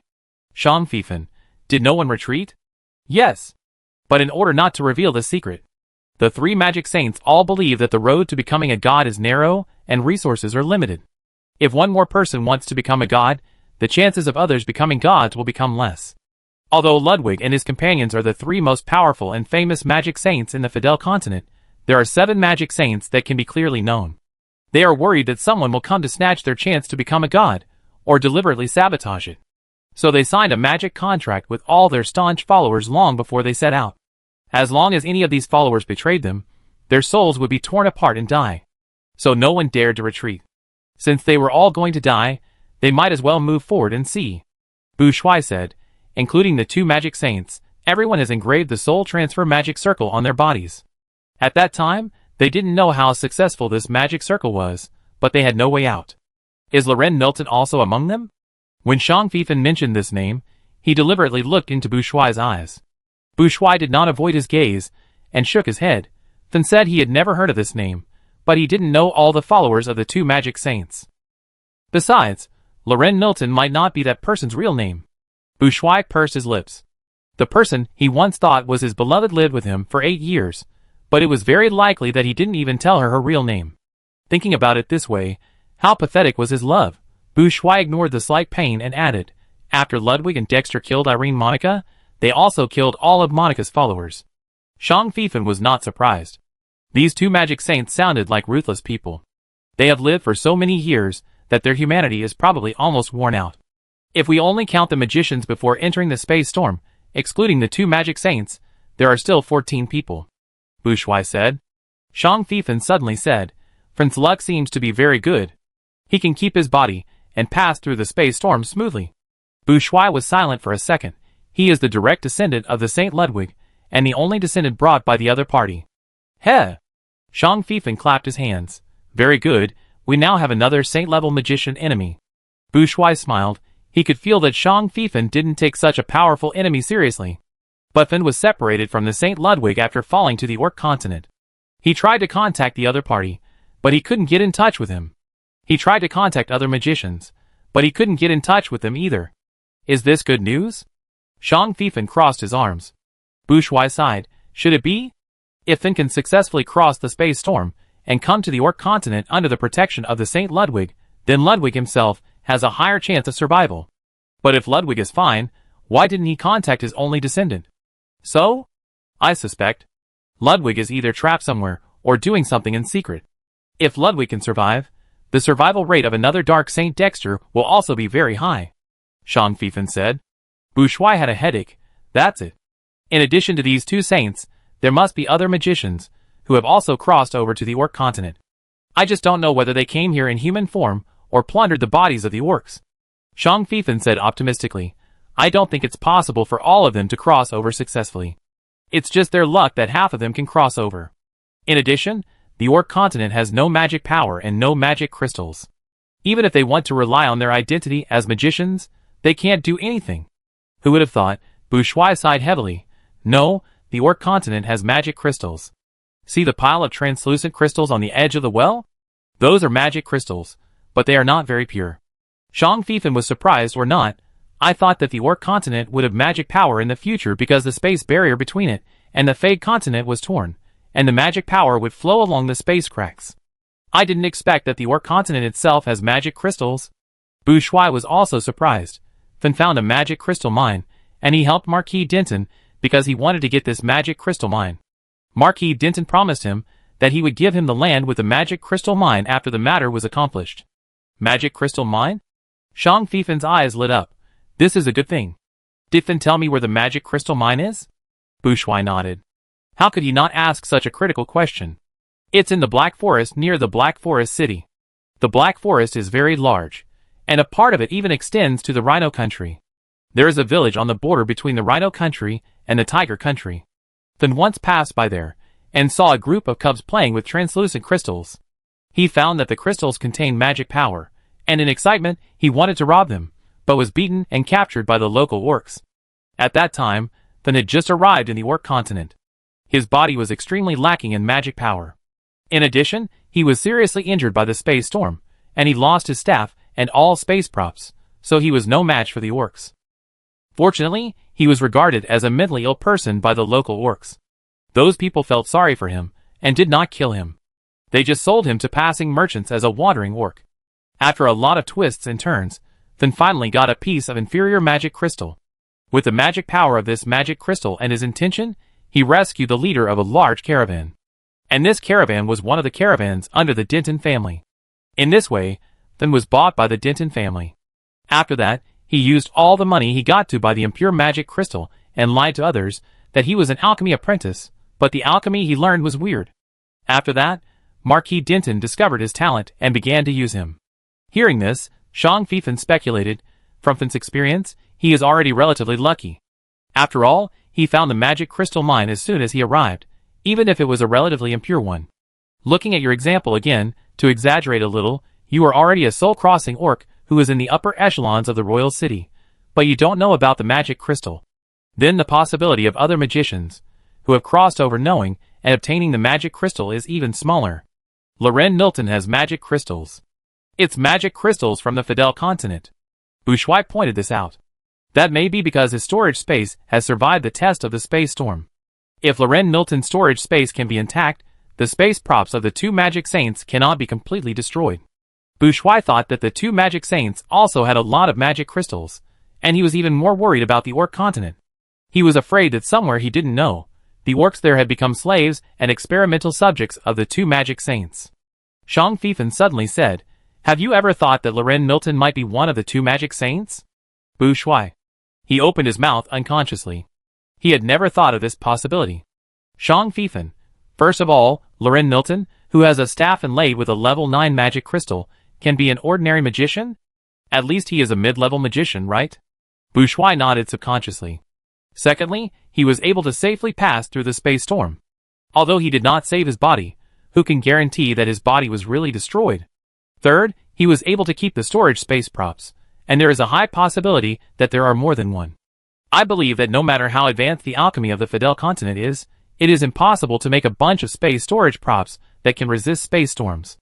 Otherwise, as a direct descendant of the Saint of Magic, Fin cannot even save a space storage prop. And the fourth point, which is also the most important point. Loren Milton is the master of Tianquan Valley, and Tianquan Valley is the base camp of game players, and its master is the king of the players. The Valley Master can issue any task to the players, and he can use the players to do many things. I have always suspected that even if the Valley Master of Tianquan Valley is not the game planner himself, he must have a great relationship with the game developer. If he was originally a magic saint, wouldn't it be more reasonable for him to do these things? Bu Shuai didn't know how to answer, and was at a loss for a moment, but how did he know about the Earth? How did he spread the game to the Earth? And how could he extradite the consciousness of the Earthlings to the body of Tianquan here? Shang Fifan didn't want to ask this, but still asked, "Have you mentioned the Earth to Loren Milton?" Even if it was unintentional. Like talking in a dream? Bu Shuai shook his head uncertainly. "I shouldn't have said it clearly, I'm afraid of being regarded as an alien. But I don't know if I talked in my sleep." Loren Milton never mentioned this. Maybe he asked, but you don't know. Shang Fifan didn't want to hit Bu Shuai, but he had to say it. Bu Shuai lowered his eyelids and murmured, "If he is a magic saint, he can really interrogate me, and I won't notice it at all." Shang Fifan felt distressed, and stepped forward to hug Bu Shuai. These are just guesses. Maybe Loren Milton is an Earthling himself, or he has had contact with the Earth in some way, which may not be your reason. Bu Shuai lowered his head. "I don't blame myself, I understand." Shang Fifan hugged him tighter. Bu Shuai slowly put his chin on Shang Fifan's shoulder and whispered, "I can't figure it out now. I will help you figure it out. I will find out everything clearly," Shang Fifan said firmly. Bu Shuai suddenly chuckled. "Fortunately, I have a third life, otherwise I really traveled through the second life in a daze, and lived in a daze. The final death seemed to be my own will, but now I think that war was also fought in a daze. I really didn't know how I died. Zhang Fifan didn't want Bu Shuai to dwell on the past, so he deliberately used a question to divert his thoughts. When did Fin and the others travel through time? Oh, I was just about to tell you this. When Bu Shuai heard this question, he immediately pushed Zhang Fifan away and said seriously, "There is a problem with the timeline. Bu Shuai's soul traveled to the Orc continent 6 years and 3 months ago. The Fardel continent implements different calendars according to different human countries, but the magic world only recognizes one calendar, which is the Fardel continent calendar, which is also the oldest and longest-lasting calendar, referred to as the Fardel ancient calendar. On June 6, 34666 in the Fidel calendar, Bu Shuai, who was Lang Mu at that time, chose to self-destruct in order to protect the teachers and students of the only magic school in the Reso Principality, the Reso Youth Magic School, and died together with the enemies who invaded the magic school. According to Fin's confession, the 3 magic saints went to Tianzhu Forest in early June 34566 in the ancient calendar, opened the space barrier between the Orc continent, and crossed the space storm. There was a difference of 100 years in between. But Fin arrived at the Orc continent 10 years ago. His initial landing point was in the Black Forest, not far from the border between the Rhino Kingdom and the Tiger Kingdom. So it took them nearly 100 years to cross the space storm? Zhang Fifan asked. Bu Shuai exhaled. Then we have to ask when the master of Tianqin Valley appeared. Or when did he become Loren Milton? Zhang Fifan wrote down this question and planned to ask Lao Fu to help him find out. When Loren Milton became the Lord of Tianqin Valley, he probably didn't expect that someone would dig out his origins. He probably wouldn't deliberately cover up his movements when he first appeared. The game appeared nearly a year ago, but even if the Lord of Tianqin Valley was a magic saint, he couldn't have created a holographic game connected to the Earth so quickly. So it must have taken him a long time. Zhang Fifan said. Bu Shuai rubbed his forehead. I now suspect that they traveled through time at different times. It will be even more difficult to find them this way. Zhang Fifan smiled. Why go out of your way to find them? Believe me, the magicians who came to the Orc continent to become gods will not be content with loneliness as long as they are still alive. They will definitely do something, or something big. It's just that the Orc continent is too big, and this is not an online society. We have too little information now, so we don't know where they are. We just need to do our own things first. If their actions are not beneficial to us, then their news will definitely appear in front of us. Like Fund? Yes, like Fund and Loren Milton. There is another point. Zhang Fifan proposed. Just now you said that the prophet Irene Monica shouted that she was deceived by a higher power before opening the space crack. So may I ask, who is this higher power? Evil God? Bu Shuai is not sure. Zhang Fifan changed his posture. Let's assume that the one who deceived and blinded Monica's prediction is the foreign evil god from the Orc continent. So why did these evil gods deceive Monica? To let them open the space barrier between Fidel continent and the Orc continent. If the evil gods are more powerful, why can't they do it themselves, but have to let the magic saints of Fidel continent do it themselves? Can't clearly locate it? It's easier to destroy the world barrier from the inside? Maybe it's some kind of rule restriction. Maybe there are ancient gods in Fidel continent. Those foreign evil gods don't want to disturb the sleeping ancient gods on Fidel continent. All your hypotheses are possible. Let's put aside the fact that the evil gods tempted the magic saints of Fidel continent to open the space barrier. Do you think those evil gods will find ways to capture those magicians, study them, or even devour or brainwash them into their subordinates? Bu Shuai was shocked. You said that those magicians are likely to be accomplices? 2 magic saints. Zhang Fifan raised 2 fingers. All of them are silent. Either they are lurking and preparing to do something big, or they have already started their journey to godhood, but we don't know.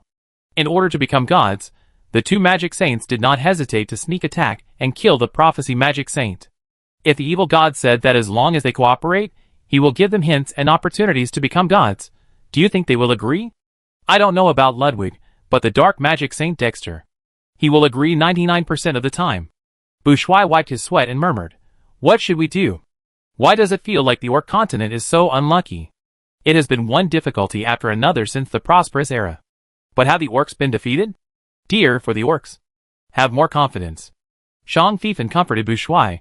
Look at the bright side, maybe we are just worrying too much. Maybe those magicians and magic saints are now trapped in the dilemma of not being able to perform magic. Maybe they have died of old age without magic replenishment. Bu Shuai, Zhang Fifan said again, and I think that in the dark, the Orc continent has begun to try to save itself. Although I can't see the overall layout now, the Orc continent is not sitting and waiting for death. For example, the appearance of Earth players. What can Earth players do?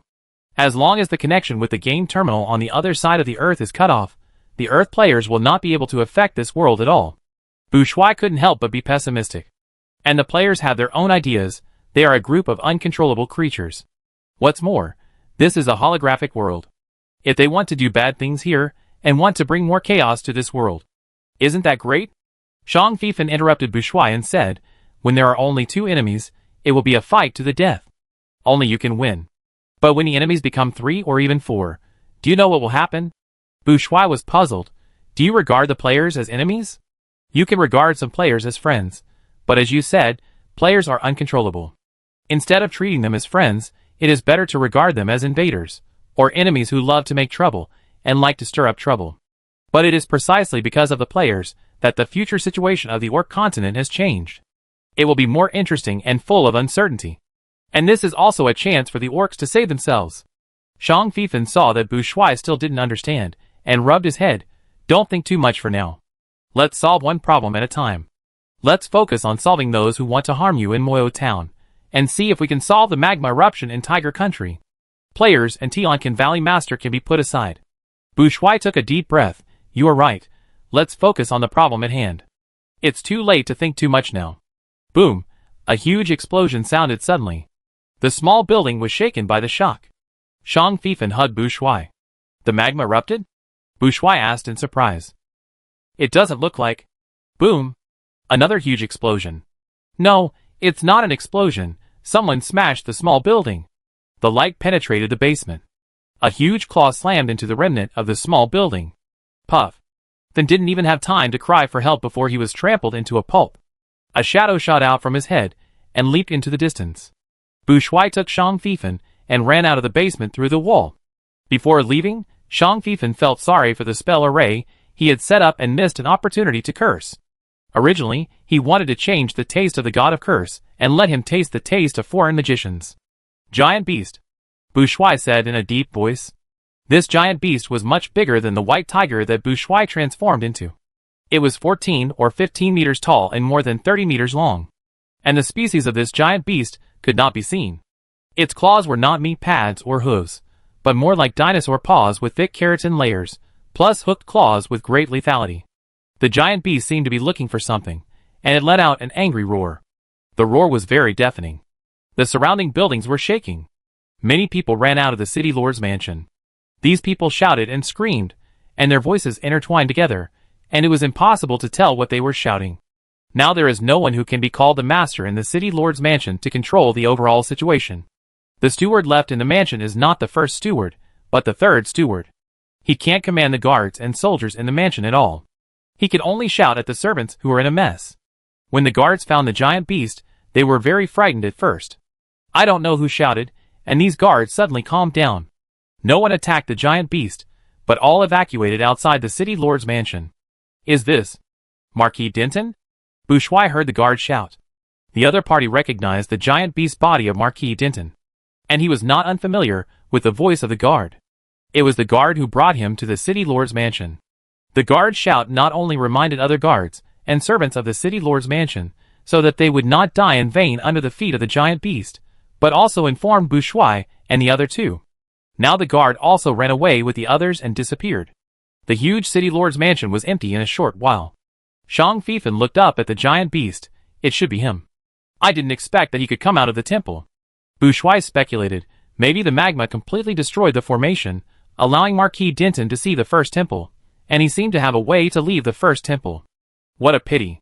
Although Zhang Fifan hoped that the magma could solve this first-class Marquis, he also guessed that this Marquis might have a backup plan that he had not used, but they were in a hurry to solve the corrosive rain and escape from the magma, so they didn't pay much attention to this Marquis. If they fought with Marquis Denton at that time, it was not that they could not beat him, but if the other party wanted to drag them to death together, under the threat of magma, they might not die, but they would definitely be injured. Yes, he could take Bourgeois back to Moyo Town using the return function, but think about the time and energy they spent on coming to Black Forest City. If they were not forced into a certain situation, who would want to go back to the starting point and run again? I bet he is looking for us. Shang Feifan smiled. If we leave, it's hard to say what will happen to the people in the city. Bu Shuai clenched his bone staff. The two men showed up. Shang Feifan's eyes flashed with murderous intent. Then fight. Get rid of this guy completely. Don't transform to avoid exposing your identity. After saying that, Shang Feifan grabbed the half-collapsed wall at hand, turned it twice to accumulate power, and then smashed it hard at the giant beast. The giant beast also discovered them, and spit out lightning from its mouth. Pika! Shang Feifan twisted his body to the limit, and completed the back jump at the same time, avoiding the lightning attack. Bu Shuai dodged and flew over the giant beast, raising his bone staff to it, freeze when in contact with water. The whole body becomes stiff. The force of nature corrodes. Thanks to Loren Milton, who sent him the magic crystal and the magic staff, so that he would not have to play only as an auxiliary at this time. The rain on the ground froze instantly, and the ice layer gradually climbed up, freezing the giant beast's limbs. The giant beast struggled angrily, and the huge beast's mouth opened, spewing lightning again. But soon, he felt his body become stiff and sluggish. Bu Shuai almost teleported in the air, and quickly dodged the lightning attack. Shang Feifan quickly took out a bow and arrow, put on 3 explosive arrows, and aimed at the heart of the giant beast. A black giant snake suddenly jumped out, and opened its mouth to bite Bu Shuai floating in the air. Swish, swish, swish. 3 arrows were shot out at the same time, turning to shoot at the 7 inches of the black giant snake. Bang! The black giant snake turned into smoke in the air, and the explosive arrows missed. Bu Shuai ignored the black giant snake that had just attacked him, and seemed to be sure that Shang Feifan could protect himself. He was still suspended in the air, and began to chant a spell. He was going to use a big move to deal with the giant beast, Marquis Denton. The ancient gods walk in the sky and on the earth. Their divine power is everywhere. I will follow the power of the ancient magic contract, borrow the power of thunder and lightning, and use the power of thunder to extract all the thunder and lightning elements from the orc. Elf of the earth, please follow the power of the ancient magic contract, and use my spiritual power as a guide to pierce these seeds into his flesh and blood, nurture new life, and pay for his sins. Chapter 113. The citizens of Black Forest City kept fleeing, especially the officials and wealthy people who lived near the city lord's mansion. They could hide in their sturdy mansions before, but with the appearance of the giant beast, all the brick and stone buildings were like sand castles under its huge claws, and they were crushed with one step. Some people failed to escape in time, and their houses were trampled into mud. Fortunately, the corrosive rain has stopped, and now the drizzling rain outside, like mist, will not have any adverse reactions. The officials and wealthy people also heard the voice, saying that this rain has some benefits, but they don't believe it, and they don't have any corrosive injuries on their bodies, so they naturally won't take risks. Now they have to run out, and when they are drenched in the mist, they suddenly feel that their bodies seem to be injected with a certain amount of energy. But just a few seconds after they felt it, the mist stopped. The reason was simple. The well platform in the basement was crushed, and the impure magic crystals on it had already been drained of a lot of magic power. When they were crushed by the gravity, they were all crushed into slag. The natural magic that Bu Shuai cast stopped naturally without magic support. Some officials and wealthy people who had been in sub-health for a long time and suffered from chronic diseases, as well as their families, were particularly regretful. They really felt the benefits of the fog and rain, but they came out too late. The citizens of the Black Forest who fled to all directions, regardless of their status, wealth or poverty, except for those who were busy staying away from the Black Forest City, all the orcs who were unwilling to leave their hometowns looked up at the battle in the center of the city. Some people shouted out the identity of the giant beast, saying that it was their city lord. There were also officials and wealthy people who whitewashed Marquis Denton, insisting that the 2 orcs who attacked the giant beast were the conspirators who caused the disaster in Black Forest City, and their city lord was fighting to protect Black Forest City and the citizens. Bah! These disgusting bastards. They are making up stories. I know one of the 2 orcs. He helped us break open the underground city exit that could not be opened. I also know these 2 people. They saved us. At that time, we were surrounded by a group of insects. They killed those weird insects, rescued us, and saved other injured people. Many people were given medicine by them. Corrosive rain should also be solved by them. The citizens of Black Forest City who escaped from the underground city were indignant, and wanted to drag out the liars and beat them up. Perhaps seeing the anger and sarcasm of the people around them, those who shouted that the city lord was innocent were unwilling to admit that they were afraid of these civilians, but they kept their mouths shut. The citizens watched the battle at the city lord's mansion, and were very worried about the two. That beast is so huge, and it can shoot lightning. Can the two heroes really defeat it? That beast has a black snake as a companion. The black snake makes me feel cold. Is that a beast too? Should we go to help? Oh, I want to, but I don't dare. Everyone understands what this sentence means. Someone sighed. I am worried that even if the two heroes can beat the two beasts, what will happen next? That's the Marquis of Denton. Don't forget, his sister is the queen. If His Majesty the King can't make a decision for us, we will rebel against him. His brother-in-law wants to sacrifice all of us in the city to the evil god. Hey, don't say anything nonsense. Don't be afraid of him. The leader of the Blood and Bone Corps, the largest in the Black Forest city, is still stationed outside the city. They are not moving now, which means... What does it mean? Brother, tell me quickly. It means that either the leader of the Blood and Bone Corps has been captured by the city lord, and the Blood and Bone Corps has been controlled by the city lord, or the Blood and Bone Corps has been transferred away, and they are now busy with other things. Brothers, big news! The Blood and Bone Corps. They are coming. They are preparing to enter the city, and set up a camp outside the city to accommodate the injured citizens. The second big news. General Bart, the naval commander stationed on the Blackwater River, and Ming Chuan, the leader of the Blood and Bone Corps, have confronted each other. The Blackwater River has stopped flowing. All those who want to leave by boat can't leave. The lava flow should be true. The Blood and Bone Corps is the direct army of the royal city. They are here. Does His Majesty the King know about this? We are saved, right?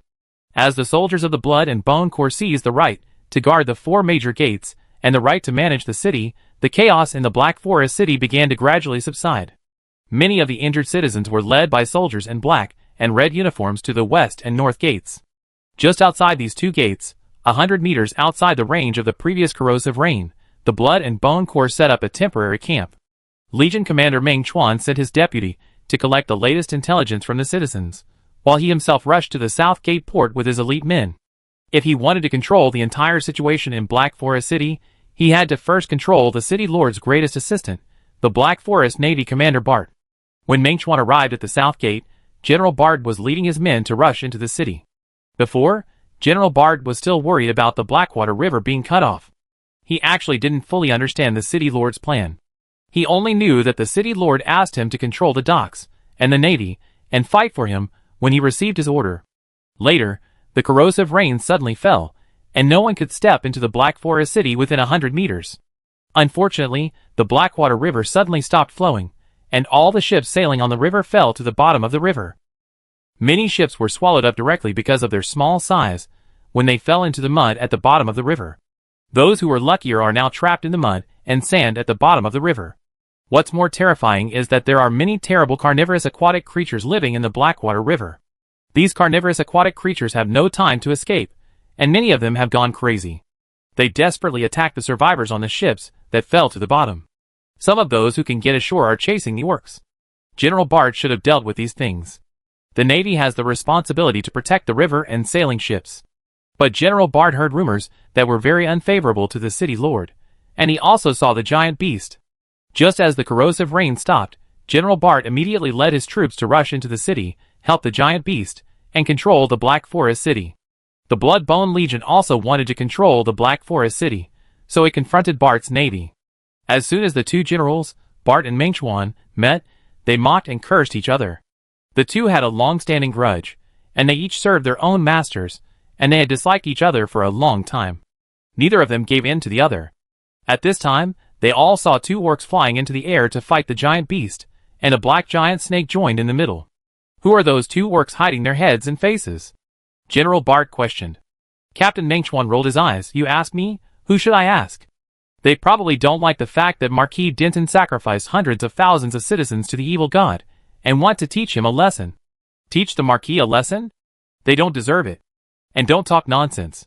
As the Lord of the Black Forest, how could the Lord sacrifice his own citizens, or the entire city's citizens, to the evil god?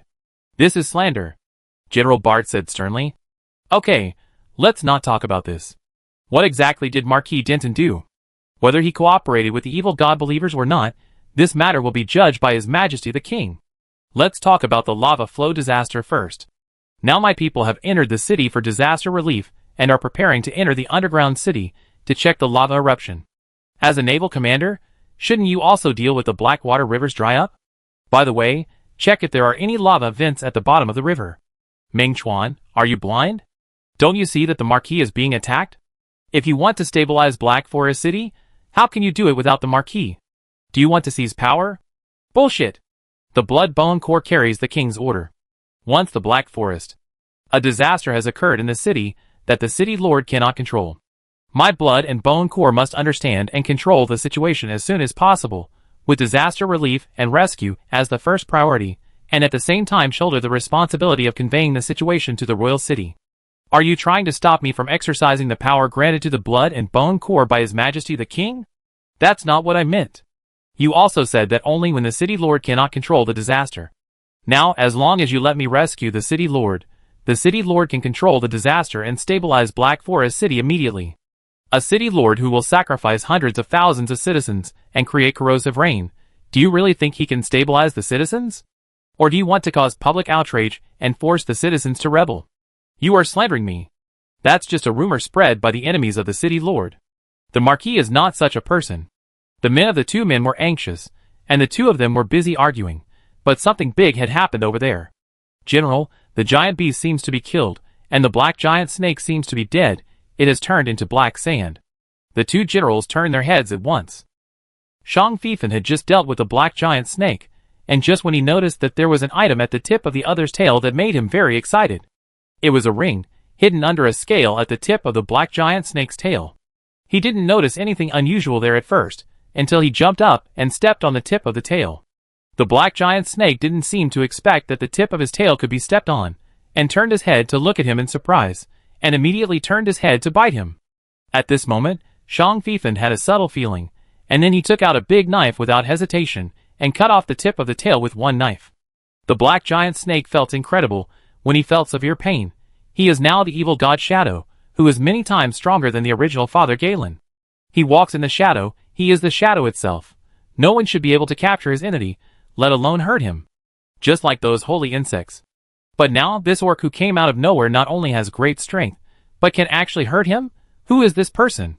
The black giant snake wanted to take back the tip of his tail. But Shang Fifan got it first. In order to avoid the attack of the black beast, Shang Fifan also activated the effect of the invisibility item, so that the black giant snake could not find him, and could only be furious. Shang Fifan's fingers explored a little bit, and the subtle feeling entered his brain again. Right here, Shang Fifan lifted the scales. He saw a ring. The point is not the ring, but the thing inside the ring. Shang Fifan used his fingers to forcefully crush the ring surface, revealing the space under the ring surface. It was a black block the size of a fingernail. Shang Fifan was almost charmed, and his fingers pinched the small black block.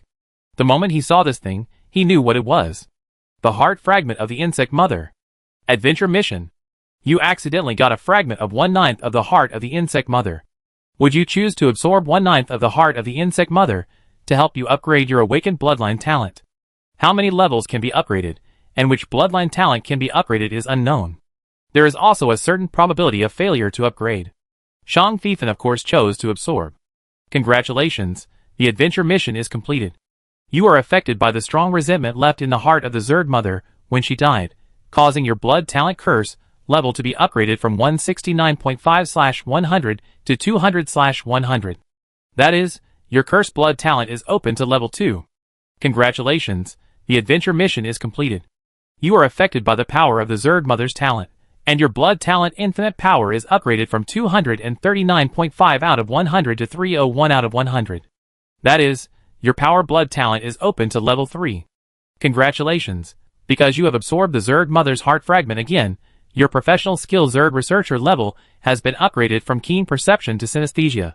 Your perception of the Zerd will be doubled, and your resistance and adaptability to the Zerd poison will be enhanced again. In addition, under the influence of the power of the insect mother, you have a natural blood suppression ability against mutants affected by insect poison. Attention! Under the influence of the power of the insect mother's heart, you will immediately enter the violent mode. The shortest duration is 2 hours, and the longest is unknown. Friendly reminder, please try to control your mental state to avoid falling into complete chaos. Fuck. Shang Fifan didn't have time to be happy that his various abilities were improved again, and he immediately felt the arrival of the violent mode. His body was expanding, and he was about to explode. "Amu, get out of the way." Hu Bushuai was stunned. What did Shang Fifan call him? Bushuai's actions were faster than his thoughts. Shang Fifan called him to get out of the way, and he quickly jumped away. Shang Fifan's body swelled in an instant, and he turned into a giant twice as tall and big as the behemoth that Marquis Denton turned into. Thanks to him for buying the dual-purpose body armor in the game mall. Although the leather armor cannot completely cover his body, it can cover the key parts below the waist. His privacy is preserved. This is the right that belongs to Bushuai alone, and he will defend Bushuai's ownership to the death. The invisibility props are invalid at the same time. The citizens of the Black Forest were all shocked when they saw the huge giant that suddenly appeared. What is that? I only heard that orcs can transform into giants, but I have never heard that orcs can transform into giants. But the giant is right in front of him. Wait, it seems that some legends also mention giants.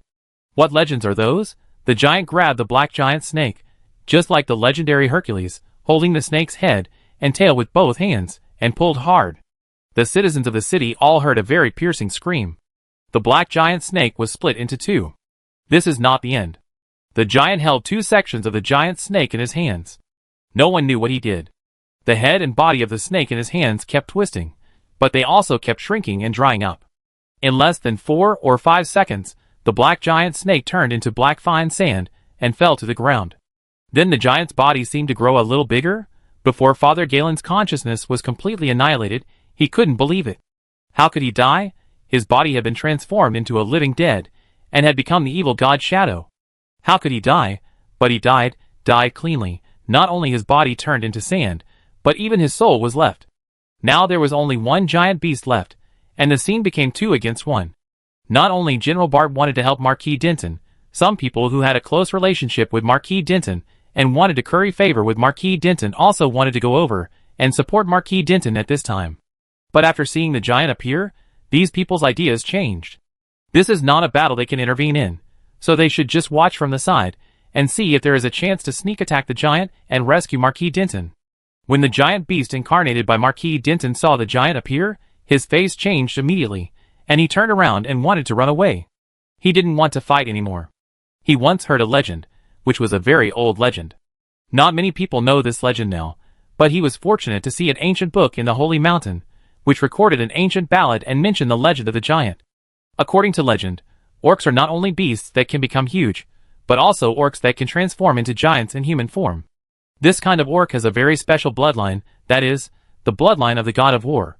Although there are various historical records proving that the blood of the god of war disappeared with the death of Mr. Zhang Shuheng, the father of technology, when the first orc alliance appeared, and the old god blood royal family was overthrown. But the ancient ballad mentioned that the blood of the god of war was not inherited by reproduction. They represented the will of the ancient gods. The ballad also mentioned that the blood of the god of war would only appear when the orc world was most critical, and once the blood of the god of war appeared, the world would inevitably undergo great changes. Marquis Denton could not judge whether the giant was the blood of the god of war, but the black giant snake died in the hands of the giant, and he did not want to test whether his body was stronger than the black giant snake that could not be killed by physical means. That was the evil god Shadow. Marquis Denton believed that his strength could not surpass the evil god Shadow, so he would naturally not fight the giant, who killed the evil god Shadow at this time. As soon as the giant ran away, the giant also chased after him. It seemed that he would not stop until he killed him. Bushuai secretly cast a spell to slow down the giant beast. The giant beast was so huge that freezing its limbs was not enough, and natural erosion could not immediately drag down its body. The giant beast ran a little slower, and was caught by the giant's hind legs and lifted up. The giant beast kicked hard, but his body was also affected by the strange magic. He had never known that Raphael Longmu could even use this strange magic that only the priests of the Holy Mountain Priest Palace could do. Shoot! General Bart yelled at his men anxiously. The archers immediately opened their strong guns and aimed at the giant in the air. Ming Chuan saw the giant appear, his pupils trembled, and when General Bart shouted to shoot, he also shouted, "You dare!" That's the blood of the god of war. The sound of the god of war blood shocked and awed countless soldiers. Even the archers on Bart's side hesitated. Although the god of war blood had long disappeared, there had always been legends about the god of war blood on the orc continent. When the orcs were in pain, sadness and despair, the legend of the god of war blood could even bring them strength. Even if they didn't have the god of war blood around them, even if the god of war blood had disappeared, as long as the legend was still there, it seemed that hope was still there. What did they hear now? That giant was actually the god of war blood, the living god of war blood. Swish, swish, swish. Hundreds of arrows shot out. Some orc soldiers screamed, but this scream was not to boost morale, but a scream of pain that was too late to save. At that time, their arrows were on the string, and the soldiers who were used to obeying orders moved subconsciously when they heard General Bart's order. By the time they heard the special word god of war blood, the arrows had already shot out. But some soldiers stopped their movements. However, these arrows shot from a distance did not seem to have much effect on the giant. He directly swung the giant beast as a shield and knocked away all the arrows. Not only that, the giant also picked up the giant beast's hind legs, swung it up and repeatedly smashed it on the ground, the wall, and the stone brick house. The giant beast was thrown so hard that it had no power to resist. The giant was originally very powerful, and with his own strength talent bonus. Before being knocked unconscious, Marquis Denton had to shout wildly without caring about his image. "I am the Lord of the Black Forest. I am the first-class Marquis of the Tiger Kingdom. You can't do this to me. I demand the right of noble extradition. Send me to the royal city, and let your majesty come to judge me. You want your good things? And the right to extradite nobles? I want you dead now." The giant roared deafeningly and smashed harder. Marquis Denton was knocked unconscious. He didn't know how many bones were broken in his limbs and body, and his body was covered with blood. Bourgeois was so shocked that he even forgot to rub his eyes. Is Lao Shan so cruel? Well, this guy seems to have always been cruel, but he didn't show it much in front of him. But how can he turn into a giant? Lao Shan's body is really weird. When he turns into an animal, he is a cute tiger cub, who can't even walk steadily. When he turns into a human, he is an adult orc's body, but he can turn into a giant when he becomes huge. Is it because he is a player that this happens, or does Lao Shan have some hidden bloodline? "Lao Shan, let's go!" Bourgeois shouted. If Shang Fifan continues to smash like this, there will really be not much left in Black Forest City. The citizens of Black Forest City are grateful to them now, but in a little while, they will probably curse their ancestors collectively. Although Shang Fifan entered the violent mode, his brain always kept a trace of clarity, and this trace of clarity connected his big baby Bourgeois. When he heard Bourgeois told him to leave, Shang Juju didn't even think about it, and took the half-dead beast and strode out of Black Forest City. Boom, boom, the ground was shaking. No one dared to stop Shang Fifan, including the people who ran out of the city lord's mansion. All the people in Black Forest City looked up and watched the giant carrying the particularly miserable beast away. When the giant disappeared in the distant forest, Black Forest City suddenly erupted in thunderous cheers. Bourgeois heard it. He would bet with his knees that at least half of the cheers were celebrating the departure of the destroyers.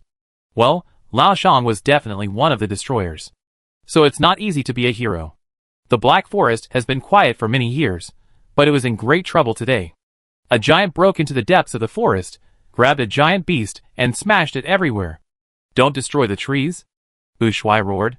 In the Orc continent, it is not allowed to damage trees unless it is absolutely necessary, especially large forests. Many orcs believe that as long as forests and grasslands exist, the nature of the Orc continent will be completely restored one day. A large number of orcs believe that there are probably a few plant people who left the Orc continent that you're hiding in the depths of the forest. For example, the Black Forest is the most famous and largest forest in Tiger Country. There is an iron rule written into the laws of Tiger Country, that is, it can only be cut down once every 10 years, and no more than 300 trees can be cut down at a time. And a batch of new seedlings must be planted every year, no matter what kind of trees, as long as they can expand the scope of the forest, not shrink it. Bourgeois, who was favored by the god of nature, felt a comfortable atmosphere after entering the Black Forest. Here, he felt at ease as if he was home. No one wants their home to be destroyed, especially when the destroyer is there. Partner. The giant angrily picked up the giant beast and smashed it to the ground twice. Marquis Denton also reached his limit, and his body shrank back to the orc state. The Marquis was in a very bad condition, with blood coming out of his mouth and nose, broken bones in his limbs poking out of his skin, and his originally smooth and gorgeous golden hair becoming a mess, and a part of his chest was sunken. Even so, the giant was still unwilling to let the orc go, and raised his big foot to crush him. "Stop! What's wrong with you?" Bourgeois couldn't bear it anymore, and ran over to drag Marquis Denton out. He still had something to ask this person, but he didn't have the chance before, and now he didn't want to waste the opportunity right in front of him. Marquis Denton was already breathing in more than out, and it seemed that he was about to finish. Bourgeois was thinking about whether to give him some blood to prolong his life. The giant got angry, flicked away the Marquis of Denton with one finger, and picked up the small Bourgeois with 2 fingers. Bourgeois pulled the giant's fingers and glared at him. "What's wrong with you? I won't ask how you became a giant, but can you not go crazy? No wonder the legends about giants on Earth say that giants are violent and violent by nature, causing destruction everywhere, and it is people like you who ruin the reputation of giants. Or, you will be violent when you become a giant?" The giant patiently said, "You become a white tiger, the bigger the better." Bourgeois was puzzled. "Why? Do you want to fight me?" The giant licked his lips. "No, I want to fight you." Chapter 114. Ah, his big baby is still too shy. Although he didn't achieve the first goal in the end, he completely angered Bourgeois, causing Bourgeois to turn into a big white tiger and fight him fiercely. So in the end, he still fought happily, and in order to avoid really hurting his big baby, he had to desperately pull his last bit of consciousness, and with infinite willpower, he didn't let the madness that destroyed everything control him. Is this considered to meet the requirements of the system? Jean Fifen, who turned back to his normal size, was unwilling to give up.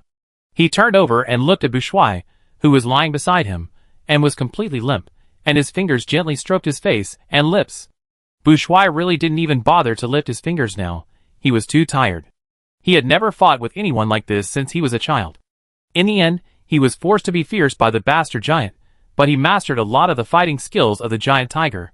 It really verified the saying actual combat is the best teacher. Bourgeois even thought that it would be nice to fight with a certain bastard in the future, so that he could practice physical combat skills. What? Bourgeois was annoyed by the harassment and asked impatiently. Life is vast, especially we are orcs. Jean Fifen said hoarsely. Bourgeois sneered. This is the first time I heard someone use the word vast to describe life. Jean Fifen, I want to say that your mind should be softer, more tolerant, and more courageous to explore new levels. Shut up. How could Bourgeois not know what this guy wanted to do by turning him into a big white tiger? Otherwise, he would not be driven to anger. I don't know if there will be such an opportunity next time. Jean Fifen felt infinitely regretful. Bourgeois turned over and didn't want to talk. He was too tired and wanted to sleep. Jean Fifen hugged him from behind. The ground is cold, you just sweated. I'm a magician or an orc. Bourgeois said that he was physically strong and not afraid of the cold. I kind of want to. I don't want to. The person who said he didn't want to was not able to resist someone's entanglement. This time, Bourgeois' physical strength was really squeezed dry, and he fell asleep in someone's arms. Because he was too tired, he even snored. Jean Fifen rubbed his nose against Dabobi's wet hair and tightened his arms. He was in good spirits and didn't feel tired at all. On the contrary, he had plenty of physical strength. It seems that the fragments of the insect mother's heart still have a little effect. And he has only obtained 2 fragments of the insect mother's heart so far, which can make him change so much. If the worm mother is still alive, how powerful would she be? Jean Fifen couldn't help but be curious about the world of orcs before the Great Prosperity era. Orcs at that time should have been generally very powerful. If he could get the remaining 7 heart fragments of the worm mother, how would he change? Jean Fifen originally just thought of getting the worm mother's heart as a matter of chance, but now his heart couldn't help but feel a little hot.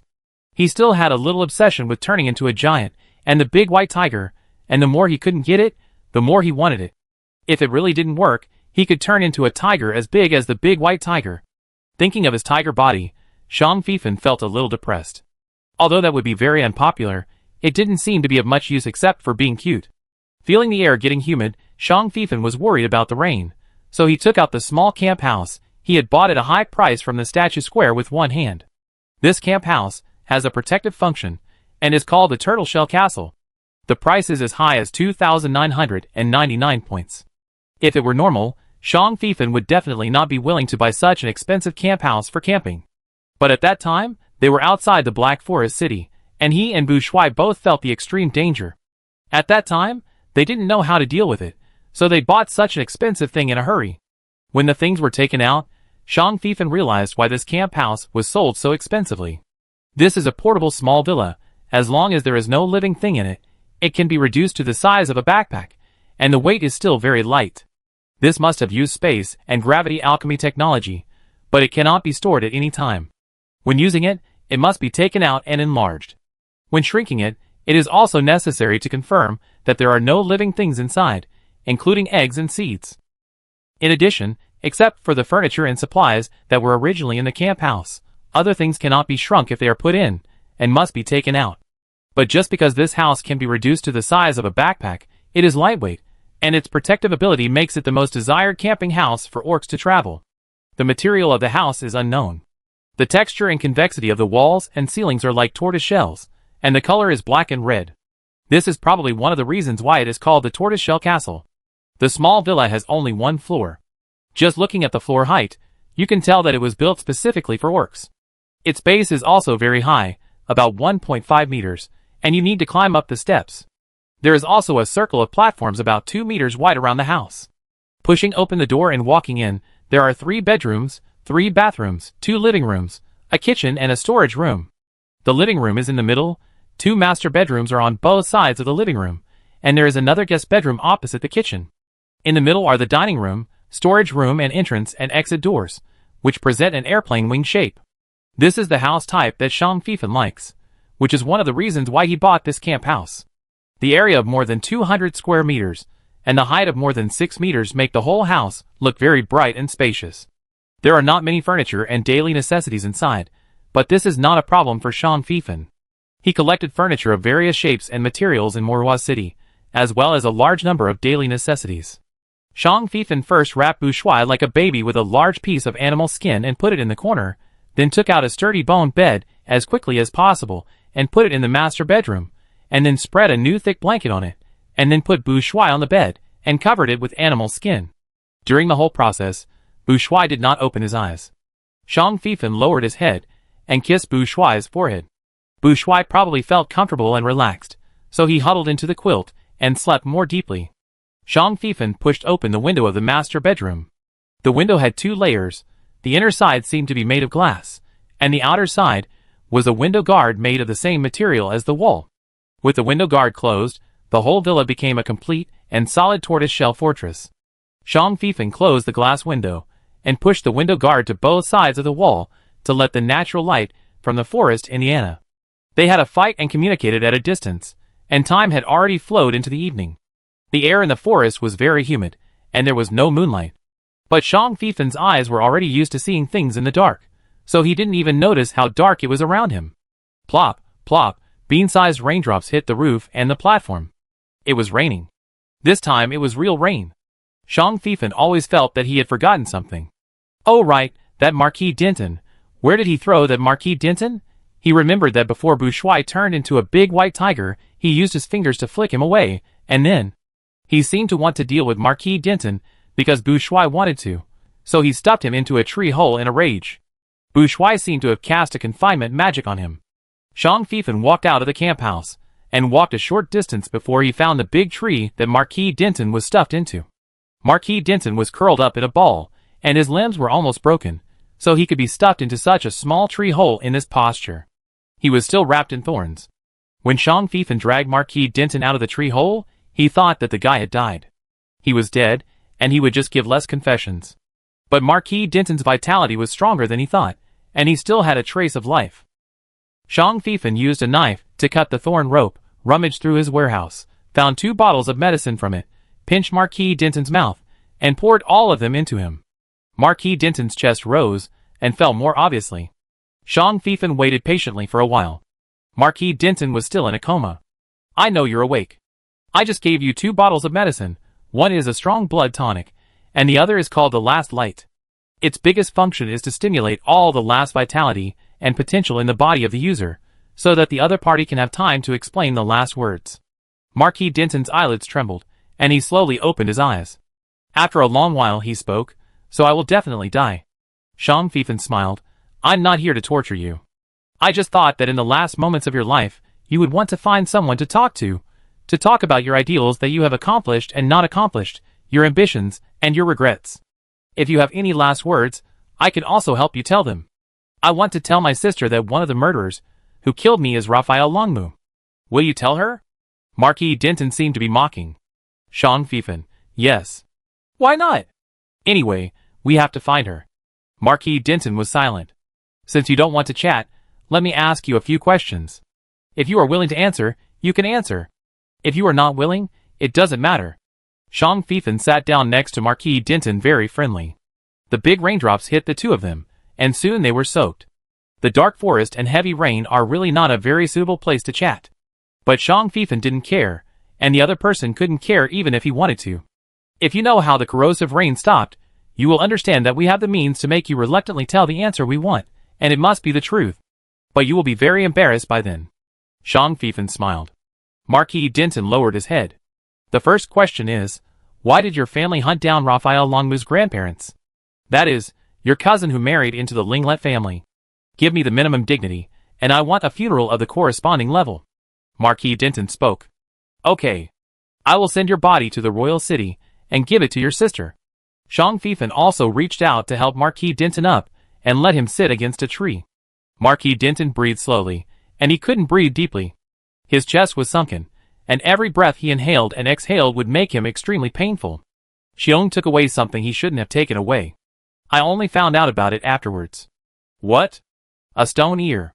Shang Feifan thought to himself, as expected, and asked, is there anything special about that stone ear? Don't you know?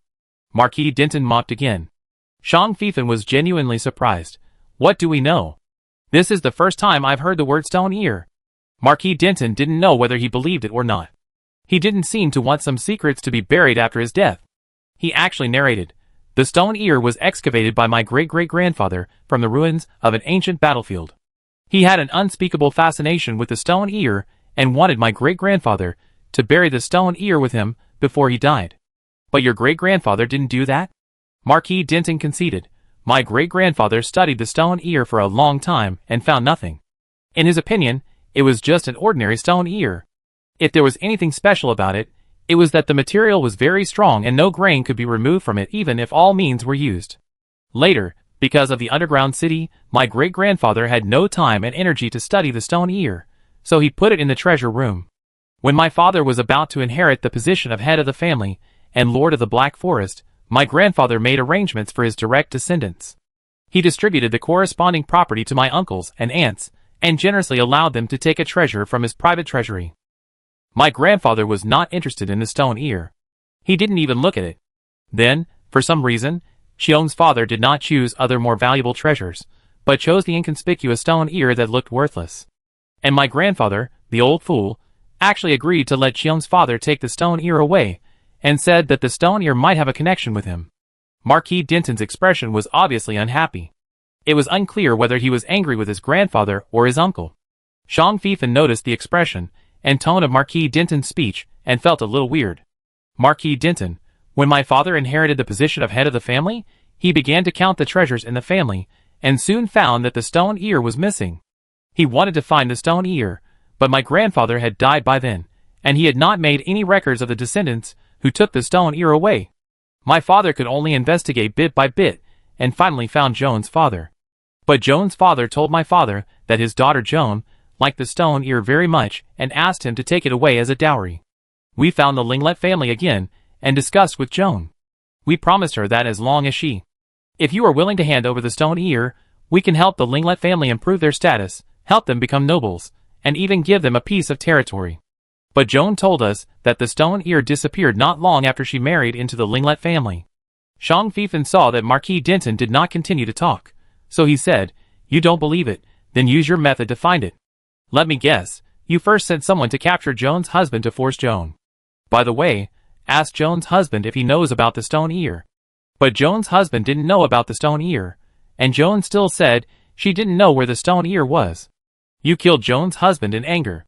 Then you forced the Linglet family to marry Joan's 2 daughters to unsuitable people, in order to coerce Joan again, and force her to tell you the whereabouts of the stone ear.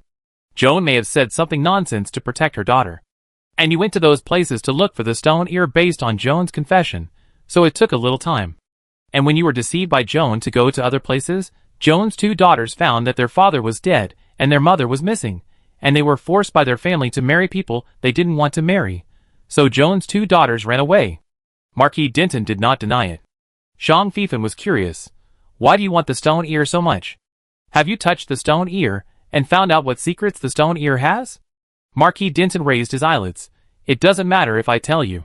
Someone told me that the god of nature really fell, and his power was scattered all over the world, but his power was not invisible, but condensed into objects. That stone ear could be one of the condensed products of the power of the god of nature, just like the tree branch chandelier you stole from the temple. Tell me, how do you know that chandelier is the condensed product of the power of the god of nature? Shang Fifan did not answer but asked, the one who told you that the god of nature fell was a follower of the evil god, or the evil god himself? Marquis Denton refused to answer this question. Shang Fifan did not tell the other party the answer to the question he wanted to know. It seems that we have reached a dead end, so let's change the question. When Raphael Longmu's mother, Lady Anita, entered the royal city and hooked up with the Tiger King, did you know that Anita was Cheong's daughter? Marquis Denton showed an extremely sarcastic sneer on his face.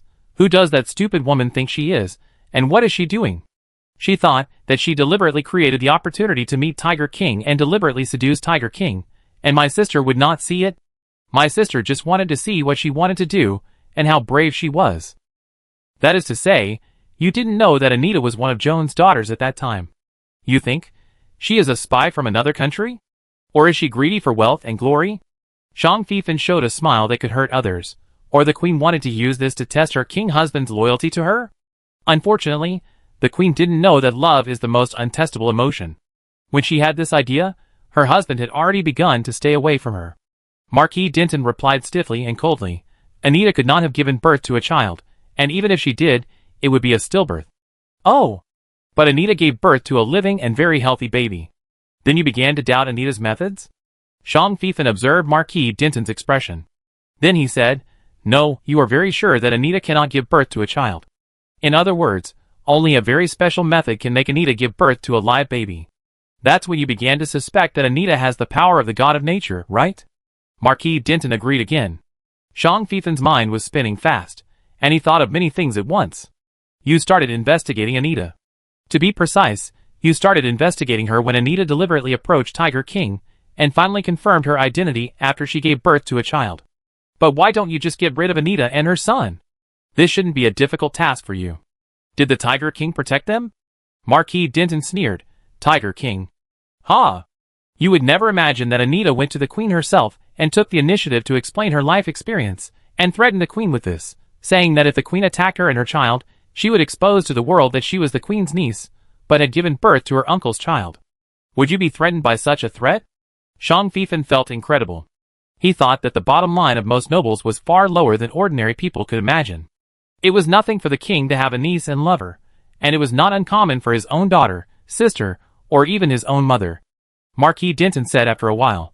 Anita said she had something we wanted, but she would only hand it over after she died of natural causes, otherwise the thing would disappear forever. You didn't threaten her with her sister and her child? Anita said she couldn't control her married sister, she didn't care about the child, and she seduced the Tiger King just to get revenge on me and the queen. She also said that the Tiger King might not care about her as a lover, but he couldn't care about his own flesh and blood. She was right. After the Tiger King knew that he had an illegitimate child, although he didn't explicitly protect him, he sent his former maid to take care of Raphael Longmu. Marquis Denton had a strong look of dissatisfaction in his eyes. It's just a lowly lover, an illegitimate child who shouldn't exist, and he actually negotiated with my sister for them. What conditions? Shang Fifan smiled. Will it not be a guarantee that the throne will only be passed on to the queen's child, and not to anyone else? Marquis Denton's expression told Shang Fifan that he guessed right. That's why Madame Delia was able to live safely in Moyo Town for so many years. Raphael Longmu was able to grow up safely, and Madame Anita died of natural illness. Shang Fifan murmured. But the queen, and you must be extremely displeased with Anita and her son. Even if you can't take action directly due to the agreement, you will not let them stay comfortably in the royal city, let alone let Raphael Longmu really grow up safely. You did some things, such as creating an accident for Raphael Longmu and seriously injuring him. Marquis Denton's breathing became a little hurried, not because Shang Fifan's guess was correct, but because his body could not support it. Shang Fifan, you violated the agreement, so after Mrs. Anita died of illness, she didn't give you the things. That's why you came to Moyo Town and repeatedly attacked Moyo Town, forcing Raphael Longmu to hand over the stone ear, and wanted to kill him, or at least ruin his reputation, so that Moyo Town would not want to accept him again. After all, who would be willing to accept the culprit who will bring a large-scale epidemic? Who would have thought that Raphael's uncle would support his nephew? And the people of Moyo Town were full of rebellion. Not only did they not blame Raphael, but they hated you who were plotting behind the scenes. So you came up with another plan when one plan failed. You found the Linlet family, and forced them to lose everything, forcing them to come to Mrs. Delia. You even took a two-pronged approach and wanted to destroy Moyo Town from all aspects.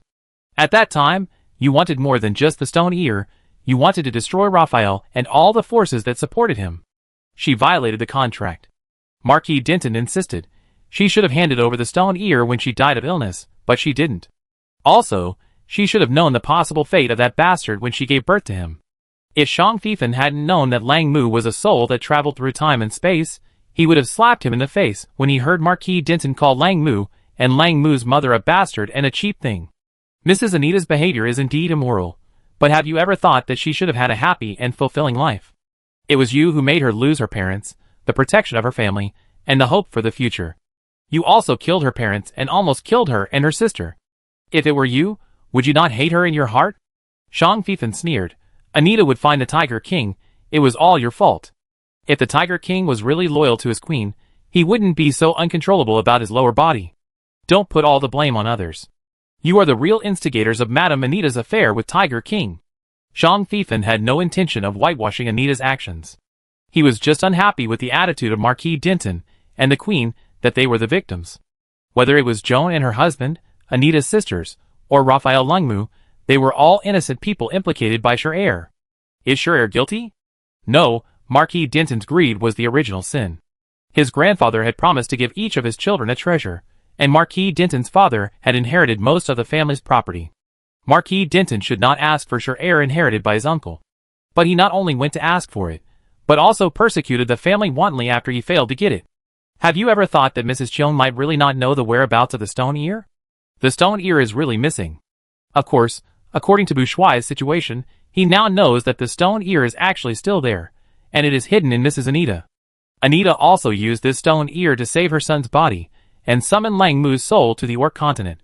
The biggest doubt now is whether Cheung really doesn't know the whereabouts of the stone ear, and how Anita knows the existence of the stone ear and its use.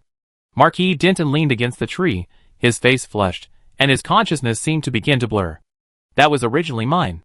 Mine? Have you forgotten that your grandfather has given the stone ear to Cheung's father, your uncle? Shang Fifan said sarcastically. Marquis Denton half closed his eyes, and spoke in a vague voice. That idiot. He has no right to share my things. Shang Fifan felt something was wrong the more he listened.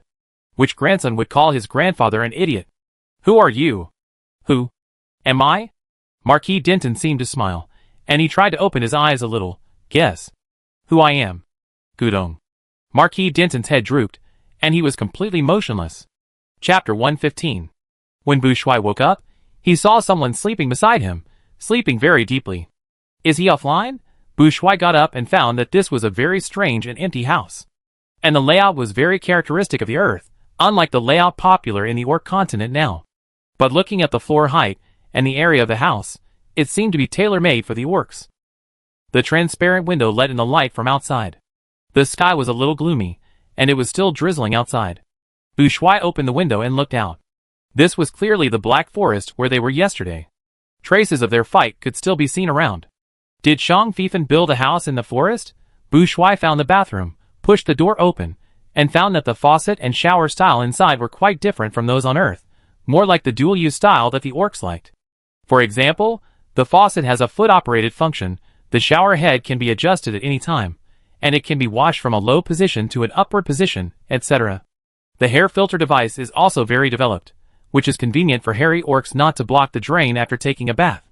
There are many such facilities that are convenient for Orcs to use for two purposes.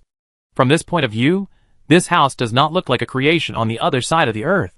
And the material is also very strange. It does not feel like pure stone or pure bone, but it is not plastic. Bourgeois thought of the several equipments that Shang Fifan gave him, and suddenly an idea popped up in his mind. Could this house come from the Great Prosperity era? This made Bourgeois more curious about the system on Shang Fifan. But it was just curiosity, and he didn't want to explore it more. Bourgeois took a bath happily. He originally just wanted to wash up simply, but found that there was hot water available in this house. The black technology developed during the Great Prosperity era combined with alchemy technology must be very powerful, but unfortunately all of them were lost in the war, and very few of them have been passed down to the present. Bu Shuai took a shower and changed into clean clothes. Zhang Fifan put a complete set of clothes on the bedside table for him, obviously thinking that he would change them when he woke up. There were also small things such as toothbrushes, towels, absorbent pads, and slippers placed in the bathroom. As long as they could be used on weekdays, Zhang Fifan prepared them for him. When he walked into the kitchen, Bu Shuai saw the raw materials and seasonings of food on the cooking table. He even saw a few semi-finished products that could be eaten as long as they were heated up, and he couldn't help laughing. He had never been taken care of and cared for so much by anyone. He used to take care of and care for others so much. Bu Shuai liked this house. He was even considering what style of sofa to put in the living room and what color and material curtains to add to each room. Huh? Why did Zhang Fifan put this box in the living room? The box placed by the wall looked very familiar. It was the box they dug out in Moro City. Bu Shuai opened the box and saw Marquis Denton curled up inside. Without testing the other party's breath, Bu Shuai could sense that the other party had no breath of life. But he still habitually cast a detection magic on Marquis Denton to confirm that he was really dead. The soul. Huh?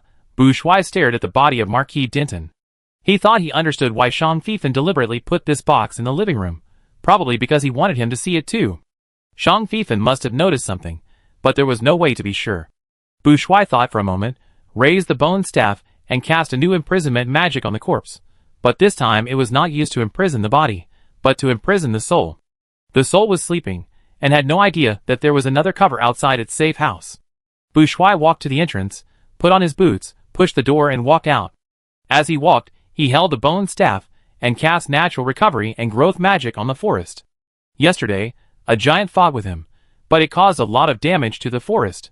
I don't know if it was because of the favor of the god of nature, or because he was in the forest now. Bu Shuai found that his natural magic was particularly easy to cast. And the effect was particularly good. In a few minutes, the broken branches grew new branches again, the trampled grass leaves also sprouted new buds, and the flowers bloomed again. The traces of yesterday's destruction gradually disappeared under the power of nature. I hope the lava flow will not affect here, Bu Shuai murmured. But if what Marquis Denton said is true, this forest may not be saved. Bu Shuai turned around and walked back to the forest villa with a shell like a tortoise shell. He had something to discuss with Zhang Fifan. Awake?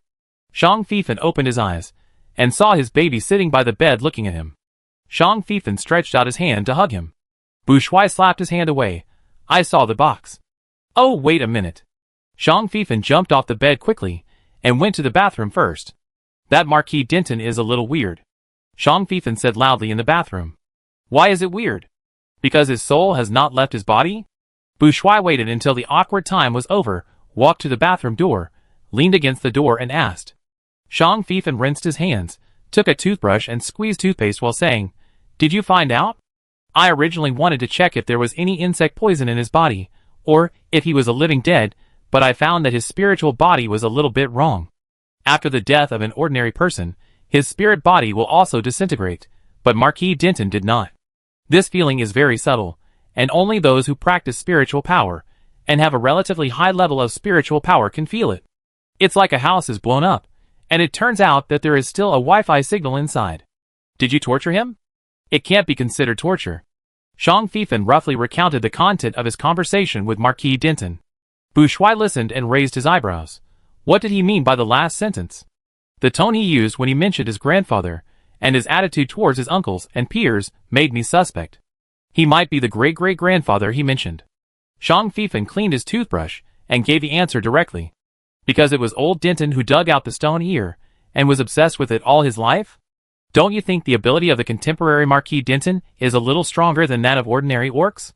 Bu Shuai tilted his head. He is the lord of a city, and a first-class marquis. He can get powerful alchemical equipment to amplify his abilities. What about his transformation into a giant beast? Did you know that the current Marquis of Denton can transform into a giant beast? Zhang Fifan washed his face with water. Bu Shuai shook his head slowly. Never heard of it. But it is normal for these nobles to hide their abilities. I had to absorb another fragment of the mother worm's heart to defeat him. You couldn't completely trap him with magic before. Even the black giant snake was not my opponent, but he persisted for so long when we were 2 against 1. Zhang Fifan did not think too highly of his own abilities, but just looking at the values given by the system, it can be seen that his abilities have far exceeded the highest level set by the game planner for players. If the highest level of the player is level 100, he is above level 300. The game planner wants the player to help him conquer the world, so he must raise the player's strength to the same level as the mid-level boss of the Orc continent, and then use the human wave tactics to grind down the strongest in the Orc continent. So it can be inferred that the strength of a mid-level boss, like Marquis Denton, will not exceed level 100, but it will not exceed too much. In other words, Shang Feifan at level 300 can easily kill Marquis Denton. Although the process of him beating Marquis Denton was not really difficult, that was after Bushuai used magic to reduce Marquis Denton's strength to a certain extent. So it can be easily inferred that Marquis Denton's strength should be above level 200, reaching the top level of the strong in the Orc continent. It's not that Marquis Denton can't hide his strength. The problem is that I didn't find any powerful alchemical equipment on him. Shang Feifan hung up the towel. So he relies entirely on his personal hard power? Bushuai said. Shang Feifan walked up to Bushuai. Yes. He could have been even more powerful, but unfortunately his equipment was destroyed in the lava flow. This is our luck. The two did not stay in the bedroom for long, and went to the living room together. The lid of the box was closed. Shang Feifan opened it, and took a look before closing it again. Why use this box to hold his body? Bushuai was a little curious. He thought Shang Feifan did it on purpose. Shang Feifan's lips curved slightly. Wouldn't it be good to reunite their family? No wonder he could so cruelly kill his wife and youngest son, just because his body is his great-great-grandson. But isn't this still himself? Bushuai couldn't figure it out.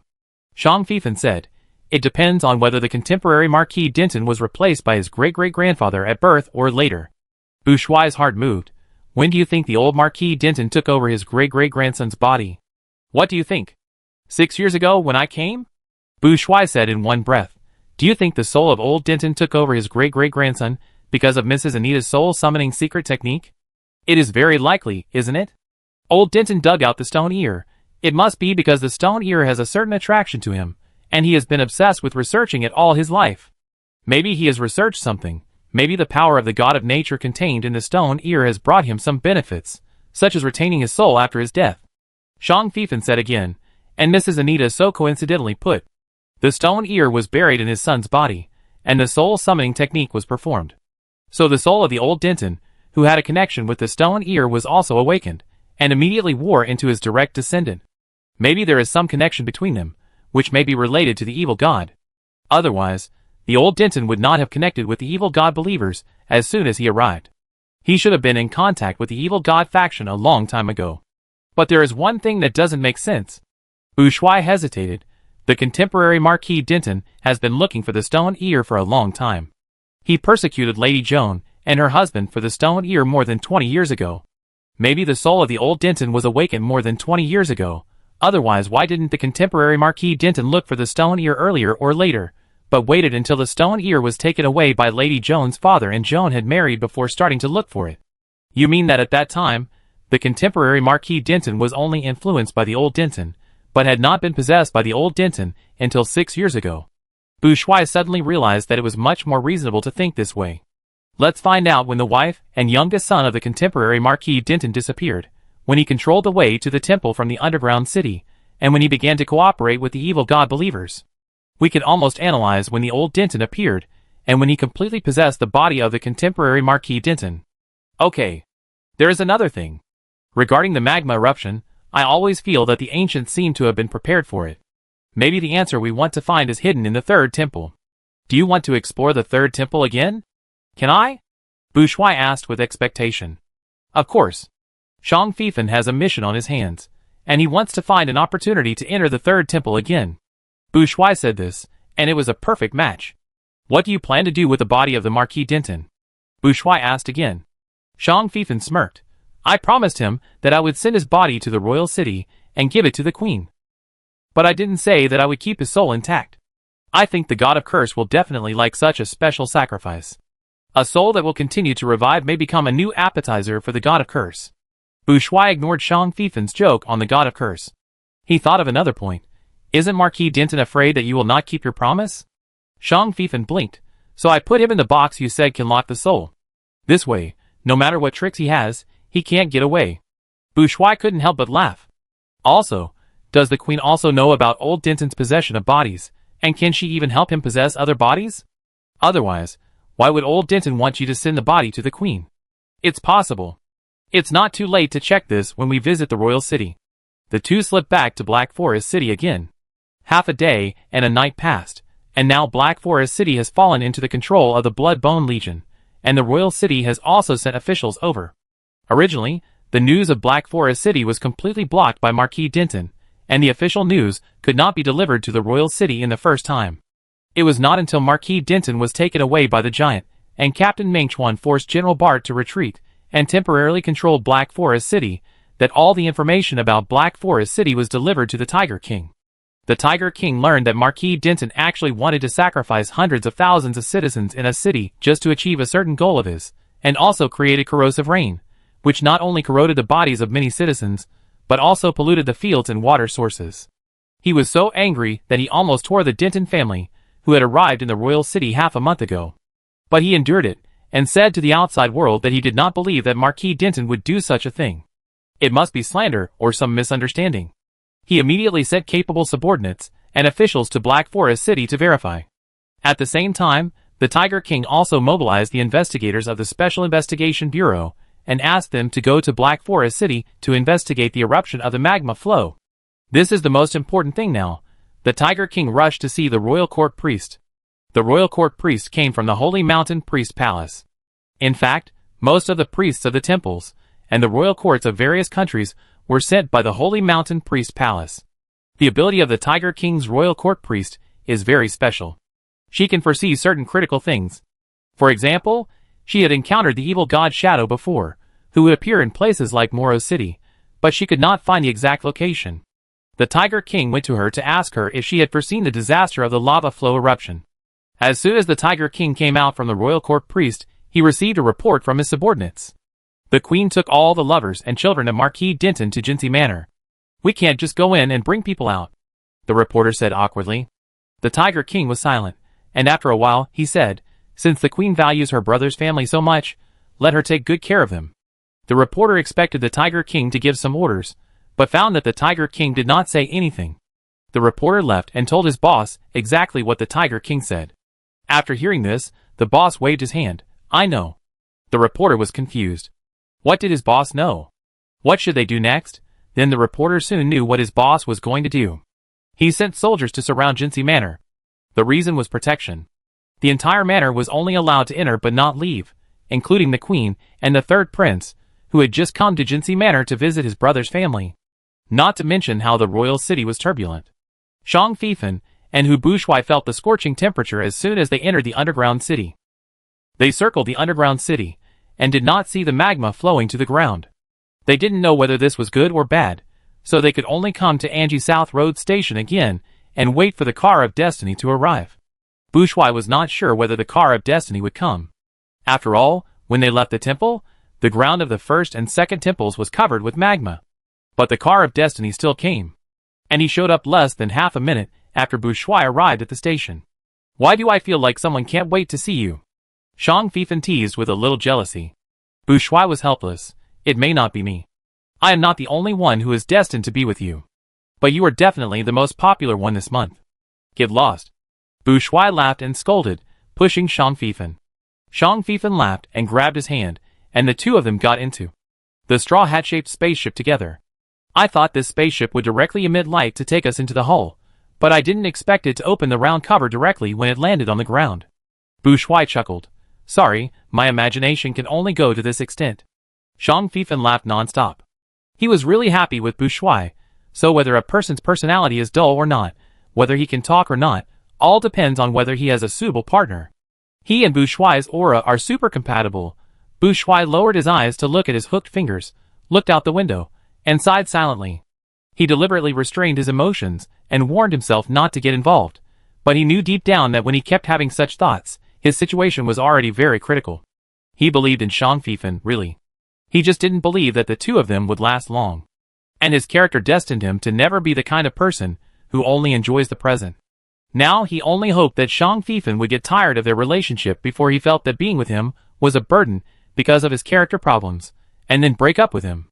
He could accept this ending, really. The spaceship passed the first and second temples and came to the third temple. The first temple collapsed and a pit appeared on the ground, and the whole temple collapsed and was submerged by magma. The appearance of the second and third temples is still intact, but the ground has been covered with magma, and there is no place to stand. Fortunately, Shang Fifan and Bu Shuai did not need to walk step by step to the gate of the temple. They jumped directly from the spaceship to the highest step of the third temple. There is no magma here. It's just too hot, and both of them were roasted to smoke. Let me try it this time. Shang Fifan saw Bu Shuai take out the bone staff and stepped forward. Bu Shuai gave up his position. Shang Fifan touched his upper eyelid. In addition to the identification technique, he rarely used his third blood talent pupil technique. This time he wanted to try the limit of this blood talent. When Shang Fifan used his pupil technique to the extreme, he saw the internal structure of the door lock. The system also reminded him that his pupil technique had been upgraded from subtle observation to perspective. With the detailed structure diagram of the door lock, we can know what the key to opening the door lock is. Even if this is an alchemical door, the door lock is also an alchemical lock. Interlocking lock, you have to open 3 locks at the same time to really open the door. Shang Fifan announced his observations. 3 locks? Bu Shuai looked around and found that there was only 1 keyhole on the door. Shang Fifan walked to the left wall, his fingers seemed to be groping for something, and after a while he said, "There is another keyhole here, but it is covered by the pattern, and you can't see it even if you look closely. You have to know the exact location, and then touch it with your hands to find it. There is another keyhole on the right wall at the same location. The 3 keyholes are on the same horizontal line." Wait a minute. Shang Fifan opened the game store and found the master key. This thing was very expensive when he first played the game, costing 5 points each. Now he bought 3 at once without blinking an eye. There is still 1 person missing, but fortunately you are a magician. You can manipulate 2 keys to insert into the door lock at the same time, right? Bu Shuai put away the bone staff, holding 2 keys, and said calmly, "Leave it to me." Shang Fifan stood at the middle door, and Bu Shuai stood at the left wall, but at the same time he distracted himself and manipulated the 3rd key to the keyhole on the right wall. "Follow my instructions. We will do it step by step. Remember, you must turn the 3 keys at the same time. There may be other better ways to open the 3rd temple, but they don't have the original key, so they can only use this stupid method." Click, click, click. Shang Fifan's eyes saw the mechanism being linked. The bolts were released one by one, and finally, with a creak, the door that had not been opened for many years finally opened again. A cool breath came to my face. The temple had been closed for a long time, but it didn't have the stuffy feeling of a space that had been closed for a long time. Even under the background of the scorching lava flow, the interior of the temple could still maintain the most comfortable temperature for orcs. The 2 walked into the hall, took a deep breath immediately, and turned around to close the door to prevent the heat wave from rushing into the temple. The 2 looked into the temple, and here turned out to be a large library. The bookshelves that could not see the end were neatly arranged in the hall of the temple, row after row, from the ground to the roof, and the books were densely packed. And in the front of the library, there was an open space, where there was something like a glass cover. There is a semicircular object under the cover. The 2 were about to walk over to take a closer look at what the semicircular object is. "You are here." An old man in a black robe appeared in front of the 2. The 2 were stunned. "Someone? No. It's not a person, it's actually a projection." Shang Fifan sighed. "War hurts people. Look at how many prosperous and splendid civilizations have been destroyed by war and disasters. Don't be surprised. I'm not a living person, but I'm not completely dead." The old man laughed. "My brain is here, which is what you see. In order to save energy, and not to make me bored to death, my brain is usually asleep. Only when someone comes in, my brain will be awakened. And what you see now is just my projection. In addition, I must declare that I am not a temple employee, just a librarian. Yes, this is not a temple, but a library used to preserve the knowledge of civilizations of past dynasties. It is one of the preparations made by the orcs of my era for future generations." The old man looked infinitely proud. The 2 of them immediately showed respect to the old man. The old man pointed to his eyes. "I can't see you, but I can hear you talking. So if you have any questions, just ask them. Don't let me see your expressions and movements. By the way, what year is it now?" Shang Fifan and Bu Shuai looked at each other. Bu Shuai replied, "According to the Gregorian calendar of the Orc continent, it should be November 21st, 22207. Has it been so long? I remember that it was still the Gregorian calendar year 21,100 when my brain was taken out. It's been 1,100 years." The old man looked at the two of them. His eyes did not fall on them, but he chose the right direction. Did you come here because of that incident? Chapter 116. Without waiting for the two to answer, the old man said, "This is about the same time as the time given by the Institute of Geological Disasters. They said at the time that our underground layer was not stable, and there might be a large-scale volcanic eruption in about 900 to 1,000 years. By the way, do you know that you are now living on a huge basin volcano?" The old man laughed. Shang Fifan was surprised and admired. "I didn't expect that you had foreseen a large-scale geological disaster so long ago. But think about it. At that time, the technology was so advanced that the human brain could be taken out for extracorporeal circulation, and it could still maintain vitality for such a long time.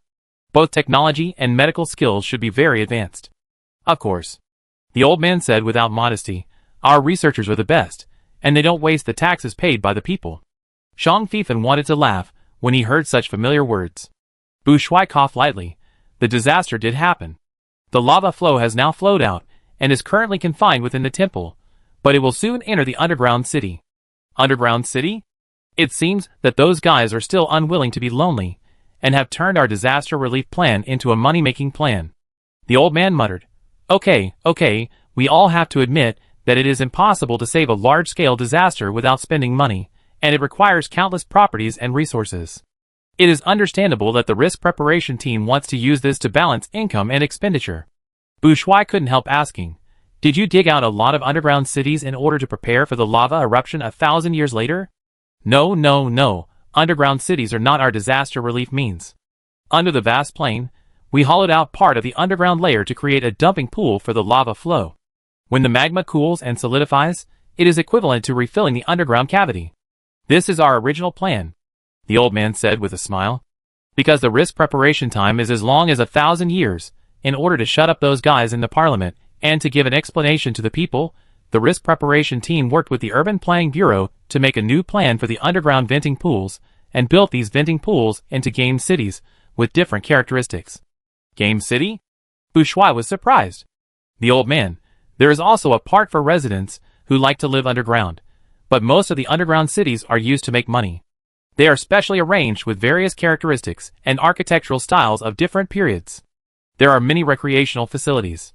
Maze, treasure hunt, challenge, simulated disaster, performance, real-life role-playing, etc.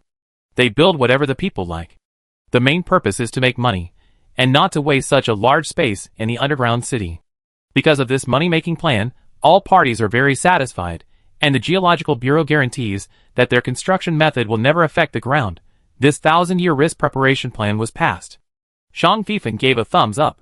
He dared to think and do and succeeded. Awesome.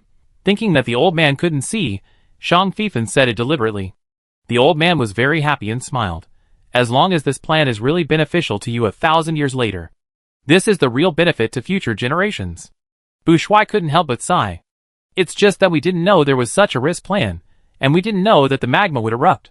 Shang Fifan added. The old man was stunned. How is it possible? This high-level risk plan involving hundreds of millions of people and a vast area will be mentioned as the top priority as long as it reaches 100 years before the scheduled time, and warnings will be issued continuously. No one can ignore it. The two looked at each other, and Bu Shuai said in a slightly heavy voice, A lot of things have happened in the past 1,100 years. War. Did the divine blood royal family theory come up again? Or did the various races fight again for status and resource allocation? The old man did not show any surprise on his face. Since the two told him that more than 1,100 years had passed, and he had only woken up once in such a long time, it was enough to explain the problem. Bu Shuai nodded, yes, but the origin of the war was not due to internal strife, but external factors. External factors? Come on, tell me in detail. The old man was curious. The magma outside. Don't worry, this library was built to leave a legacy for the Orc civilization. Its building materials can withstand most natural and man-made disasters. Unless the whole world is destroyed, this library may last longer than the Orcs. In addition, the old man closed his eyes, as if he was investigating something. After a while, he said, the erupted magma is also trapped in the temple. We still have some time. In fact, Bu Shuai also had many questions to ask the old man. After hearing what the old man said, he calmed down a little and began to introduce the history of the past 1,000 years to the old man. We have lost a lot of inheritance, including history. Your period was called the Great Prosperity Era by later generations. But in the year 21203 of the Gregorian calendar, 102 years after your brain was taken out, the Zerg led by the Zerg Queen arrived on the Orc continent. Zerg Queen? The old man looked strange. No wonder they were in a hurry to build a library, and insisted on letting me be the librarian. I was already preparing for the funeral, but they insisted on taking out my brain. Shang Fifan understood. You mean there were already signs of the invasion of the insect mother back then? The old man nodded slowly. We have been monitoring the insect continent. You know about the history of the insect mother's defeat, and leading the remaining insects to leave the Orc continent, right? The two replied that they knew a little. I won't say much about the ancient times. Here are detailed history books. You can read them slowly if you are interested. The old man roughly talked about the war between the insect mother and the various tribes. Then the old man changed the topic. Our world is called Tianhe Star. Why is it called Tianhe? Because after we were able to explore the entire world, we found that there were many natural space barriers in this world. Tear through the space barrier, you will encounter space turbulence. Those space turbulences are beautiful and mysterious, like brilliant stars. They seem to be extremely beautiful, but also extremely dangerous. So our world is very big, there is more than one Orc continent, but we can't easily go to other places. Only those who love adventure, or want to break through the realm will try to tear through the space barrier, and explore the new world. And the first person who discovered the space barrier named our world Tianhe Star. This great explorer is also the 9th generation high priest of the Holy Mountain Priest Palace. Bu Shuai showed a strange look on his face. He still knew from Shang Fifan that their world was called Tianhe Star, but he thought that was the name given to this world by the game developers for convenience. Unexpectedly, their world is really called Tianhe Star. Shang Fifan was surprised that the Orc world had discovered the space barrier a long time ago. The first existence that broke the space barrier according to the records of the Orc continent was the Worm Mother. She broke through the space barrier, and found another thriving continent in the boundless sea. We all call that continent the Zerg continent. We thought that the Zerg Mother would forget their hatred, and live well after leading the Zerg people to find such a new home. But the Zerg Mother was too vengeful. She repeatedly tried to build a permanent channel on the space barrier she tore so that she could trouble our Orc continent at any time. The old man sighed. We were called the New Orc Alliance at that time. We overthrew the New God Blood royal family. But we have to admit that the strong men in the New God Blood royal family were really strong. Their successive emperors could fight against the Zerg Mother alone. Although they were authoritarian and bastards, and the noble management system was even more corrupt later, we must also acknowledge their achievements in resisting the invasion of the Zerg people. Every time the Zerg Mother wanted to build a stable space channel on the space barrier, she would be beaten back and repaired by the generals of the New God Blood royal family, who were responsible for guarding the space wall. Sometimes the Zerg Queen went too far and took action personally, and the Orc Emperor at that time would pass through the space barrier and go to the opposite Zerg tribe to cause trouble for the Zerg Queen. The two sides were involved for a long time. However, the Zerg tribe was also accumulating strength at that time, and there was no real large-scale invasion war. Later, the new Orc Alliance was established, and everyone did not forget to be vigilant against the Zerg Queen and the Zerg tribe. In fact, the leaders of the Orc Alliance at that time were very worried about one thing. What is it? Bu Shuai asked. The old man turned his eyes to the two people. Not many of us knew about this history at that time, and you probably don't know it even more. That is, after the rule of the last emperor of the New God Blood royal family was overthrown by the new Orc Alliance, the last emperor fled to the Zerg continent with some of his subordinates and some resources. Bu Shuai and Shang Fifan looked at each other again, and Bu Shuai swallowed his saliva. I didn't expect that such a thing would happen at that time. Shang Fifan, are you worried that the last emperor of the God Blood royal family will join forces with the Zerg Mother? Yes. We have been worried, but there has been no movement over there for a long time, including the space barrier that we have repaired. At that time, many people were dreaming that the last emperor would seize the Zerg continent and die with the Zerg Mother. The old man waved his hand. Let's not talk about what happened in the middle. In short, we have been vigilant against the invasion of the Zerg Mother or the God Blood royal family. For a long time, the space barrier between our Orc continent and the Zerg continent has not been destroyed, but this calmness has made us more and more uneasy. At that time, some people said that they would tear through the barrier to see, but more people were worried that if we took the initiative to tear through the barrier, it would alarm the Zerg people.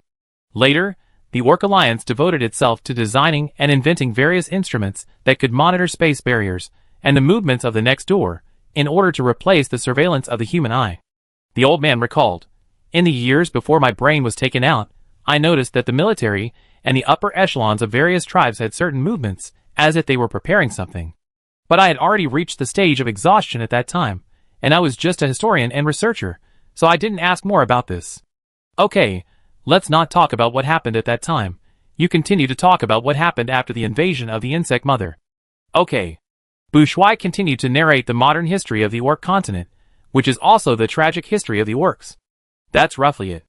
After the Great Prosperity era, we entered the Great War era of about 105 years, then the War Destruction era that lasted for 313 years, followed by the Poison Mist era that lasted for 201 years, and now it is the New Era, which has lasted for 216 years. The old man looked a little strange after hearing this. He looked up, as if thinking about something. "I have always thought that prophecy is the result of inference based on comprehensive analysis of various data, but inference of data spanning tens of thousands of years?" The old man murmured and shook his head. Bourgeois heard it, doubt flashed in his eyes, and was about to ask. "In just over 1,100 years, there are so many eras." The old man sighed. "We only had one Gregorian calendar at that time, and the history before the Gregorian calendar was recorded in the ancient times. The 10,000 years before 10150 in the Gregorian calendar was the reign of the old god blood royal family. Then, from the first day of the Gregorian calendar 10151 to December 21st, 17,700, the 7,550 years were the old Orc Alliance period. The reign of the new god blood royal family was from the first day of the Gregorian calendar 17701 to 18,924, maintaining. It lasted for more than 1,200 years. This is also the shortest dynasty in recorded history, but many great men emerged. The New Orc Alliance lasted from May 18924 to 21203, and lasted for nearly 2,300 years. I remember that our population had grown to more than 10 billion at that time." The old man sighed. "It's miserable, it's really miserable. It's only been more than 1,100 years, and our population of more than 10 billion has become only 10 or 20 million. And this is the result of more than 200 years of recovery. Maybe 50 million. Now the management of each tribe in each place is chaotic, and the population statistics are not clear. Not handsome and embarrassed." The old man shook his head. "After so much trouble, it is not bad that tens of millions of people can still survive." "How much do you know about the foreign evil gods?" Shang Fifan interrupted. The old man came back to his senses. "Foreign evil gods, this thing? Isn't it aliens?" Shang Fifan's mouth twitched. "You treat them as a country bumpkin, and they treat you as a country bumpkin." The old man sighed. "At that time, we paid more attention to several clearly discovered space barriers. We sent troops to guard those space barriers to prevent other intelligent creatures from tearing through the space barriers and running to our side. Have we orcs never thought about going to the other side of those space barriers?" Shang Fifan couldn't help asking. "Of course I have thought about it. But it is not so easy to pass through the space turbulence. If you don't have a certain strength, you can't even save your life, let alone go to other people's homes for exploration. Moreover, the high priest at that time said that the existence of the space barrier must have its necessity. If it is torn by humans, even if it can be repaired, it will definitely not be as strong as before. We can go to other people's homes, and others can naturally come to our homes. And who can guarantee that after the space barrier is torn, the poisonous gas or bacteria coming from the other side will not be harmful to the orcs?" Shang Fifan praised, conservative but sober. The old man touched his chin. "Compared with studying the space barrier and the next world, we are more interested in digging out our own secrets. At that time, our black technology developed very rapidly. In addition to medical treatment, alchemy was particularly developed. Our alchemy combines the secrets of our blood heritage, which is a very special energy and code.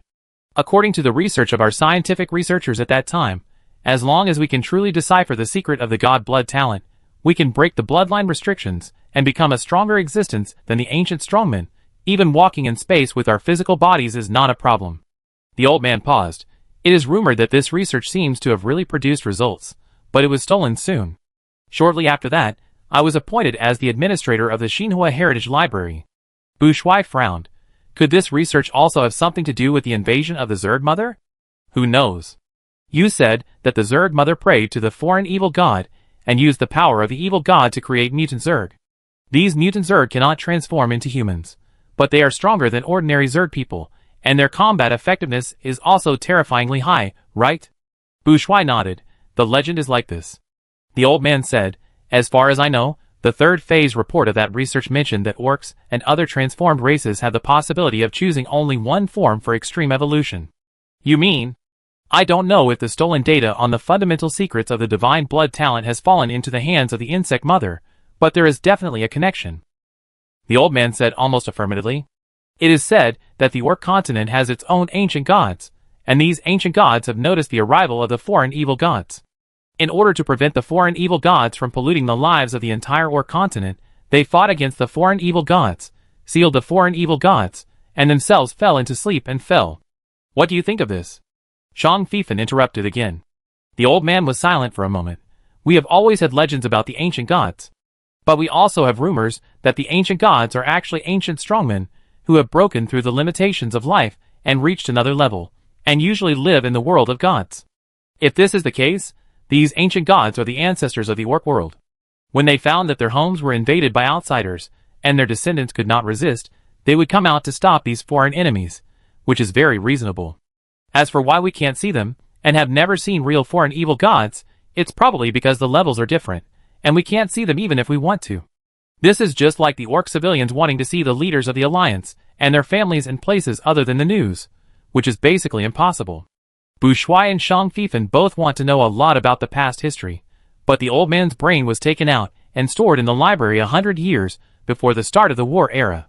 After that, the library was completely sealed, and no one came in again.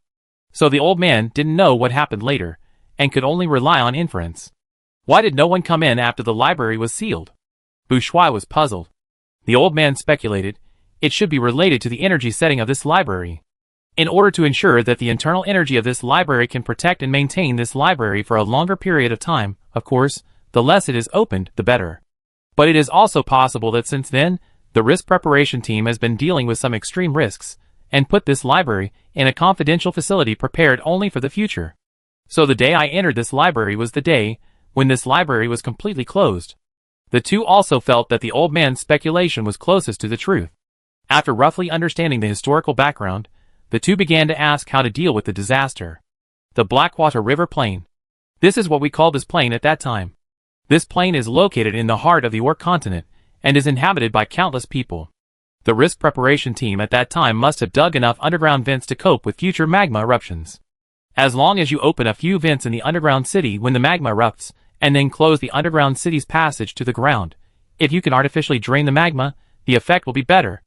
The old man motioned for the two to follow him, walked to a row of bookshelves inside, and pointed to the drawings neatly stacked on the shelves. This is the construction of the underground city. The blueprint contains the location of the mechanism, and the specific methods of opening and closing. You will know what to do when you see it. Bushuai looked up at the tall bookshelf and swallowed his saliva. Is this the blueprint of an underground city, or all of them? Of course all of them. Don't worry, there are not many underground cities that serve as magma outlets, only 101. You find them one by one, as long as you open the outlet and close the passage between the underground city and the ground. You don't have to worry about it next. Even if the magma flows to part of the ground again, it will not cause much harm. The old man said very optimistically. Shang Fifan. 101? Distributed under the entire Blackwater River Plain? Shang Fifan turned around and said to Bushuai, you are right. This kind of thing should be asked to be done by Tiger King. This is his responsibility. Bushuai asked the old man expectantly, you must have a detailed distribution map of all the underground cities at that time? The old man smiled slightly. Of course. Shang Fifan whispered again, shouldn't this kind of thing be assigned a task? The system really assigned him a related task, asking him to try to solve the magma eruption disaster in the Blackwater River Plain. After completing it, he will be rewarded with 50 points, and a special equipment wing car will be provided in advance. In addition, the system also issued an additional task, asking him to view all the remaining inscriptions in the statue square and find the secret of the fall of the ancient gods in the orc continent. This task does not reward contribution points, but a surprise. Shang Fifan raised his eyebrows. Surprise? The kind of surprise that makes him bring Bushuai back to Earth? Oh, by the way, before you start the magma treatment plan, I suggest you look at one more thing. The old man waved to the two. The two followed the old man. The old man led the two to the innermost wall. The library is very large, with 3 floors, each of which uses space expansion technology. The hall you are looking at now is the History Hall, which records historical events from ancient times to our time, including local chronicles and various urban risk plans. And a scroll of ancient legends is reproduced on this wall. Many people think that this is just an imaginary painting of the ancients. What do you think? The two looked up at the carvings on the wall together. This is a long narrative mural. It starts with a big battle, with many deformed monsters fighting orcs, birdmen, seamen and insect men. The deformed monsters look familiar to the two, and look like mutant insects. Then, there are scenes of various tribes being injured and falling down and starting to mutate. Looking back, it seems that fog and distorted air cover the earth, and a large number of orcs fall down, but there are also things that look like dead bodies crawling out of the earth. Then the land became barren, and people of all tribes stood in front of the land where no food could be grown, with despair on their faces. If they wanted to hunt, both ordinary beasts and fish had decreased in number, and people had less and less food to eat. People of all tribes became extremely thin, and they staggered on the land like zombies. These hungry orcs began to plunder other people's food, even snatching other orcs' cubs and killing the old and weak orcs of other tribes. Seeing that the war was about to break out again, all life on this continent would come to an end, and the volcano erupted. Not only the volcano erupted, but also the plains showed signs of cracking the ground, and a large amount of magma surging. The entire orc continent seemed to be submerged by magma. The flying races hovered in the air, and made a shrill whine. Countless orcs struggled and sank in the magma. Spring went and autumn came, year after year, the magma had long solidified, the earth began to revive again, and one by one, small grasses emerged from the ground. After many years, the whole land became lush and green, with fruits hanging on the branches, wild animals running everywhere, a large number of fish swimming in the clear river, and various birds flying in the sky. Several skinny orcs were pushing ancient plowing tools, and walking in the black and oily land. The people behind followed the plowing people, and scattered handfuls of seeds. And in a field next to this field, there were full ears of winter wheat waiting to be harvested. The long scroll mural ended here. The old man waited for a while before asking again, "What do you see?" Chapter 117. Bouchois hesitated. Is this a prophetic painting? It predicts the entire history of nearly 1,100 years? The old man nodded slowly. I felt a little familiar when I heard you introduce this period of history, and then I remembered this painting.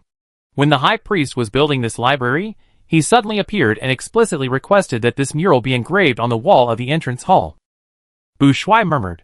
So a long time ago, someone predicted the advent of the evil god, the invasion of the Zerg, the infection of the insect poison, and this period of disaster history including the eruption of magma? The old man suddenly said again, "What do you see from this painting?" Bouchois was stunned. Why did the old man ask the same question 3 times? Shang Fifan suddenly said, "The disaster of the volcanic eruption is not limited to the Blackwater River Plain, but the entire Orc continent. The magma eruption in the Blackwater River Plain is just the beginning. After that, the entire Orc continent will enter a period of drastic crustal changes, and more than one volcano will erupt at that time." Bouchois was shocked. He actually ignored such important information. The old man looked calm. Well, then what? What else did you see? Shang Fifan's eyes fell on the end of the mural. You actually want to ask us, after seeing this mural, whether we still want to stop the magma eruption and this continent-wide disaster, right? Bouchois was dumbfounded. He also looked at the mural again. When he saw the end, combined with Shang Fifan's words, he finally understood the question the old man really wanted to ask them. Shang Fifan seemed to be talking to himself. The volcanic eruption of the entire continent seems to be an extinction-type natural disaster for the Orc continent, but it is actually a process of self-rescue for the continent. The high temperature of the magma is enough to kill all kinds of viruses. When the magma covers the continent, the insects and poisons will also be killed. Even if they are not killed, the remaining insects and poisons will be eliminated by nature during the period when the continent gradually recovers. Shang Fifan emphasized, after the magma, the insects and poisons completely disappeared, and the Orc continent was reborn. Bouchois pursed his lips. The old man smiled slightly. At that time, none of us knew what this long mural meant, but the high priests of all generations attached great importance to it, and every public library must have a replica of this mural. Now I am finally fortunate, or perhaps unfortunate, to know the true meaning of this long mural. I think that by bringing you here and letting you see this mural, my mission is mostly completed. And for you who come here at this time, your mission is to make choices and decisions. There is no doubt that your decision will affect the future of this continent. The library hall fell silent for a moment. It can be said that Bu Shuai and Shang Fifan knew the future of the Orc continent, but the future was not immutable. The two looked at each other. If they chose to follow the risk plan left by their predecessors thousands of years ago, find the 101 underground cities, open the vents, and let the ejected magma flow into the underground cities before flowing to the ground, then more than 90% of the entire Blackwater River plain can be preserved, and the orcs living on this plain will not have to leave their homes and travel long distances to find a new home. The economy, military, and even agriculture of the Tiger Country will not be greatly damaged, and everything can be maintained as it is, at least for a short period of time. As for the volcanoes on the entire continent becoming active, as long as they spread the news and let all the races on the continent come together to find a solution, they will always find a way to stabilize the crust or reduce the disaster.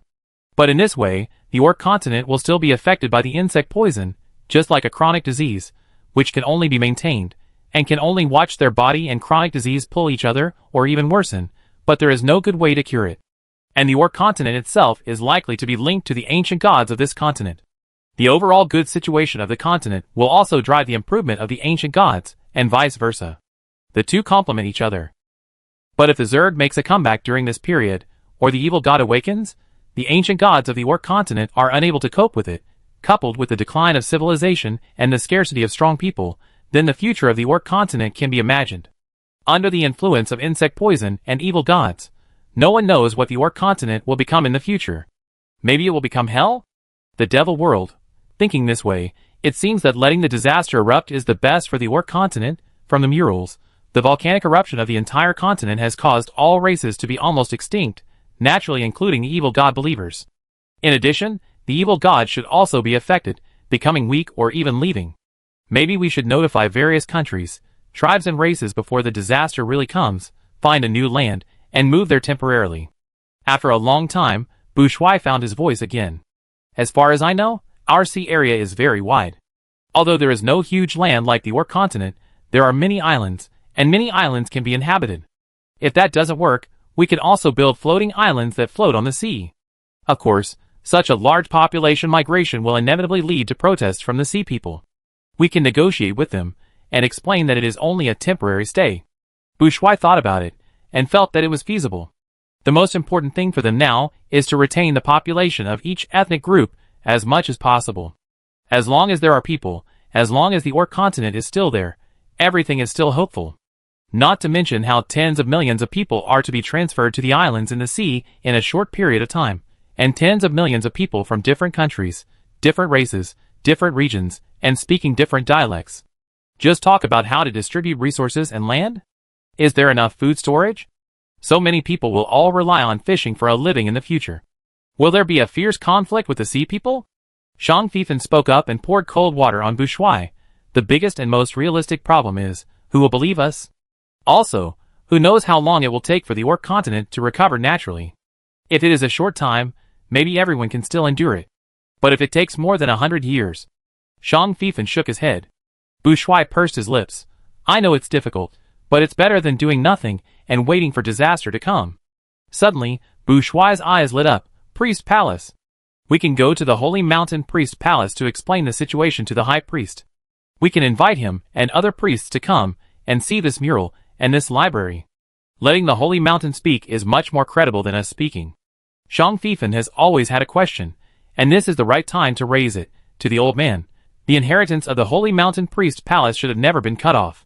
Why have they been indifferent to the situation of the entire continent for so many years? In addition, do they know about the Xinhua Inheritance Library? How many such libraries are there? The old man smiled helplessly. The Holy Mountain Priest Palace. You think they are too powerful. In fact, they are just a group of people who have their own duties and are only good at certain specialties. Are you also a priest? Shang Fifan asked suddenly. The old man coughed dryly. I am the retired high priest of my term. Bu Shuai was dumbfounded again. Fuck, he actually saw a living high priest from 1,000 years ago, well, a living brain. Shang Fifan, as expected, 90% of National Library administrators are members of the Sweeping Monk Club. The old man probably sensed the shock and many doubts of the two people, and took the initiative to say, the Holy Mountain Priest Palace is really not that mysterious. At that time, we turned the entire Holy Mountain into a tourist area and collected tickets to generate income for the Holy Mountain," the old man said with a smile. Bourgeois' eyelids twitched. Now the Holy Mountain is a restricted area even at the foot of the mountain. There is no identity in the Holy Mountain. You can't even climb up without an invitation. I didn't expect that thousands of years ago, the entire Holy Mountain was a tourist area. The old man simply took the two of them around the huge library. Some places that looked like walls could be walked through directly, and inside was a hall where another large category of books was stored. The overall design of the library is very much like a museum. In addition to books, there are also pictures, models, and moving pictures and sounds of movies. I don't know what the Holy Mountain Priest Palace is like now, but from a long time ago, the Priest Palace had strict regulations that it was never allowed to interfere in the political affairs of various ethnic groups, including racial and religious wars, etc. The biggest responsibility of the Priest Palace is to protect the civilization knowledge accumulated over the generations, and pass this knowledge down from generation to generation. Of course, the Priest Palace also undertakes some advisory duties, such as the ancient court priests, the later alliance priests, and the maintenance and sacrifice presiding work of various temples. Are the responsibilities of the current Priest Palace the same? The old man asked. Bourgeois replied, it should be the same. As far as I know, all countries and independent large tribes have royal priests. Temple? I'm not sure.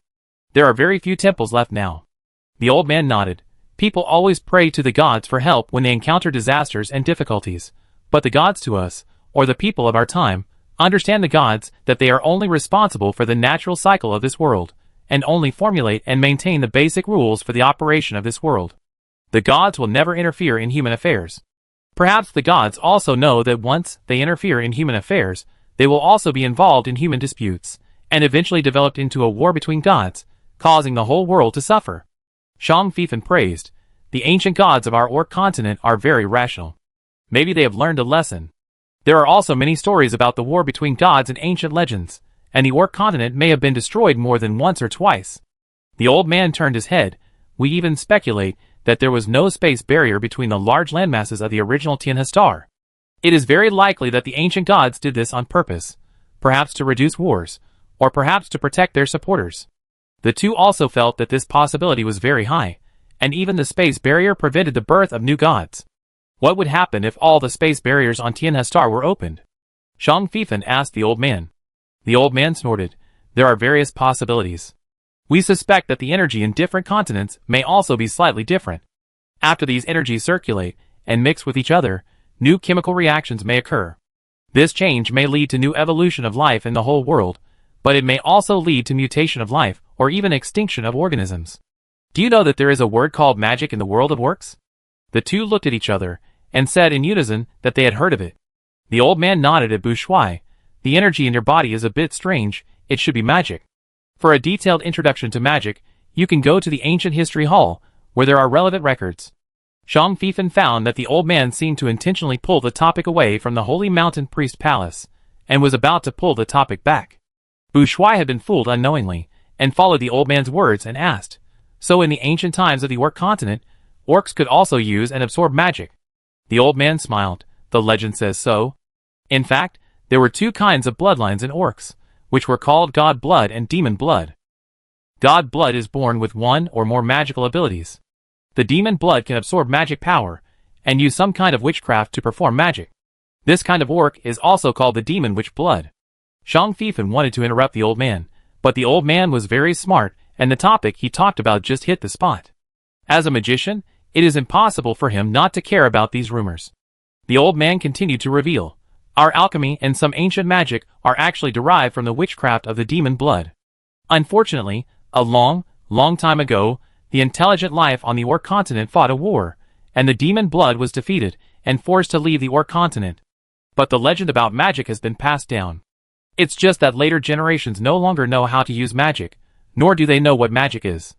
The old man led the two to the Ancient History Hall and pointed to a row of bookshelves. There are the most complete legends about magic in the entire continent. The old man guided the two to pick up a book.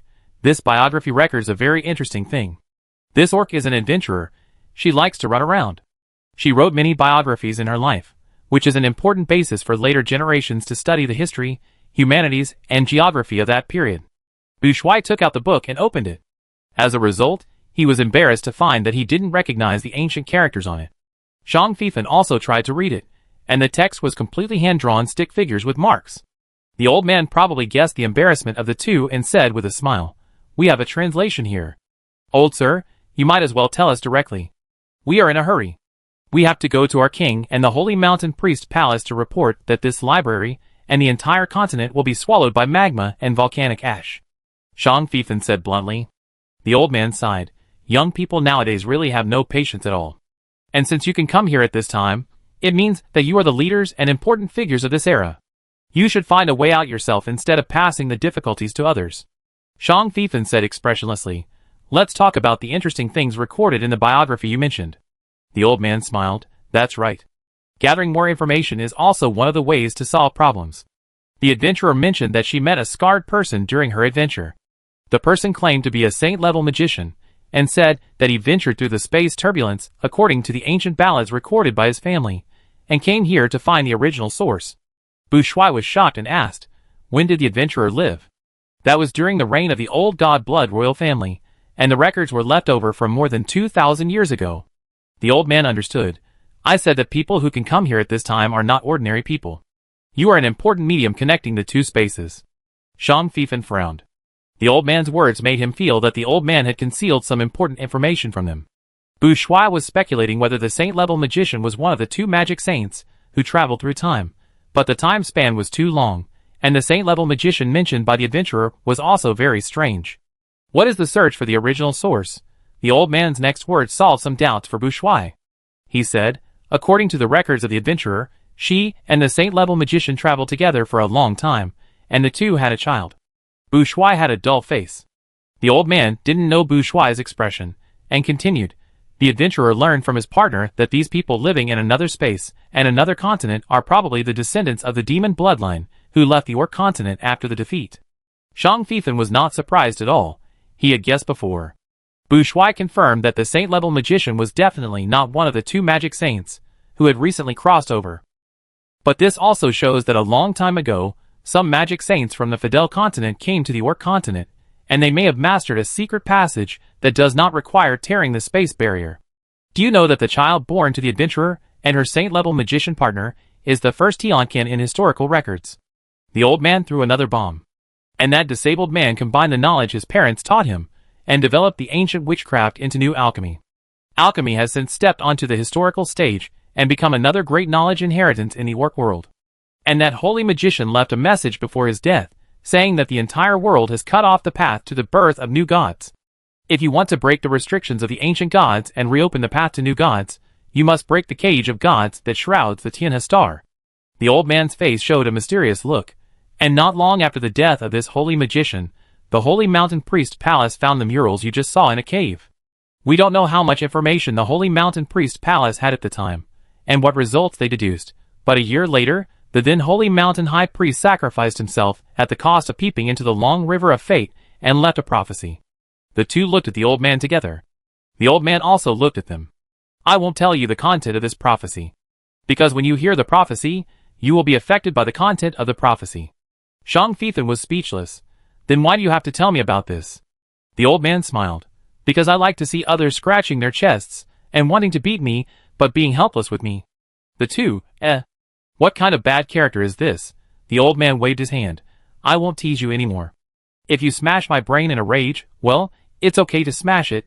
I should have died a long time ago. I don't want a bunch of little ghosts to come to me and ask questions, and ask me how to solve the disaster. Do you know why orcs can only live for 300 years on average? It's because it's convenient to pass the problem to the next generation to solve. Ha ha. This joke couldn't be any more ridiculous." The two people's perception of the old man also changed like a roller coaster. Zhang Fifan turned to Bu Shuai and said, "Go find the Tiger King first, and then go to the Holy Mountain Priest Palace. This matter is the matter of the entire Orc continent. Whether they want to hold a meeting or negotiate, it should be led by these priests and kings. We are just passers-by who happen to meet and are responsible for passing on the message." Bu Shuai's expression slowly relaxed. "You are right. Do what you can do. You too. Irresponsible little lazy guys, who just want to get rid of the burden. I have told you so much, don't you understand the point?" The old man stamped his feet. Bu Shuai was about to speak, Zhang Fifan held him back, and said to the old man slowly, "We are stupid and can't understand. If you have something to say or a task, just say it directly. As long as the reward is decent, we will be a little more diligent." Old man, Oh, I met two little scoundrels. Where are the heroes? Where are those heroes who, after being provoked, praised, and given a little mystery and a big promise, would clamor to take on the responsibility of saving the world? Shang Fifan, individual heroism is not popular now. You will go to jail, lose money, and be scolded as a leftover mother or father. The old man was heartbroken. Why are you still like this now? Will human nature become more and more selfish as society develops? Do you really want to discuss the issue of human nature development with us here? Shang Fifan said coldly. The old man sighed and muttered something like, "My luck has always been bad. Why did I get the lottery? Why should I care so much? I should have died 1,100 years ago. I don't care what happens after I die." The old man muttered, and looked at the two people again without focus. "Do you think anyone can activate me, and let me come out to talk to them?" The old man's expression changed, becoming cold and distant. He looked a bit like the high priest of the holy mountain. "You are blessed by the god of nature, and you still have the power of the god of nature in your body. But you also have magic power, and your soul is not the original one of this body. And you?" The old man pointed at Shang Fifan. Countless stars fell from the sky, and the power of the stars falling to the ground caused frequent disasters on the Orc continent. The entire Orc world began to fall apart before the drastic changes in the Earth's crust. One of them deviated from its trajectory and became an apostle of the god of curse. Finally, the old man said sternly, "You have been predicted for a long time, and you can't escape it just because you want to. Fate has already entangled you." Puff. Shang Fifan suddenly burst into laughter. Bu Shuai turned his head to look at Shang Fifan in surprise. The old man frowned, looking unhappy. Shang Fifan said lazily, "As expected of the chief priest of the holy mountain 1,000 years ago, you are really good at bluffing. What prophecy, what destiny, you are obviously bored to death. You jumped out as soon as you noticed us, and you didn't know who we were or what abilities we had at that time. What you said just now, you only sensed it later, right?" The old man's face changed, and suddenly he popped up his mouth like a child, and said angrily, "You little devil are really hard to fool. Why did you come with me? Just let the one next to you come in alone. Why are the apostles of the god of curse joining in the fun? You are just a bunch of troublemakers, from ancient times to the present. And then let my lover be fooled by you into taking on the responsibility of saving the world. He is your lover? Are you two a couple?" The old man had a strange expression on his face, and his expression kept changing. He kept muttering, "The favored one of the god of nature and the apostles of the god of curse are actually together. What is this? It's only been 1,000 years, and those ancient gods are so unrefined." Bu Shuai's face was a little red. He wanted to deny it, but he opened his mouth, but no sound came out. After a while, the old man suddenly waved his hand. "Forget it. You don't want to do it, and I don't want to force you. Nature has its own laws. And I believe you can't just watch countless lives on the Orc continent disappear like this." Shang Fifan, this old man is really mean. He said he would not force them, but he still said that in the end. This old man should have understood Bu Shuai's character, although Bu Shuai has not said much so far. Bu Shuai is just too easy to talk to. He asked directly, "What do you want us to do?" The old man did not respond for a long time. After at least a minute, he said, "Break the space barrier and find the space road to the continent where the descendants of the demon bloodline live, and carry out a large migration of life on the Orc continent before the disaster of the whole continent comes. There is a great possibility that the new continent can help the Orcs evolve, and give the Orcs a new future." Chapter 118. Shang Fifan clapped his hands vigorously. "This is good, I like it. You said a long time ago that you would let us lead the Orc army by sea, land and air to invade the magician continent, and I agreed a long time ago. Let's do it, it's settled. By the way, where is the space channel you mentioned? I see if there is a chance to find Zerg or evil god believers to help us sprint first." Bu Shuai looked at him with a black line on his face. Old man, He regretted it a little. He wouldn't trust the wrong person and find a brain-dead war maniac, right? He said that the apostle of the cursed god would not be good. Maybe before you lead the migration of the entire continent, you should first find a way to solve the problems of evil god believers, Zerg and insect poison infection. Otherwise, bringing insect poison to another continent will only repeat the tragedy. The old man had to say it carefully. Shang Fifan smiled. "This is easy. Let's first secretly find the space channel you mentioned. I think you value my wife so much because she can be the medium to open the channel? After confirming that the channel is safe, we will open the migration list to all races and sell boat tickets. Bu Shuai, Shang Fifan made a serious plan. First, secretly send away a group of elites, rich people, geniuses, and healthy young men and women. In this way, if something happens to the Orc continent, these orcs sent away will be the fire. Then we will arrange the army to first conquer our place of residence, and then slowly expand the territory. Of course, we have to do all this secretly to avoid being discovered by the evil god believers and the Zerg, so that we can leave them and the old, weak, and disabled in the Orc continent and let volcanoes and earthquakes deal with them. You see, this way the insect poison can be completely solved. Shang Fifan continued. If it doesn't work, we can also send away only a group of elites and cubs through the space channel. Although such a small number of people may not be able to survive in the Magician continent, as rare species and rare pets and pure coolies, there should be a market for survival. Maybe they can also get heavy financial support from local powerful nobles, such as orc ranches and superior breeding. This is actually one of my invasion strategies, which is to let the orcs disguise themselves as pets with high IQ and high emotional resonance, let the orcs enter thousands of households in the Magician continent, and directly eat them out of poverty from the inside and destroy them. The old man's face became darker and darker. Bu Shuai coughed hard. Old Shang, enough, don't say any more. Shang Fifan lamented. Don't you need to say it? I still have many good ideas about the orc army invading the Magician continent. You really don't want to listen? Old man, don't misunderstand my meaning. I suggest you migrate to other continents, not to invade others, and certainly not to let the orcs run away to be pets. Heh! Shang Fifan smiled. Listen to what you said, isn't it a joke? So many people migrated into other people's territory, either swallowing others, or being swallowed by others. There are only two results. It's not that you don't like to hear it, the result will change. Bu Shuai sighed and tried to smooth things over. Old man, if there is anything else you haven't told us, why not tell us all at once? So that we don't always misunderstand your meaning. The old man snorted. This practice of migrating to the Magician continent is just my personal suggestion. Is it from the prophecy you mentioned before? Shang Fifan raised his eyebrows. The old man did not respond directly, but said, I admit that this will involve invasion and war, but compared to letting countless lives on the Orc continent die in the disaster, it is better to rush out and find a chance to survive. It is better for others to die than for your own people to die. The old man's expression was very calm when he said the last sentence. Bu Shuai was surprised. Shang Fifan looked indifferent.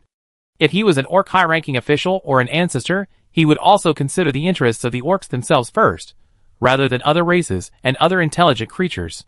But there is also a great possibility that you will find a new continent that has not yet been occupied by intelligent creatures. The old man revealed a little more. Is it also mentioned in the prophecy? Shang Fifan asked. Bu Shuai said, thoughtfully, the prophecy does not specify which continent we will occupy, but if we want to discover a new continent and have a new place to stay, we must first find a passage, and it must be a passage related to the Magician continent.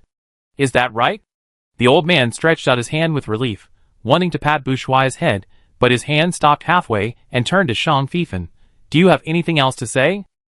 He really felt the murderous aura. Shang Fifan smiled, and his eyes were cold. If it was just the content of the prophecy, you wouldn't hide it.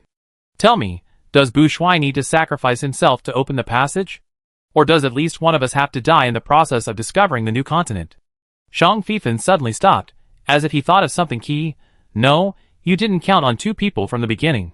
So the prophecy should only mention a so-called savior, who is the medium to open the channel, and the key for the orcs to discover the new world. But his end will definitely not be good, and it may be extremely miserable. This is why you are unwilling to tell the content of the prophecy. Old man, where did this sharp and pit-setting guy come from? If the prophecy is bound to come true, why is there such a guy now? The scene fell into a very awkward silence. Bu Shuai knew that the old man was probably waiting for him to say something, such as he didn't care about these. As long as there was hope for countless lives on the Orc continent, he could sacrifice everything. But every time he was about to speak, he saw Shang Fifan staring at him with extremely gloomy and terrifying eyes. As if he would kill him if he talked nonsense. Bu Shuai Ming. Shut up wisely.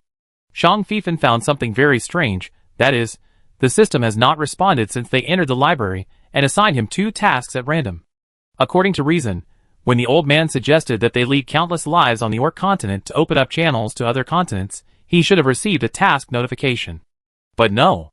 Shang Fifen's mind turned several times. He wanted to talk to the system, but looking at the projection of the old man in front of him, his suspicion made him not easily believe a stranger, not to mention that this was just a projection, so he did not speak to the system for the time being. We will consider your suggestion. We also need to discuss it with other people. We will definitely let you know when there is a result. Shang Fifen left the library with Bu Shuai, and he did not agree to any request from the old man. However, the old man gave Bu Shuai a bone card and told him that with this library card, he could come and go freely in the library.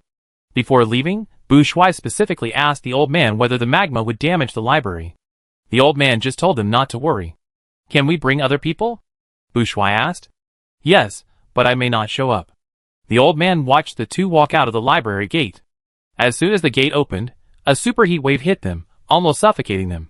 Fortunately, both of them were strong, and the car parked directly at the door of the library. The two took the car to leave the temple, and returned to Anji South Road Station in the underground city. Shang Fifen and Bu Shuai got off the car, and went to find the vent mechanism according to the map. They had seen the construction drawings in the car. There were 5 vent switches in total, all located at the entrance and exit. The two opened the mechanisms that had never been used since they were built. After 1,000 years, these mechanisms were still working well. The two opened the vent mechanism and left the underground city. They did not see the water in the 72 wells in the underground city begin to churn. The magma that had erupted underground began to gradually flow along the 72 diagonal grooves to the 72 wells. According to the plan, the magma would eventually erupt from the 72 deep wells. However, because the underground city was so high from the ground, the magma that had already vented some of its power would only fall back into the underground city even if it erupted from the wells, and would not break through to the ground. Unless a strong earthquake occurred at this time, causing the upper ground to crack and collapse.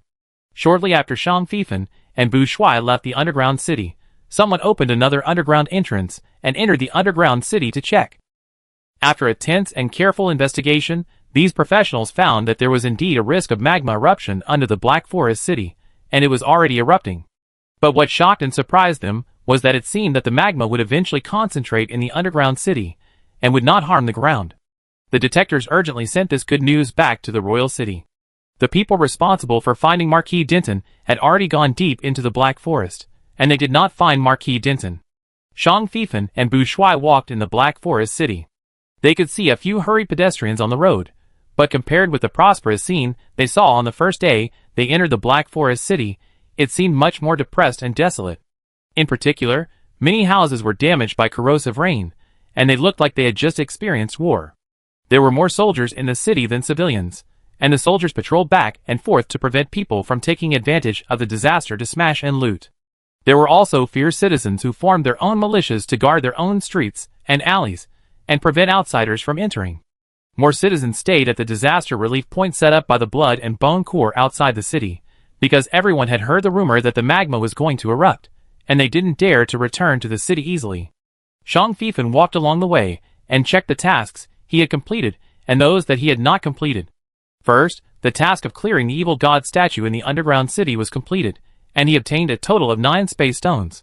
Including the one obtained in the previous task, he now has 10 space stones in his hand, enough for him to start trying to refine space storage tools. Find out the origin of the corrosive rain, complete.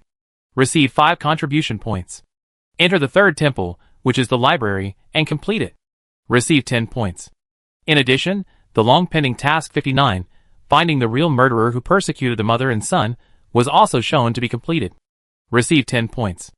At the time, he thought that the correct answer was to identify the murderer as Marquis Denton, but it was only completed now, which means that the mother and son were not killed by Marquis Denton, but by the old Denton, who took over Marquis Denton's body. Now, in addition to the main task and map exploration tasks, he still has 4 tasks to complete. They are: Task 23, explore the unknown area of the alien space.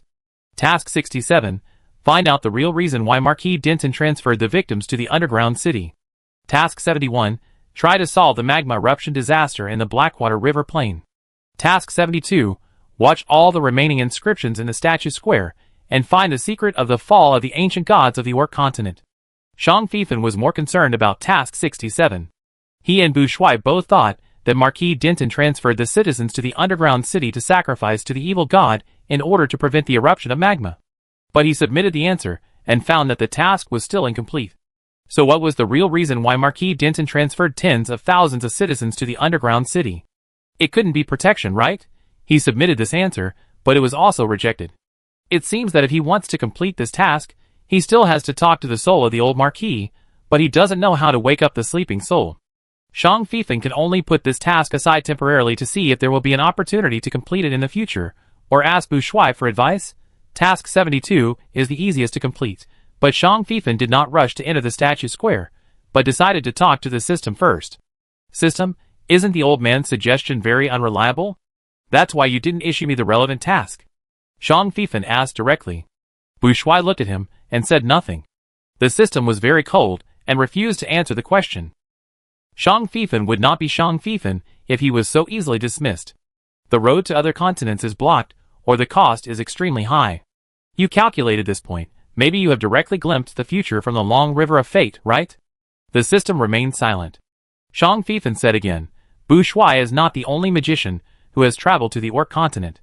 If the prophecy said by the old man really needs a person with connections between the two continents as a medium, then any magician who has traveled from the Fidel continent will meet this condition, right? The system still did not respond. But Shang Fifan showed a positive smile on his face. I was right, so you didn't refute it. Then let's reason again. You didn't issue the task for me to lead the orcs to migrate, which means that this task is extremely low in cost performance. At least it has no benefit to you and the advancement of the entire game. So what is the theme of the game you are promoting? From the main line, it is to restore the god of nature.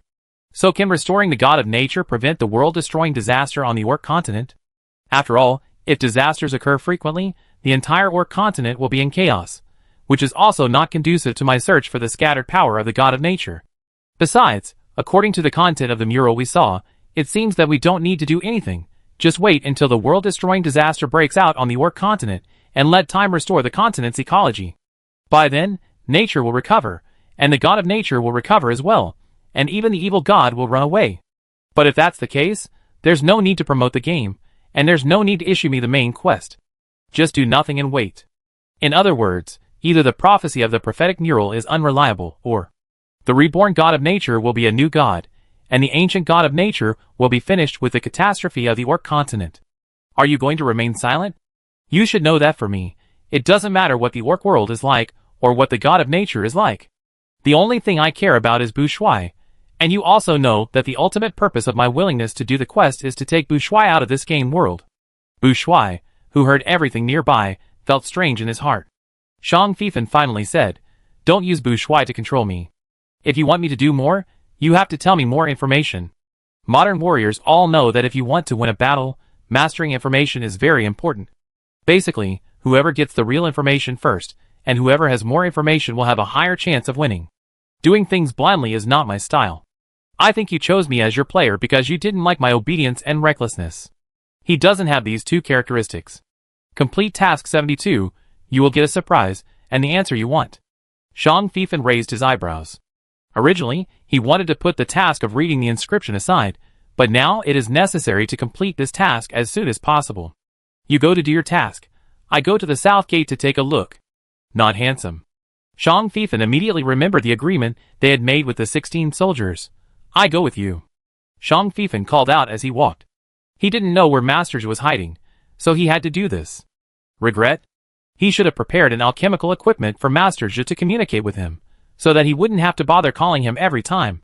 When they were almost at the gate of the South City, Master Zhe finally heard the call and ran out, chewing a big bug in his mouth. Peer at the gate of the South City. The soldiers who had agreed with Shang Fifan to meet here were all very happy to see Shang and who appear. The 16 soldiers were led by the messenger guard. They all changed their clothes, disguised themselves, and hid near the pier with their families. Originally, the messenger guard wanted to leave alone with his family, but after thinking it over, he finally decided to follow everyone and stay together. Because he and the soldiers were the ones who saw and knew the most, they knew that the disaster of this city was solved by these two people, which made them believe that following Shang, and who would be promising, at least they would not die easily. It was easy to hide people at the dock at this time, and many refugees gathered here, wanting to leave by boat. But the Blackwater River suddenly stopped flowing. Even if the river water reappeared now, General Bart, who was guarding the dock, did not allow any ship to be launched for safety reasons. Many refugees did not dare to return to Black Forest City, so they took their families and friends to move to the royal city. The royal city was also very troubled by these waves of refugees, and could only temporarily place them outside the city. As soon as Zhang Fifan and Bu Shuai appeared, the 16 soldiers came over. Now the 16 soldiers are the ones who know the true identity of the two people best in the city. Zhang Fifan and Bu Shuai have already agreed that they will not lead these soldiers to Moyo town, because they don't know whether these soldiers are sincere or have other intentions. Bu Shuai originally wanted these soldiers to go to Moro City, where a disaster had just occurred, and the management was relatively chaotic and there was a shortage of people.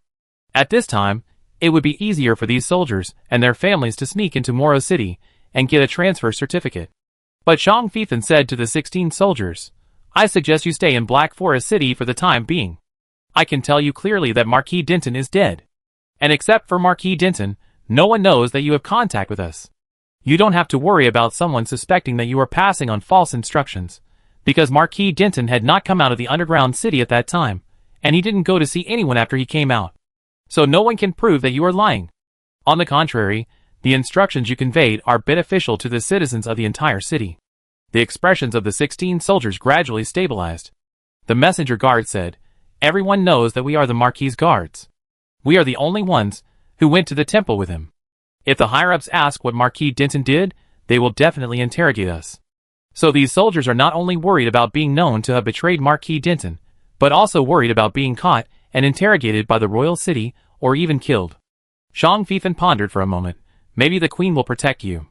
The messenger guard shook his head, looked around, and said in a low voice, "I got some secret information here. I can't guarantee its authenticity, but—" "You say?"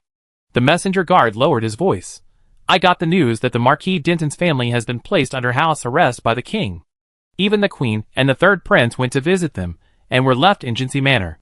Zhang Fifan looked at the messenger guard. Sure enough, the confidants around Marquis Denton should not be underestimated. This messenger guard was able to find out the latest news from the royal city in such a messy situation, and it was such a secret news. It can be seen that his personal ability and the information channels he has at hand are powerful. However, thinking that he is still a confidant of Marquis Denton in the eyes of others, it is normal to find out such news. Zhang Fifan is thinking about how to make reasonable arrangements and maximize the potential energy of these people. Bu Shuai suddenly spoke up next to him. "What do you think of the work of the Special Investigation Bureau?" The messenger guard's expression moved. The other soldiers also looked up at Bu Shuai. They are all capable people, and they can survive even if they take their families to other places. However, they don't want to be labeled as traitors or criminals and become hunted people, and they don't want themselves and their families to become wandering orcs without identities. They want to follow the two people, and they also hope that their families can live a more stable life. But the orc who can transform into a giant doesn't seem to want to take them, which makes them a little frustrated. And who Bu Shuai's words give them a little hope. The messenger guard quickly said, "What do you mean?" Bu Shuai said frankly, "I am a first-level special investigator of the Special Investigation Bureau, directly under His Majesty the King. According to regulations, I can have 5 second-level, 15 third-level, and several trainee investigators under me. I never brought anyone with me before. If you are interested, you can start as an intern investigator and then—" "We are willing." Before Bu Shuai finished speaking, all 16 soldiers said loudly. This was a blessing from heaven for these soldiers. They thought they were following a rebel leader who was against the powerful, but they didn't expect that he was an official and directly under the Tiger King. This couldn't be more legitimate in Tiger Country. It can be said that as long as they enter the Special Investigation Bureau and become the official subordinates of Bu Shuai, what does it matter if they followed Marquis Denton? They can completely make up for their crimes. Yes, they can tell more things and help their leader, Bu Shuai, investigate more secrets of the Denton family, including the affairs of other powerful people. They also know a lot. They are useful to Bu Shuai. Zhang Fifan raised his eyebrows and did not object. Bu Shuai's brilliant idea, he thought about it carefully and found it very feasible. What does the Special Investigation Bureau mainly investigate? Isn't it investigating the evil god believers and strange events? And Marquis Denton obviously has a close relationship with the evil god believers. Apart from himself, who else knows more about the relationship between Marquis Denton and the evil god believers than these trusted soldiers around Marquis Denton? And the evil god believers will not know that these trusted soldiers of Marquis Denton have defected to Bu Shuai, which makes these soldiers the most effective clues for finding these evil god believers in a short time. In addition, Bouchois also has an excuse to go to the royal city to meet the Tiger King this time. He touched Marquis Denton when investigating the evil god believers, and the soldiers he brought with him will be the best evidence. Given the friendship between Bouchois and Tiger King, as long as these soldiers played the role they should play, it would be natural for Bouchois to transfer these soldiers to his own team with their merits. I believe Tiger King would not object to having more soldiers, who originally belonged to Marquis Denton under his illegitimate son, which would be a win-win for Tiger King. As for whether these soldiers would defect to the Queen and the future Marquis Denton, and become a thorn in Bouchois' side, will this affect Bouchois? Bouchois does not really live on the identity and salary of an investigator. It was just a more convenient identity for him. Bouchois saw that Jean Fifin did not object, so the matter was settled. They were about to become bandits, but in the end, they returned to the officialdom. These soldiers were overjoyed, and at the same time, they were relieved. The best thing was that they no longer had to take their families around, and their families could still return to their original residences and continue their original lives and work. As long as they followed Bouchois to the royal city and went through the necessary procedures, they would not have to worry about anything. The families and friends of these soldiers were also worried. They were relieved when they heard that they didn't have to leave their homeland and everything was the same as before. Bouchois gave the 16 soldiers half a day to rest and set off on time at 5 p.m. This time, they would go to the royal city from the east gate to the royal city. According to their pace, they should be able to reach the royal city before dawn, just in time to meet the Tiger King at dawn. After arranging the trivial matters, the two found a secret location. Jean Fifin greeted Bouchois and entered the statue square. Chapter 119. The team set out on time. Shi ran steadily and occasionally convulsively at the front, followed by 16 soldiers, who were also riding giant insects. On the way, Jean Fifin remained quiet all the time, only unconsciously grabbing Bouchois' hand and squeezing it. He looked forward without focus, as if thinking about some difficult problem. Bouchois looked at him sideways and finally couldn't help asking, "Have you completed that task?" It's strange to say that with the relationship between Bouchois and Jean Fifin should have invited him to enter the statue square to stroll around when people could enter the statue square, but so far, Bouchois has never set foot in the statue square. Bouchois occasionally thought that maybe the statue square was of great significance to Jean Fifin, and only those who completely lost their self-control ability could be safely put in it. In fact, Jean Fifin just didn't want Bouchois to suffer the sin of having his brain nerves destroyed. He remembered the countless voices he heard when he first entered the statue square. If it weren't for the system, he would have been tortured into an idiot by those voices. Bouchois has hearing ability, and the noise he receives after entering the statue square may be far greater than his. Without the help of the system, Jean Fifin can't guarantee that the statue of the god of nature will protect Bouchois for a little favor. For example, Xiao Bing entered the statue square in a coma. Jean Fifin heard Bouchois' question and came back to his senses.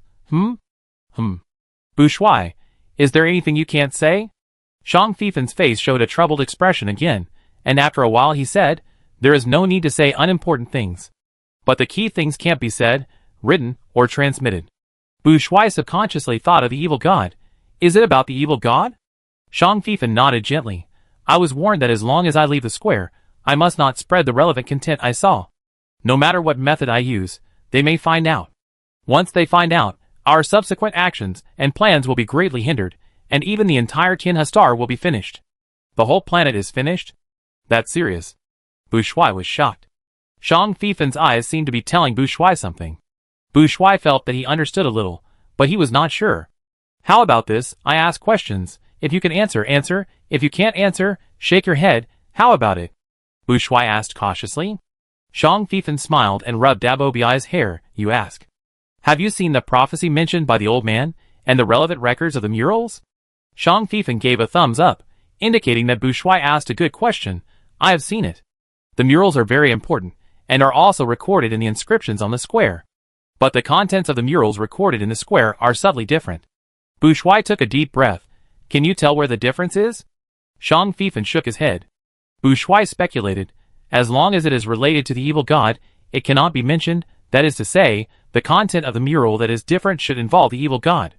At the end of the mural, the evil god was affected by the magma eruption of the entire Orc continent, and became weak and even had to leave. It seems that there is a problem with this part. He was wondering before, with the power of the evil gods, even if they were forced by the ancient gods to fall into a deep sleep, but just a mere land crust movement and volcanic eruption would cause them to weaken. They are not directly connected to the Orc continent. If someone deliberately modified this part of the mural, and modified it so that future generations could not detect it, first of all, this person was at least active in the middle of the Great Prosperity Era, and his status during the Great Prosperity Era would not be low. Does that mean that the evil god actually appeared in the middle of the Great Prosperity Era? In addition, if only the last paragraph is modified, it does not seem to make much sense. In other words, the content of this mural is likely to have changed since the magma eruption, because only this paragraph and the following content are what they have not experienced. Thinking further, is it the volcanic eruption and frequent earthquakes caused by the magma eruption in the Blackwater River Plain and the crustal movement of the entire Orc continent? These contents are all unreliable. No, the magma disaster that erupted in the Blackwater River Plain should be true, but the disaster that affected the entire Orc continent later may not be true. Why did the evil gods and their followers deliberately modify this paragraph? Is this behavior linked to the prophecy that the old man mentioned but was unwilling to tell the details? That is to say, the evil gods and their followers hope that the orcs will migrate in large numbers, and hope that the orcs will find a space channel to the Fidel continent to invade the Fidel continent. Is there anyone who wants to reap the benefits? Bushuai asked carefully. Shang Fifan smiled in praise, but then added, even worse. Bushuai, what is worse? Does the evil god want to completely control and change the orcs, just like he controlled and changed the insect race, transforming all the orcs into monsters, acting as carriers and spreaders of insect poison, and occupying and polluting the Fidel continent and the entire Tianhe Star? The more Bushuai thought about it, the more horrified he became. He even wondered if the ancient gods had foreseen this when they created the space barriers between the continents. These space barriers were not really meant to stop their own people, but to prevent and slow down the evil gods from polluting the entire Tianhe Star. They came here not because of the insect mother's sacrifice and prayer, but with a premeditated plan, right? Hush. Shang Fifan raised his finger to his lips. The first time he met Bushuai, he knew that this man was very smart, but he was too soft-hearted and didn't like to think badly of others. Bushuai pursed his lips, looked into Shang Fifan's eyes, and mustered up his courage. Can I go in and take a look? He didn't want to test Shang Fifan's feelings for him. He was really curious about what the inscriptions in the square said. Bushuai regretted his request immediately after he made it. He became uneasy. Seeing Shang Fifan showing a slight headache, he immediately added, I'm just talking casually, don't take it to heart. I won't go to see it, don't be embarrassed. Shang Fifan laughed. What do you think I'm embarrassed about? Without waiting for Bushuai to say anything, Shang Fifan said, I'm worried about how to help you block the noise inside. Those noises are very scary. They will actively drill into your brain. Even if you puncture the eardrum, it will be useless. They will occupy all your brain nerves, just like countless saws sawing your brain nerves at the same time. Bushuai's blood rushed up, his cheeks turned red, and he said in a disguised way, when my hearing talent just awakened, I suffered from the countless sounds in my ears and head for a long time. Even a very small decibel of sound pouring into my ears will be amplified countless times. But later, I naturally learned to adjust myself and actively block out the sounds I didn't want to hear. Shang Fifan pinched Dab Obiai's ears distressfully. Bushuai's face turned redder, and his ears became hot. Shang Fifan looked at Dab Obiai's helpless appearance, distressed and amused, and directly pulled his hand. I will send you in during the break, you try it. If you feel uncomfortable, or I feel that you are not in the right situation, I will let you out immediately. Bushuai coughed dryly. Don't force it. AMU, I am willing to share everything with you. Shang Fifan said softly. Bushuai was stunned, and his eyes couldn't help but look at Shang Fifan. 1 second, 2 seconds. The atmosphere between the two became more and more subtle, and the distance between their faces kept shortening. Just when Shang Fifan turned his head, and was about to put his lips on. Baji. Bushuai's palm covered Shang Fifan's lips. We are still on the way. Bushuai said seriously with a stern face. Shang Fifan laughed softly at first, and then his laughter became louder and louder. Okay, I won't tease you anymore, let's talk about serious things. Shang Fifan looked into the distance. The queen and the third prince had been released. The queen entered the palace to look for the Tiger King, and wanted to send people to find the whereabouts of Marquis Denton, and she even proposed an exchange with the Tiger King for this. In addition, another acquaintance of ours, the owner of Tianquan Valley, also entered the royal city with guards, and is now moving around the royal city, wanting to see the Tiger King. Shui nodded first, then reacted and asked in surprise, "How do you know this?" Zhang Fifan entered the statue square in the afternoon to check the inscriptions, and did not come out until close to the agreed time. After that, he did not communicate with anyone except him. Zhang Fifan showed a mysterious smile and pointed to his head. "After completing the reading task, I got a surprise." Shui wanted to ask what the surprise was, but Zhang Fifan shook his head. "The content of this surprise cannot be told. You can slowly experience it, and after a long time, you will be able to guess it." Zhang Fifan was also very surprised after the system told him what kind of surprise he got. He didn't expect that the Orc world had already developed a monitoring system that was more advanced than the modern Sky Eye system on Earth in the Great Prosperity era. That was the real Sky Eye. In the Great Prosperity era, these Sky Eyes were spread throughout the Orc land, sea and air areas. They were like wireless monitors on Earth, and they fed back what they saw and heard to the main processor at all times. This main processor would summarize, analyze and dissect all the collected information, find out criminal activities that were not conducive to public security, and then convey them to the relevant departments. This department was called the police's superfast response team in the Great Prosperity era. They always seemed to be able to predict and solve possible suspects of crimes before the crimes occurred, or save victims in advance. This reminded Zhang Fifan of some sci-fi movies and TV series on Earth. It is not difficult to realize the Sky Eye system, but the difficulty lies in the final information aggregation, induction, analysis, reasoning, and dissection. The Orc world combined alchemy to realize this dream system. However, this Sky Eye system was suppressed by some high-level officials of the Alliance government in the middle and late stages of its prosperity. Just like the people on Earth, the Orcs were also worried about their privacy being leaked and being monitored all day long. They were even more worried that the Orcs would eventually be ruled and managed by machines in disguise. In the end, most of the functions of the Sky Eye system were banned, and it could not actively provide intelligence analysis functions, and could only provide query results when relevant personnel made inquiries.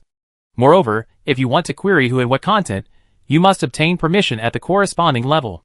It is not that a small police officer can get the information from the Sky Eye system if he wants to query the whereabouts of important members of the Alliance. In the late period of the Great Prosperity era, except for a very small number of people, most people no longer knew that the Sky Eye system existed. The legend about the Superfast Response Police Force also became a police officer with a prophetic talent in the police force. When this police officer died, the Superfast Response Police Force also disappeared. Of course, the monitoring facilities still exist. In addition to the monitoring equipment fixed on the buildings, the Orc world is more of a spherical eye that flies freely. This spherical eye monitor can monitor all the content within its visual and auditory range at 360 degrees without blind spots, and can also maintain its activity energy by absorbing light energy. It is the kind that can be used casually without charging. Once launched, it is very popular among the Orcs. Later, this spherical eye monitor was also launched in an invisible version, but it was soon resisted by the public and disappeared from the market. But in fact, they have been flooding the entire Orc continent as military equipment. In addition to ordinary monitoring equipment, the Orcs also built space stations similar to satellites. During the Great War, a large number of monitoring equipment were destroyed, but some were preserved, especially those forgotten space stations in space. To be honest, Zhang Fifan really didn't expect that the surprise he got would be such a surprise. He actually got the permission to query certain information from the Sky Eye system. System, you are not the advanced version of the Sky Eye system? Or did some of the abilities, or even consciousness of some ancient gods enter the Sky Eye system to become what you are now? The system refused to answer, and entered the update state again. Chapter 120. In a garden of the royal court. It was late at night, and beautifully crafted oil-belly insect lamps were hung in the garden. These insect lamps were placed very cleverly, and they did not illuminate the garden as bright as day, but rather made it look like a dream. The Tiger King, who was still in his prime, and the Queen, who was not beautiful but had a unique style, sat face to face in the pavilion. There was no one around, no maids, and no guards. In early spring, the temperature outside at night was the same as in winter, which was not a good place for conversation. But the two of them did not choose to be in the warm room with a fireplace, but chose the cold outdoors where they could calm their heads. How long have we not talked properly? The Queen had a smoky voice that was very suitable for singing, which always brought a strange charm to her tone of voice. Mixing her dignified sitting posture and the arrogance of a noble lady from her bones, male creatures always had many fantasies when facing her. This was also the unique style of the Queen. The Tiger King looked at the queen in front of him and sighed in his heart. He fell in love with the queen at first sight. Among so many noble daughters, the queen was definitely not the most beautiful one, but when she opened her mouth, almost all the males' eyes were focused on her. But passion will soon fade, and the shelf life of love is too short. Before the third child was born, they began to hate each other for various reasons, that is, all kinds of dissatisfaction accumulated together, and finally turned into disgust. But they could not separate, let alone ignore each other, so they tortured each other. After that, their relationship went back and forth several times, and they also had the third child and 2 daughters. What do you want to say? Tiger King asked calmly. The queen looked at the tea and snacks that she had asked the maid to prepare carefully on the table, reminding herself that she should pour a cup of fragrant and hot milk tea for her husband, but she finally sat still. I want to say that you are becoming less and less concealed in your humiliation of me. This was not what the queen originally wanted to say. Humiliation? Tiger King laughed, and it seemed like a sneer.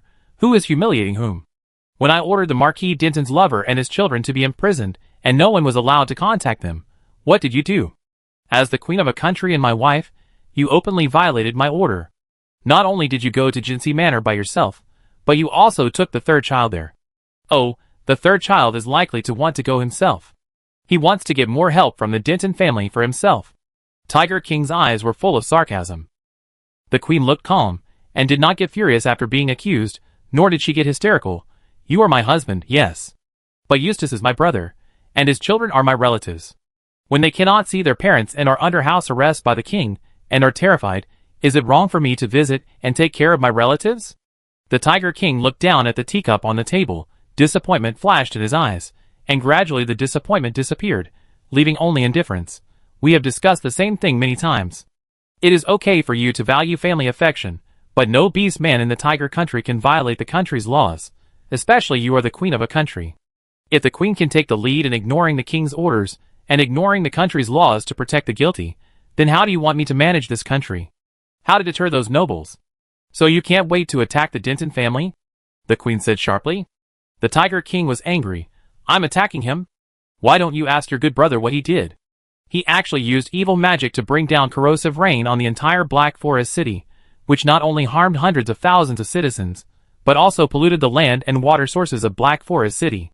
The spring seeds that had just been planted near Black Forest City were all destroyed in this corrosive rain. Not to mention that he also led the citizens into the underground city, and wanted to sacrifice hundreds of thousands of citizens to the evil god. That's just a rumor. It's those lowly poor people who are slandering the nobles. They are always like this, full of lies, lowly and despicable, either thieves or liars, or tricks and scoundrels. Can you listen to these people? The queen also angrily retorted. The Tiger King's chest rose and fell violently. Lowly? Inferior? Is this how you view your own people? I know you are proud, but your pride has made you paranoid. You were not like this before. You used to pay attention to your people, and you would not insult your own people like this. What have you been thinking about all these years? Why did you become like this? The queen sneered. I am not saying that all people are so despicable, I am just talking about those lowly orcs who spread bad things about my brother. Orcs who spread bad things about your brother are lowly orcs? The Tiger King laughed angrily. Then am I also one of the lowly ones in your eyes? The queen's eyes were arrogant, and unwilling to bow her head. The Tiger King was furious and blurted out, How noble do you think your Dinton family is? The first generation of Dinton patriarch was a human trafficker. A thief. The most despicable and cheap criminal. He relied on the hundreds of slaves in his hands to get to the side of the first generation of kings. The queen's expression turned livid. The Tiger King also knew that he had said too much. Don't expose someone's shortcomings when scolding them, and don't hit someone in the face, but they both violated the biggest taboo of a couple's quarrel. I know your plan, the queen suddenly said. The Tiger King also calmed down and looked at his wife coldly. The queen, end the house arrest and surveillance of the Dinton family, and let me arrange people to find Eustace. Before I find Eustace, no charges can be made against Eustace, let alone his title and city lord position. In exchange, the Black Forest City Navy will be under the command of the Royal City Military Department. The Tiger King was silent for a long time. Bart is willing? I will make it clear to General Bart. He will understand. The queen seemed to have a plan in mind. The Tiger King looked at the queen deeply. He knew that the Dinton family had a private army, but he didn't know where this private army was hidden. In fact, As long as there is a noble with some ability, there is no one who does not have a private army. But the private army under Marquis Denton is larger, and over the years, the Denton family has formed a network with other nobles. The Tiger King has long wanted to completely control the Black Forest city, and even more wanted to wipe out the Denton family from the Orc continent. But one move will affect the whole body, and he must have the strength to face the backlash of many nobles before he can do this. For this, he has waited for many years, and has also planned for many years. Now he finally waited for a good opportunity, and his queen is also anxious. I can add one more thing. In the future, I will not take action against your illegitimate son again, provided that he does not dream of getting involved in things he should not dream of. The queen patiently took another step back. Tiger King, okay. The queen stood up suddenly, as if she could no longer bear it, and left the garden without looking back. After the queen left, the Tiger King sat quietly for a while, and raised his hand. A sturdy young guard quietly appeared beside the Tiger King. Go and check where Raphael is now, and what he is doing. Yes. The guard did not leave immediately after receiving the order. The Tiger King frowned slightly. What? The guard whispered, an extremely handsome man has come to the city. He has very special abilities. It is said that he has a certain blood relationship with Count Bexon. Now he is a guest of the eldest prince. The Tiger King interlaced his fingers. Is Bexon still staying in the royal city? Yes. It is indeed time to take back his land, but it is a bit far. The Tiger King thought for a moment. I have handed this matter over to the eldest prince. There is no need to do anything extra. Yes. The guard lowered his head, and waited for a moment before leaving. The garden became silent again. The Tiger King turned sideways, looked at the background of the guard leaving, and sighed softly. He knew what the other party was thinking, and what he was expecting. Even if it was a distant, barren and dangerous land, if he could take it down, he would be a lord of a place, and could make his own decisions. He could use this as a starting point to slowly plan. The other party was getting older, and was no longer impatient to be a little guard beside him, even though he had told him several times to wait patiently, and he would give him a brighter future. But the other party was doubting, and was even more worried that he was deliberately not giving him the opportunity to grow his wings. The Tiger King looked up at the sky. There were no stars or moon in the sky, and the sky was slightly red, as if it would rain again tomorrow. More rain in spring is a good thing, but too much rain is not good either. Tiger King thought randomly. Thinking of Anita, thinking of Raphael Longmu. He felt sorry for the mother and son in many ways, especially for Raphael Longmu. He still remembered the first time he held a child, so small, with wet hair all over his body. The child was born on the battlefield. His parents were the most powerful warriors around him. Pregnancy did not damage his mother's fighting power, but increased her ferocity. That was the biggest battle between Tiger Country and the insect poison infected and evil god believers in recent decades. He once promised Raphael's parents that he would take good care of their child. But he broke his promise. Between his own flesh and blood and the flesh and blood of others, he chose his own flesh and blood. Anita also agreed to the exchange. Even his and Anita's real flesh and blood were told of their true life experience when he turned 16. The only one who didn't know was Raphael Longmu. If the child could act arrogantly and recklessly by relying on his bloodline, or seek personal gain, he would feel better, and even give the child more power and benefits. But the child was so tolerant. He had some signs of being spoiled when he was young, but became a little withdrawn when he grew up. Especially after a serious illness, he became much calmer, so calm that he didn't look like a teenager. Sometimes he couldn't help thinking, if Raphael Longmu was really his child, it would be great. That child always thinks a lot about others.